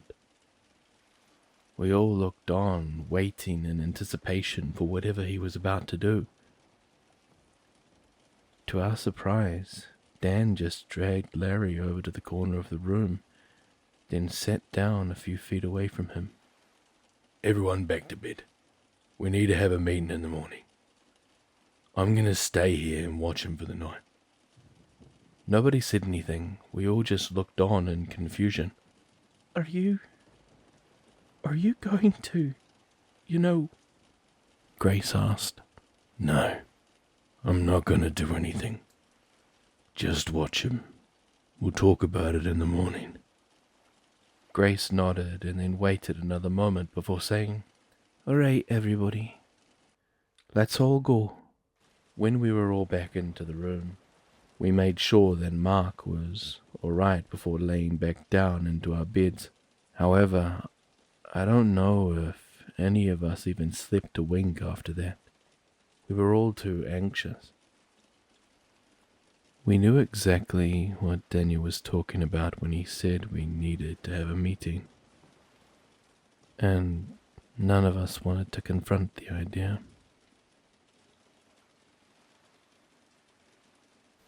The alarm on my watch began beeping, alerting me that the playhouse was just getting up for the morning. I must have managed to lightly drift off amidst the curator's violent assault on the door, a skill that took years to master.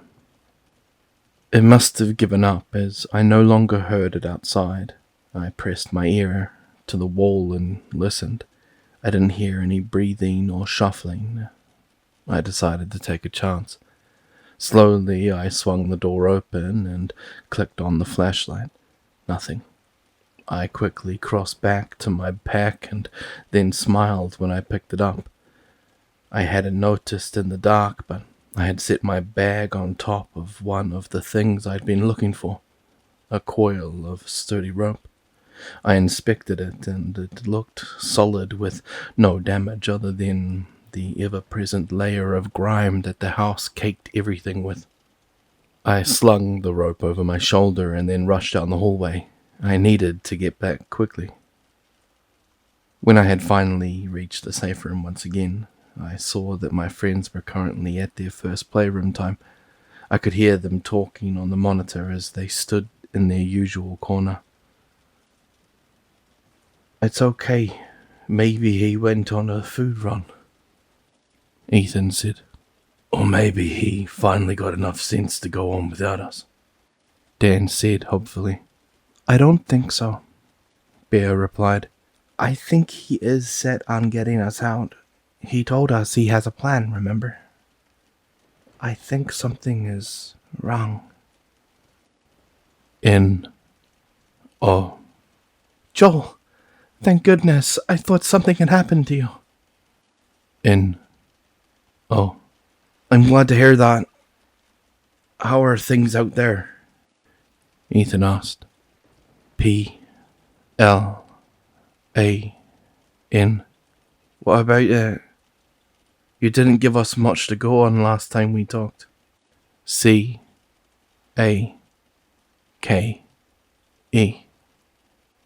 Bear shuddered. What about it? Does it have to do with that? Y-E-S. What do you need us to do? B-E-R-E-A-D-Y.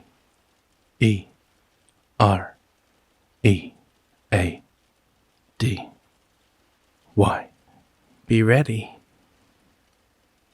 Ready for what? R-U-N. Well, that's ominous. Daniel chuckled. During their activity time, Bear and Ethan had been teaching him Morse code so that he could keep up with the conversations. Be careful, John. We don't need you dying trying to rescue us. Bear nodded. If it comes down to your life or ours, you need to go. I was very thankful. I could only respond in a word or two. If they knew the full detail of what I was going to do, they would be adamant that I leave them instead. Luckily, they wouldn't know until the time came. Suddenly, Larry approached my friends, something he hadn't done since Daniel had punched him in the face. I was immediately on alert, and I could tell they were too. This was clearly another ploy for him to attempt to get a strike on one of the three. He had only managed to do this one other time by framing Ethan to look like he had broken some crayons from the activity room. I was unsure how he pulled it off without the birds noticing, but he knew this place better than we did. He obviously had his plans on taking each of them out. Daniel immediately stepped behind Bear and Ethan. He was Larry's prime target and had 3 strikes. The risk of him interacting was too high. Talking to the lights again, huh? What do you want, Larry? Bear snapped. Who are you guys talking to anyways? We aren't talking to anyone. You would know that if you weren't so insane. Larry shook his head. Look, you guys. We're all going to be here for a while. Why don't we just get off each other's throats, huh? He cracked a wicked grin at the comment. It would make this whole ordeal a whole lot more tolerable. We humans gotta stick together, living with all these little monsters. He pointed to a puppet currently being scarfed down by its siblings for its 3rd strike. The sound of tearing flesh was sickening. I'd rather end up like that than be around you any longer than I had to, Ethan remarked. Careful now, Ethan. You might just. Love the scar on your arm, by the way. Try to off yourself or something. At the remark, Ethan pulled his jacket sleeve down over his wound. Larry grinned with delight. I noticed he was acting differently. His usually intense stare was gone and replaced with a nervous, shifting glance. I traced his eyes and noticed he was looking at the clock every few moments. I leaned forward, and my heart raced as the sense of danger weighed heavy on my gut. How many strikes are you on, Larry? Bear asked. You've been here for a while now. Can't imagine you're too well off. Why don't you leave us alone so that none of us get hurt? I could sense unease in his expression, but his insanity quickly gave him the confidence he needed to push back. I'll be fine, sweetheart. Like you said, I've been here a while. I know all the ins and outs. You don't. As soon as he finished the sentence, the birds by the doors began wrangling everybody together to leave. Come on, you two. Let's go, Dan said, pulling them towards the door. I felt a split second of relief, thinking maybe Larry hadn't gotten the opportunity to enact whatever scheme he had thought up. That went away as soon as I saw him retrieve an object from his back pocket. He had stuffed a shiny red ball from the ball pit inside. He trailed up behind Bear, Ethan, and Daniel, and I quickly began flashing the spotlight, hoping to alert them. As they looked over to acknowledge the flashing, Larry promptly reached up and dropped the ball into the hood of Ethan's jacket. It was so light that he must not have felt it. My friends just looked up at the beam in confusion. L-A-R-R-Y.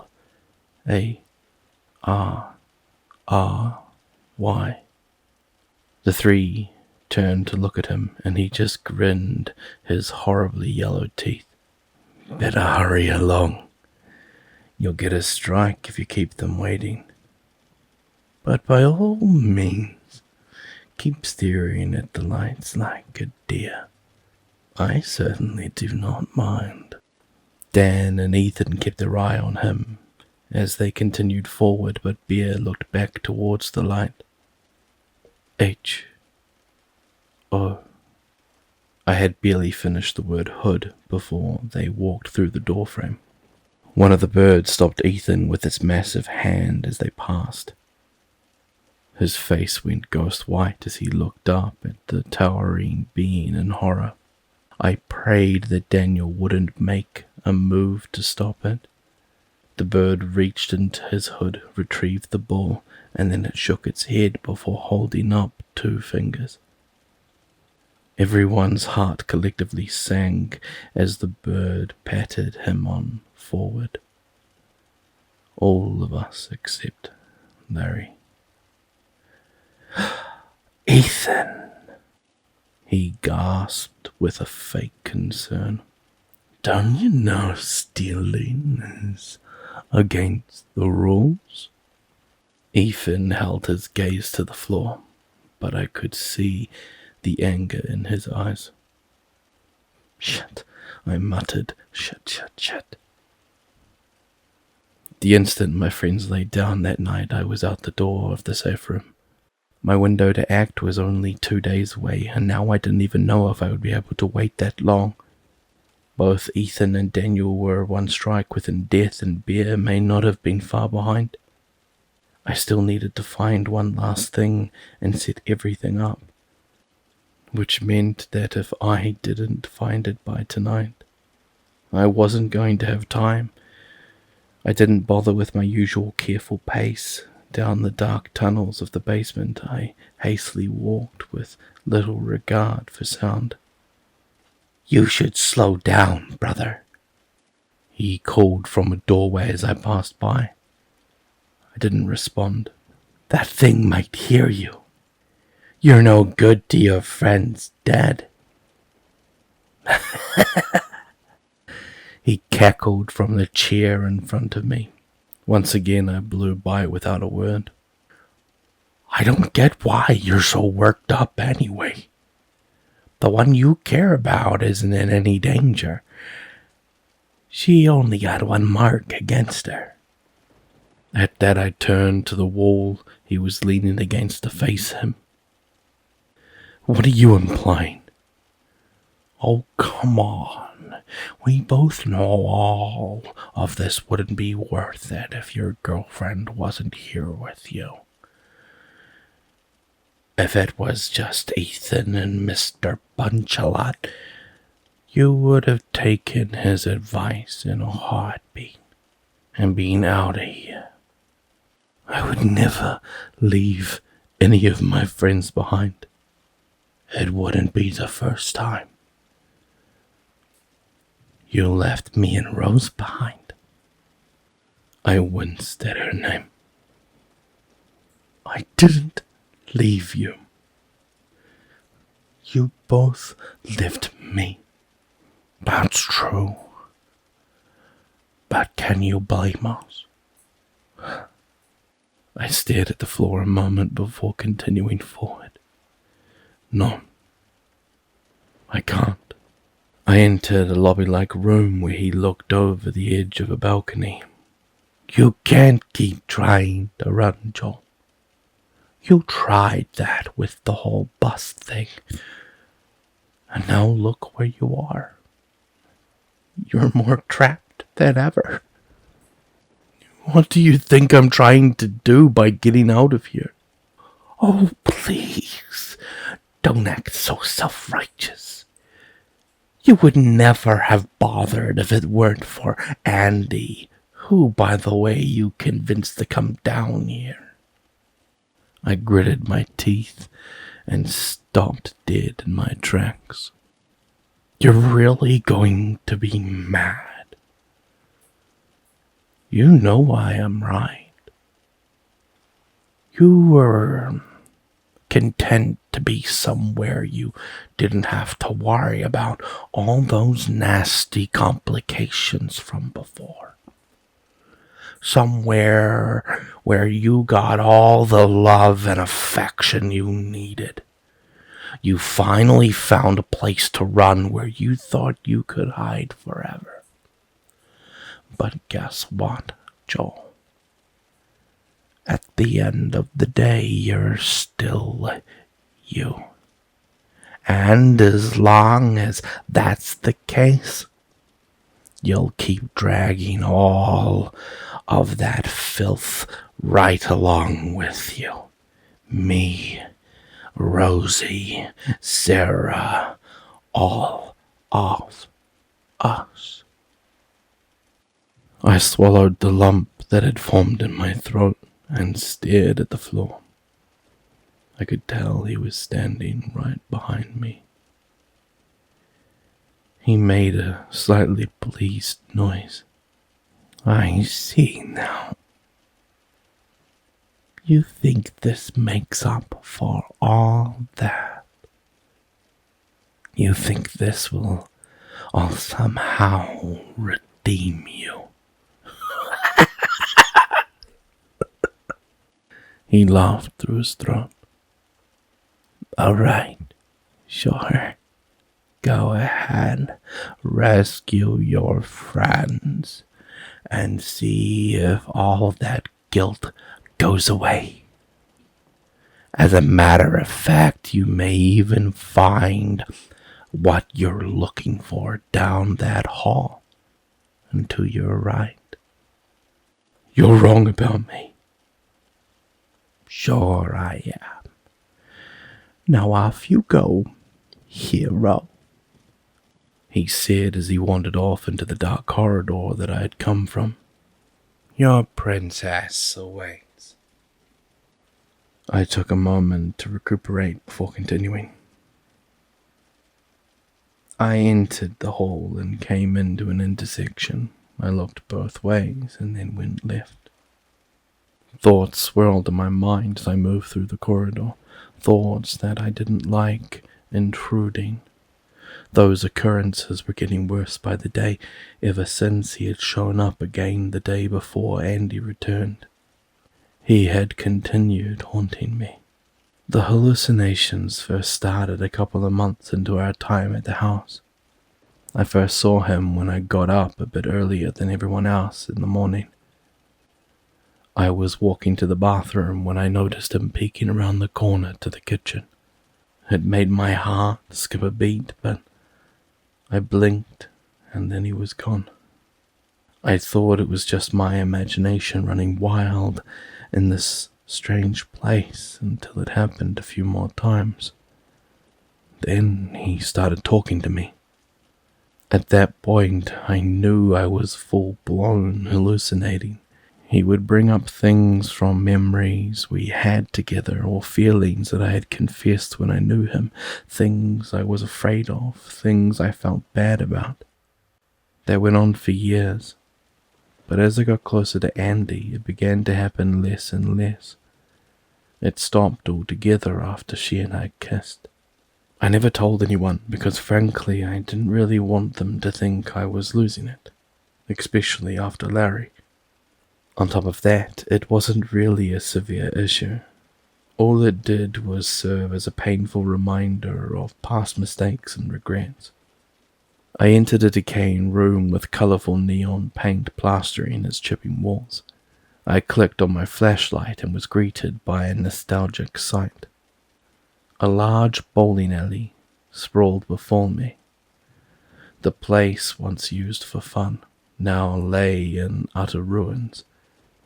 I almost turned to leave, thinking it was a waste of time to scavenge the area, when I remembered something. When I was young, I was never too good at bowling. I would always run too close to the line and slip on the grease-covered wood. I made my way to the far wall of the room and walked down the path to the service door in the back. I crossed through the storage and held my breath as I looked around. A large white jug of something was beneath the shelf, and I slid it out. Mineral oil. I smiled in relief. It wasn't what I expected, but it would have to work. I stepped out of the room, oil in hand, and began to silently jog my way back to the playhouse. I couldn't believe how lucky I had gotten. The odds of finding something like this were astronomically low. I had known it would be the most problematic ingredient to find due to the strange condition of its requirement. I needed something slick and slippery that wouldn't dry up quickly. As I passed the lobby room again, I looked up at the balcony, and a strange realization suddenly hit me. He had told me to go right if I wanted to find what I was looking for. Sure, I had gone left, but what if? What if he had been counting on that? I quickly dismissed the thought. It had to be a coincidence that I found the oil. If I thought about it any further, I might have accepted the terrifying truth. My hallucinations had just given me directions.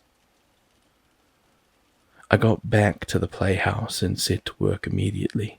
While everyone was asleep, was the best time to set everything up. I grabbed the wrench and headed back to the catwalk stairs that took me to the top of the structure. I hopped the railing and made my way over to the kitchen opening, where I had climbed onto the metal scaffolding. Slowly and cautiously, I made my way over to the center of the table below.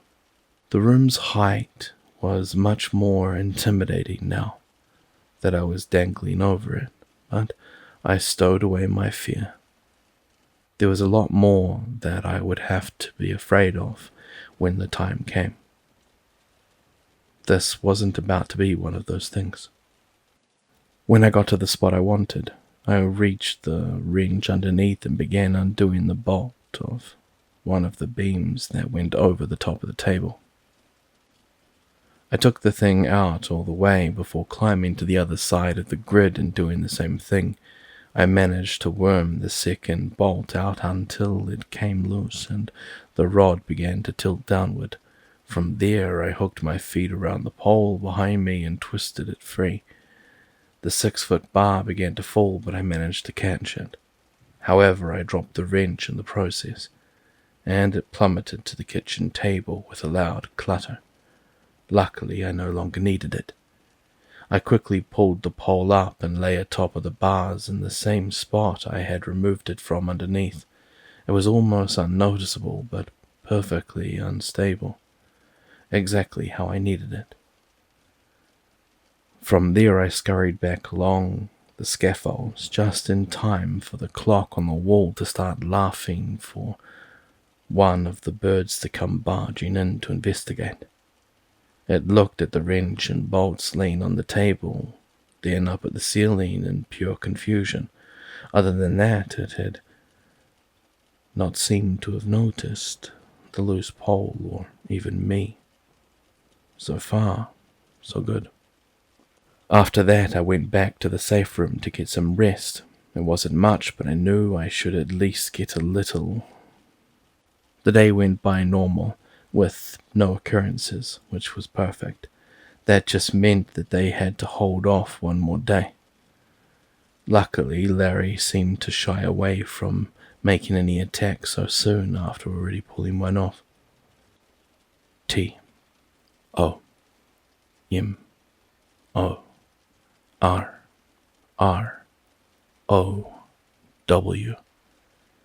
Tomorrow? Bear asked, trying to confirm my message. Y-E-S. Tomorrow during the cake thing? Ethan asked. Y-E-S. Okay, are you sure about this, man? S-I-T-E-N-D.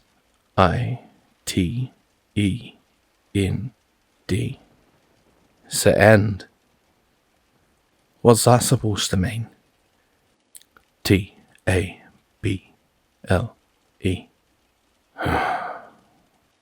Daniel sighed. I hope you know what you're doing, kid. That night I set to work on the second half of things. I had no scavenging to do, which meant I could purely focus on preparation.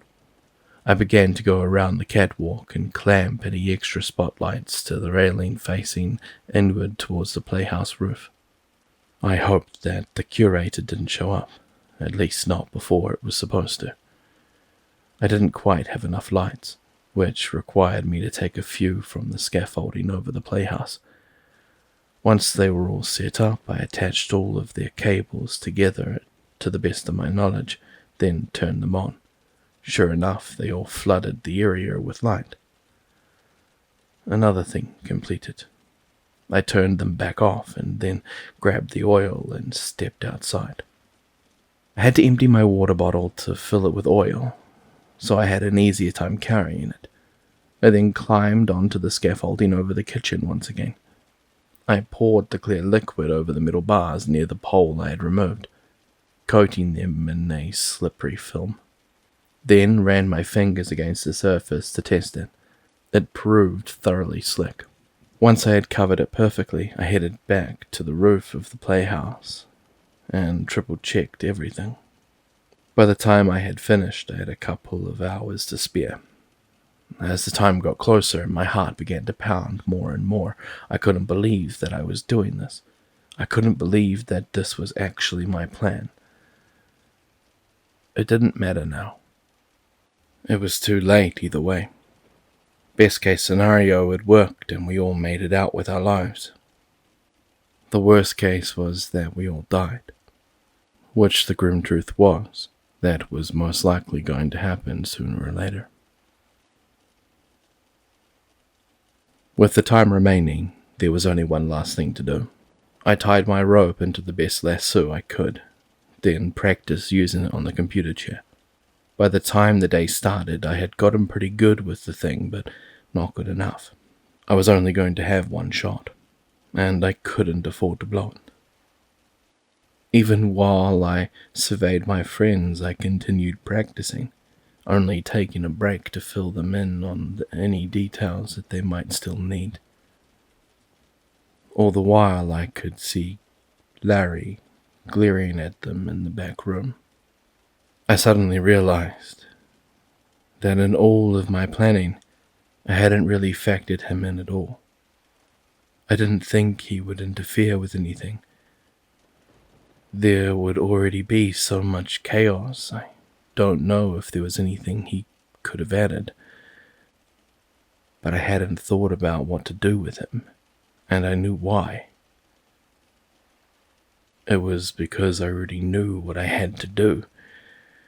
And somehow, despite everything Larry had done, I still felt terrible about it.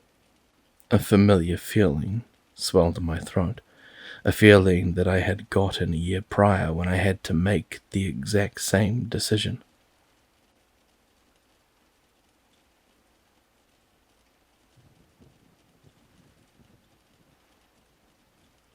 "What are we going to do with him?"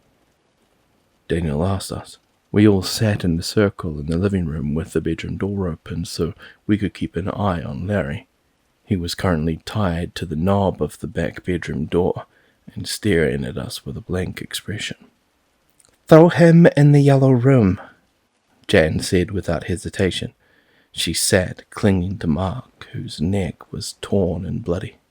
Let that bloody thing have him. John, Claire started. We can't just... I know the man's evil, but that's a bit much. Benjamin grunted. Is it? He almost killed Mark, Claire. One of us. What if he had succeeded? We can't keep him around here anymore. He's unstable. He's also one of us, Andy chimed in. I understand that we can't exactly keep him around anymore, but letting that monster take him, that's not humane. Andy's right. You all know I hate that guy more than anyone here. But I don't think it's right to let him go out that way, Daniel added. Yeah, you do hate him, so why are you all of a sudden so calm about this, Daniel? Jan asked with venom in her voice. Because I'm done being angry about it. Hell, it's probably what drove him this far in the first place. But the man clearly isn't himself anymore. And lashing out at him ain't gonna change that.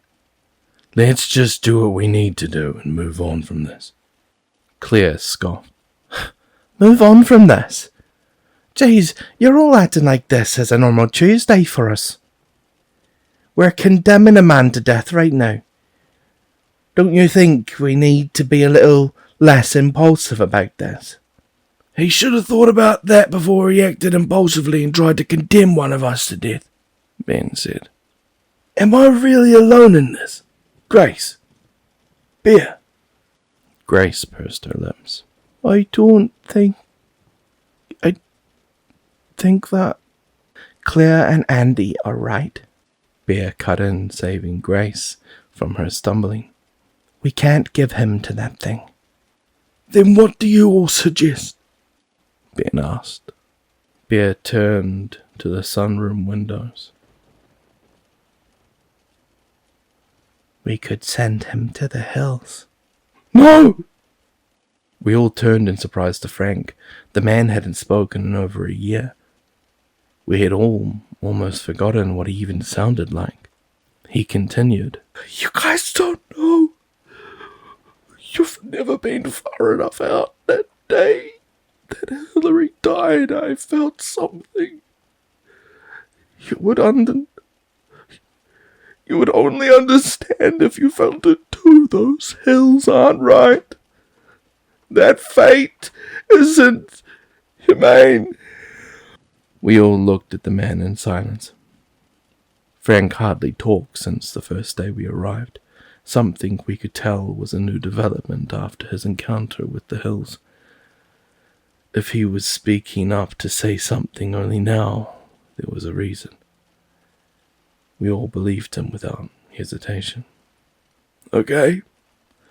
So our only options are to continue holding the guy a prisoner or throw him out to the beast.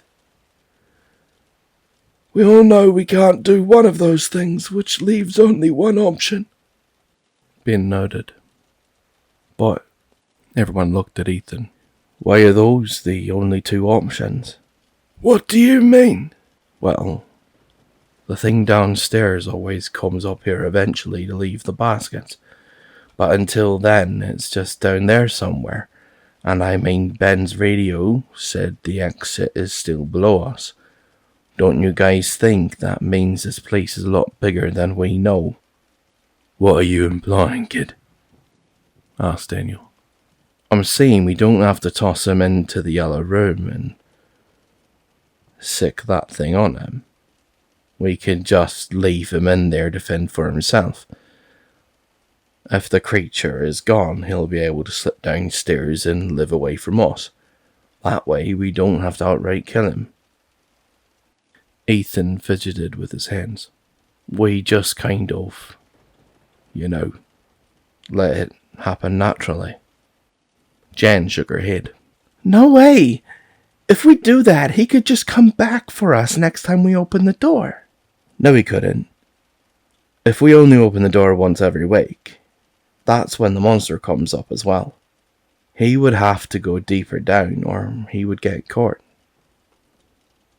I don't know, Ben said, stroking his beard.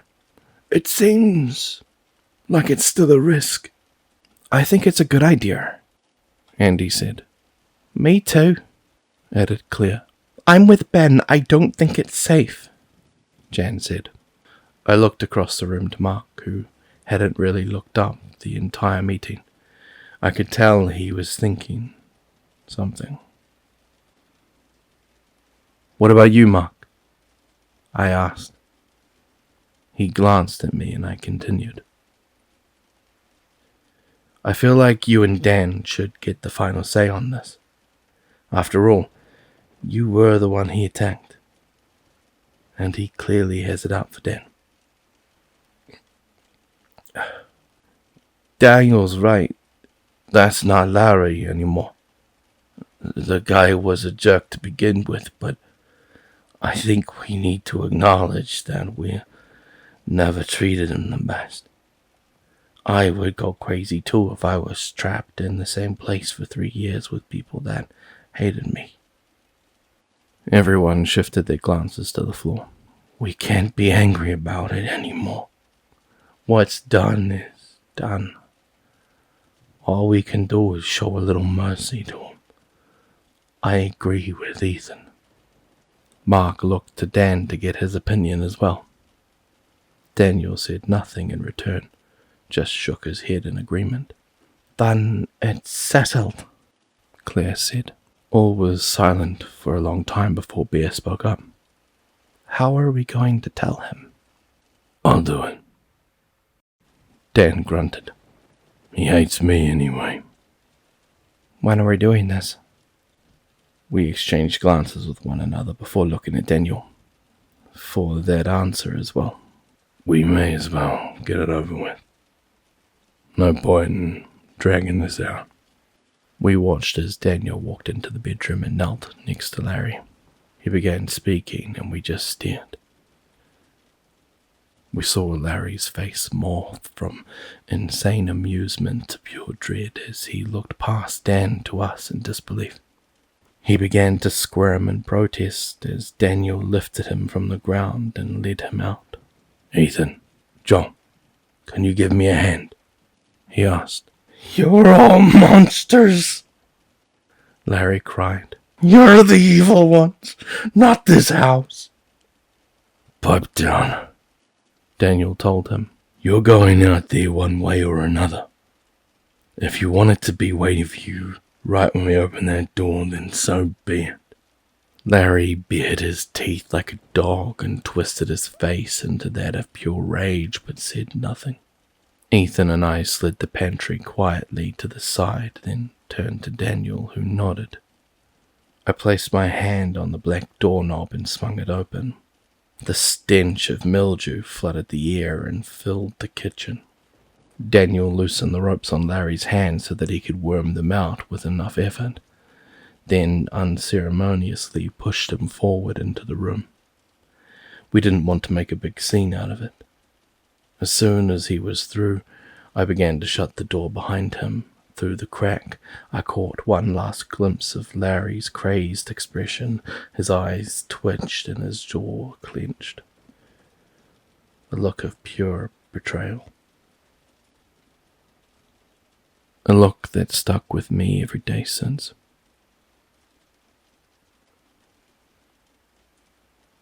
There was no saving Larry, and I knew that.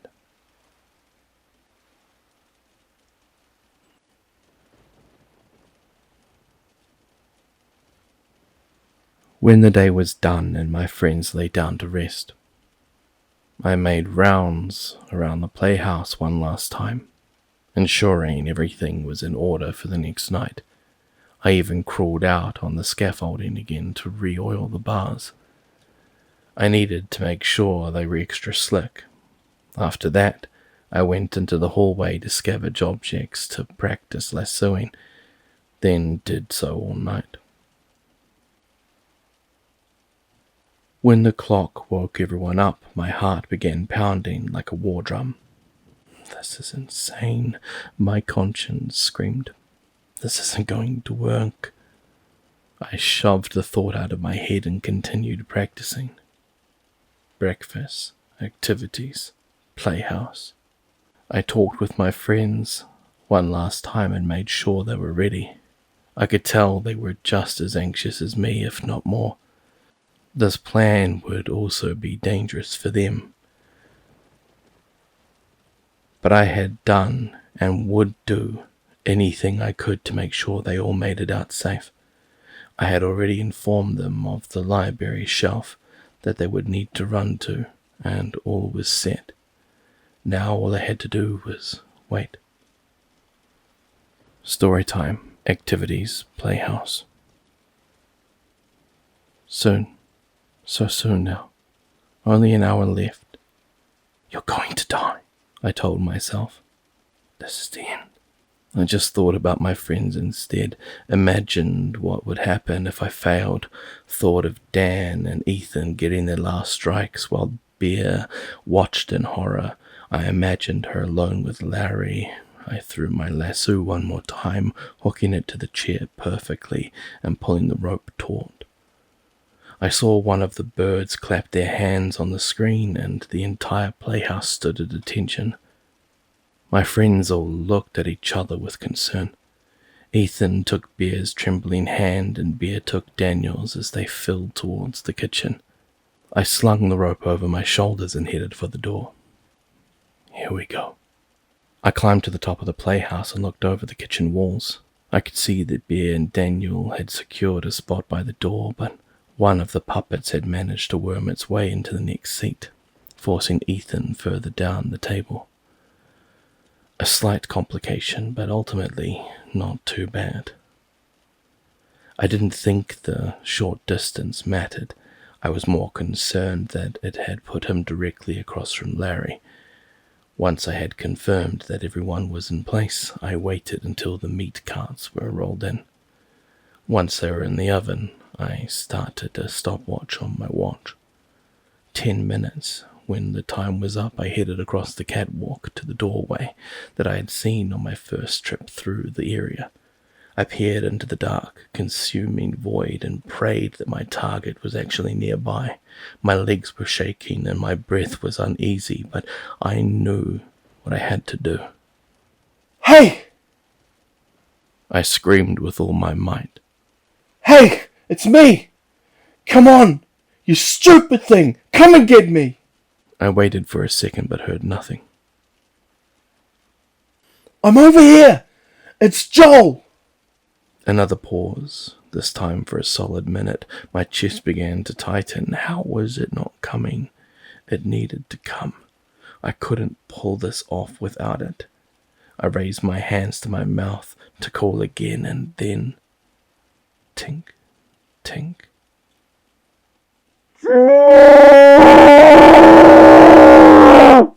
My blood iced over, and my hair stood on end. I knew the curator could talk, and it wasn't the first time I heard it say my name. It was, however, the first time I heard its choked, excited voice, not squealing. It was almost human. Almost.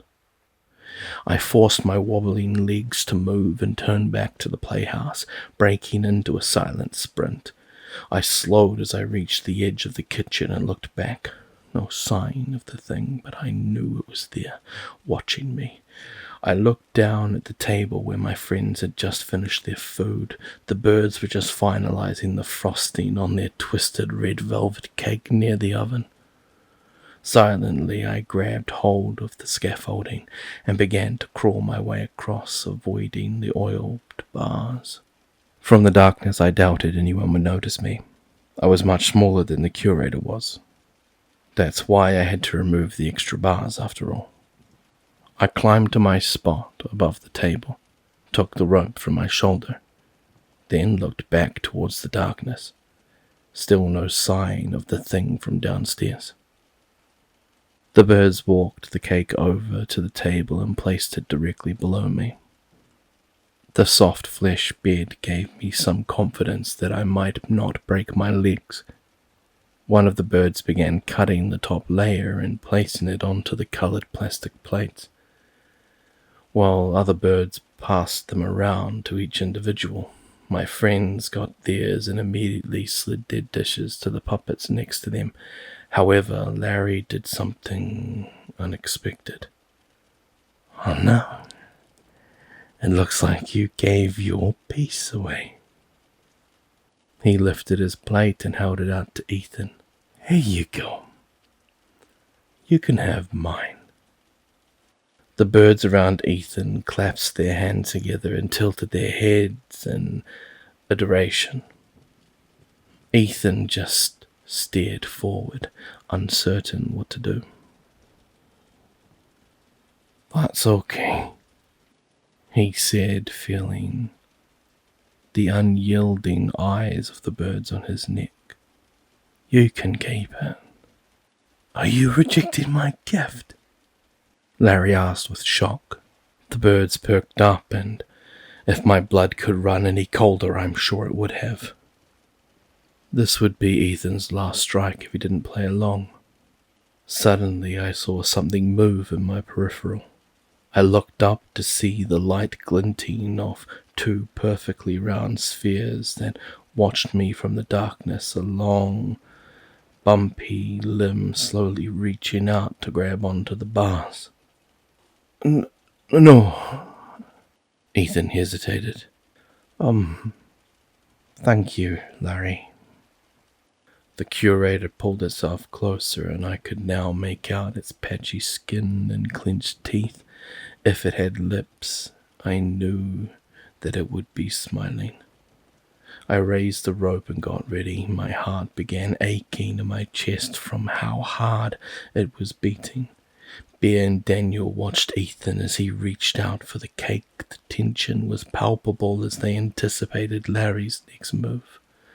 I'm glad I was already occupied, or I might have called down to him to stop.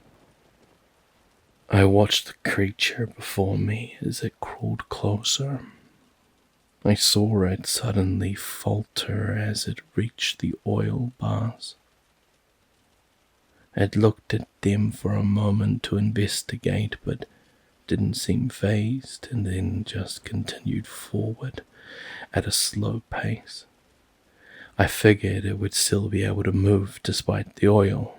That wasn't its primary purpose. Ethan grabbed on to the rim of the plate with both hands and prepared to take it. That's when it happened. Larry tilted the dish down against the fingers of Ethan's bad arm, stretched the raw tendon. Ethan yelped in surprise and recoiled, grabbing his arm out of instinct. At the same time, Larry let go of the cake and it fell to the table with a splat. "Hey!" Larry yelled. "You did that on purpose!" What? No! It was too late to protest, however. The birds all held up 3 fingers, and all of the puppets went silent. Daniel stood from his chair, ready to intervene. Bear looked around frantically, probably wondering where on earth I was. The curator reached both of its arms forward. One grabbed, the next wrung, and the other grabbed me. That's when all hell broke loose. The beast before me grabbed the unstable bar, causing it to slip from the scaffolding. It fell to the table below with a thunderous clatter, and the birds paused their execution to look up. All of them began to point at us and wildly flailed their arms. The curator tried to catch itself on the oiled bar with the hand that was meant for me, but it barely managed to do so and slipped slightly into the hole. For a moment I couldn't believe it worked, but there was still one thing missing. It wasn't going to fall on its own, so I threw the lasso out and looped it perfectly around the curator's neck. Without hesitation, I leaped from the bars and held on tight to the rope. It went taut, and the jolt caused the curator's hand to slip effortlessly from the oiled-covered scaffolds. Together we plummeted to the table far, far below. Splat. I landed butt first into the cake, sending a shower of crimson chunks over everything. In the same instance, the curator smashed against the wooden surface with a prominent thud. For a moment everything was still. Every living being in the room exchanged glances with one another, as if unsure what was going on. Then the thing from downstairs raised its head from its daze and looked around. That's when the birds all let out a horrific screeching noise, one that I had never heard before. All of them in the room rushed forward and began violently thrashing at the beast. The curator wasted no time in fighting back, smashing the pathetic mascot costumes against the wall as if that's all they were.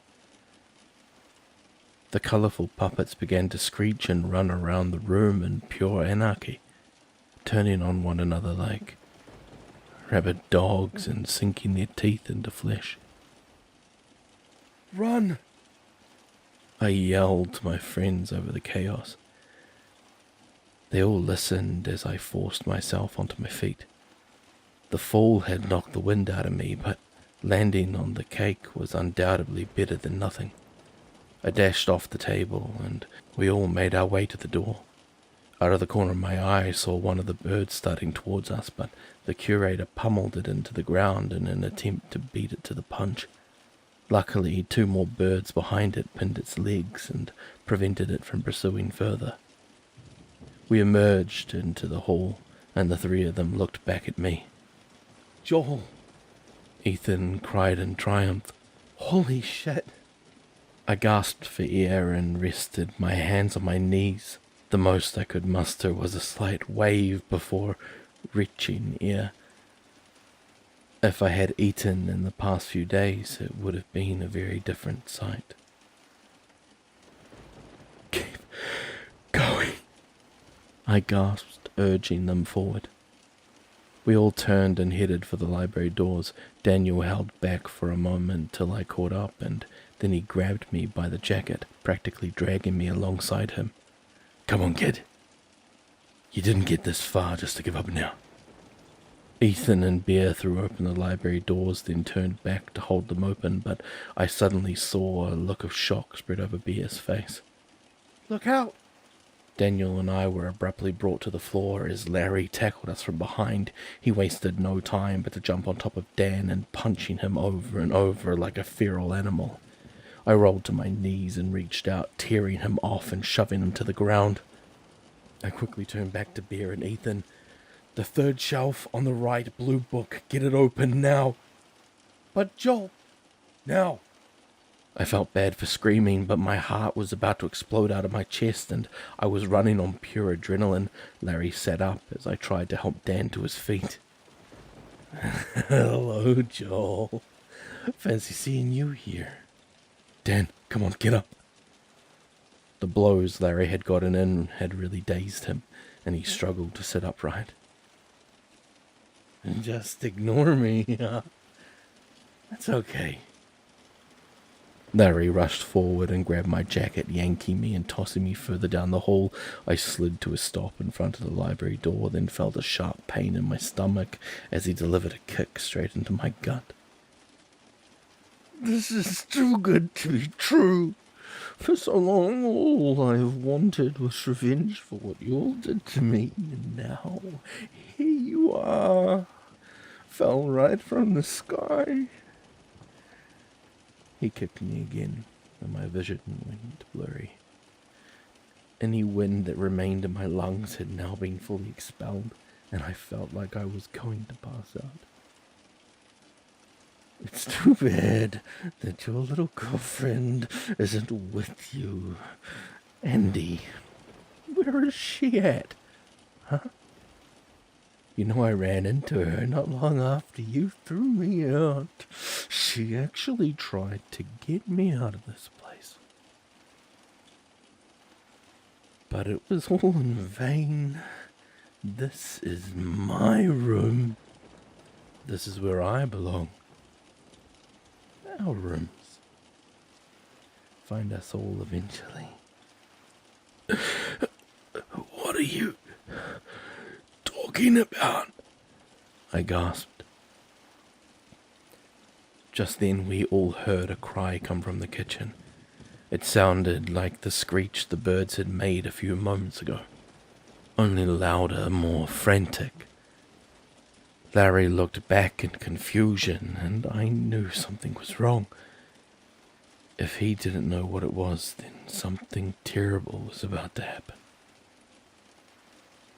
And we didn't have time to stick around and find out. I rolled onto my stomach and shakily got onto my hands and knees when I heard another noise from the door on my right. The nursery. The floor shook as whatever was on the other side lumbered to the entrance. That gave me enough adrenaline to stand fully back up, but Larry quickly grabbed hold of me. Going somewhere. He raised his arm to deliver a punch, but stopped as the doors behind me swung open. I glanced over my shoulder and I finally saw what the source of the nursery's breathing was. It was another bird, although the size of this one would put the others to shame. It was nearly twice as large and its body was fat and swollen. Its feathers were patchy, and underneath its fleshy pink skin was visible and covered with a thick, creamy slime. It smelled awful.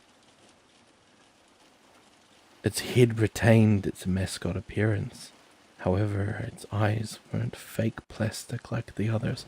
They were real and bloodshot, and bulged fully out of its head.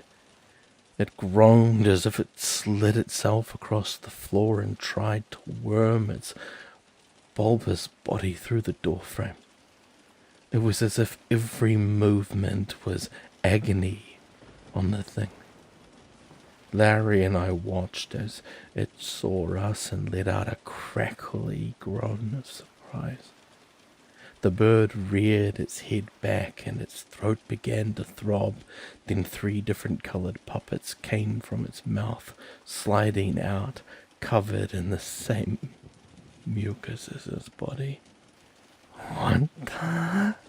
Was all Larry got out before Daniel grabbed my arm and then shoved Larry from behind. The man went stumbling forward towards the creature, and one of the puppets looked up at him and growled. It lunged forwards and clamped its teeth down onto his leg. He fell to the ground, screaming in pain as the other 2 gremlins latched on as well. One onto his arm and the other onto his side. I watched in horror as they tore his flesh away. Behind us, I heard the kitchen doors fly open. I turned to see the curator covered in blood, its fake skin hanging off in several places. "Joel, come on," Daniel yelled, pulling me forward. I didn't resist. Together we pushed through the library doors. Out of my peripherals, I saw the curator start forward as the massive bird inched closer to its young that fed on Larry. I heard him yell one last thing between his cries of agonies. "Your rooms are looking for you. Your rooms are looking." Bear and Ethan had the shelf open now. They rushed over to pull us both through. I heard more commotion and flesh tearing in the hallway, but I didn't need to know whose or what it was. When Daniel was past the threshold, I spun around and slammed the door shut, then stumbled over to my pack and yanked it up. Slinging it over my shoulder, my head spun, and all I wanted to do was rest, but we weren't out of the woods yet. I flicked the switch on the control panel, and the spotlights outside burst to life. "Come on," I called to the others, leading them outside. "This way."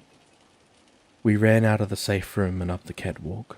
Walking through the circle of spotlights was disorienting and blinding, but that was the point. Thankfully, I had memorized the area by heart. I led Daniel, Ethan, and Bear across the same catwalk I had called the curator from. and together we entered the doorway on the other side. When we had stepped into the dark hallway, I turned back just in time to see the thing from downstairs climbing back over the edge of the kitchen wall. Damn it, it was still alive. However, as soon as it came face to face with the bright lights, it fell to the floor and covered its eyelids, squealing in agony. We didn't have much time. Run! I called ahead. Nobody needed to be told twice. Together the four of us took off and we didn't stop. We didn't stop when we passed a safe room. We didn't stop when we came to a crossroads. We didn't even slow down when we came to the next staircase. We just barreled down them and continued towards an unknown fate. As we did, Larry's cryptic last words echoed in my ears. Your rooms are looking for you. Your rooms are looking. When our lungs burned and our legs couldn't carry us anymore, the four of us stopped. We entered a mold and mildew-ridden room before spotting a smiley face on a nearby door, something we hadn't seen in a long time. The previous group had made it this far after all.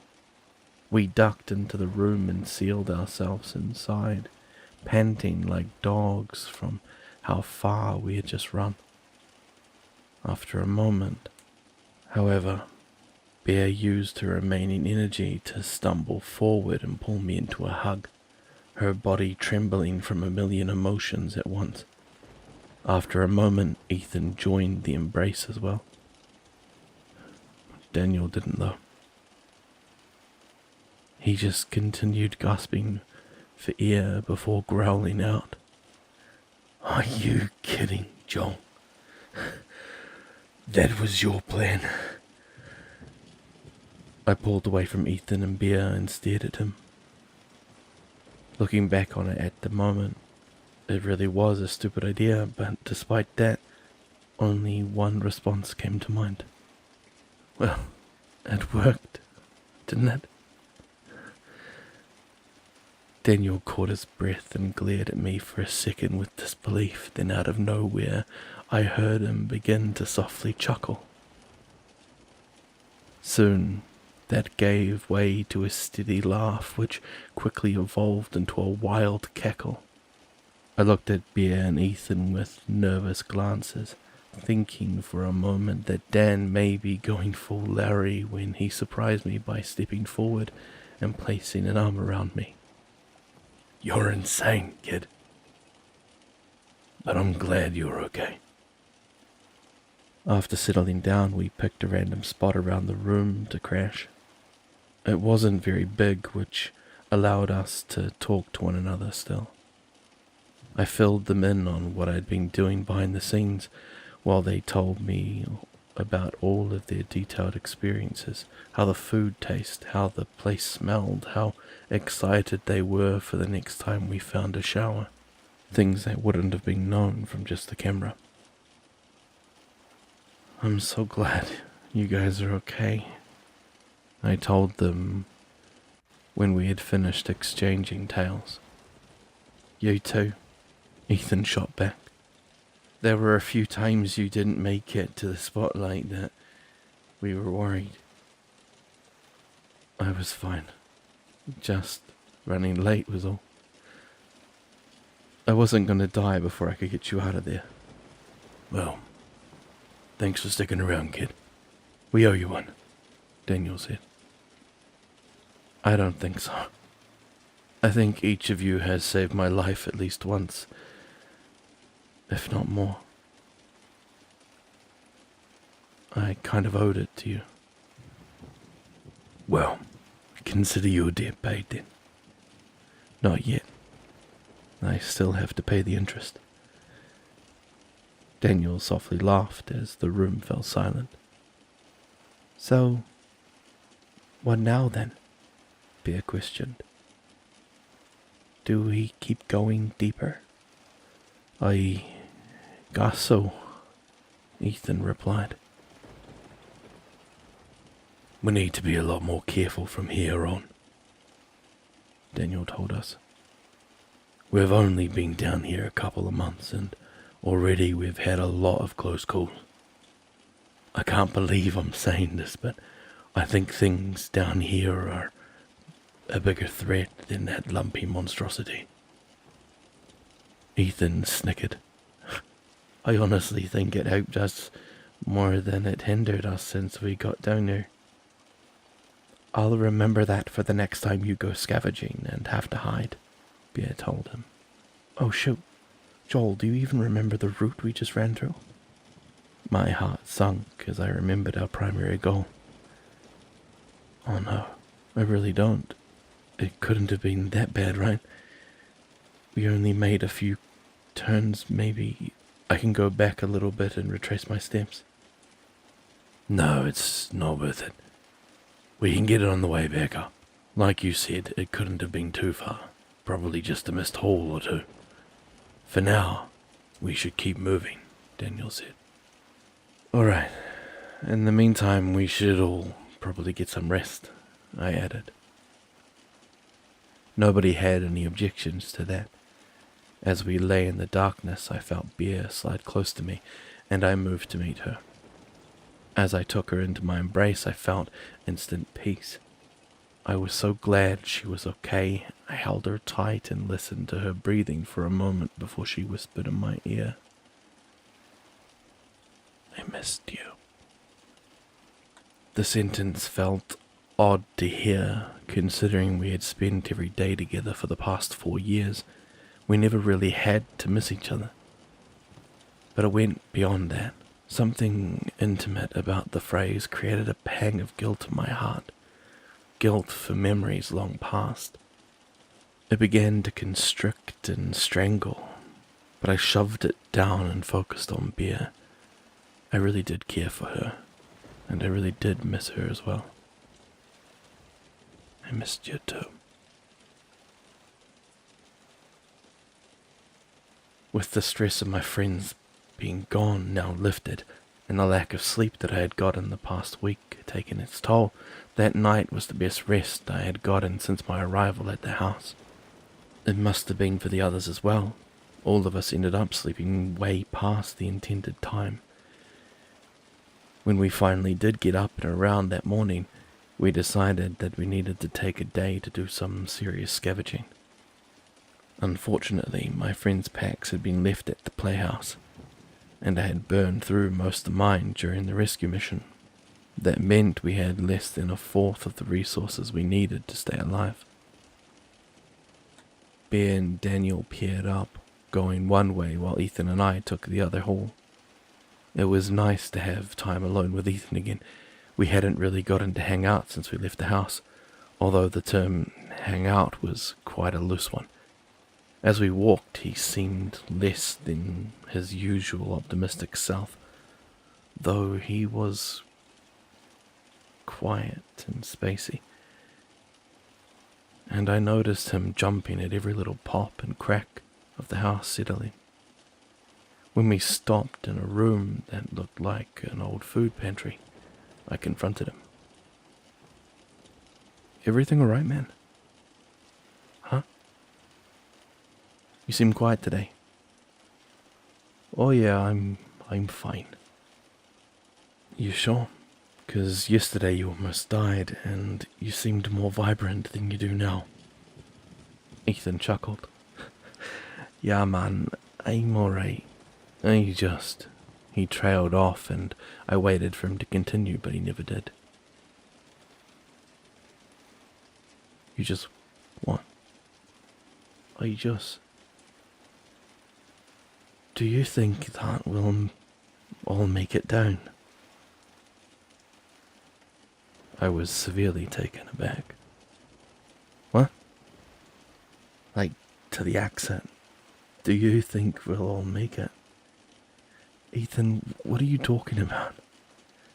I nervously laughed, trying to dispel his concerns. Of course we will. You, me, Bea have all been together since pretty much day one. We'll always have each other's backs. Plus, we have Daniel with us. He's always put the group's safety and well-being as a priority. He would never let anything like that happen. Ethan nodded but continued staring at the floor. I could tell he wasn't convinced. What's got you worried, man? My friend sighed. I don't know. I've just been having dreams. Dreams? Like, what kind of dreams? It doesn't matter. I guess being trapped in that place just really made me realize how in over our heads we are. I mean, we have no idea what could be down here or what it's capable of. And that scares me. What if we had fallen into that playhouse, and instead of those birds we got those dancers instead, or the curator? We got lucky and we still almost died. You had to risk your life to get us out of there. I won't let anything happen to you, man. That's not what I'm worried about. Ethan stopped raiding the shelves and turned back at me. I don't care if I die. I just don't want to see that happen to any of you guys. That's why I came after you and Daniel when you left. I couldn't see what happened to Andy happening to you too. My heart sunk. It won't, Ethan. We came down here to make sure that no one else has to go through what she did. I know. I know this is right. I know this is what we're supposed to be doing, but I just have this feeling that we're not all meant to make it to the end. I stared at him. I honestly didn't know how to respond. Ethan, I'm not sure I'm following where you're coming from. We're going to be fine, man, even if we aren't. We have to believe that we are. He sighed and brushed his hair from his face as he turned his gaze upon the floor again. Yeah, I guess you're right. I just need to know, Joel. I need to know if you have accepted the fact that we might not make it. I'd die before I'd let anything happen to you guys. I told him, staring him dead in the eye. He just patted his hand on my shoulder before throwing a few cans of food into the pack. That's what I'm afraid of, man. We continued forward after that, and Ethan began to talk more along the way. I could tell he was trying to convince me that he was all right now, but I could still sense lingering melancholy from him. I had never seen the guy so serious before. I mean, Ethan had his moments. He knew how to make people feel better when they needed comforting, and he knew when to stand firm to the situation. But in most dire cases, he was never too upfront about his thoughts and emotions. He even told me once that he didn't think his opinions mattered too much, so there was no point in sharing them. I had said to him that that wasn't true, but he just said that some things don't need to be shared, and his thoughts were one of them. The whole situation must have really bothered him, if he was willing to talk to me about it then. By the time we got back to the room, Daniel and Bear had already returned. What did you guys find? Dan asked as Bear laid out the contents from their trip.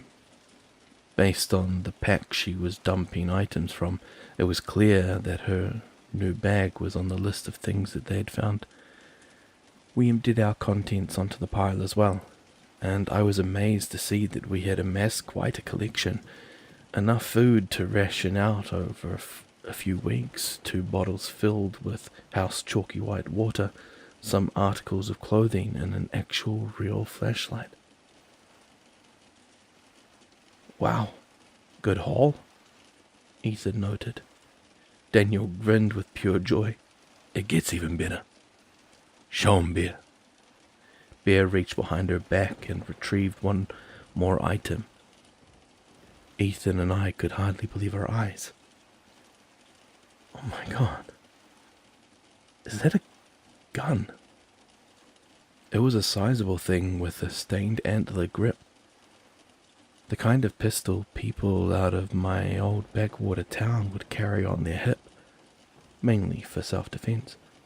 However, here in the house, a weapon like this had a whole new power. Is it loaded? Bear nodded. 7 shots left in the magazine. When we checked the chamber, there was an empty shell inside. That's unsettling, Ethan pointed out. Where did you find that? I asked in disbelief. We ended up in some sort of hotel room at one point, Daniel told us. It was just sitting in the side table drawers. That's insane, Ethan cried. Do you know how lucky that is? Yeah, for real, I added. It's too bad that nothing around here ever stays dead.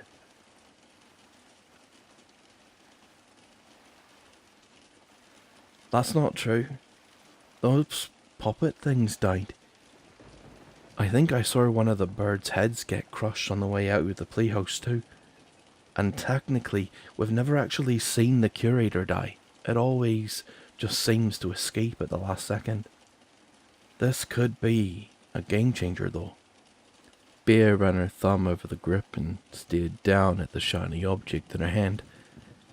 Yeah, and besides, I think hitting anything in the right spot with a 45, immortal or not, would be enough to slow it down. I looked at her quizzically. A 45, huh? I assume you'll be holding on to it for now, Bear. What? Why? She said, suddenly perking up as if I had said something that jarred her from her trance. Well, I definitely don't know anything about guns. I looked at Daniel and Ethan, who both shook their heads as well. It seems like you're the most familiar out of all of us. You did set right to work expecting the thing when we found it, Daniel added. Oh, I don't know about that. I mean, I know a bit, but I've never really shot one before. If something goes wrong and we have to use it, I don't want to be the reason someone gets hurt. You won't be, I reassured her. You're the most qualified out of all of us. I'd feel safest with you having it. I agree. Yeah, plus if one of us does get hurt, you don't have to feel bad about it. Good Samaritan law and all that, Ethan said, giving her a pat on the shoulder. Bear rolled her eyes at the joke and smiled softly as she laid the gun on top of her new bag. Alright, I'll take it for now, but we'll pass it between us depending on the situation, okay? Okay. Sounds fair. Well, Daniel said, clapping his hands, I think this scavenge deserves a celebration, wouldn't you all agree? Daniel scooted to the side to reveal the full pack of old Coke bottles. What? No way! Jeez, you guys found all the good stuff. We all four sat in a circle, sipping on long-expired liquid and laughing. We all agreed that there would be no wasting time tomorrow, and that we would set out first thing. But we figured we deserved a rest for the rest of that evening. After the last few weeks we had all endured, the stress was starting to get to us. It seemed like an evening to take a breather was needed, or else there might be some serious mental repercussions. You would think someone would eventually get used to witnessing horrors and abominations on a near day-to-day basis, but Somehow it kept finding its way to wear on you. It was no spa day, but the simple luxury and conversation was more than enough to make us feel a little better. Wait, so you did own a Ferrari? Yes, I told you, didn't I? Daniel laughed. Dang, Ethan said enthralled. What color? It was the sleek, vibrant yellow one. You'll never believe what I called it either. What? Bear. No way. Our bear chuckled. I believed you for a second, but now I don't. It's true. My wife hated the thing. Thought it was too gaudy, as though I had loved it more than her. I could see that, I jeered. Hey now, Dan said with a laugh as he took another swig of cola. You excited to get back to her, Dan? Bear asked. To my Ferrari? No, your wife, you jerk. Jan's expression went solemn for a moment before he spoke again. Well, we're actually taking a break from things for a while before I, ended up here. She's probably glad I disappeared. Oh, God. Daniel, I'm sorry I didn't know. You never mentioned. Nah, don't sweat it. You didn't know. Well, I'm sure that when we get out, she'll be happy to see you again, I chimed in. Then you two can work things out. Thanks, kid. But I don't know about that one. Some things just aren't meant to be fixed. Well, hey, come on, Dan. Ethan added. What could be so bad that there's no fixing it? You didn't cheat, did ya? I winced at the harshness of Ethan's sentence. Nah, no, nothing like that. Just things involving our daughter. Things we can't fix. Wait. Didn't we ask if you had kids and you said no? No. You asked me if I have kids. The room went stiller than a pond of water, and the floor shook from the mold crushing through it. Daniel. Dan, I'm sorry. I shouldn't have said anything. Daniel nervously laughed and rubbed the back of his neck as he sat forward. Look, kids. It's fine, like I said. His eyes darted to the floor. You didn't know. None of us knew what to say. Our eyes just joined his focus as we all sat in complete silence. Finally, he stood. Well, I think I'm gonna go turn it in for the night. I know it's early, but I'd like to be rested for when we head out tomorrow. Dan, I don't mind if you kids want to play cards or something. Just keep it quiet, alright? Dan stood and crossed to the corner of the room and lay down, curling his body towards the wall. Bear, Ethan, and I exchanged glances, but ultimately decided it was best to leave the poor man alone. After a moment, however, Bear stood up and grabbed a blanket from our packs, then crossed over to him and gently laid it over top. He slowly reached a hand up to the edge and pulled it further over himself. We travelled onward through the house for another couple of weeks, and as we had noticed before, the time to find the next staircase was becoming increasingly long. What used to take a few hours to a day to find is now taking more than 2 full days to traverse. On top of that, the rooms seemed to grow more complex, often including the entirety of a structure's layout, with the smaller rooms cramming their way inside and connecting to open hallways and exits. It was making the map a lot more challenging to fill out, which in turn meant we had to move slower. I had already filled up the entire notebook I had brought, with furious scribbles and notes that I'd figured only I could read by this point. There were still marked safe spaces, but now they were far and few between.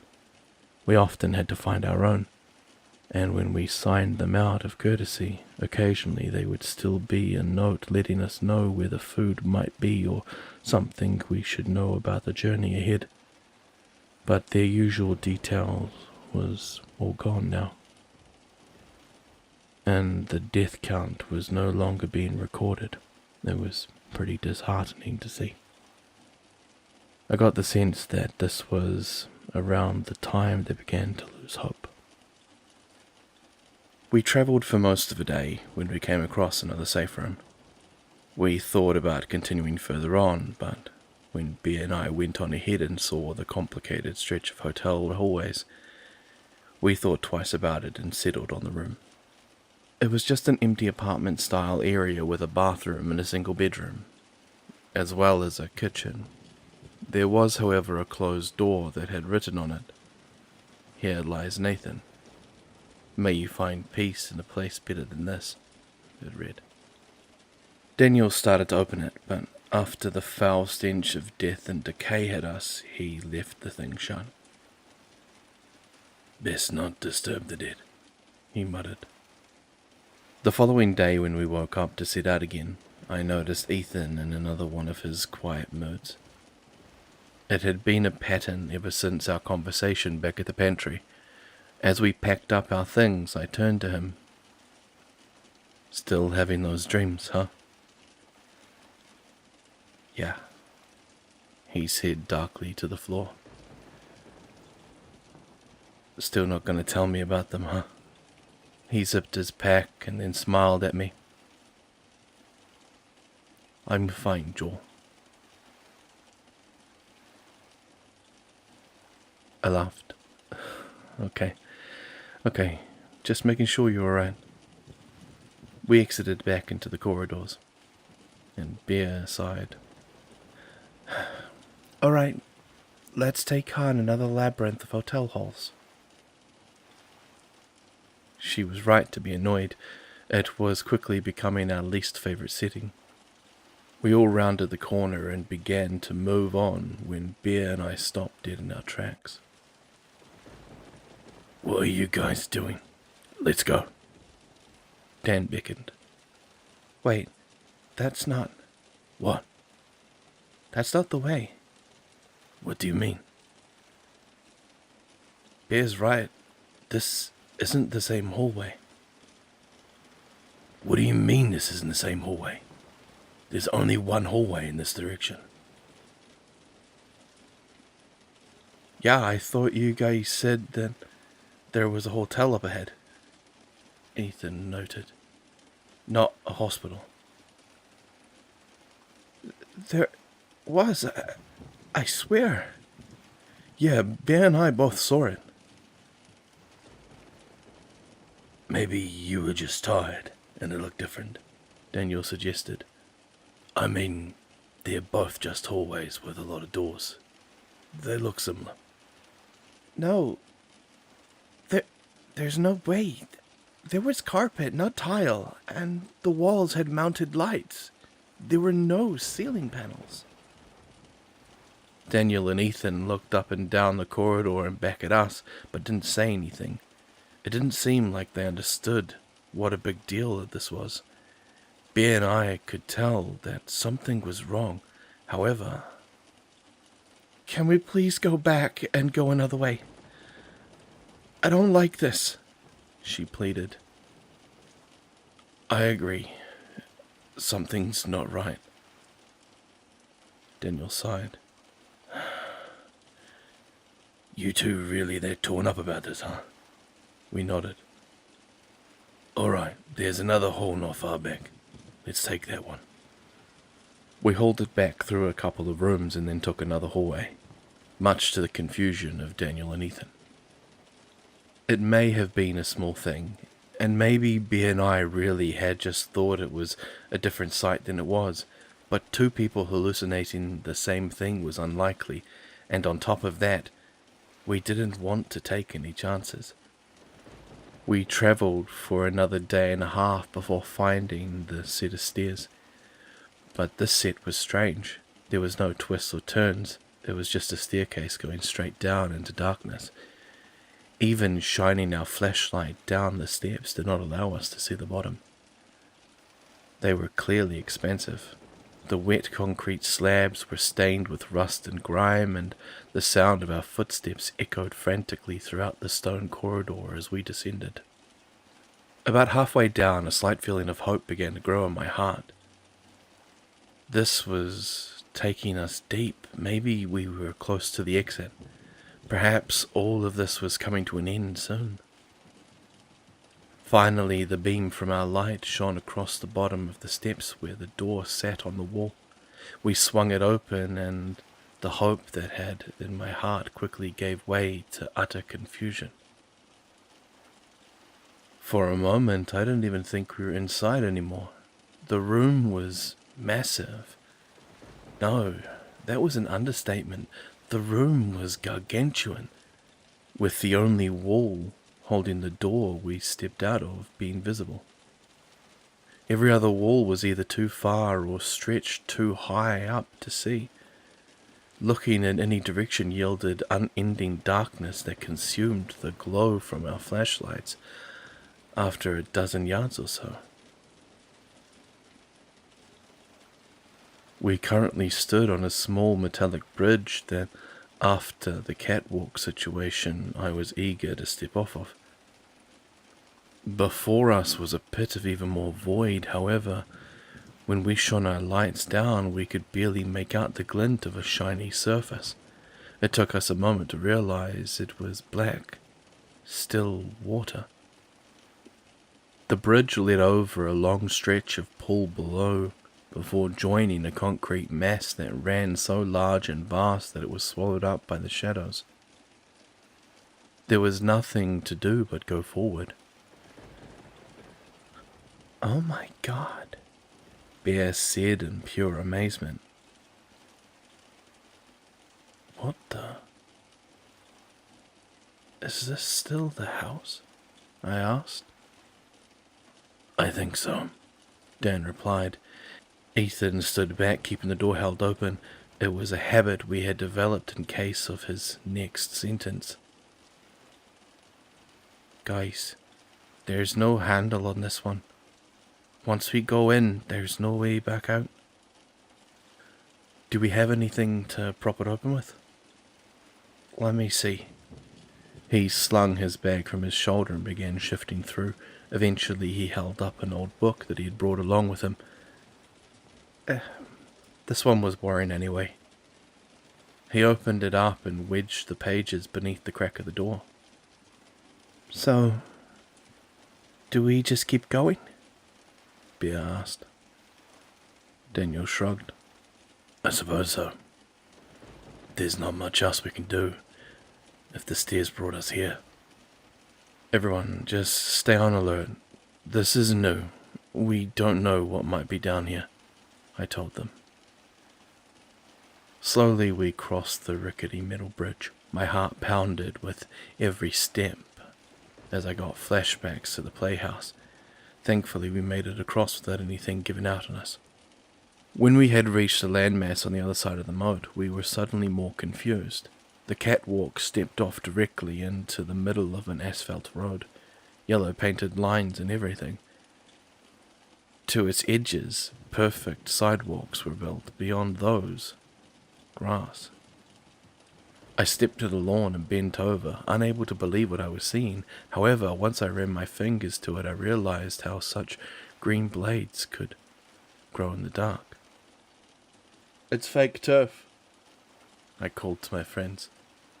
"Okay, this is seriously weird," Bear said. Just then my watch began to beat, alerting us that it was nighttime above. Then something strange happened. Ahead, lining the road one by one, orange fluorescent streetlights began to flick on. They illuminated not only the road, but something else that lay beyond. Houses. A suburban neighborhood. full of cookie-cutter homes painted various shades of green, orange, blue, and yellow. "Yay," Ethan nervously choked. "We're home." We huddled together in the middle of the street and began to make our way further along. None of the houses appeared to have any lights on, and other than the sound of pipes groaning from somewhere far away, there was no noise at all. The dread began to mount in our guts. This was a very new experience, and one that felt unsafe at that.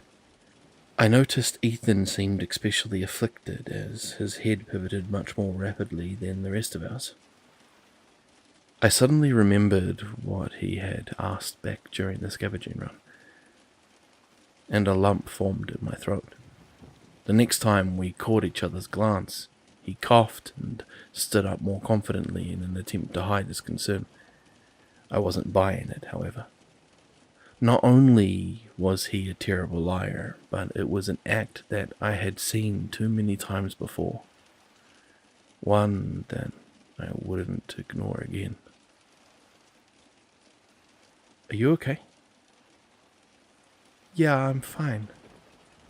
"Andy, you're standing outside on the porch. We never come out here unless it's to bury something."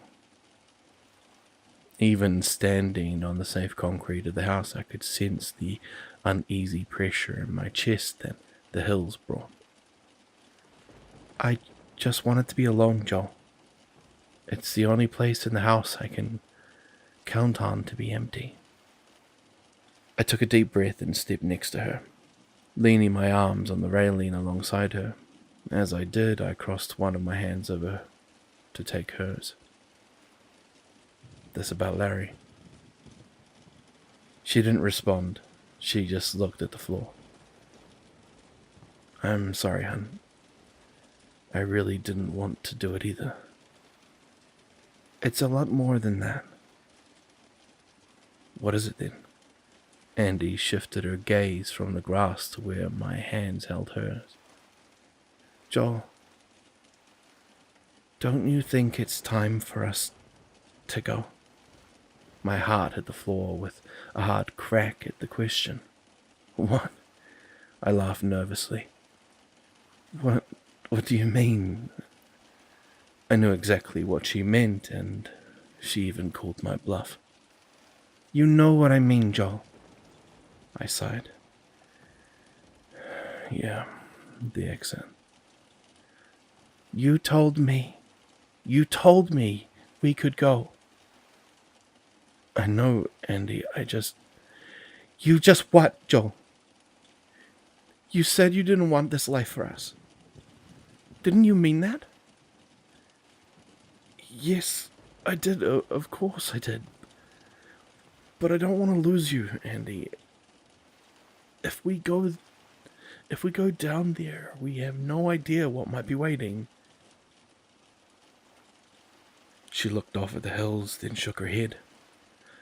"I don't understand. I thought this was your idea. You're the one who suggested we go." I know I did, Andy, but I think that I was being rash. I was so caught up in the moment that I said it without thinking." "I think that's a lie, Joe. I think you know it's down there, and that the only way to get to it is if we go. So, what really changed?" Her voice was chilling to me. She wasn't mad, she wasn't upset. She was just genuinely trying to understand. "I just told you, Andy. I don't want to lose you. That fact has never changed." "But why does it matter now, Joel? We teeter on the edge of death every day, every basket run, every expired piece of food we eat. Hell, even just standing out here on this porch, we might die. So why is this any different?" "Because those are all things that we know. If something goes wrong, we know how to fix it. But if we go down there and mess up one time, that's all it takes for one of us to lose the other. I know that, Joel. You don't think I don't care about losing you too? But I came to terms with that possibility when we decided to go, because that's the risk we have to take if we want to be free. But we don't have to take those risks, Andy. Especially not before we know what they are. There could always be another way out of here. You're only saying that because of... She caught herself before finishing the sentence. What? Nothing. No, Andy, I want to know. She took a deep breath and then softly continued. I'm not Rose, Joel. My legs grew weak and my throat began to tighten. I know you're scared.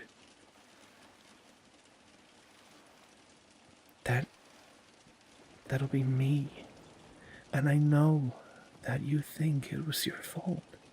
It wasn't my fault. No, she said, placing a hand on one of my cheeks. It wasn't. And if we go and die, that's not your fault either. And he stopped. You need to let go of what happened, Joel. Every day I see you hurting. Every time I catch you looking at me, it's the same longing in your eyes. It's not about that. It's not. Then what is it? Water began to blur my vision as memories flooded in. Andy, please. What is it, Joel? What is bothering you so much? The fact that I love you, Andy. I said that louder than I intended. She leaned back in surprise as I wiped a rogue tear from my cheek.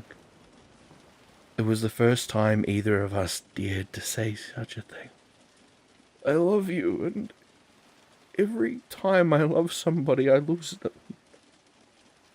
And do you want to know the worst part? I always lose them because I'm the one who messes something up. I'm just this horrible monster that poisons everyone who knows me, but I can't be that anymore. I said as I grabbed her hand and squeezed it. I can't lose another person that I love, Andy. I'm not strong enough. I can't take that chance, and if you go down there and if you die, I will never forgive myself. That guilt will eat me alive until I end up dead.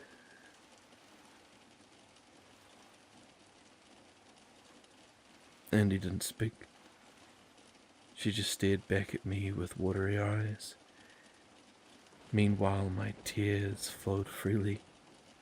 Please. I'm begging you, Andy, please. I can't. Before I could continue, she stepped forward and pulled me close, resting her head against my chest. As she held me, I could feel my shirt become wet as warm, salty water began to spill from her eyes as well. It's okay, hon. It's okay. We can stay here. I'm sorry, Andy. I just... Stop that, Joel. It's okay. I'm right here. I took a deep breath and tried to compose myself. Harry just left. Maybe if there is an exit and he finds it, people will know what's happened and come looking for us.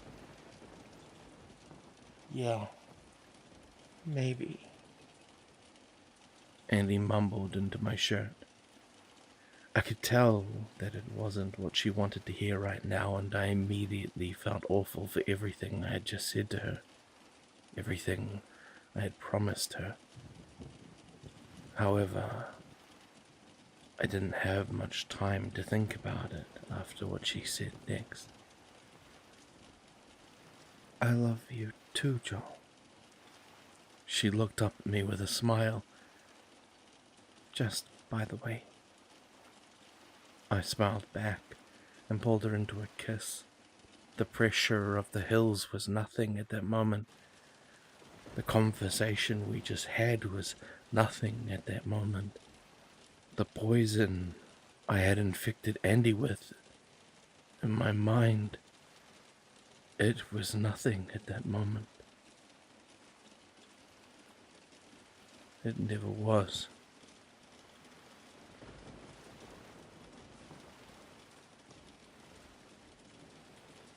As we walked down through the dark suburban neighborhood, I realized that I had started fidgeting with the folded paper in my pocket. Andy's note, the one she had left for me the night that she departed. It was crumpled beyond belief, and the parchment had become soft and worn over the last year. A side effect of it spending every day in the same place. I withdrew my hand and focused on the area around us once again. As we passed by a red house, Daniel suddenly spoke. Wait a minute. We all stopped and turned to him. What's up?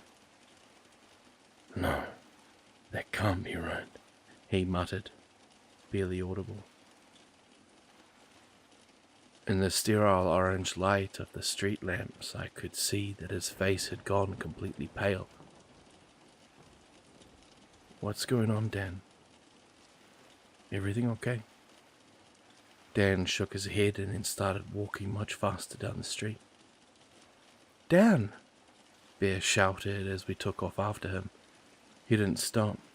He just stormed forward, turning down a sudden intersection and further into the neighborhood. Daniel, you're freaking us out, man, Ethan called out. What's going on? He continued for another minute without response before stopping in front of a beautiful house. It was 2 stories and much larger than all the other homes in the area. A garage was attached to the side of the main floor and on the house itself.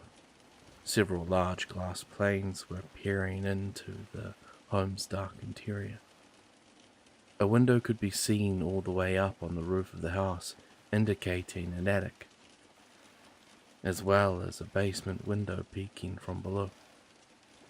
Bear, Ethan and I stared at Daniel as he just looked at the structure in terror and confusion. Bear stepped forward. Dan, are you going to tell us what's going on? Dan took a shaky breath and swallowed hard. This is my neighborhood. This is my house. Nobody moved as we took in what Dan had just said. Are you sure? I asked. He shook his head. Positive. I mean, are you sure? A lot of places use the same house models and I'm sure, Joel. It was now my turn to swallow hard. I didn't want it to be true. Ever since we had stepped past our home upstairs, I had been trying to piece together the mysteries of this place. After our last run-in with the playhouse, some critical details had come to light. Daniel started forward, but Ethan reached out to stop him. What are you doing? I'm going inside. No way you are, Bear snapped. Your entire suburb just shows up in this place and you want to take a look around. That's the worst idea I've ever heard. Bear's right. This is definitely some sort of trap. Let's just keep moving, Ethan agreed. No way. If my house is down here, I want to know why. I'm sick of this place playing games with all of us. You guys can wait out here, but I'm going in. Dan! No, Joel! Would you please back us up on this? Huh? I grunted. Bea stared at me and made a confused face. She could sense something was on my mind, but shrugged it off as there was more important matters at hand. I rushed to support her. Yeah, Dan, we should just keep going. This place has always been nothing but trouble. Nothing good can come from this. Daniel looked at all of us, then back at the building. I know you want answers, but we hardly ever get those. You know that. He sighed defiantly. All right, fine. Let's go. We turned from the abode and started down the street back where we had come from. When we hit the main road again, we headed forward, traveling along the stretch of road for about 5 more minutes before coming to another catwalk. Across it, another door sat waiting, suspended above another moat. Without a word, we started across. I took the lead. I wanted to get to the door first. The metallic clank of the catwalk beneath our feet matched our heartbeat, rapid, erratic. I got to the door and grabbed the handle, my heart sinking as I pulled. It's locked. What? Let me see, Bear said, skirting around Ethan and giving the handle a tug. Sure enough, the thing wouldn't budge. Bear gave the door a kick and muttered something under her breath. I knelt down and shined a light on the handle. The lock was unique in its design. It was a circular disc embedded into the handle with a perfectly rectangular hole for a key. Well, guess we won't be going this way, Ethan pointed out. Maybe there's another exit somewhere. maybe. It's worth a shot. Bear agreed. I nodded in affirmation while Daniel stared cautiously over his shoulder. We began to walk past the moat's perimeter, looking for another bridge that might lead to an escape. There was none to the left side of the colossal room, but as we looped our way back to the catwalk we had initially crossed, Ethan took off running. No. Ethan, what's wrong? I realized the answer as soon as the question left my lips. The door we had left open was now shut. The book Ethan had wedged under it was nowhere to be found. Ethan reached the barrier and began to claw his fingers along the cracks, hoping to tear it open. After a good minute of trying, he defeatedly traveled back to us. It's no good. We're trapped here. Bear bit her cheek. That's not true. We still haven't checked the other side. Daniel snickered. Someone tells me that even if there is a way out of here, this place isn't ready for us to leave. I began to panic inside at Daniel's remark. Hey now, that's not true. The door out of the school was locked, remember? This is just the same deal. Just gotta find a key is all. In this place? Ethan asked.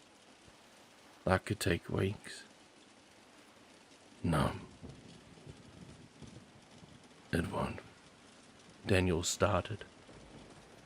If there's gonna be a key anywhere, we know exactly where it is.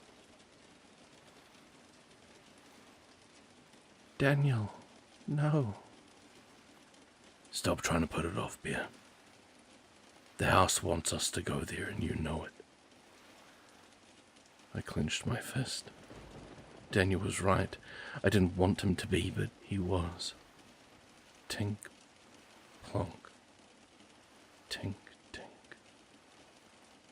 Echoing from the ceiling high above us, deep within the dark, we could hear the creaking and rattling of pipes as the curator moved to find us. Bear pulled the gun and we all ran to a nearby house and tried the door. It was locked. We hopped the porch railing and ran to the house next, only to find the same thing. We started forward again, ready to repeat the process, when Dan stuck out his arm. "Look, we can run door to door all we want, but that thing's gonna be down on the ground soon. And it's faster than us. There's only one house in this neighborhood I can get us into." Bear gritted her teeth, but finally caved. She knew we were out of options. All right, let's go. We sprinted through the streets with Dan at the helm, flying past the red house again and down the intersection. The sound of the xylophone notes rang out somewhere behind us, this time on the same level. We didn't bother to turn back. We plowed up Dan's driveway and to the front door, trying the handle. To our surprise, it too was locked. The panic set in. Damn it, Dan, what now? Bear yelled. "The garage." He turned back and ran over to the door. Dan flipped open the box on the side of the wall and began punching in a code. I prayed that there was actually power to the house and not just the street. Ethan shined the good flashlight down the road as we waited, and the beam caught something barreling towards us at an alarming rate. Behind us, the keypad flashed red at an incorrect code. Dan swore under his breath and tried once more. This time the keypad lit up green and the laboured sound of an engine rang out as the door hoisted up. We didn't even wait until it was off the ground. We dropped to the floor and slid under. As I hopped up, I was greeted with a flashy yellow Ferrari. Unfortunately, I didn't have the time to admire its craftsmanship. We made for the door and to the house just as we heard the thing behind us pounding on its instrument and squealing like an injured pig. I saw it begin to squeeze its form beneath the crack just as we slammed the door shut and thrust the lock into place. From the other side, we could hear it josting the handle and throwing a tantrum that we had once again evaded it. I was certain that it was just as sick of losing us as we were of running into it. Once we had all caught our breaths, we turned to see Daniel standing in awe at the sight before him. A fully furnished home was laid out before us. We currently stood in a kitchen that sparkled with nice appliances and granite countertops. Through a doorway, we could see a living room with a big TV, as well as a leather couch and two very nice recliners with a coffee table placed thoughtfully before them. Everything was clean, pristine, and untouched. Not even a layer of dust. The only thing that was slightly off was the dining room. It too was spotless, save from the vase of flowers that once decorated the sturdy oak table. They were dead and wilted. "Wow, Dan. Beautiful place you got here," Ethan said. Bear gave him an elbow to the rib. Dan shuffled forward slowly, taking in every detail. He gently ran his hand along the cold countertops before opening a cupboard above him. Inside, dozens of delicate glasses sparkled in the light. "It's exactly the same." He picked up one of the cups and turned it over in his hand. He ran his thumb over the spot where the glass was chipped. "Every little detail." While Dan was transfixed, Bear peered into the living room, then slowly made her way into the dining room, checking it as well. Downstairs is empty. "Good to hear," I replied before turning to Dan. "You all right?" I asked, placing my hand on his shoulder. He nodded, then set the cup on the counter. I noticed tears welling in his eyes. "Yeah, sorry, it's just been a while since I've seen it well, this almost feels normal again." I wanted to ask, what he meant by that, but I could tell that he was going through something that I wouldn't have been able to understand. Do you know where a key out of this place might be? Ethan asked after a moment. Daniel walked back towards the garage door where a set of hooks hung. On it were several keys. He hesitated for a second when he saw the rack. He ran his fingers over an empty hook. He then plucked them all from their place and tossed the set at Ethan and me. These were all the keys I had. If it's any of them, it's probably one of those. We thumbed through our sets, then exchanged a look of defeat. I could tell by their shapes that they were not the ones for the hole. I don't think any of these are it, I told him. The hole for it was a little rectangle. Daniel gave me a look of confusion. What? Yeah, it was like a square shape. That's it. Just a square hole. Yeah, it was a little metal disc with a rectangular hole right in the middle of it. He placed his hands to his lips as he thought. After a moment, he straightened up and then turned back to the garage door. That's not a keyhole for a door. There's a car ignition. We need a car key. Ethan read his body language and groaned. Let me guess. You don't have it on you. Dan shook his head. There's only one car's key I can think of, kid. And something tells me we ain't gonna get them anytime soon. Thud. Not even a second after his sentence was finished, the curator slammed its massive lumpy form against the living room window as we all jumped in surprise. It bowed from the tremendous amount of force, but, like all things in the house, didn't shatter. Yeah, Bear sighed. Something tells me you're right. Dan crossed the room and pulled the drape shut. Come on, there's room upstairs. We can rest here for the night. We headed up the steps to explore more of Daniel's home as the thing from downstairs scurried frantically from window to window to keep up with us. The house was as lovely upstairs as it was downstairs, with more furniture and decorations filling its sprawling mass. Among the decor were several paintings, one of which contained a picture of Daniel with a gorgeous woman. Both of them were smiling brightly as they sat on the side of a boat on a lake. I had never seen Dan look so happy.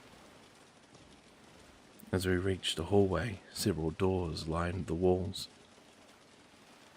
Down there is the master bedroom. Over there is a guest room, and that one there was my office. We all three noticed two more doors, both closed, a third straight ahead, and a fourth door adorned with stickers of bees and butterflies on it. We didn't dare ask what it was. We already knew. You three can decide how you want to spread out. I'll sleep downstairs on the couch. I don't want to be up here. Bear and I looked at each other, not only because of his last remark, but his first. Bear and I almost always slept next to one another, but it was never really acknowledged, especially not by the others. I could feel Ethan staring at us both as he waited for a decision. Luckily, Bear spoke first. What room do you guys want? I'll take the office, I spoke. Still prefer the floor, I think. Guest room for me. I don't want to get too comfortable. Ethan jumped. You take the master. Probably the best room. All right. Bear smiled before throwing one last glance my way. I returned it before quickly darting my eyes to the floor. Ethan saved us from the tension by speaking up suddenly. There's a bathroom up here. I kinda have to go. He stepped into the door ahead and opened it. Daniel suddenly let out a cry. No! We all looked at him. Sorry. That is one, but just use the one in the master bedroom. Or the one downstairs, okay? Please, don't go in there. I could feel that we all sensed the strangeness of his reaction, but none of us wanted to step on toes. We just nodded and moved on. Thank you. Good night, Daniel said before turning and heading down the steps. Ethan, Bear, and I did a sweep of upstairs to ensure it was safe, minus the 2 off-limit rooms. Then said our good nights as well. I stepped into the office and then closed the door behind me, slinging my pack off and retrieving a blanket. However, as I bent over, I noticed a picture frame on the desk nearby that was face down. I moved over to the table and inspected it. It was filled with very official-looking sheets, cluttered with numbers and values. Whatever Dan had done for a living must have been very complex. I gingerly reached out for the frame and picked it up. Behind the glass, staring back at me were 2 brown eyes, and they looked just like Daniel's. The nose was slightly different, and the chubby face made it hard to see the resemblance, but it was undisputable who the baby was.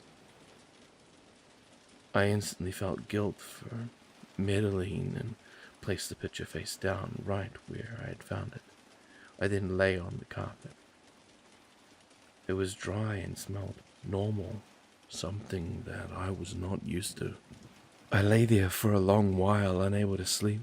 Occasionally I could hear the curator scuttering around the roof or across the walls, but that wasn't what was keeping me up. I brushed my fingers over the note in my jacket pocket as old ghosts came to visit me. Larry, Mark, Andy, Rose, he and Sarah. They all swarmed around me and stung me with memories, with regrets, with guilt. I didn't make it an hour before I sat up and stepped out into the hall.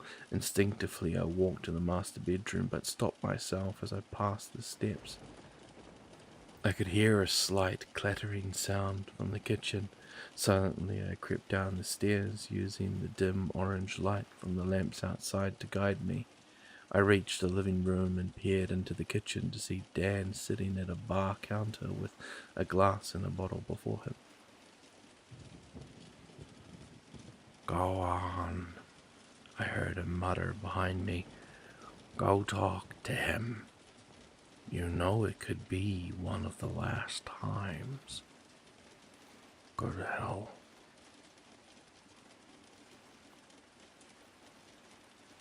Hey, I announced softly as I stepped down into the room. Daniel was startled, but he eased up as soon as he saw it was me. Hey, Joe.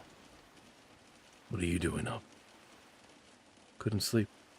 Your turn. Dan held up a bottle. A fine vessel of scotch. Found my old liquor, and I don't feel like sleeping. Any good? No. Always hated the stuff. Great for impressing guests, though. Then why the excitement to drink it? Dan shrugged. I needed not to feel anything for a bit. Without asking, I grabbed a cup from the cupboard and took a seat next to him, and without speaking, he poured me a glass. I downed the golden liqueur in one tank, letting the burning sensation set fire to my chest. Dan filled me back up after knocking his back as well. What are you drinking to forget? Too much, Dan. Drinking to forget too much. You're too young for too much. I wish that was true. It is. You're only, what, 23, 24? That's not enough time to make that many mistakes. When you guys get out of here, you've still got a whole life ahead of you. No need to call it so-so. When we get out of here, I corrected. Dan chuckled and then downed another gulp. Come on, Joel. Don't do that. Do what? I was just correcting you is all. No. You're trying to convince me. There's no need for it. I felt my jaw tighten as my throat began its familiar, choked grief. I don't know what you're talking about. We both heard Larry joke. He was crazy. Come on, kid. The signs are all there. He may have been insane, but he was always right when it came to this house. We don't know if he was right about this. I think you do know. Otherwise, you wouldn't be trying so hard to deny it. You remember that ballerina from upstairs? You saw the bloodstain from Andy, how it abruptly stopped.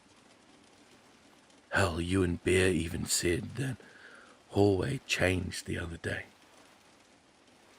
The pieces are all there, Joe.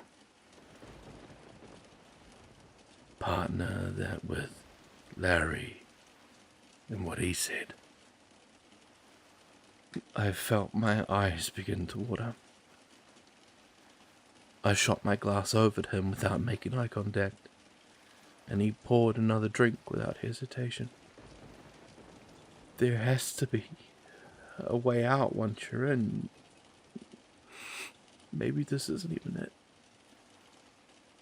John, stop. It's fine. It's not fine. We aren't going to leave you, Daniel. Daniel gave me a sympathetic look. You're gonna have to, kid. You heard Larry. He said when he tried to leave it was in vain. And that dancer that helped us, she couldn't even get outside the door. I shook my head in defeat as tears finally broke through my eyelids. I couldn't hold them back anymore. If this is your room, then I can't leave, John. You kids are gonna have to go without me.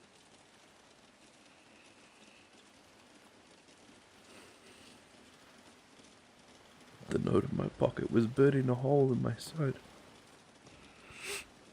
The voices in my head were overwhelming, and the liquor wasn't enough to drown them out. I didn't want to accept it. I couldn't accept it. I couldn't lose another person I loved. There was no way it was all real. There was no way that a house could be this big. That there could be so many stories and holes so deep into the earth.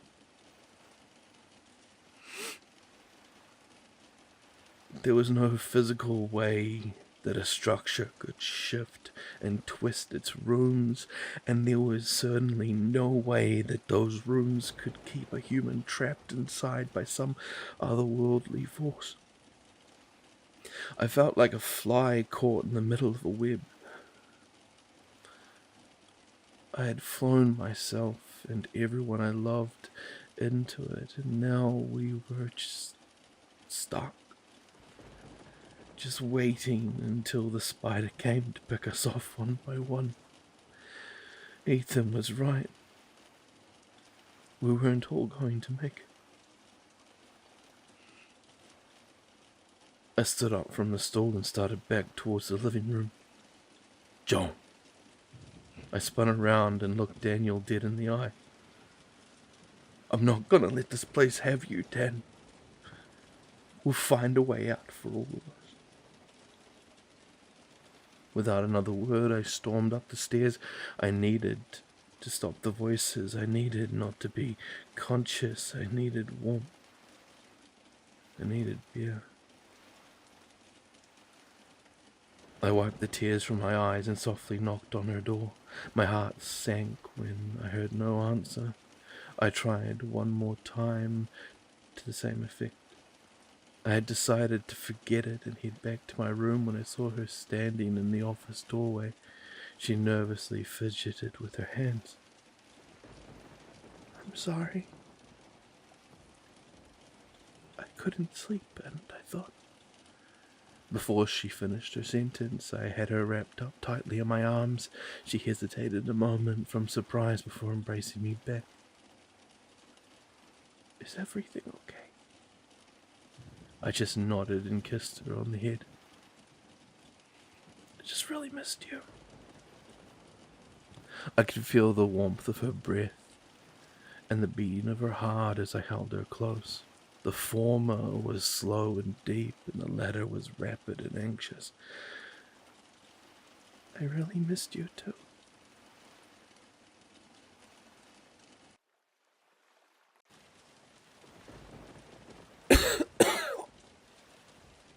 A heavy cough from Mark woke me from my sleep.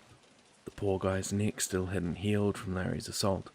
I glanced towards the window on the wall across from me to see that the sky was a deep periwinkle color. Early morning.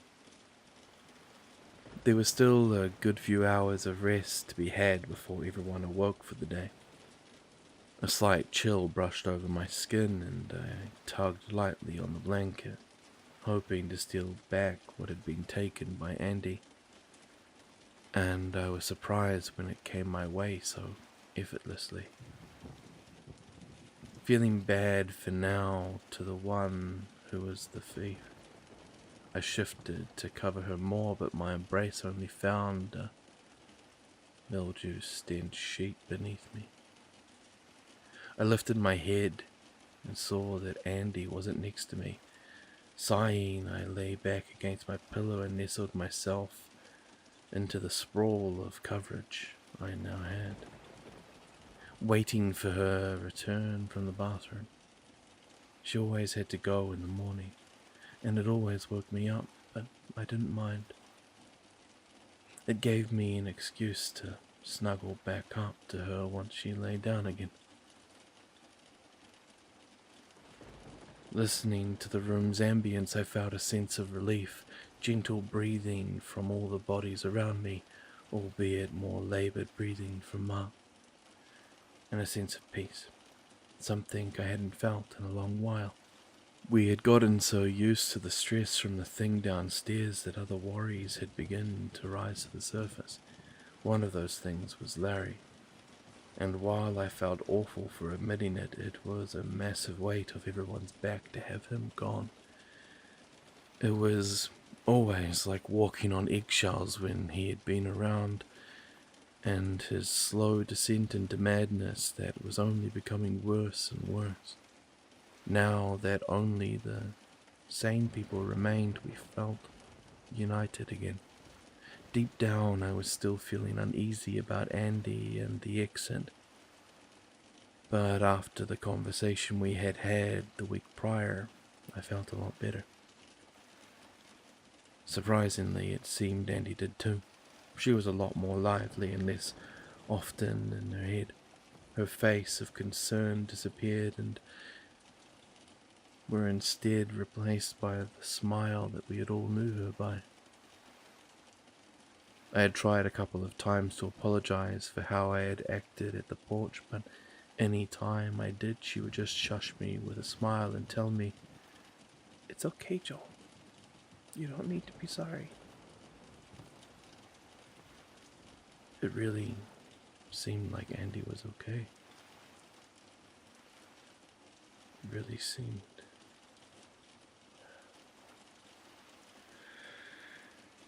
After a few moments, I noticed that I couldn't hear any movement from anywhere in the house, even the bathroom.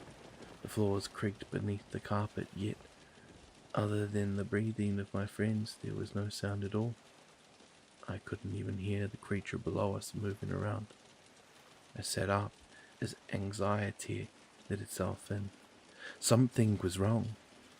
Just like the night Mark was attacked, something didn't feel right. I stood slowly, trying not to disturb the others, and crossed the floor. The hallway was cold, and I hugged myself as I peered through the house. "Andy," I called out in a loud whisper. No reply. Light spilled through the crack of the bathroom door, and as I stepped forward to open it, my heart sank to find it empty. I swallowed, turned towards the living room. "Andy." The room was empty, and through the doorway beyond I could see the bodies twirling outside the sunroom windows. They stopped upon seeing me and began to beckon, showing off their ever-present smiles. Hillary was among them. She opened her mouth and breathed fog onto the window, then traced the heart. At least she would have if she had breath to fog it with. I always hated leaving the bedroom when it was this light out. I couldn't ever bear to see their faces. Their facade was happy, but behind their eyes was an unknown fear. "Andy, where are you?" Against my better judgment, I stepped into the sunroom. My heart began to pound at this point. It was the only place that she could be. I couldn't imagine why she would want to be there while the bodies were still out, but I knew there was no reason she would be in the dining room, and the only other option was the kitchen. Deep down, I knew there was another outcome, however. When I saw the sunroom was empty, I gave up calling. Panic set in, and I instead began muttering to myself, "Andy, please." Step by step, I rounded the corner into the dining room. I didn't see her in any of the corners. I didn't see her lying on the blanket we called our table. I didn't see her at all. I nearly couldn't bring myself to continue forward. There was only one last place to check, and I didn't want to check it. I already knew the outcome. Regardless, I stepped around the corner and peered into the kitchen. It took a few seconds for the sight to process. Despite being prepared for it, things were foggy and hazy like a dream. My legs shook and eventually gave out on me as I collapsed to the floor with blurry eyes.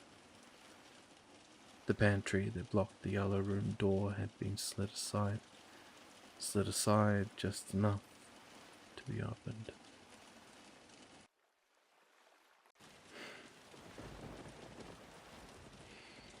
Opened enough, just enough, for Andy to fit through.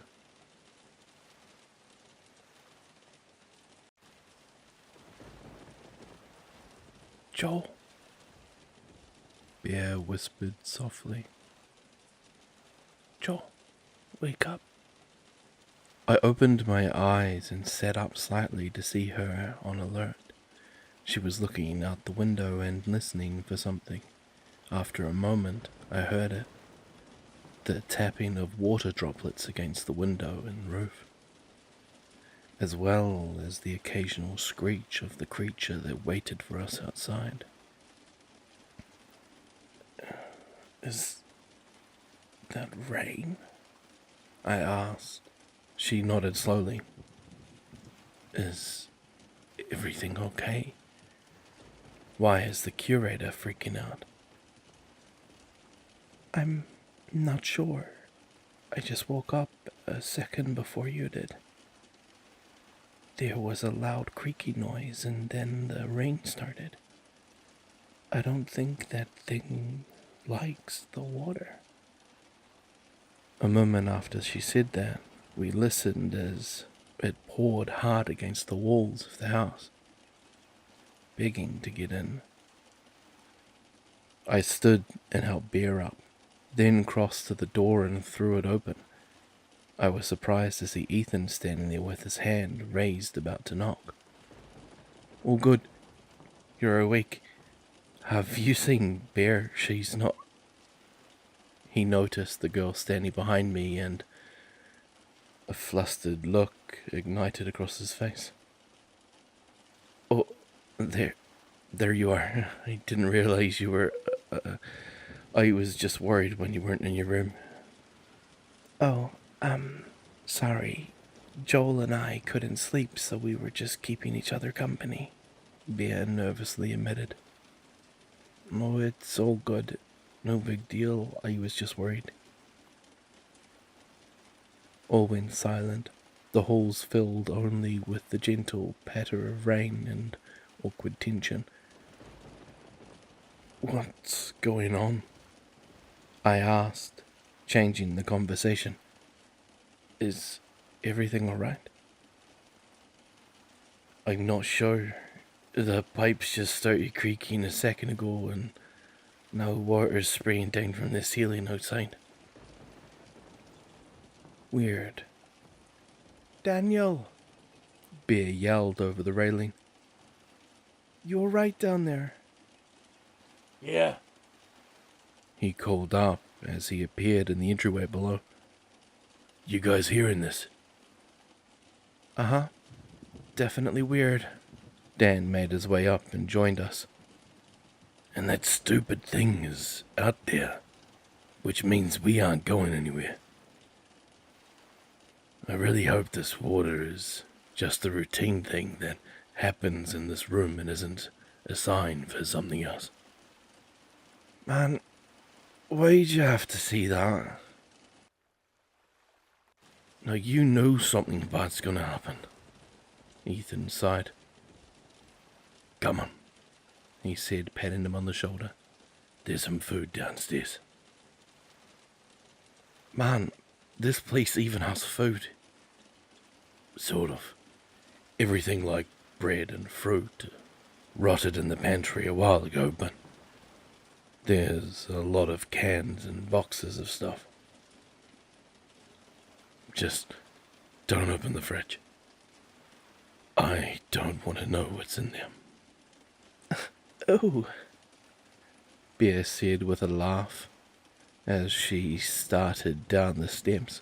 Ethan followed and I did as well, but I looked back just in time to see Daniel looking at the bathroom door he had asked us to keep shut. I could see his hand was clenched into a fist. I cleared my throat, and he turned to me. Sorry, he said before starting down. That day went by agonizingly slowly. The curator didn't stop screaming the entire time as water rained down onto it. Sometimes we would catch a glimpse of it through the curtain in the window, violently scrubbing away at its patchy, lumpy skin as if trying to brush off the water. At one point when Ethan checked, he said that he saw a piece of its skin come loose, and from beneath it a pair of binoculars came tumbling out. We heard it scream wildly in anger before it snatched them back and shoved them under a different fold of skin. We stopped checking after that. The four of us just sat in the living room and played games for most of the day to pass the time. Luckily, Daniel had a stash of actual board games, and we all rejoiced at the prospect of playing something other than cards for a change. Some of us were a little happier than others, however.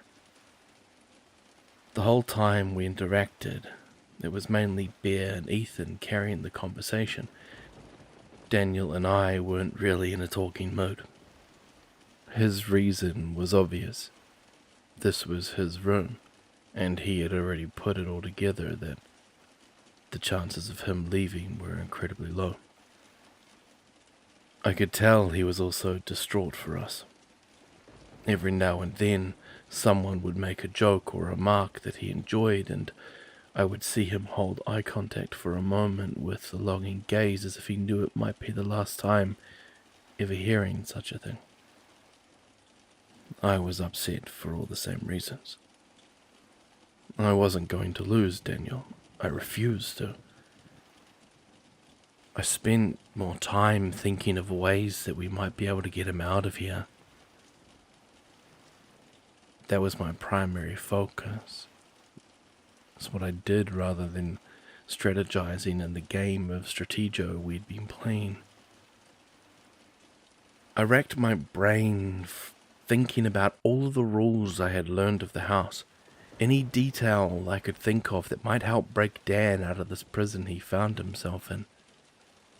I came up blank every time. In the end, I always knew too little, and every plan always hinged too much on the what-ifs. On the other side of things, the guilt was killing me in more ways than one. I was the only one who currently knew Daniel's fate, and I could tell that he would rather me keep it that way. I did so, but hiding such a bombshell from Ethan and Bear felt like a boulder in my stomach. We had always told each other everything. Ever since we got here, how we were feeling, what we were afraid of, what our thoughts on everything was, and all were. But I knew that right now telling them was more stress than Dan needed and would only cause panic. I kept kicking myself over and over again. Why did I let him come down here with me? Why didn't I just go alone, sneak out like Andy did? That thought left a bitter taste in my mouth. Why didn't you just go with Andy in the first place?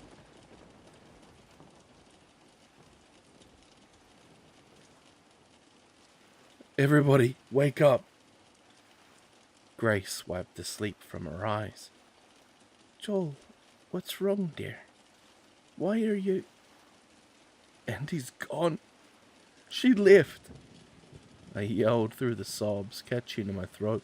I was hysterical. I didn't know what to do. How far had she gone? How long had she left?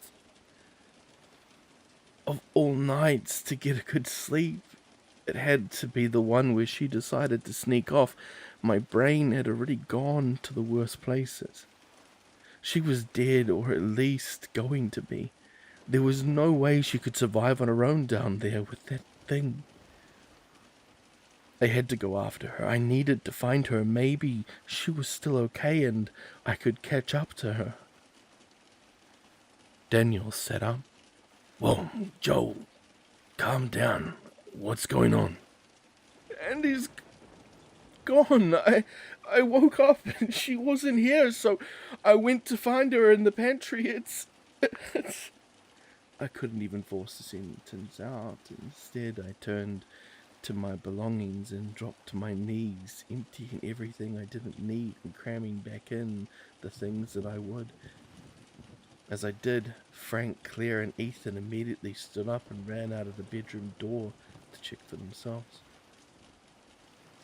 Are you sure? Jan questioned. Are you sure she's not outside? Yes, the bodies are out there, and there's only 6 rooms in this damn house. It's not like she's playing hide and seek. Daniel suddenly noticed what I was busy with and spoke up. What are you doing, Joe? Joe! What? What are you doing? I'm going after her. The room filled with gasps and murmurs of panic. Like hell you are. She's down there, Dan. I can't just let her get herself killed. Why would she even do something like that? Ben laminated. What was she thinking? The question felt like a bullet tearing its way through my throat. I knew why. I knew what she was thinking. She was thinking about it because of me. Because she thinks the exit's down there. I finished packing and slung the bag over my shoulder. Without hesitation, I rushed back out the door and into the hall. Everyone hopped up and followed behind as I turned and slammed into Ethan, who was on his way back. He's right, Claire confirmed in a shaky voice. She's not here. I didn't stop to indulge. I blew past the three and made my way to the kitchen. I grabbed the knob and threw the door open, and the yellow room greeted me with its hug of stale air. I was about to step through when a hand grabbed my shoulder and yanked me back inside. Daniel slammed the door and then released his grip. Are you crazy? Joel, don't! Jan begged. I could see everyone else wore faces of concern and were starting to well up as they began to take on the same grief that I had a few moments ago. I need to go after her. John, you need to calm down. And then what? I snapped. I calmed down and then she's still out there. It doesn't change anything. She's going to die if someone doesn't go help her. You're gonna die if you go down there without thinking. I don't care. Well, I do. Dan yelled louder than intended. It was enough to make me wince. I could see his face ease into a look of shame as his eyes darted to the floor. I took a moment to look back at everyone else. At this point, most everyone was sobbing. Ethan and Bear held each other. Jan cried in disbelief. Mark and Benjamin just leaned against the wall and slowly slid down to the floor with watery eyes. They were already hurting. I was only adding fuel to the fire by the way I was acting. This isn't what they needed right now. I turned back to Dan, who sheepishly continued. We'll do. He put his hand on my shoulder. Look at me. I know you're upset. I think we all are. We just need to take a second, okay? We'll figure this out. We never heard that thing last night, right? That means she made it out okay, and Andy's a smart girl. She's going to be okay for now. But if you run down there while you don't have a plan, you might not be. I didn't say anything. More tears just fell from my eyes as I looked at the floor. I don't think you're in any state to be going down into something, somewhere so dangerous.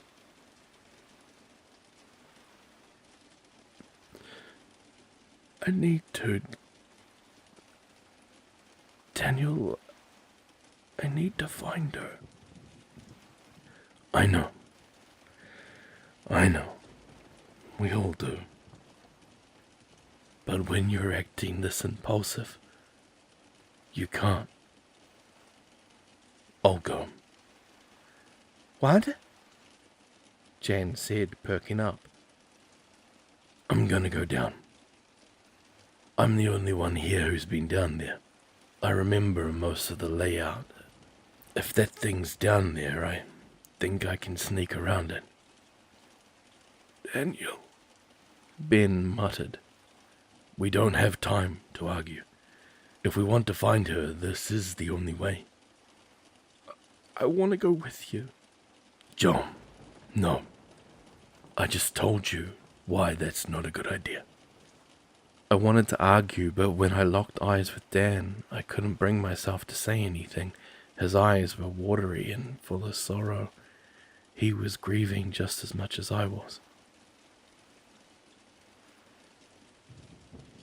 She's gone, Dan. I mumbled. Sobs began to break through my voice again. She's gone. He pulled me into his arms and held me tight. Not yet, kid. We don't know that. Joel. Huh? It's your turn. Sorry. I zoned out for a second. I said as I turned to investigate the board. Bear exchanged glances with Ethan before adding, "Are you guys all right?" "What?" You both seem really out of it. Yeah, I'm fine, I said, forcing a smile. Just hate being cooped up in here is all. Same here, Daniel lied. Still not used to being back in my old home yet. I looked at Dan and he looked at me, and then we both darted our eyes to the board. Bear and Ethan clearly caught the look but decided not to say anything. Instead, Ethan spoke. Wait, did you guys hear that?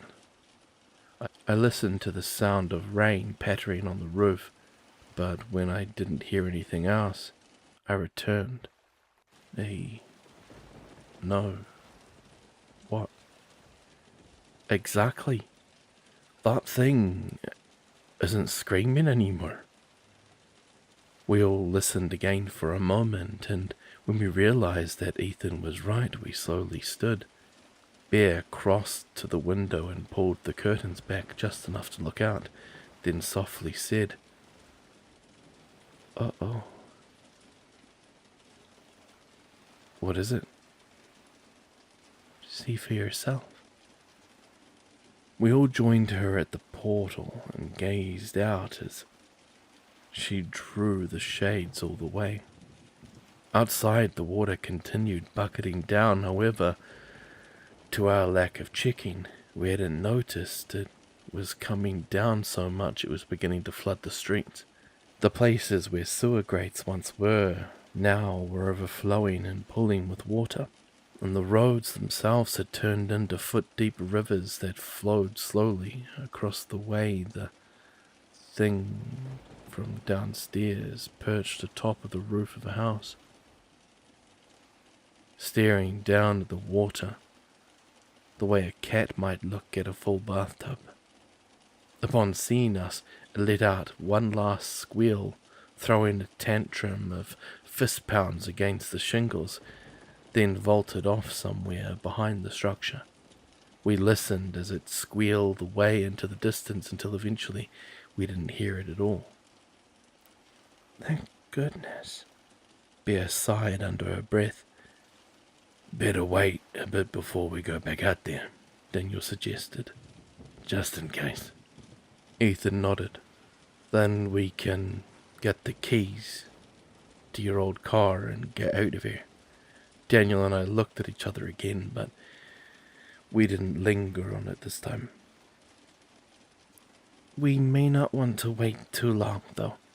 It looks like that water is getting deeper and deeper, Bear noted. She was right. None of it appeared to be draining, only pooling more and more by the hour. To compensate, we waited for about 30 minutes before making our way over to the doorway of the garage. Daniel peeked his head out first, then opened the door. When he saw that it was clear, "You kids wait here a second," he said before stepping off the landing into a flat concrete floor. Through the garage door we could see the Fox rain falling like a waterfall from the darkness above.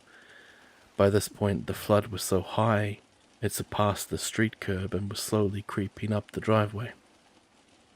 "We better hurry or we may be swimming back over to the exit," I joked nervously. I didn't like that it was collecting so fast.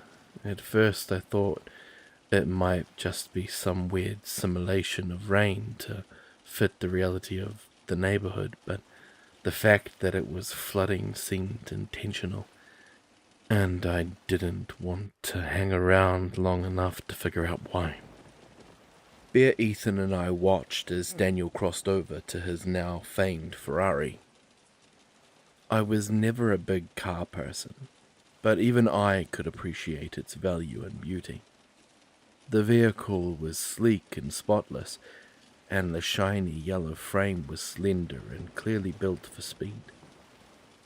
The black-tinted windows reflected Daniel as clear as a mirror as he approached and pulled the handle to the door.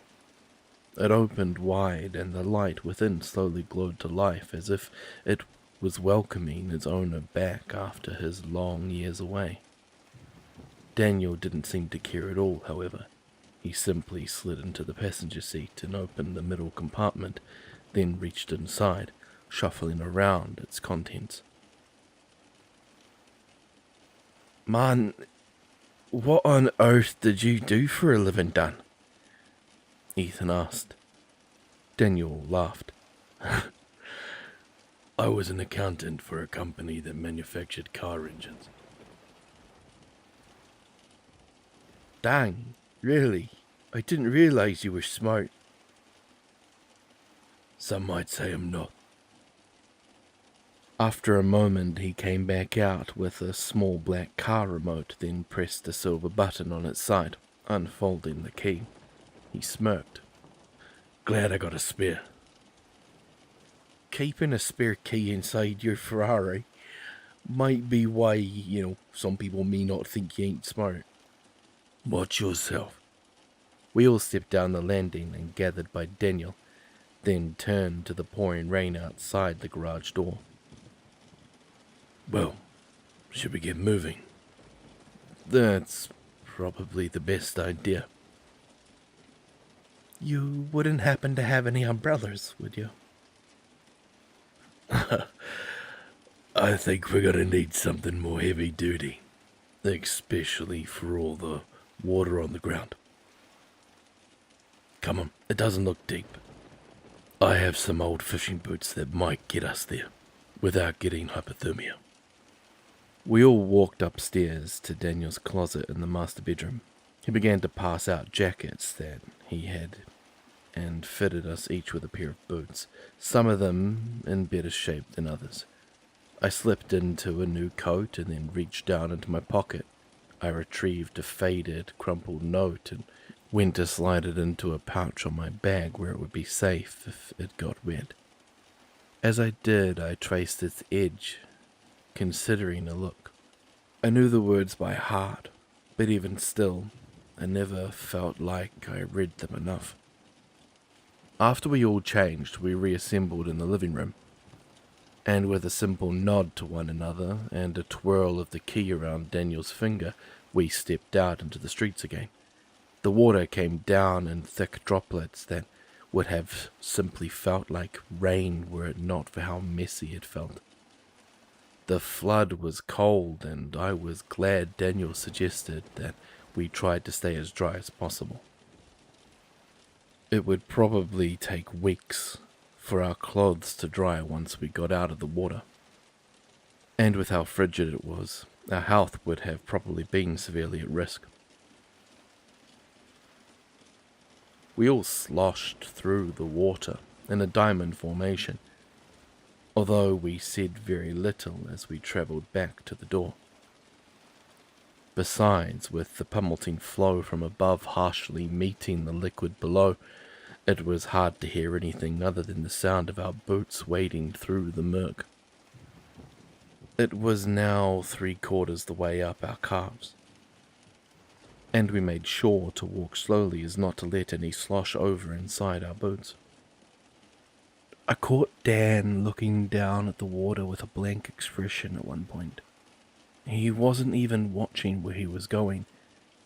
It looked like he was on autopilot. After a moment, however, I saw him take a deep breath and then return his gaze forward. It was an action that I knew well. He was swallowing some sort of emotion deep down in an attempt to drown it. I couldn't tell whether it was because of what he and I knew or something else. "You can feel it, can't you?" he said, barely emerging his face above the water's surface. I didn't respond.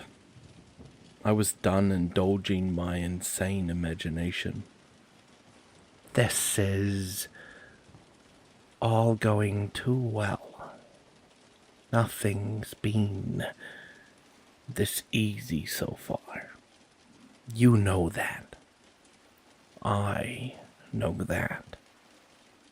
My boots sloshed onward through the black, murky water. the key isn't going to work. And then you're going to be stuck here. Stuck with old man Daniel. Or maybe there's something else in here with you. Just waiting for the right moment to strike. Maybe that moment is now, while you're defensively coasting through the water, or maybe it's both. I resisted the urge to quit back. Just ignore him. He's not saying anything that matters anyway. So you're not talking to me now, huh? Boy, really doing anything you can to avoid your problems, brother? Not a word in return. He smiled and stared straight up from the water with soulless eyes. Kinda reminds me of how you were before you left home. Ignoring my existence. So you don't have to confront the mess you made.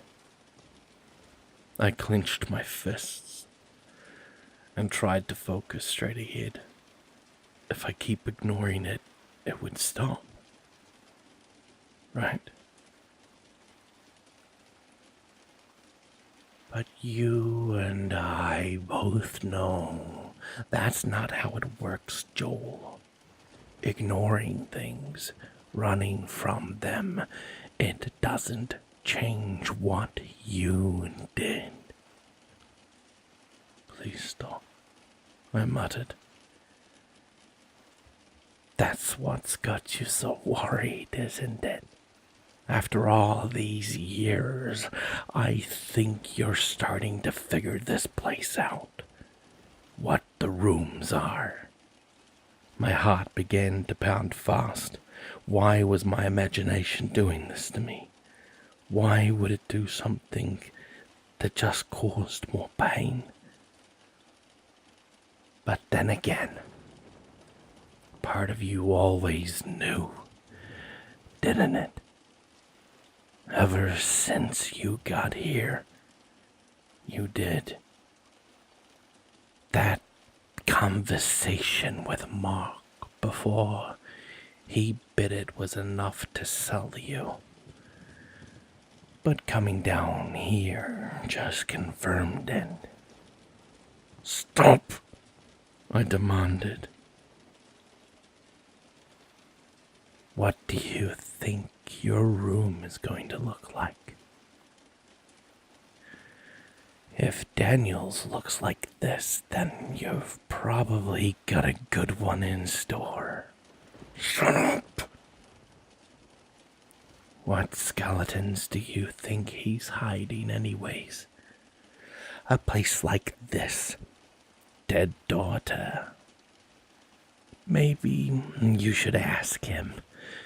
It might help shed some light on the way out of here.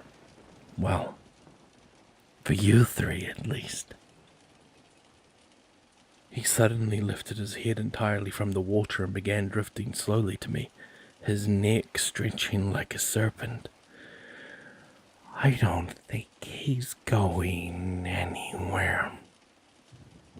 I lifted my boot from the water and brought it down hard onto his face. Water splashed violently outwards, soaking bare from behind and filling my boot to the brim with icy cold water. I recoiled suddenly in shock and stumbled backwards, nearly tumbling entirely into the sea beneath me. Joel, what the heck? Bear scolded with rage as she turned around when she saw me looking down at the water with a ghost-white face and a look of fear. However, her tone turned more sympathetic. Joel, what's wrong? I looked at the water for any signs of movement, anything that might be hiding below the surface. When I concluded that there was nothing, I wiped my face and turned to Bear. Oh, I'm really sorry. I almost tripped and had to catch myself. Her expression went back to annoyance and she returned her gaze forward. Well, stay focused, kid. We're almost there. Daniel called from the front. I looked to the water one last time to where he had been, then scanned the surrounding area. There was absolutely nothing. It was nothing. It had to be nothing, right? Hallucinations. They could be that real. I tried to tell myself that because it hadn't been the cold water that shocked me out of my delusion at that moment. It was the face that I had felt the heel of my boot connect with. It was something other than the ground. After a while longer of slogging through the dark abyss, we finally reached the door. We had all but given up trying to keep the insides of our boots dry and instead just focused on moving faster.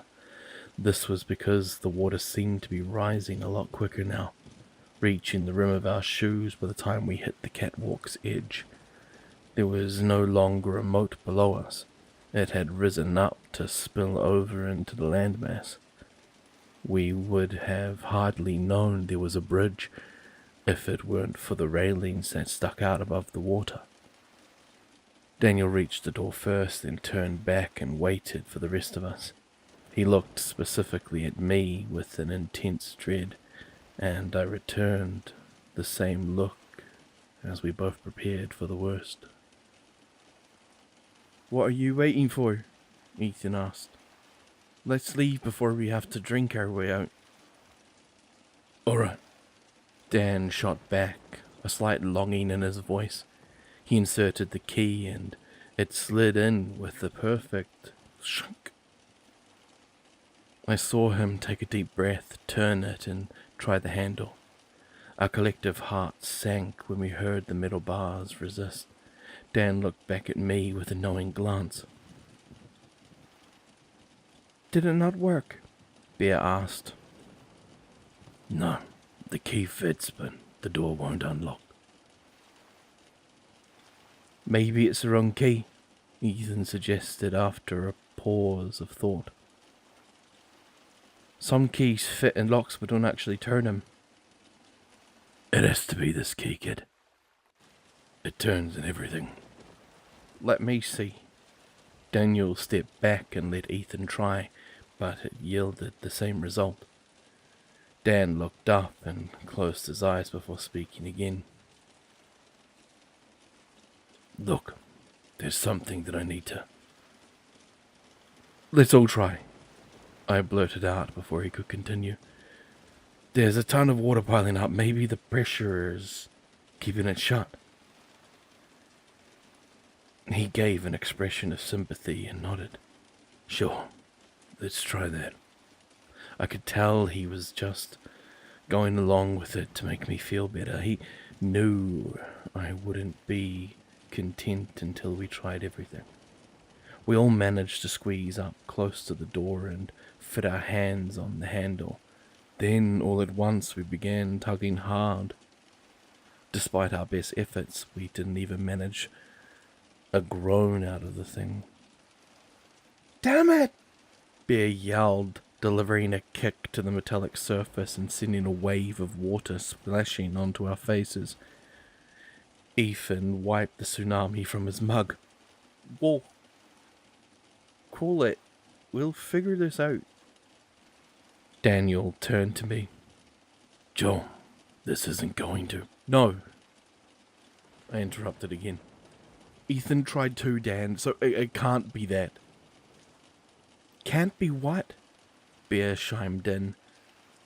I ignored her and continued. There has to be another way.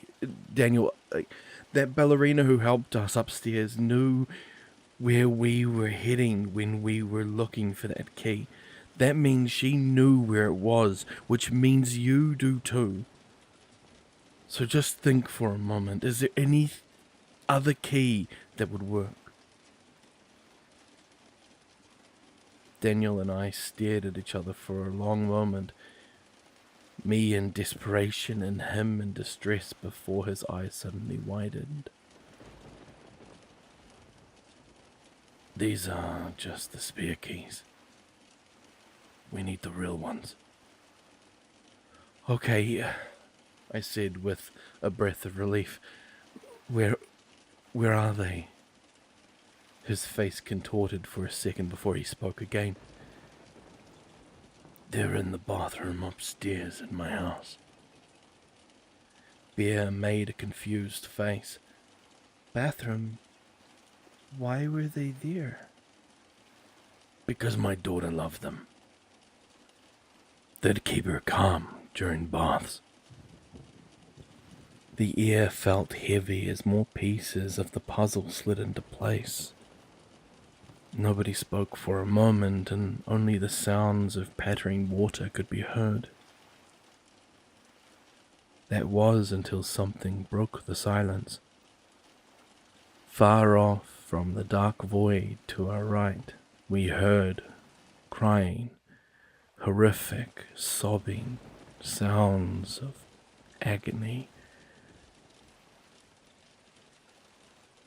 The sounds were from someone young, infantile. The kind of cries that babies make when they're scared or in pain. The hair on my neck stood on end as the sound echoed through the rain and shadow to meet us. Dan's face had changed entirely from the usual fear and sadness he had recently been wearing. Now it was pure panic and horror. Horror unlike anything I had seen him wear before. No, he muttered over and over as if he was trying to convince himself that none of this was real. "Dan," Bear whispered with hardly any breath. "What is it?" Daniel's breathing was hard and fast like a racehorse. His eyes were wide and his jaw was clenched. I didn't expect him to be able to speak, but he did. "We need to get off this bridge. Run. Run back to the house." We looked at him, hoping for more answers, but he didn't give us any. "Go!" I started leading the way back down the catwalk, the group in tow. The water was now at our waist, as it had reached during our time standing there, and every step felt like I was running through tar. People often have nightmares where they can't run fast from something that's chasing them. But until you've experienced it in real life, I don't think you could even fathom how genuinely terrifying it really is. The crying suddenly subsided as we reached the road again. It faded into a gargle before stopping altogether. That was when I gave up running. I dove forward and started furiously pedaling, checking over my shoulder quickly to make sure my friends were still with me. They too had abandoned their legs and were tossing in the water. We swam fast through the dark, and I was thankful that the flashlight I had found was waterproof for us. We wouldn't have known where we were going. With every stroke through the murk, I prayed that whatever it was with us wouldn't be in front of me. We reached the intersection of Daniel's Road and began swimming down just in time for the streetlights to come on. My prayer was unanswered. Stretching high above the water, the orange bulbs clicked on one by one, illuminating the scene before us. Thick white ropes floating lazily among the flood, drifting up to the surface, only to be buried by the falling rain moments later. Their texture was slick and slimy. They were tangled and crossed back and forth down the middle of the street like a boiling pot of spaghetti. 5 feet away from me was what looked like a plastic bag drifting lazily in my direction. I thought that maybe it was,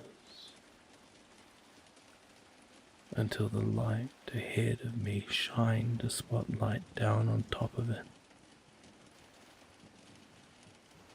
It was a tiny figure, a baby, a fetus.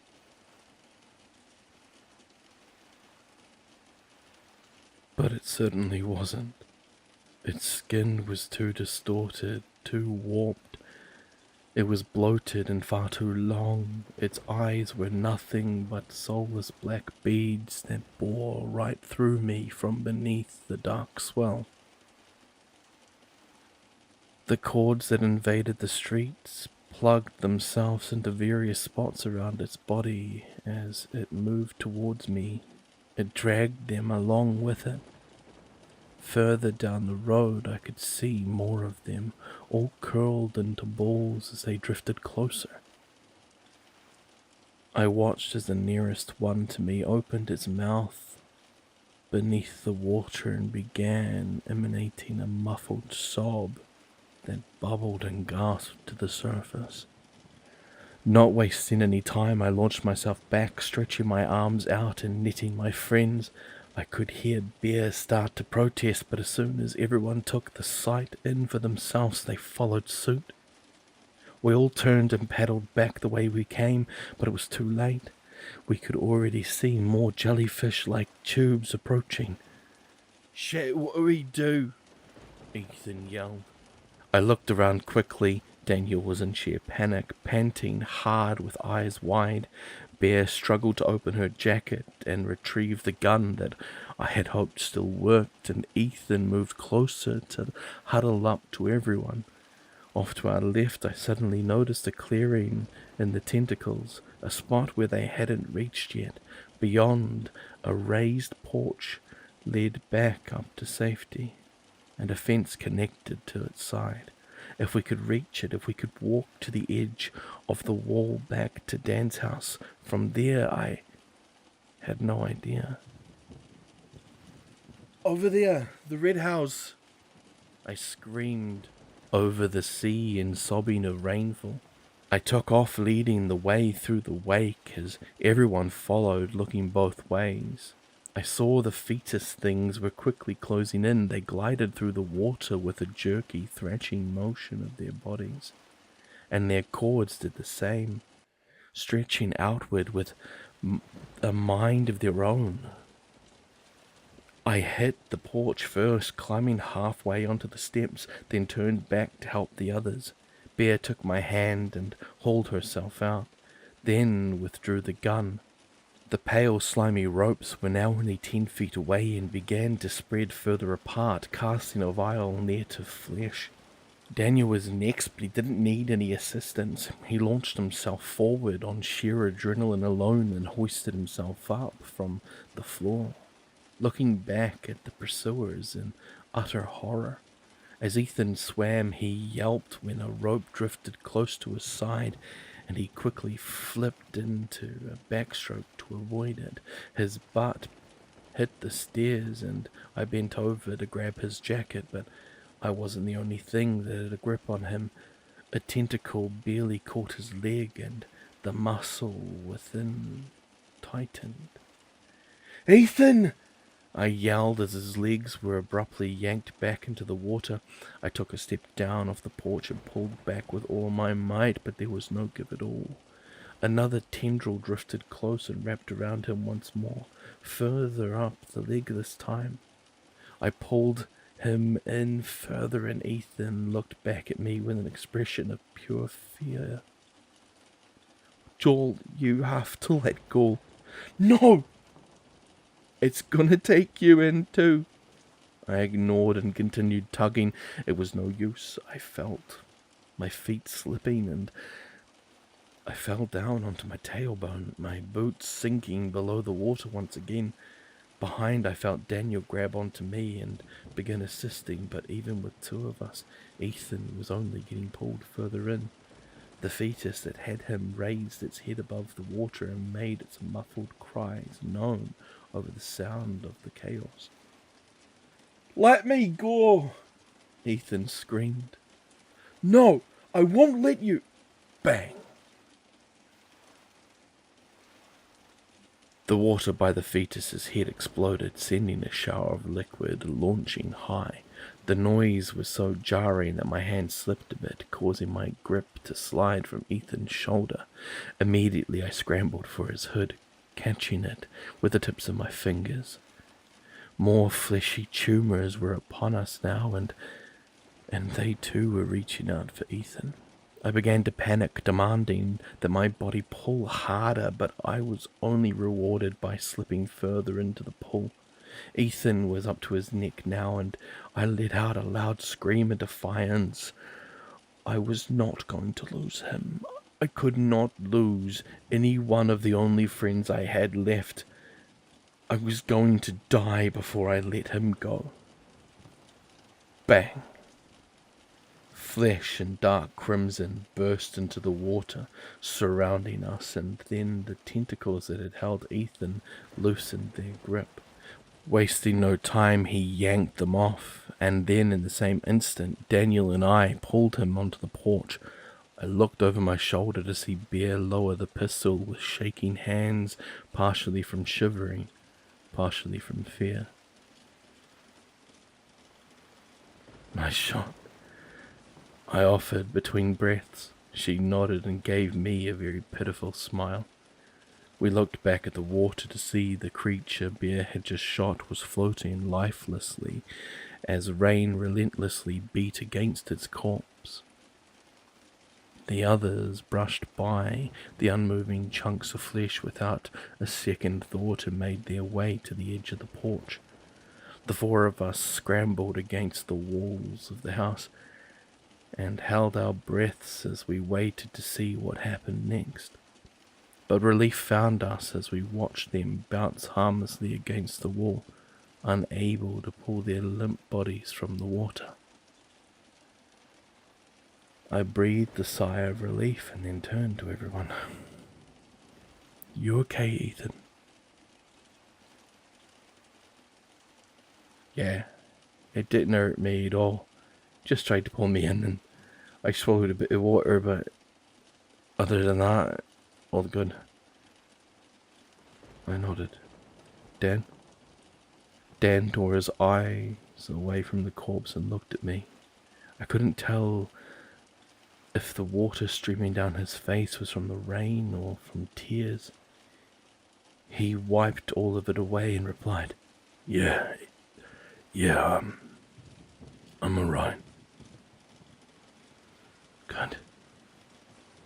I gave Bear a quick chicken look that she affirmed before continuing. "This fence over here, we should be able to balance on it and take it back to the house. We can also take the backyards as well. It doesn't look like they can climb." Nobody had any qualms with that idea. Together we hoisted up the slick fence and began inching our way across it. Behind us, the babies in the water all wailed and gargled below the surface. Once we reached the wall of the house next door, we stopped, hopped off our perch and splashed into the lake that formed in the backyard. From there we swam and climbed through several yards until we were once again standing before Daniel's house. "How are we going to get in?" "They're going to be in front of the garage." "The back door," Daniel replied. "I left it unlocked before we left. Figured you'll never know that we may need to go back in. I guess in this case it was the right call." We shambled through the water and felt around for the steps to the deck. The flood was up to mid-chest and only the railings protruded from the water now. Peering in the back door, we saw that a foot of water had taken over the first floor of the house, and as Dan slid it open, the glass more flowed in. We sloshed inside, but suddenly stopped when we heard the sound of rushing water coming from the entryway. It wasn't a whole lot, but it was loud enough to tickle and warrant alertness. Daniel brushed past us and took the lead. "Careful, Dan," Bear called after him. We each slowly rounded the corners to see that a steady waterfall was gently cascading down the steps. We may not have been able to see the source, but all of us knew exactly where it was coming from. Daniel placed his hands on the railing, but didn't bother to move up at all.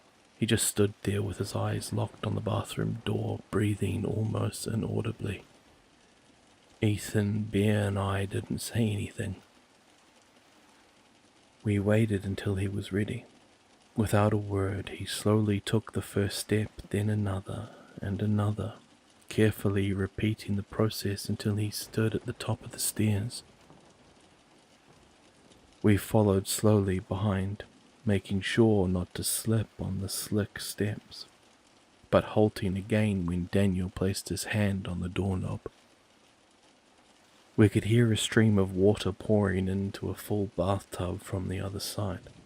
The three of us shifted glances to another, waiting for the next move when Daniel suddenly placed his forehead against the door.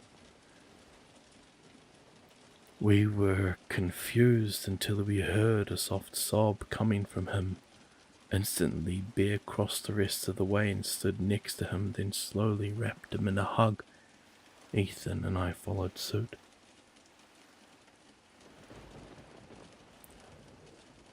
"You know, I was so excited to be a dad," Daniel began. "When my wife told me, I was ecstatic. We immediately started talking about names, whether it be a boy or a girl, whose eyes they would have. The day after we knew, I tore down the guest room and started making renovations. Bought a crib and toys and everything I knew we would need." He glanced over his shoulder at the door, covered in butterflies and bees. "I wanted to do everything right. You know, my dad, he wasn't ever around. I wanted to be different. I wanted to love her more than anyone else in this world. In all my spare time, I researched things, the best diets for infants, what birth defects were common and how best to handle them, what to do if they choked, how to perform CPR on." His voice caught in his throat before he could finish the last part of his sentence, and instead only a shaky breath came out as tears ran down his cheek. "It's okay, Dan," Bear gently reassured. Daniel didn't respond. He just shook his head and turned the knob to the door. Inside was a dark bathroom with a sink, toilet, and a large overflowing bathtub. The faucet continued to pour gallon after gallon of water into the basin that refused to hold any more. Instead, it flowed outwards, past us and down the steps to join the flood below. Daniel sloshed into the room and stepped by the counter. A ring of keys sat. One proudly displayed the Ferrari logo. He picked them up and stared longingly at them.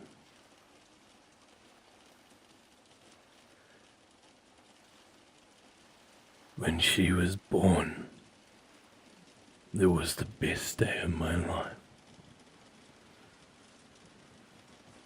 I took paternity leave and then some to make sure I was home as much as possible. I wanted to be involved, you know. Work had me so busy, I knew that once I went back I wasn't going to be around as much. When it was time, I tried working from home for a bit. It was stressful, juggling a kid and managing a company's finances. But I didn't care. She was more important.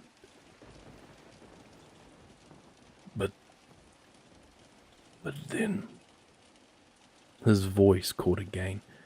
As he moved towards the tub, he stared into the water and, sob by sob, broke down. This time, none of us stepped over to confront him. I could sense that it wasn't what he wanted. They kept calling to pile more and more on. My boss told me that there would be some repercussions if I wasn't more present. So I started trying harder. Anytime they called, I would answer. He slowly sat on the edge of the bathtub and reached over to the faucet, placing his hand on the handle. Daniel struggled hard to continue. At this point, we knew it wasn't for our sakes. He needed to confront this. One day, my wife left to go and get groceries. She asked me to give our daughter a bath. It wasn't deep. I knew better. I also knew better than to leave her alone. But still, the phone rang.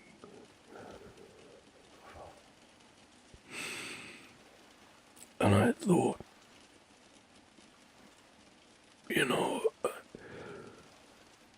I thought that it would only be for a second. I was so tired. And I didn't think that... He turned the handle with a creak of pipes, then slowly the flow trickled to a stop. Daniel slid from the edge of the tub to the floor and stared at the center of the room as he forced himself to finish between broken emotions and labored breaths. I tried everything while the paramedics came. But she wouldn't wake up. CPR didn't work. Trying to give her oxygen didn't work.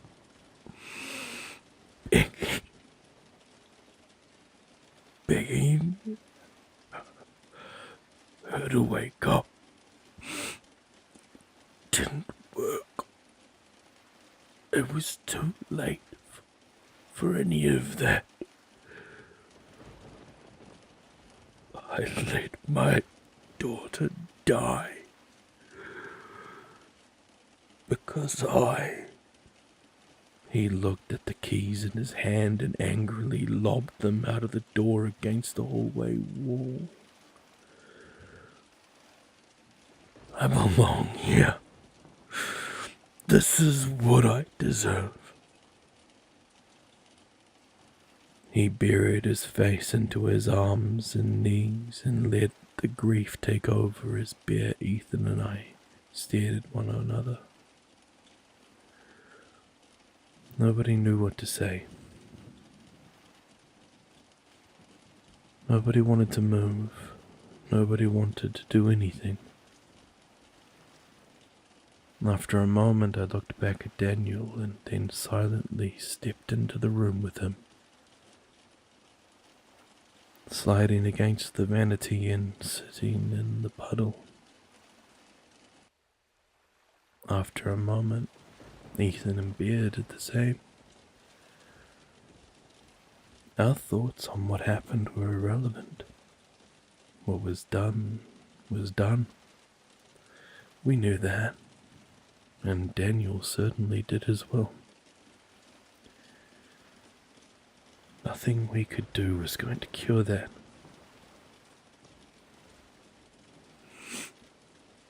Dan hated himself. And that wasn't going to change either. So instead,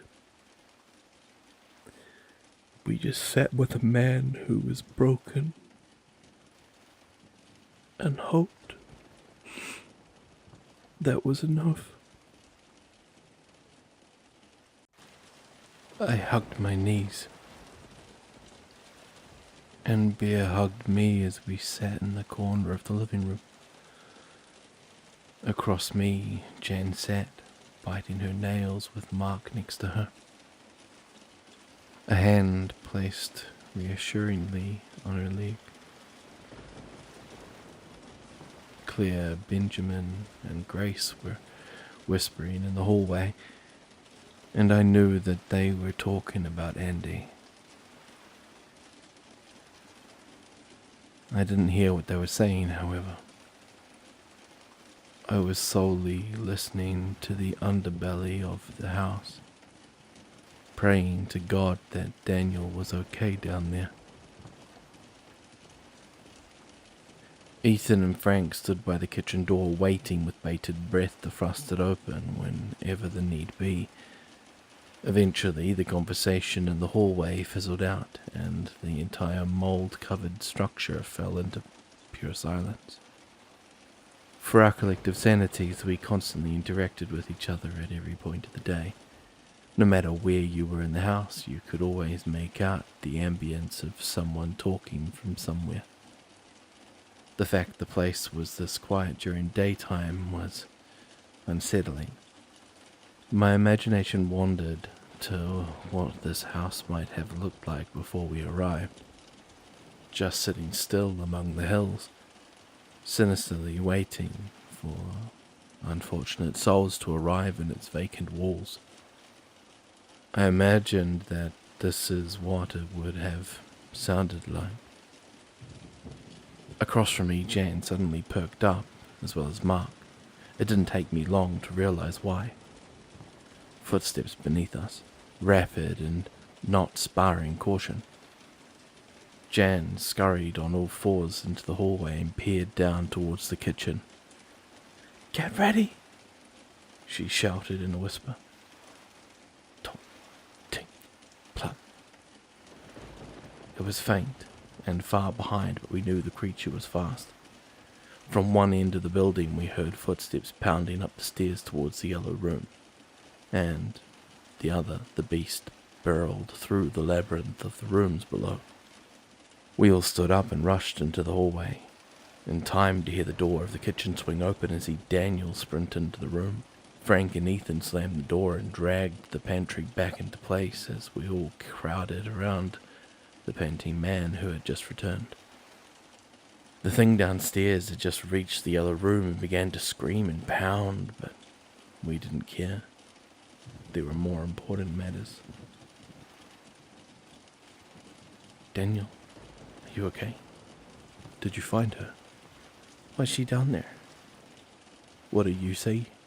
The barrage of questions clearly overwhelmed Dan, and he raised his hand to silence everyone while he caught his breath. We all waited with pounding hearts until he could speak. He kept his face to the floor the whole time, but when he finally looked up to see the gallery of nervous and scared faces, his expression faded to a solemn one. "Sorry, everyone. I went as far as I could, but there's a big long staircase going down. As soon as I stepped foot in there, I heard the thing below me and started running back. Daniel clenched his jaw and I could see his eyes watering. I didn't. There was no signs of her. If that thing was down there, then I don't know if she... He couldn't finish, but it didn't matter. If Andy went down there while the thing was in the same place, then in all likelihood she wouldn't come back. Tears began to fall, and gentle sobs emerged from everyone in the group. Not me, however. My brain was still in denial. Okay. That's okay, I said softly, taking a deep breath. We can wait until it settles down and then try again tomorrow. I'll go this time. Dan gave me a sympathetic look. Joe. I'm okay. I'm okay now. I'll be okay. Joe, I know you're upset. I'm not. I mean, I am. But I'm okay. I can go down and... Joe, please. I can do this, just let me. Joe, Daniel said more sternly this time, placing his hand on my shoulders. I looked into his eyes to see that they were full of pain and tears. I surveyed the room to find the same from everyone else. I'm sorry, kid, but she's gone. At that point, I felt something in me break. It was almost physical. The same pain of brokenness I had felt so many years ago in that dark autumn night in Arkansas. She was gone. And he was gone, and it was my fault. I collapsed into the same grief that the rest of the house was feeling, and then I felt nothing at all.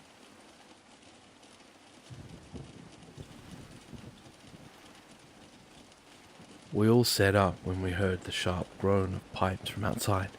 Dan withdrew from his knees and tilted his head to listen. Do you think it's stopping? Bear asked after a moment. The question was poorly timed. At once we heard the water outside begin to pick up. Going from suburban rain to tropical storm, the room pounded with the onslaught of the water, and Bear, Ethan and I all stood preparing for what might come next. I crossed down the hallway into the office and looked out the window. Of course, I thought. Never a break. The water was coming down like a shower over every inch of open sky. Anxiety nestled into my gut as I watched it further fill the flood below. If we didn't move fast, we would drown before those things outside could get us. The only problem now that we had the keys was getting back to the door. All roads had become a sea of nightmare jellyfish, and with the rain now coming down as hard as it was, I was just in time to see the tops of the fences getting consumed. We really didn't have a whole lot of options. On my way back to the bathroom, I looked down into the entryway. I jumped at the sight. Shoot. What? Did someone leave the door open? No, Ethan told me. I was the last one in and I shut it. Bear hopped up and peered down to see the same thing I did. The first floor was half flooded, and even worse, 3 fetuses drifted just below the steps. How did they get in? Bear cried. Daniel shook his head. My wife, he muttered. I looked at him. What? My wife let them in. What do you mean? Daniel looked vacantly at the floor. Never mind. Bear gave a concerned glance, and I stepped into the bathroom and knelt in front of him. Daniel, I thought for a second before speaking again. I needed to find the right words.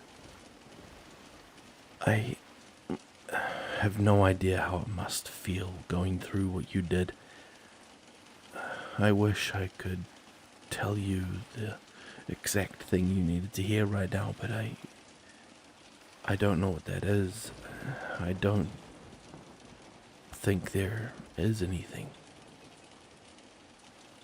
But one thing I do know is how it feels to lose somebody you love, especially when it's your fault. What happened to Andy wasn't your fault, kid. She's not who I'm talking about, I replied. At that, he looked up. I'm so unbelievably sorry about your daughter, Daniel. I know that it feels like you can't go on and that you failed, but you've never failed us, and we really need you right now. I stuck my hand out to him. Please. He eyed my open palm for a moment, then looked back at me. Slowly he lifted his hand from the cold, wet floor and placed it in mine. I smiled and held him up. Daniel crossed the staircase and looked over the edge. Damn, he grumbled before turning and pacing the hallway. What do we do? Bear asked. I'm working on it, he spoke. He looked up and ran his hands through his hair as he paced. Suddenly something caught his eye. An attic hatch. That's it. What?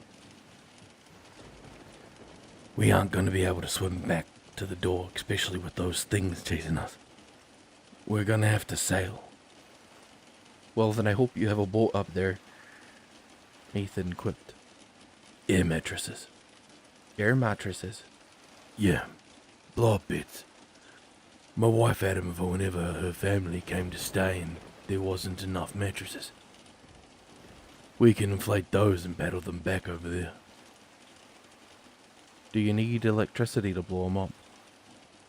You do, but I think I have an outlet up there.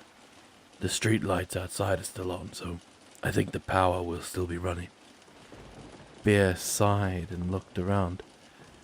Well, it's the best plan we have so far, and I don't think we have time to think about anything else. She glanced over her shoulder to see the water steadily rising up the steps. Daniel nodded and bent over, scooping up the keys he had thrown. He jammed them into his pocket, then reached behind a stand in the hallway and grabbed a hook to pull the attic down. The ladder collapsed down the hallway as dust came puffing out of the entrance. One by one we climbed up while the drowned souls wailed from below, slowly ascending their way towards us. The attic was dark, with only 3 windows letting in what meager light from outside made it through the rain. I pulled out the flashlight and clicked it on when Daniel pulled on the cord, lighting a single bulb in the middle of the room. I'll look for the mattresses. In the meantime, you 3 look for anything that we can use as oars. We don't want to be paddling with our limbs in that water. Got it. Sure thing. Okay.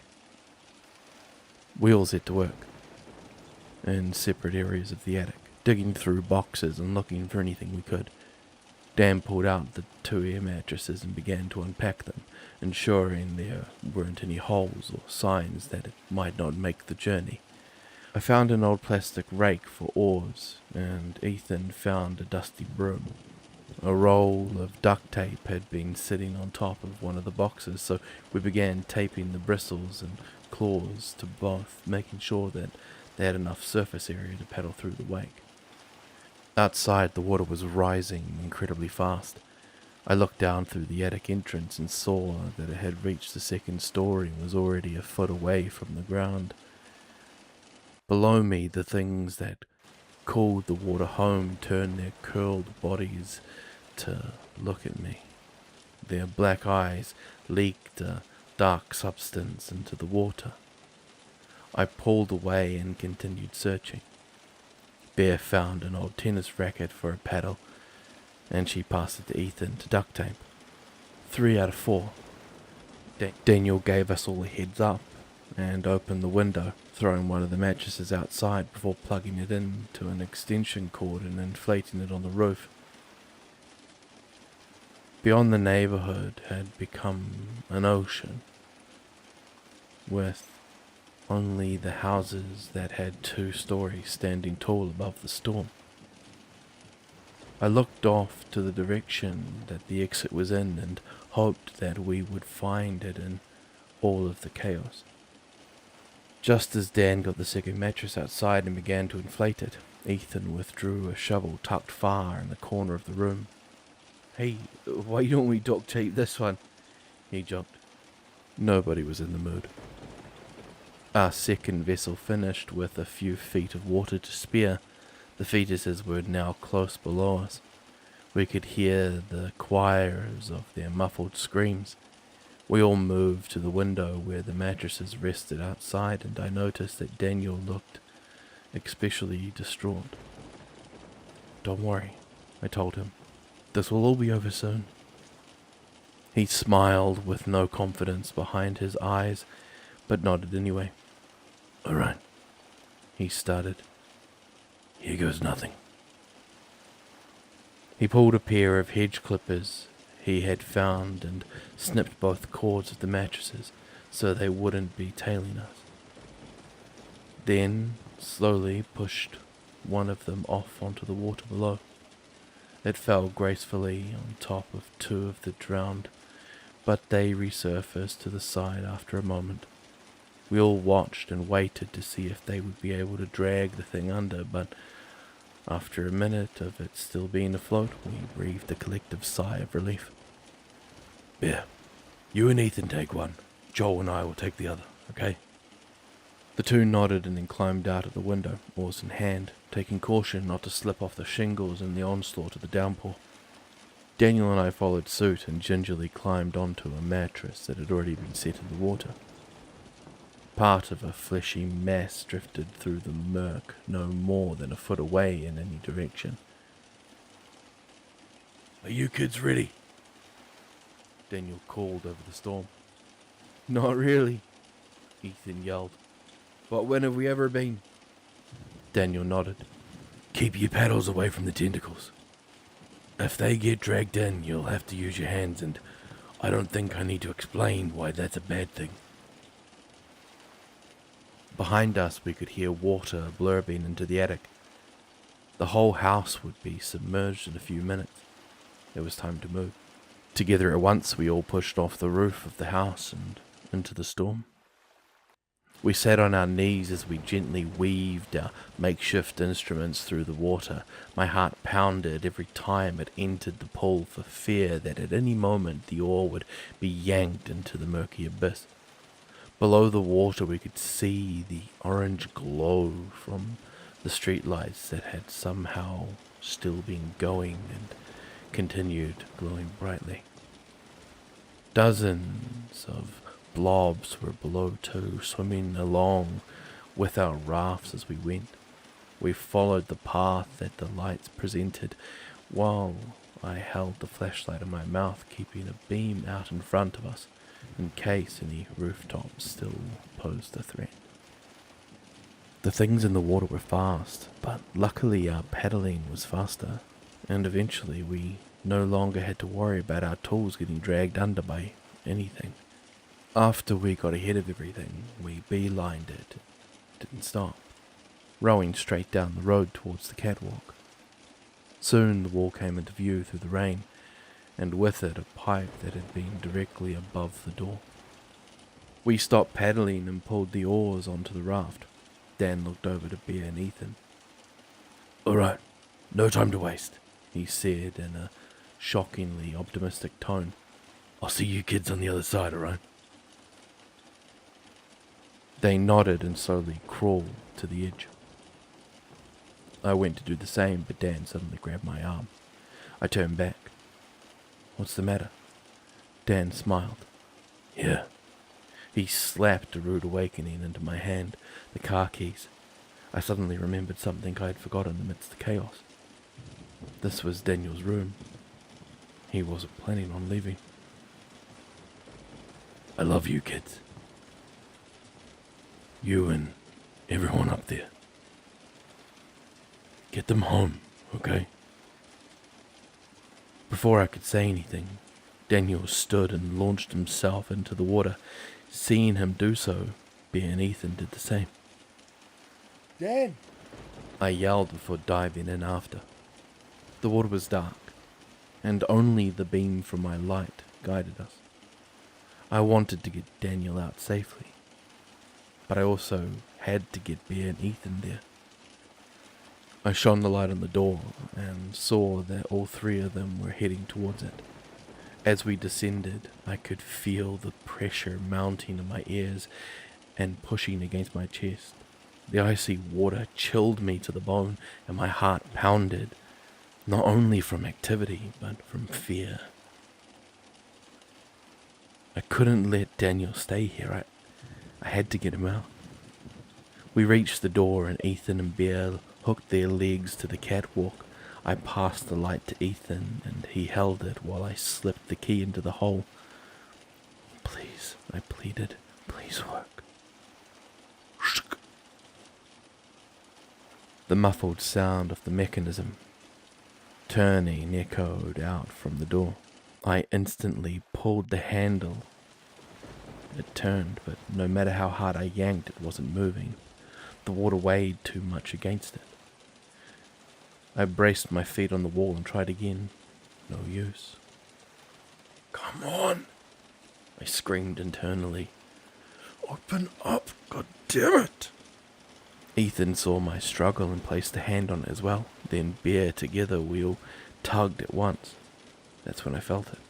A slight shift. I swung my legs over to the side of the rail and pulled with all of my might. A small suction filled the area. Then it got more intense and more until...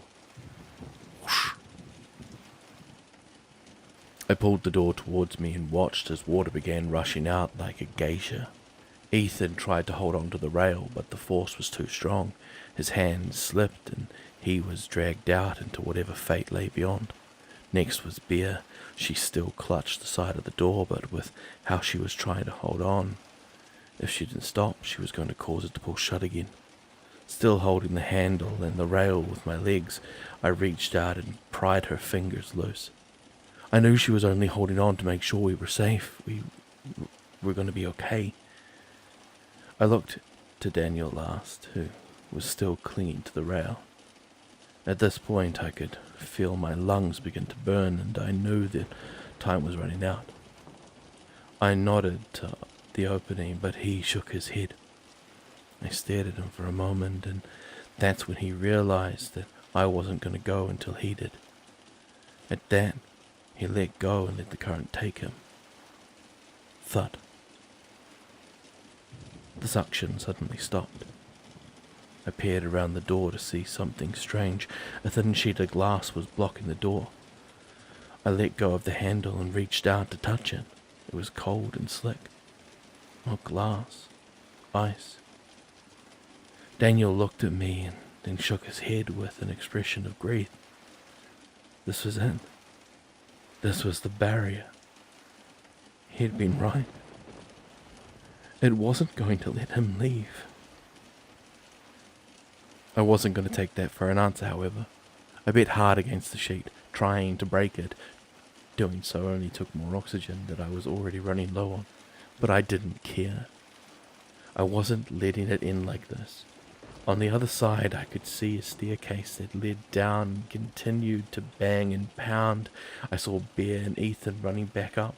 The current must have sucked them down quite a bit. When they took in the scene, they rushed up to the ice and joined me in my goal, calling out for Dan and me in the process. They had no idea that I wasn't the one who was trapped. Just then I felt a hand on my shoulder. I turned to see Daniel looking at me. He pointed towards the road where the street lights still burned their soft orange embers. In the glow, a mass group of the drowned were approaching. We were out of time. Daniel gave my shoulder a squeeze, then kicked off the wall towards them. I audibly screamed out through the water, releasing a burst of bubbles into the abyss. I reached out and grabbed Daniel's leg, but he quickly set to trying to shake me loose. Warm tears mixed into the cold water around me as I clung tightly to what I had. The man just looked back with pleading. He looked back with a pleading look. A pleading look I had seen before. I knew what he was saying. I sat by myself in the hallway, staring at the kitchen door. It was dark out, and I could hear the bodies dancing around outside, but I didn't care. I didn't want to go back to the bed that I would sleep alone in. Daniel peeked his head out of the room and saw me. Without a word, he came over and slouched next to me. "How are you doing?" I didn't respond. I just shook my head. He dropped his gaze to the floor. "I'm really sorry, Joel. I really am." I stayed quiet. Not because I was upset or didn't want to talk. I just didn't know what to say. Everything felt pointless now that she was gone. "Do you want me to sit here with you?" I shook my head again. "It's all right. You should go to bed, Dan." I could tell he wanted to say something more, but he chose not to. Instead, he said, "I won't make you come to bed if you promise me you won't run out that door after her tonight." A grieving smile came across my lips. I wanted to. I really did. But everyone was already hurting just as much as I was. Andy was our family after all. I wasn't going to go anywhere and hurt anyone else. However, the fact Daniel knew I wanted to was endearing. "Don't worry. I won't." "Good." He nodded. He then pursed his lips for a moment before pulling something out of his pocket. "Hey, this was under your pillow. I didn't mean to go through your stuff. We were just looking for anything that might help us find her." He pressed a small folded piece of paper into my hand, and I stared down at it for a few moments before looking back at him. Tears began to well in my eyes. I already knew what it was. Andy and I talked about doing it for Ethan and Bear when we were still planning to leave together. "Good night, Joe." "Good night, Dan," I told him with a smile. He stood and slowly crept back into the room, and I waited until the door was shut to carefully unfold the paper. Tears were falling before I had even read a single word. Her handwriting was enough. "Dear Joel," it read, "I'm so unbelievably sorry. I know how upset you're going to be at me, and you have every single right to be. If you're reading this, that means I've already gone, and I pray that you won't try to follow me. I was thinking an awful lot about what you said about losing each other, and about thinking it's your fault. And you were right, Joel. The more I thought about coming down here with you and losing you, the more I didn't want to go. But Joel, you know that I have to. You know that I can't stay here forever. As much as I love you, I want to be able to love you in a place that's normal. A place where we can be fully happy. And this place is not it. You kept me alive these past few years, so now I hope that you'll let me save you. I'm going to find an exit, Joel. And I promise that once I do, I will bring you all back. And we can get out of here together. We can be together, Joel. I knew that you wouldn't allow me to go alone if you had known. And that's why I had to sneak out. I wish I didn't have to do it this way, but I know you love me too much to let me go. It's the same reason that I know you'll blame yourself for this, but please, I'm begging you, do not, Joel. I love you so much. And I can't be another reason you beat yourself up. There are too many ghosts in your life that you think you've created, and you're never going to be better if you don't grow beyond them. Sometimes we lose people, or people have to go away, but that doesn't mean you have to let them haunt you. Feel that pain, hold the memories, and then let go, Joe. Otherwise, it'll tear you up from the inside.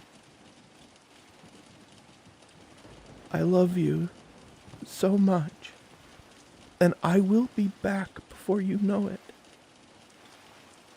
Andy.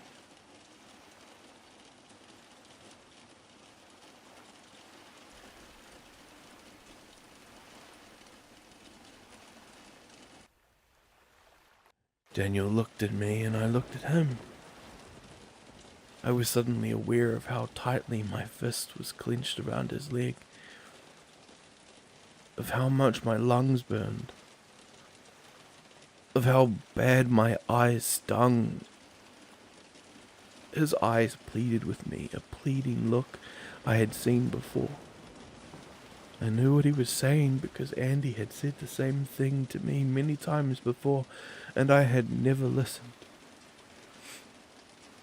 Let go. I slowly released my grip and felt Daniel's leg slip through my fingers. He looked at me for a second longer before he began swimming back away from me. Behind me I heard Ethan and Bess screaming after him, but it was no use. He had made up his mind. There was no other way. I felt a slight tug from back as a small hole formed in the eyes. It got stronger and stronger the further Daniel swam away from me. The infants moved closer, but he didn't panic. Instead, he just stopped swimming and stretched his arms out, letting them take him.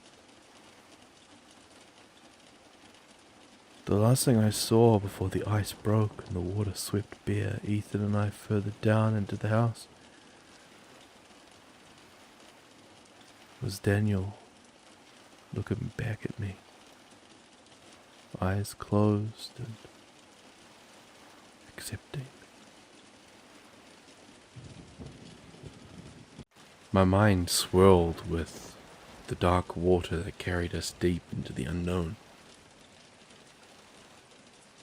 Thoughts and memories of Daniel clawed their way to the surface while rational panic held them under.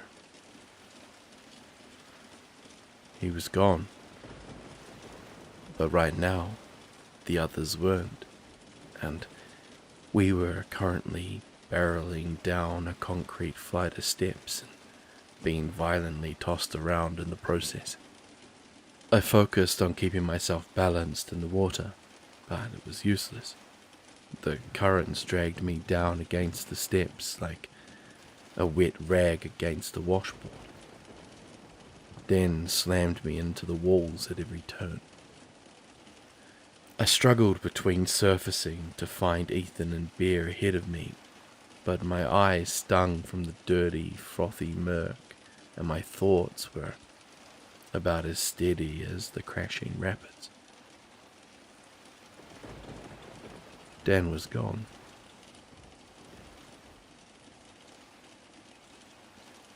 After what felt like an eternity of being threshed about, I felt myself go into a freefall before breaking the surface of the pool. The rushing water was muffled by the unmoving lake. I stayed still for a moment, not only because of the aching in my body, but because I didn't know what else to do. Surface or remain under. The outcome was all the same. We were in over our heads, and it was my fault.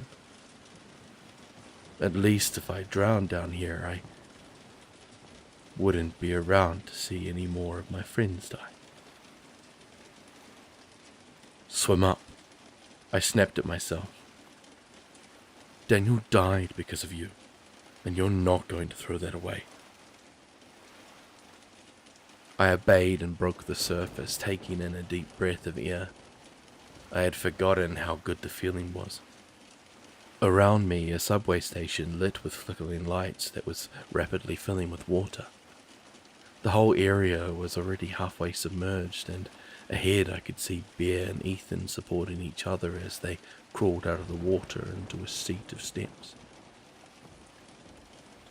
Strained and tired, I began to paddle my way over as well. When I reached the stairs, Ethan turned and gave me 2 looks. One was of relief that I was okay, and the other was the realization he had seen behind the thin sheet of ice. Slowly, he folded into himself and leaned against the wall before sliding to the floor and burying his face into his knees. I felt like doing the same. I attempted to speak, but no matter how hard I tried to conjure up the words of reassurance, none would come out. Bear circumvented this problem with denial. Are you guys okay? She said. Where's Dan? He was right behind you, right? She asked the question before we even had the chance to answer the first one. Hopping up, she sloshed her way down into the water, hardly noticing that it was up to her waist. She fixed her eyes on the maintenance door above the tracks that water was currently gushing from and said nothing else. I forced myself to stand and stepped into the pool with her. Bear. We have to save Dan, she said plainly. Bear. Dan's not. The rest of the sentence hooked in my throat like nettle being torn from a thicket. He's not coming. What do you mean? He was right behind you. Her voice shook as the flood crawled its way up her waist. He'll be here. He'll be here any second. I didn't follow up with anything. Just slowly waited next to her and gently grabbed her arm. He's going to... She didn't get to finish before her voice broke along with her tears. She held back choked sobs and turned to me, pounding hard against my chest. Why did you let him go? Why did you let him go, Joel? It was a question I wondered myself. In the moment it all seemed so clear, but now I didn't know what to think. Bear laid into me a few more times before stumbling from the water and collapsing into my arms. Her grief was muffled by the wet cloth of my jacket. Ethan continued not to move. Only keep his head down and hide from the world. I stood there, numb and lost for a few minutes before the feeling of my stomach being submerged jolted me back to the reality of the situation. I didn't want to keep going. I wished that we had never left in the first place, but there was no way back now, and we had come this far. We needed to find the exit, and Dan believed that we could. Get him home safe, okay? Without a word, I gently guided Bear up the steps. As we sloshed out of the water, Ethan lifted his head. His eyes were tear-stained and vacant. I held out a hand to him and helped him up. Come on, I mumbled. We have to keep moving.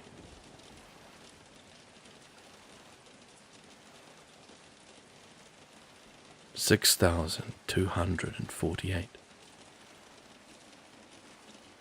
That's how many dots are on the ceiling, at least to the best of my count. It was hard to make out the details in the dim light of dusk. On top of that, every now and then, Mark would burst into a fit of coughs, and my concern from the pained sound of them would overwhelm my desire to count dots. After that, I would have to start over. Not that it bothered me, though. I had to keep myself occupied somehow. You never realize how long nights really are until you don't sleep through them. They feel like an eternity. I thought that I might be able to sleep without Andy by my side, at least over time. But it was proving to be the opposite. As the weeks passed, I found myself laying awake longer and longer.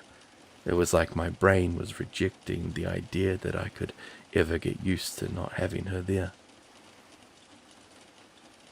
Like it was punishing me for what I had done. It wasn't the first time I had felt this. It was the same back in Arkansas. After everything that had happened with Rose, back then, I had tried the old trick of counting sheep. It never helped. Now I count dots. It never helped either, but at least it passed the time. I began again. 1, 2, 3, 4. After a while, I made a game of it.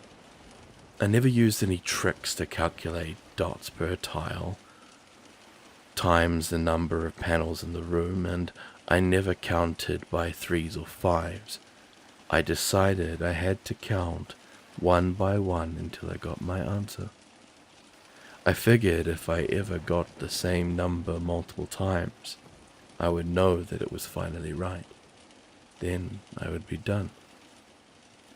188, 189, 190, 191. Of course, I always hoped that the numbers never matched. If I got the answer, there would be no reason to count anymore. What would I do all night and day? I hardly left the bedroom anymore. Even when everyone got up, I still came out to eat, of course. Jan made sure of that. Ethan or Bear would come in and visit me every now and then, and Daniel would check in too. They usually didn't stick around for long. I wasn't much for conversation, and I think they knew I wanted to be alone. Mark was often the only one in the room with me. The wound on his neck had gotten much worse, and the skin around it was bruised and yellow. He wasn't exactly in any shape to get up and interact with people. So he mainly lay in bed while Jan and Benjamin took turns caring for him. However, There wasn't much we could do to help physically without medicine and antibiotics. Just comfort him and hope that the festering gash would slowly heal on its own. I think we all knew it was more severe than that, however. 2,304, 2,305, 2,306. I admit, it was nice having Mark with me, even though we didn't exchange words with each other at all. There's something special about just being with someone. No conversation, no communication of any sort, just simply feeling their presence. I think even if he could talk to me without pain, he would have refrained. He understood that feeling as well as Andy did. I think that's why whenever he coughed, he'd try to muffle it. Mark didn't want to disturb the moment. I often told him he didn't have to. I knew it was causing him a lot of pain. He insisted, however. He said he knew I was sick of hearing it. I wasn't, though. Like I said, it threw off my count, and I was always grateful. Who knows how many times he stopped me from getting it right.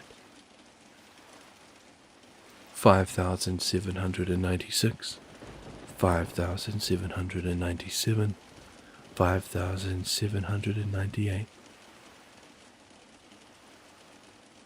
I did my best to keep a happy face despite the obviousness of my mental state. Any time someone would come to talk to me, I would engage with them and be attentive. Deep down, though, I was hoping they'd leave so I could keep counting dots. Ethan came to check on me often, but was never direct about it. He knew there was no point in asking how I was doing because everyone already knew the answer. Instead, he would just sit with me and tell me about what had been happening that day. We all played poker earlier. Frank won most, obviously. No one can ever read that guy. Yeah. Jan may be getting sick. She told Bear that she threw up this morning, so keep your distance there. I know she likes to hug. Is she okay? Yeah, she's fine otherwise. Doesn't look like she's running a fever at all. Bear thinks it may have something to do with something she ate. Could be. Wouldn't be the first time. Speaking of Bear, you should talk to her soon. Ethan began to fidget with his hands and looked at the floor as he continued. She says she misses seeing you. I see her every day. Yeah, but I mean, when's the last time you two talked? Not too long ago. She was in here the other day, but it didn't seem like she wanted to talk. That's because she don't know what to say to you. She knows you're hurting. I'm fine, Ethan. Are you? 6,001, 6,002, 6,003. Joel. Huh?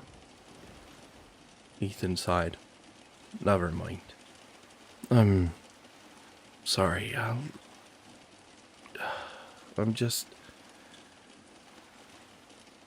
come out soon, okay? You don't have to. No, I want to. Okay.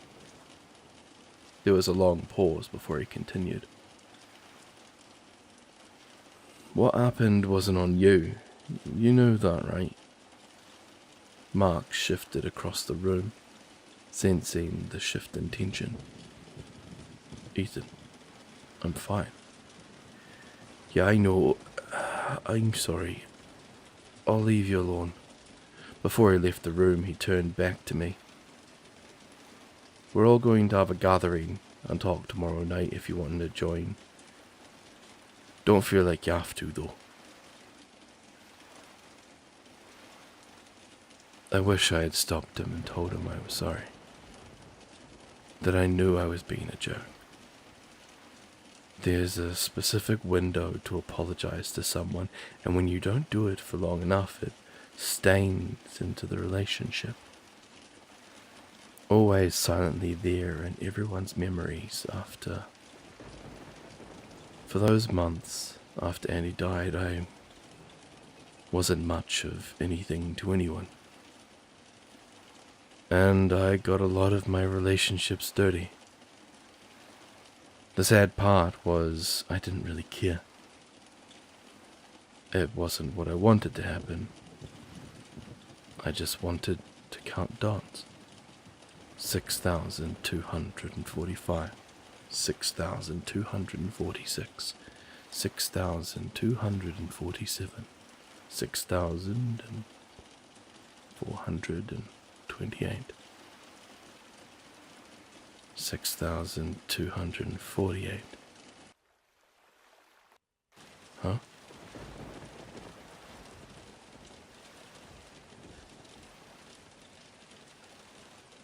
It wasn't the most beautiful place, and it would be pretty dangerous of a spot to risk sitting up in.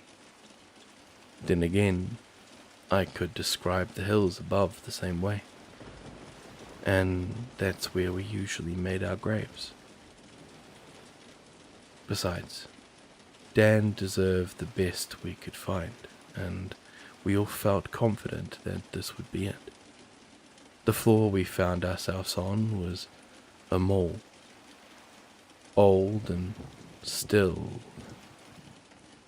Its neon and fluorescent lights only functioning in a select few places. We travelled through the area, saying nothing to one another until Bear finally spotted something down the corridor. Over there. As soon as we saw what she was referring to, Ethan and I agreed. We shuffled down the pink neon-lit corridor until we reached the opening.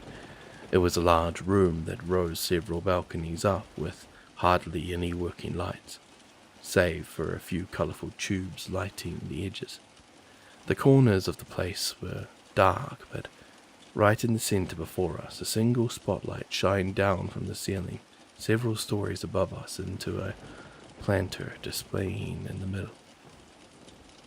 The fake plastic plants within were covered in dust and mold, but their colour still broke through and they looked real enough from a distance. The main focus, however, was the giant tree in the centre. It too was fake, but the amount of detail could have fooled anyone. It really wasn't important how it looked, and we knew that. The likelihood of anyone else finding this exact spot beneath the labyrinth of the house in a place where only a handful of people had ever been was astronomical. But still, Dan lost his life in an awful place. The least we could do is lay him to rest somewhere nice. Ethan and I did our best to clean off the plants nearby. The mold was thick and heavy, and Bear set to work etching off a smooth part of the tree. When she was finished, I handed her a marker, one we had been using to mark safe houses, and she removed the cap. She thought for a moment before leaning forward and writing slowly and neatly. For Daniel Kastner, he gave his life so that many more could be saved. May you finally find peace outside of this place. We stood back and stared, reading the words over and over again. However, no matter how many times we did, it never felt right.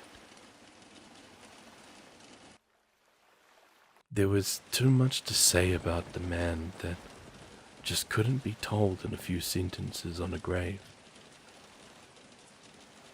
That he had been a fantastic pillar of hope for all of us through this whole thing. that he was beyond courageous, that he always looked out for every single one of us, above and below. Even reciting all the things Dan was in my head didn't come close to how much should have been said. When you lose someone you love, nothing ever feels like enough anymore. Only they were enough. But now they're gone.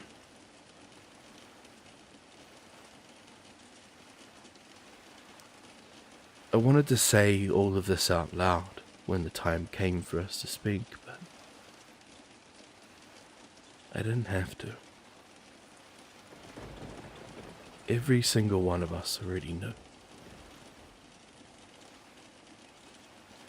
Instead, all I could manage was, I'm so thankful to have known.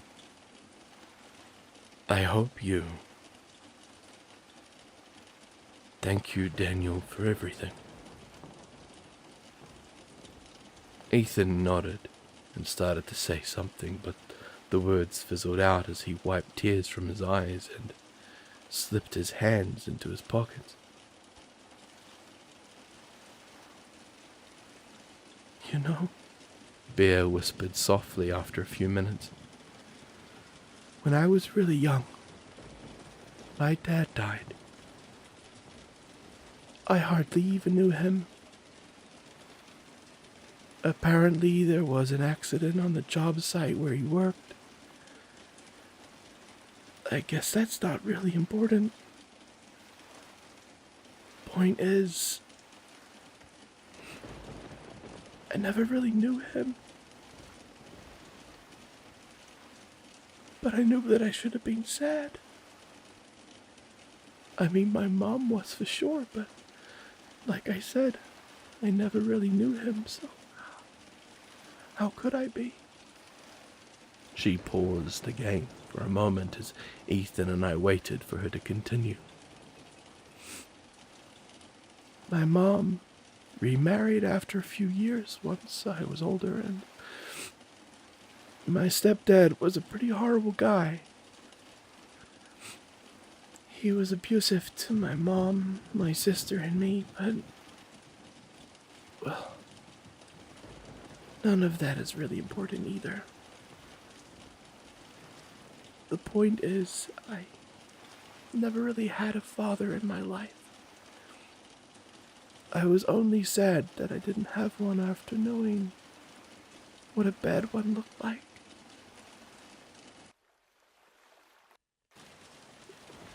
It was this really sucky feeling of knowing that what I had was horribly wrong, and yet I didn't even know what it actually was supposed to be like.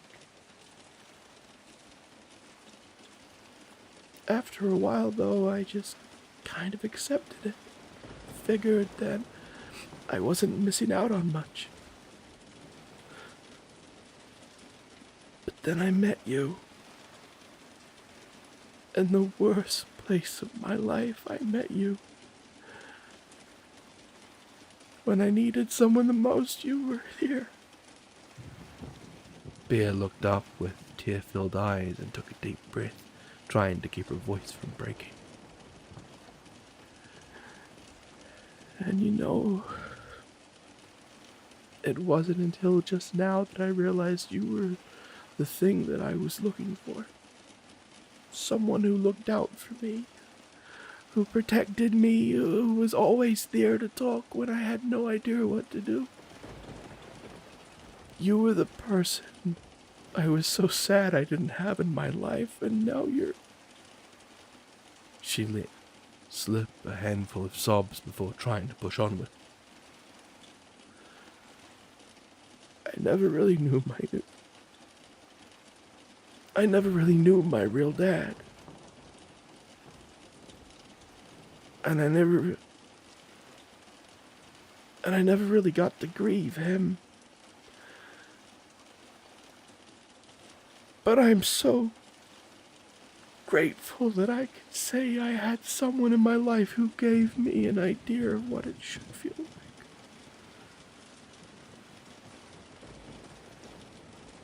We waited there for a long time, staring at the memorial.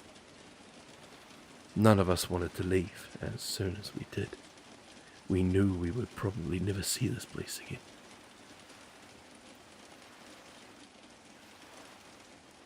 This was all we had left of Daniel other than our memories. And the worst part about those is that they often fade. We waited for hours. We waited until my watch chimed morning and waited until my watch chimed night. We waited until the sharp tink-plink echoed down the mall corridors. And we couldn't wait any longer. In silence, we scooped up our belongings and took off down the dark tunnel, barely even bothering to run. We would run if we knew it was after us. For now, though, we didn't care. For now, nothing really mattered.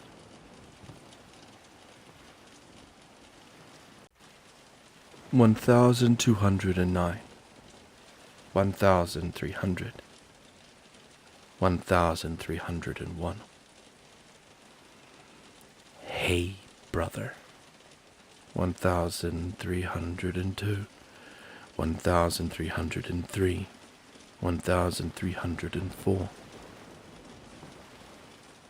You and I both know you don't want to do that. Not really. You think you do, but you don't.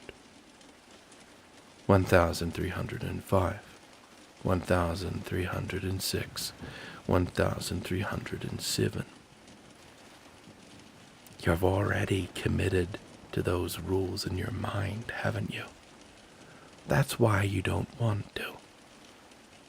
1,308, 1,309, 1,400.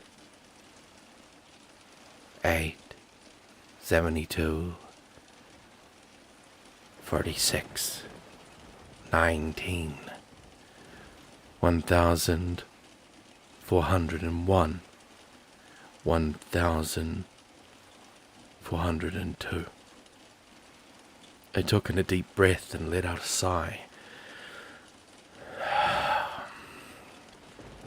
What do you want? Is that why you're being so curt with everyone? Because you know you'll win eventually. No, I just don't feel like talking. Yeah, alright, sure. 1, 2, 3, 4. You're being selfish, you know. They're all hurting just as much as you are. I don't know what to say to them. He sighed. I don't know why you so often willfully misunderstand me. I mean, you're being selfish by counting those dots. They'll be fine. You've been shut up in this room for months now. You're basically already gone, and they clearly are not fine. Ethan tiptoes around you now. Bear is so lost she barely knows how to talk to you anymore. Jan's worried sick about you. They don't know what I'm going through. That's a load of crap. I loved her. So did they. Not like I did. Ah, shut up, Joe. Don't act like that drop of a girl meant a damn thing to you in the ocean of women you've been with. She was another Sarah to you. Just some chick you used to numb the pain from Rose. I'm sick of you. Yeah, and I'm sick of you too. Always just wallowing in your guilt and then acting like someone owes you something for the mistakes you made. You know, you should just keep counting those specks on the ceiling. Maybe if we're all lucky, you'll finally figure out how many there are. I reached behind me to my stuff, snatched up one of my shoes, then threw it in his direction as hard as possible. However, by the time I had turned back, he was already gone and the boot slammed harshly into the wall with a loud thud. A second later, a concerned Jan peered into the room. Joel, is everything okay? We heard a loud bang in here. I turned to the door, and upon seeing Jan's dismay, my rage quickly disappeared. Yeah, I'm fine. Just thought I saw a spider on the wall, I said, pointing to the boot. I thought you always put them outside, She asked. I knew she was clearly asking because my routine had changed, which worried her.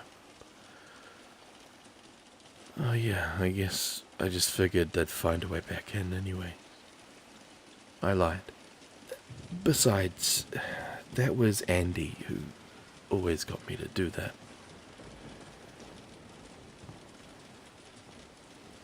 Jan could hear the solemn tone in my voice, took on and stepped into the room, taking a seat next to me. She smiled as she stared at the floor. Too scared to do it herself, but sweet enough not to kill them.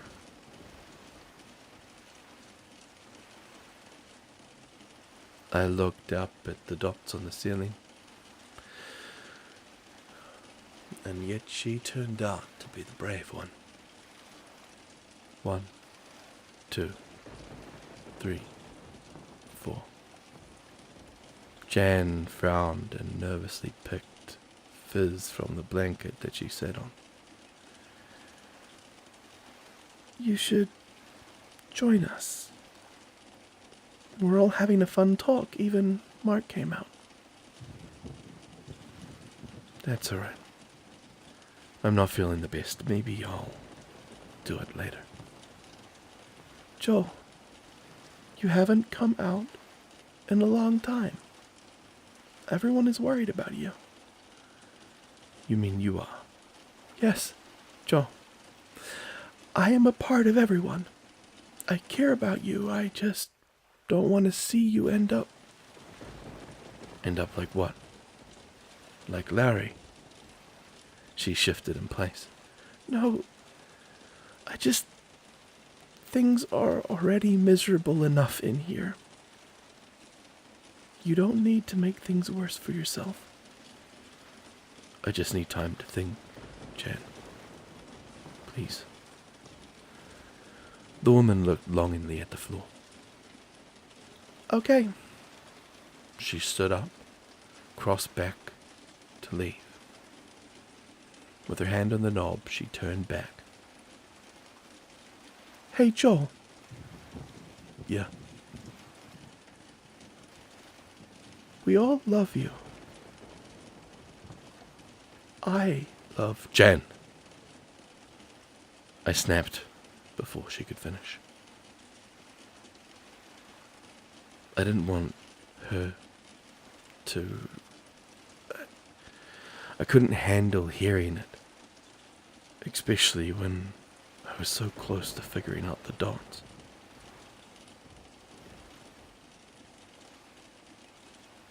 The way she winced hurt a lot more than hearing it, however. So did the way she apologized before leaving. He was right. I was selfish.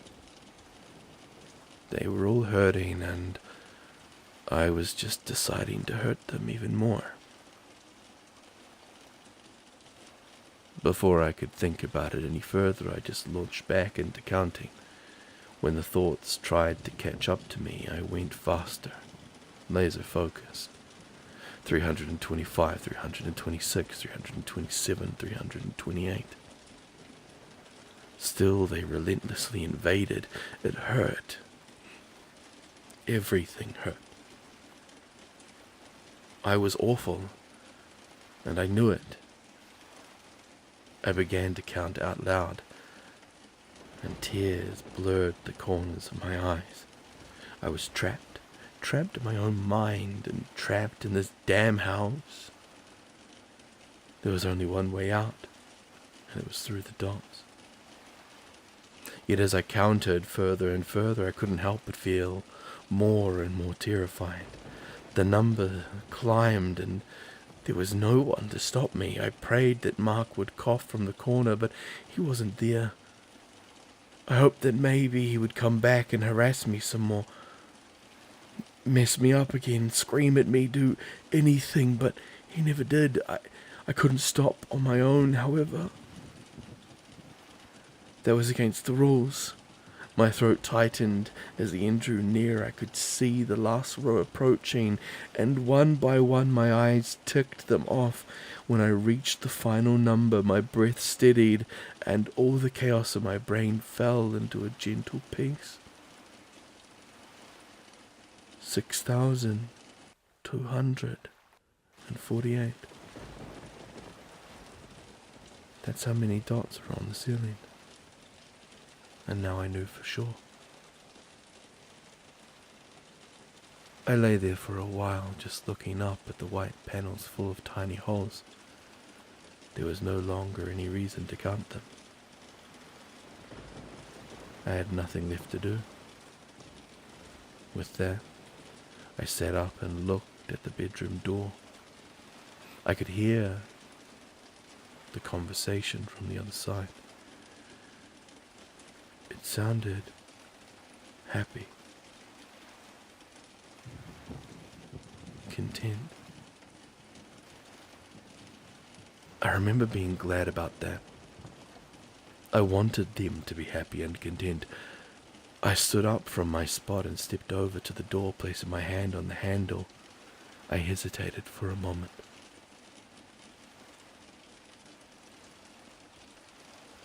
"What are you waiting for?" he asked behind me. "Go have fun with them. Live it up tonight. You got your damn number."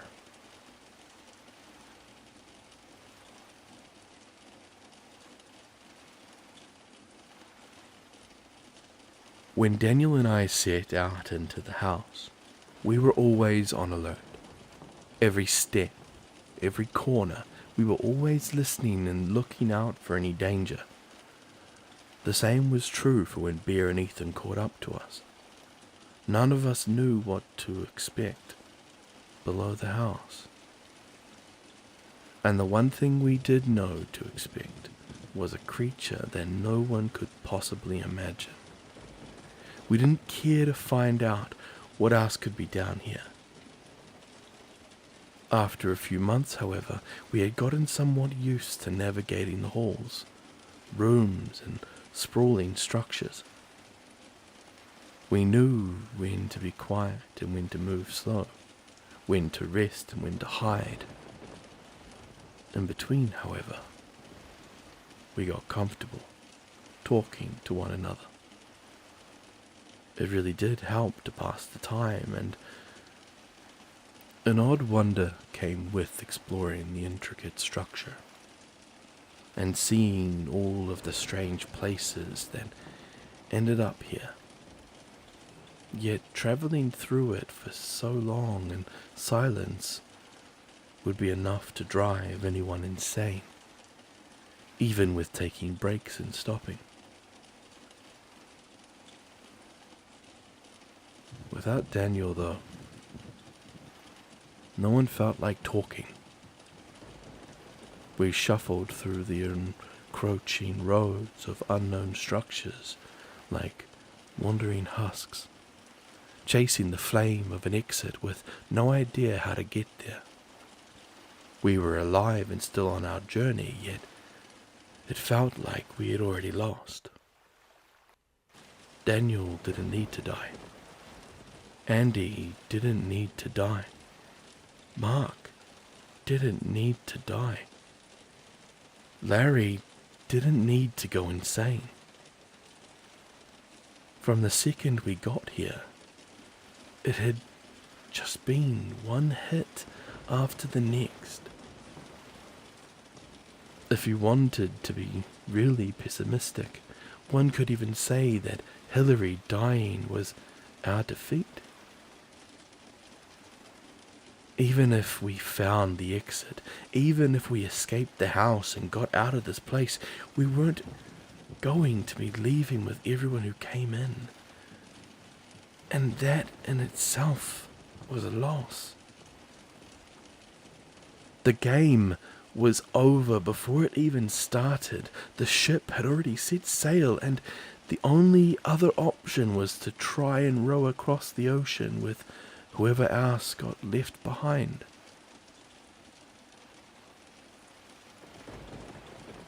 These were the thoughts that haunted you as you travelled through the musky, mould-ridden maze. It was that, or constantly thinking about what horror you may face next. I always opted for the former. Less stressful that way. I thought of Andy a lot, as I often did.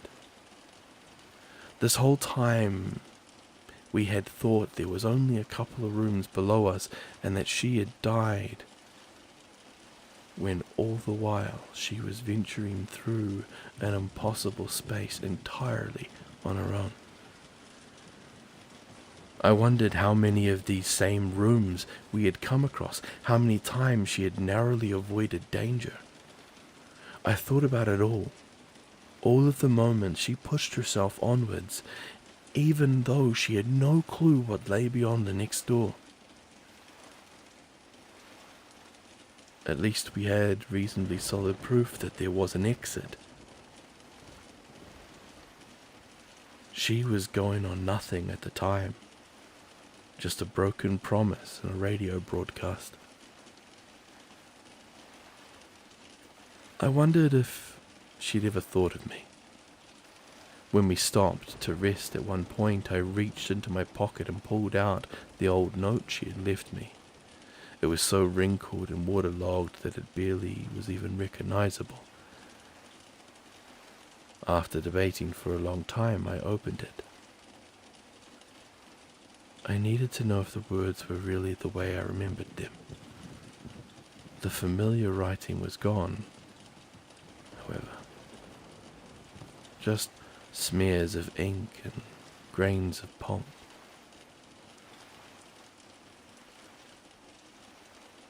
While in my head I often thought of my life before, which was something all of us couldn't help but do.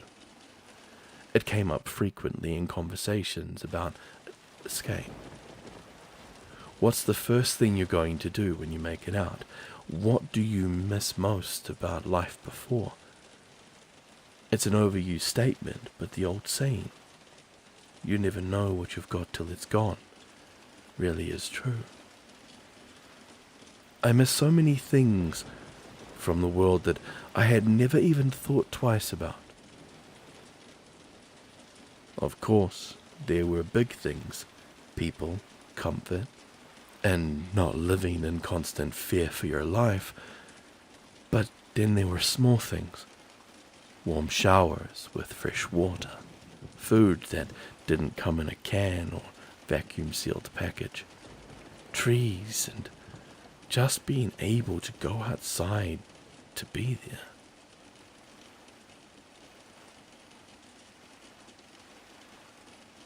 The thing I missed the most of all was the night sky. It was so beautiful and intricate, and in Arkansas, you could see so many stars. On full moons, the whole countryside would be lit with this gorgeous dim light, and I would just sit there for hours with Rose, talking and laughing, holding her, not worrying about anything in the world.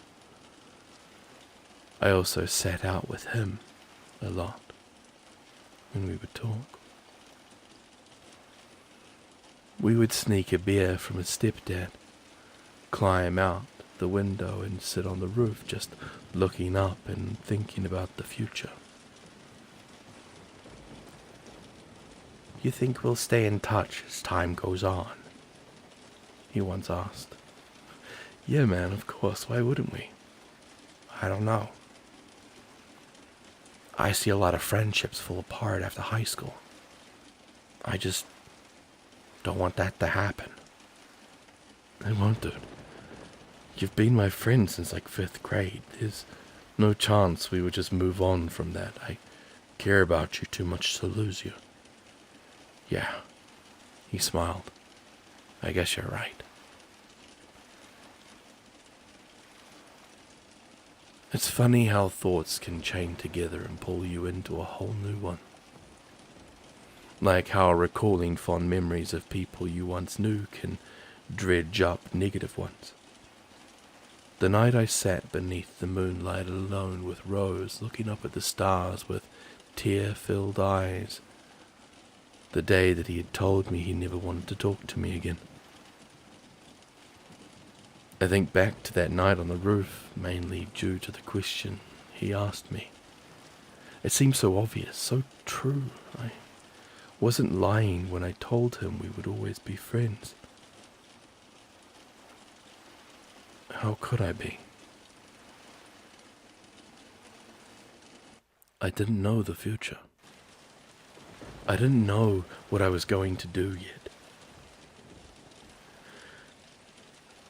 If I had known, I would have told him then and there that he needed to get far away from me. That I was bad for him, that I would only hurt him in the long run. Maybe my answer wouldn't have been a lie, if only I had a little more self-control. If I hadn't been such an emotional wreck, if I hadn't been such an awful person, if I wasn't such an awful person.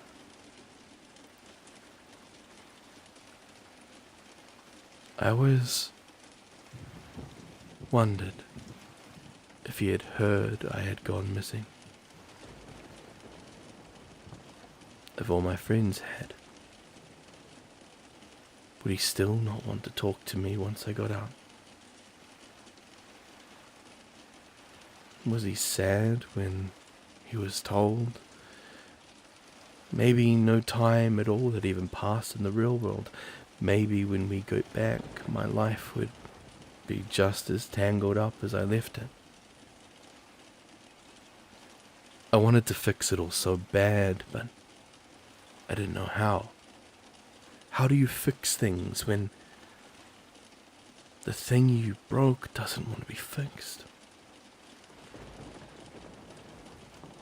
You hop on a bus and drive far, far away, I told myself. Start over. My watch beeped softly on my arm, alerting us that it was now night above. But we continued onward. We didn't sleep nearly as much as we used to, and we had been moving almost non-stop for a month. As before, the floors seemed to get more and more complex, but now they could hardly even be called floors. They were just entire buildings and strange complexes smashed together at random. There were even still small rooms filling the spaces between, but for the most part, every new place felt like it could be its own contained structure. There were the aforementioned malls, but there were also things like airports and stadiums. Indoor water parks with grimy, chlorine-filled pools, old warehouses littered with unfinished projects, vacant hotels with buzzing lights illuminating their empty hallways. The simple goal we had always strived for, of find the next staircase, became obsolete at this point. There were now staircases everywhere, leading to different floors of their own buildings for new ones. Instead, we changed our aim to always take whatever path led down. However, even this proved a challenge. The layout of the monuments made absolutely no sense. After leading to dead ends or looping in circles, sometimes we would have to go up a flight of steps to find a longer way down. We hardly knew when we had passed one threshold on to the next. Conversation was at a minimum for those weeks of travel, and it wasn't until one day when we had stopped to eat that we had our first conversation in a long time. We all sat in a skyscraper lobby, passing around a can of cherries and sitting in dusty modern-styled furniture. Across the room, at the main desk, a single lamp cast a humble light into the sprawling room and up into the numerous balconies above. As we each took our turn, popping the sickly sweet, long expired fruit into our mouths, I noticed Bear and Ethan just staring vacantly at the ground. I could tell we were all tired and worn from our time down here. We were homesick for even just the house above. What I wouldn't give to see Ben tinkering with some junk in the corner, or Grace and Claire playing euchre in the dining room. Heck, I even missed Frank's quiet and somber presence. I missed Jan a lot too. Her warm and kind expression that made you know she cared about you, that she loved you. I hated that I had never let her tell me that. I hoped that someday I would get the chance to tell her back.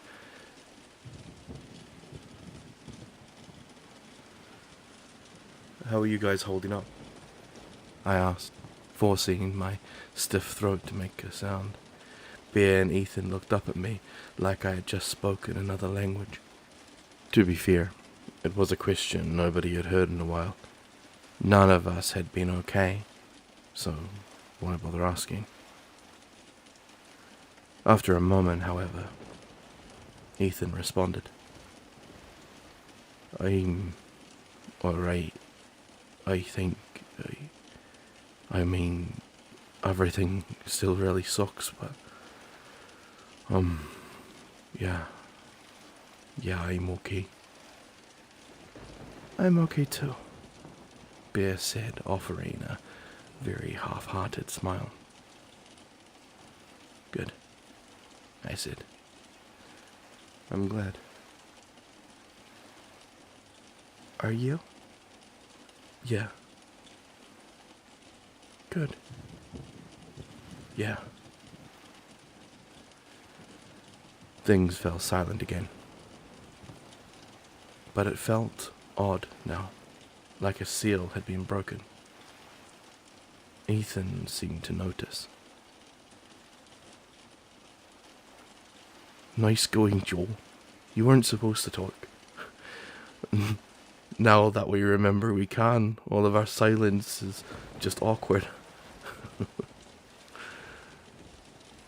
Bear and I gently laughed while I pulled out a third notebook from my backpack and flipped it open. The maps were now beyond translation to anyone that wasn't me. Pages covered in intricate lines that came with notes and symbols, with the structures getting more and more complicated. It only made it harder to keep up. I had tried explaining how to read it to everyone, and for the most part they seemed to be able to glean some things. However, I think a lot of it was almost lost to them. As I jotted down the current path we had just taken, Bear stood and peered over my shoulder. My goodness, Joel, are you even making a map still? It looks like trigonometry homework. Hey, back off. This is hard stuff to do, you know. Be glad that you're not the one stuck doing it. I think we're all glad, Ethan snickered. Bear sucks at drawing. Bear finished drinking the juice from the can before hucking at him. Ethan laughed and then stood, making his way to the bathroom across the lobby. Signal if anything's wrong. I gotta go to the bathroom. Thank goodness we got trapped in a place that has plumbing, right? Bear sat down on a seat next to me and then watched me jot a few more notes down before placing the mat back into my bag. I leaned back against the couch and she breathed a deep sigh before resting her head against me. How much further do you think we have? It's hard to say, I told her. We've been going for about 6 months now. Andy was down here for a year, but she also made the trip back up. Plus, we don't know what kind of challenges she faced. If we've had this many adventures down here, I can't imagine what she must have gone through. Bear shifted uncomfortably and pushed closer to me. Yeah. What's wrong? Nothing. I'm fine. Bear, what's wrong? Nothing. I want to go home, Joel. I could tell that wasn't really what she wanted to say. But we're all still emotionally tender, and I didn't want to push anything. Instead, I changed subject. How come you never told me you had a sister? I don't think I remember ever telling you that.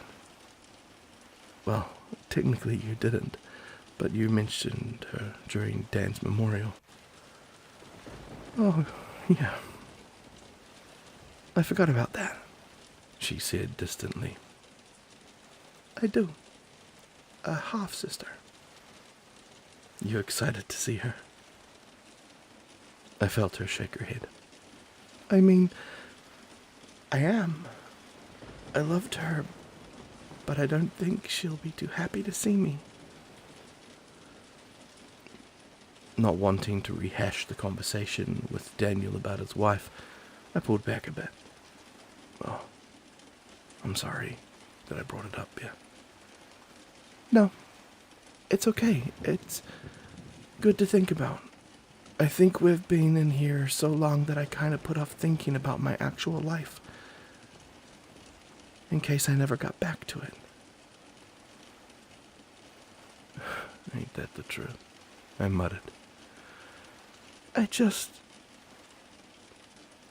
really screwed her over big time when we were younger. How bad is this? Big time. Bear began digging in the back of her hand with her nails.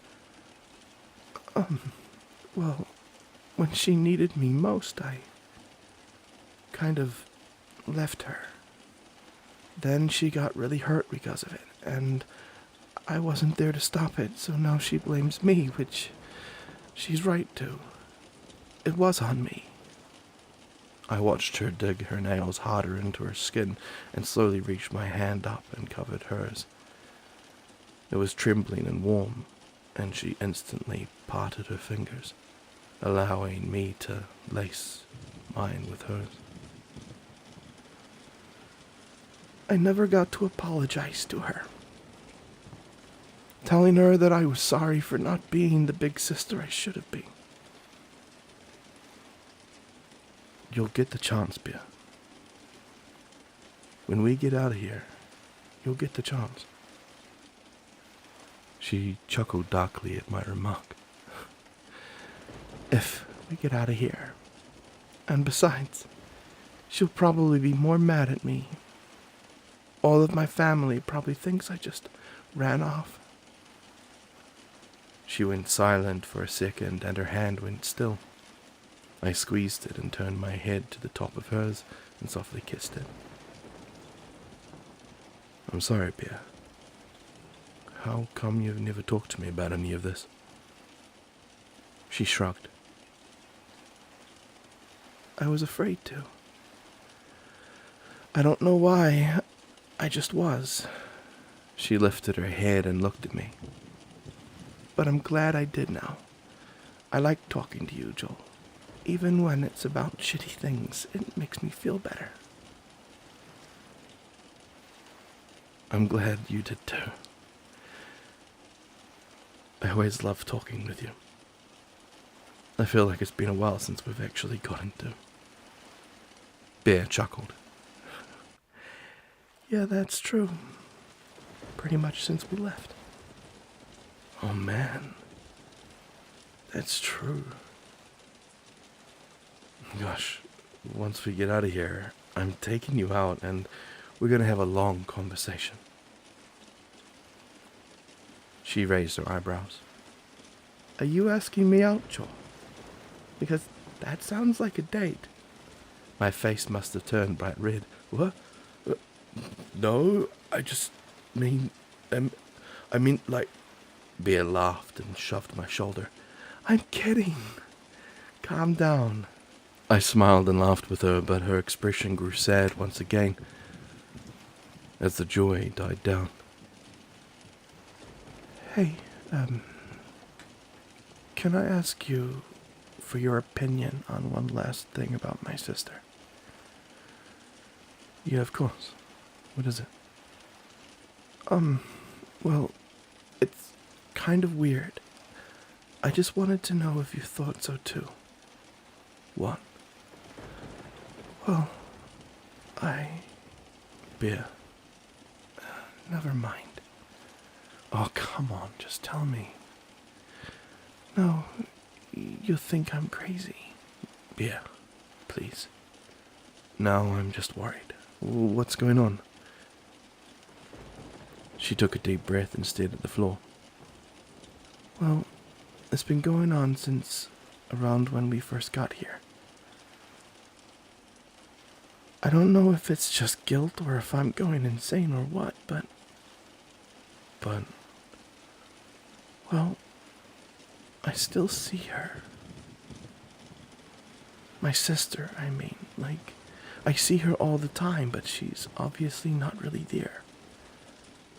But I can see her clear as day, and she always says awful things to me, and it's weird, Joel.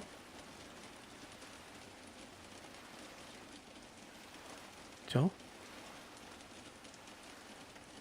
Joel, are you okay? My face had gone from bright red to ghost white in seconds. I stared at Bear with an expression of pure shock as my body began to feel incredibly light. The cherries in my stomach wanted to come back up, but I held them down with a deep swallow.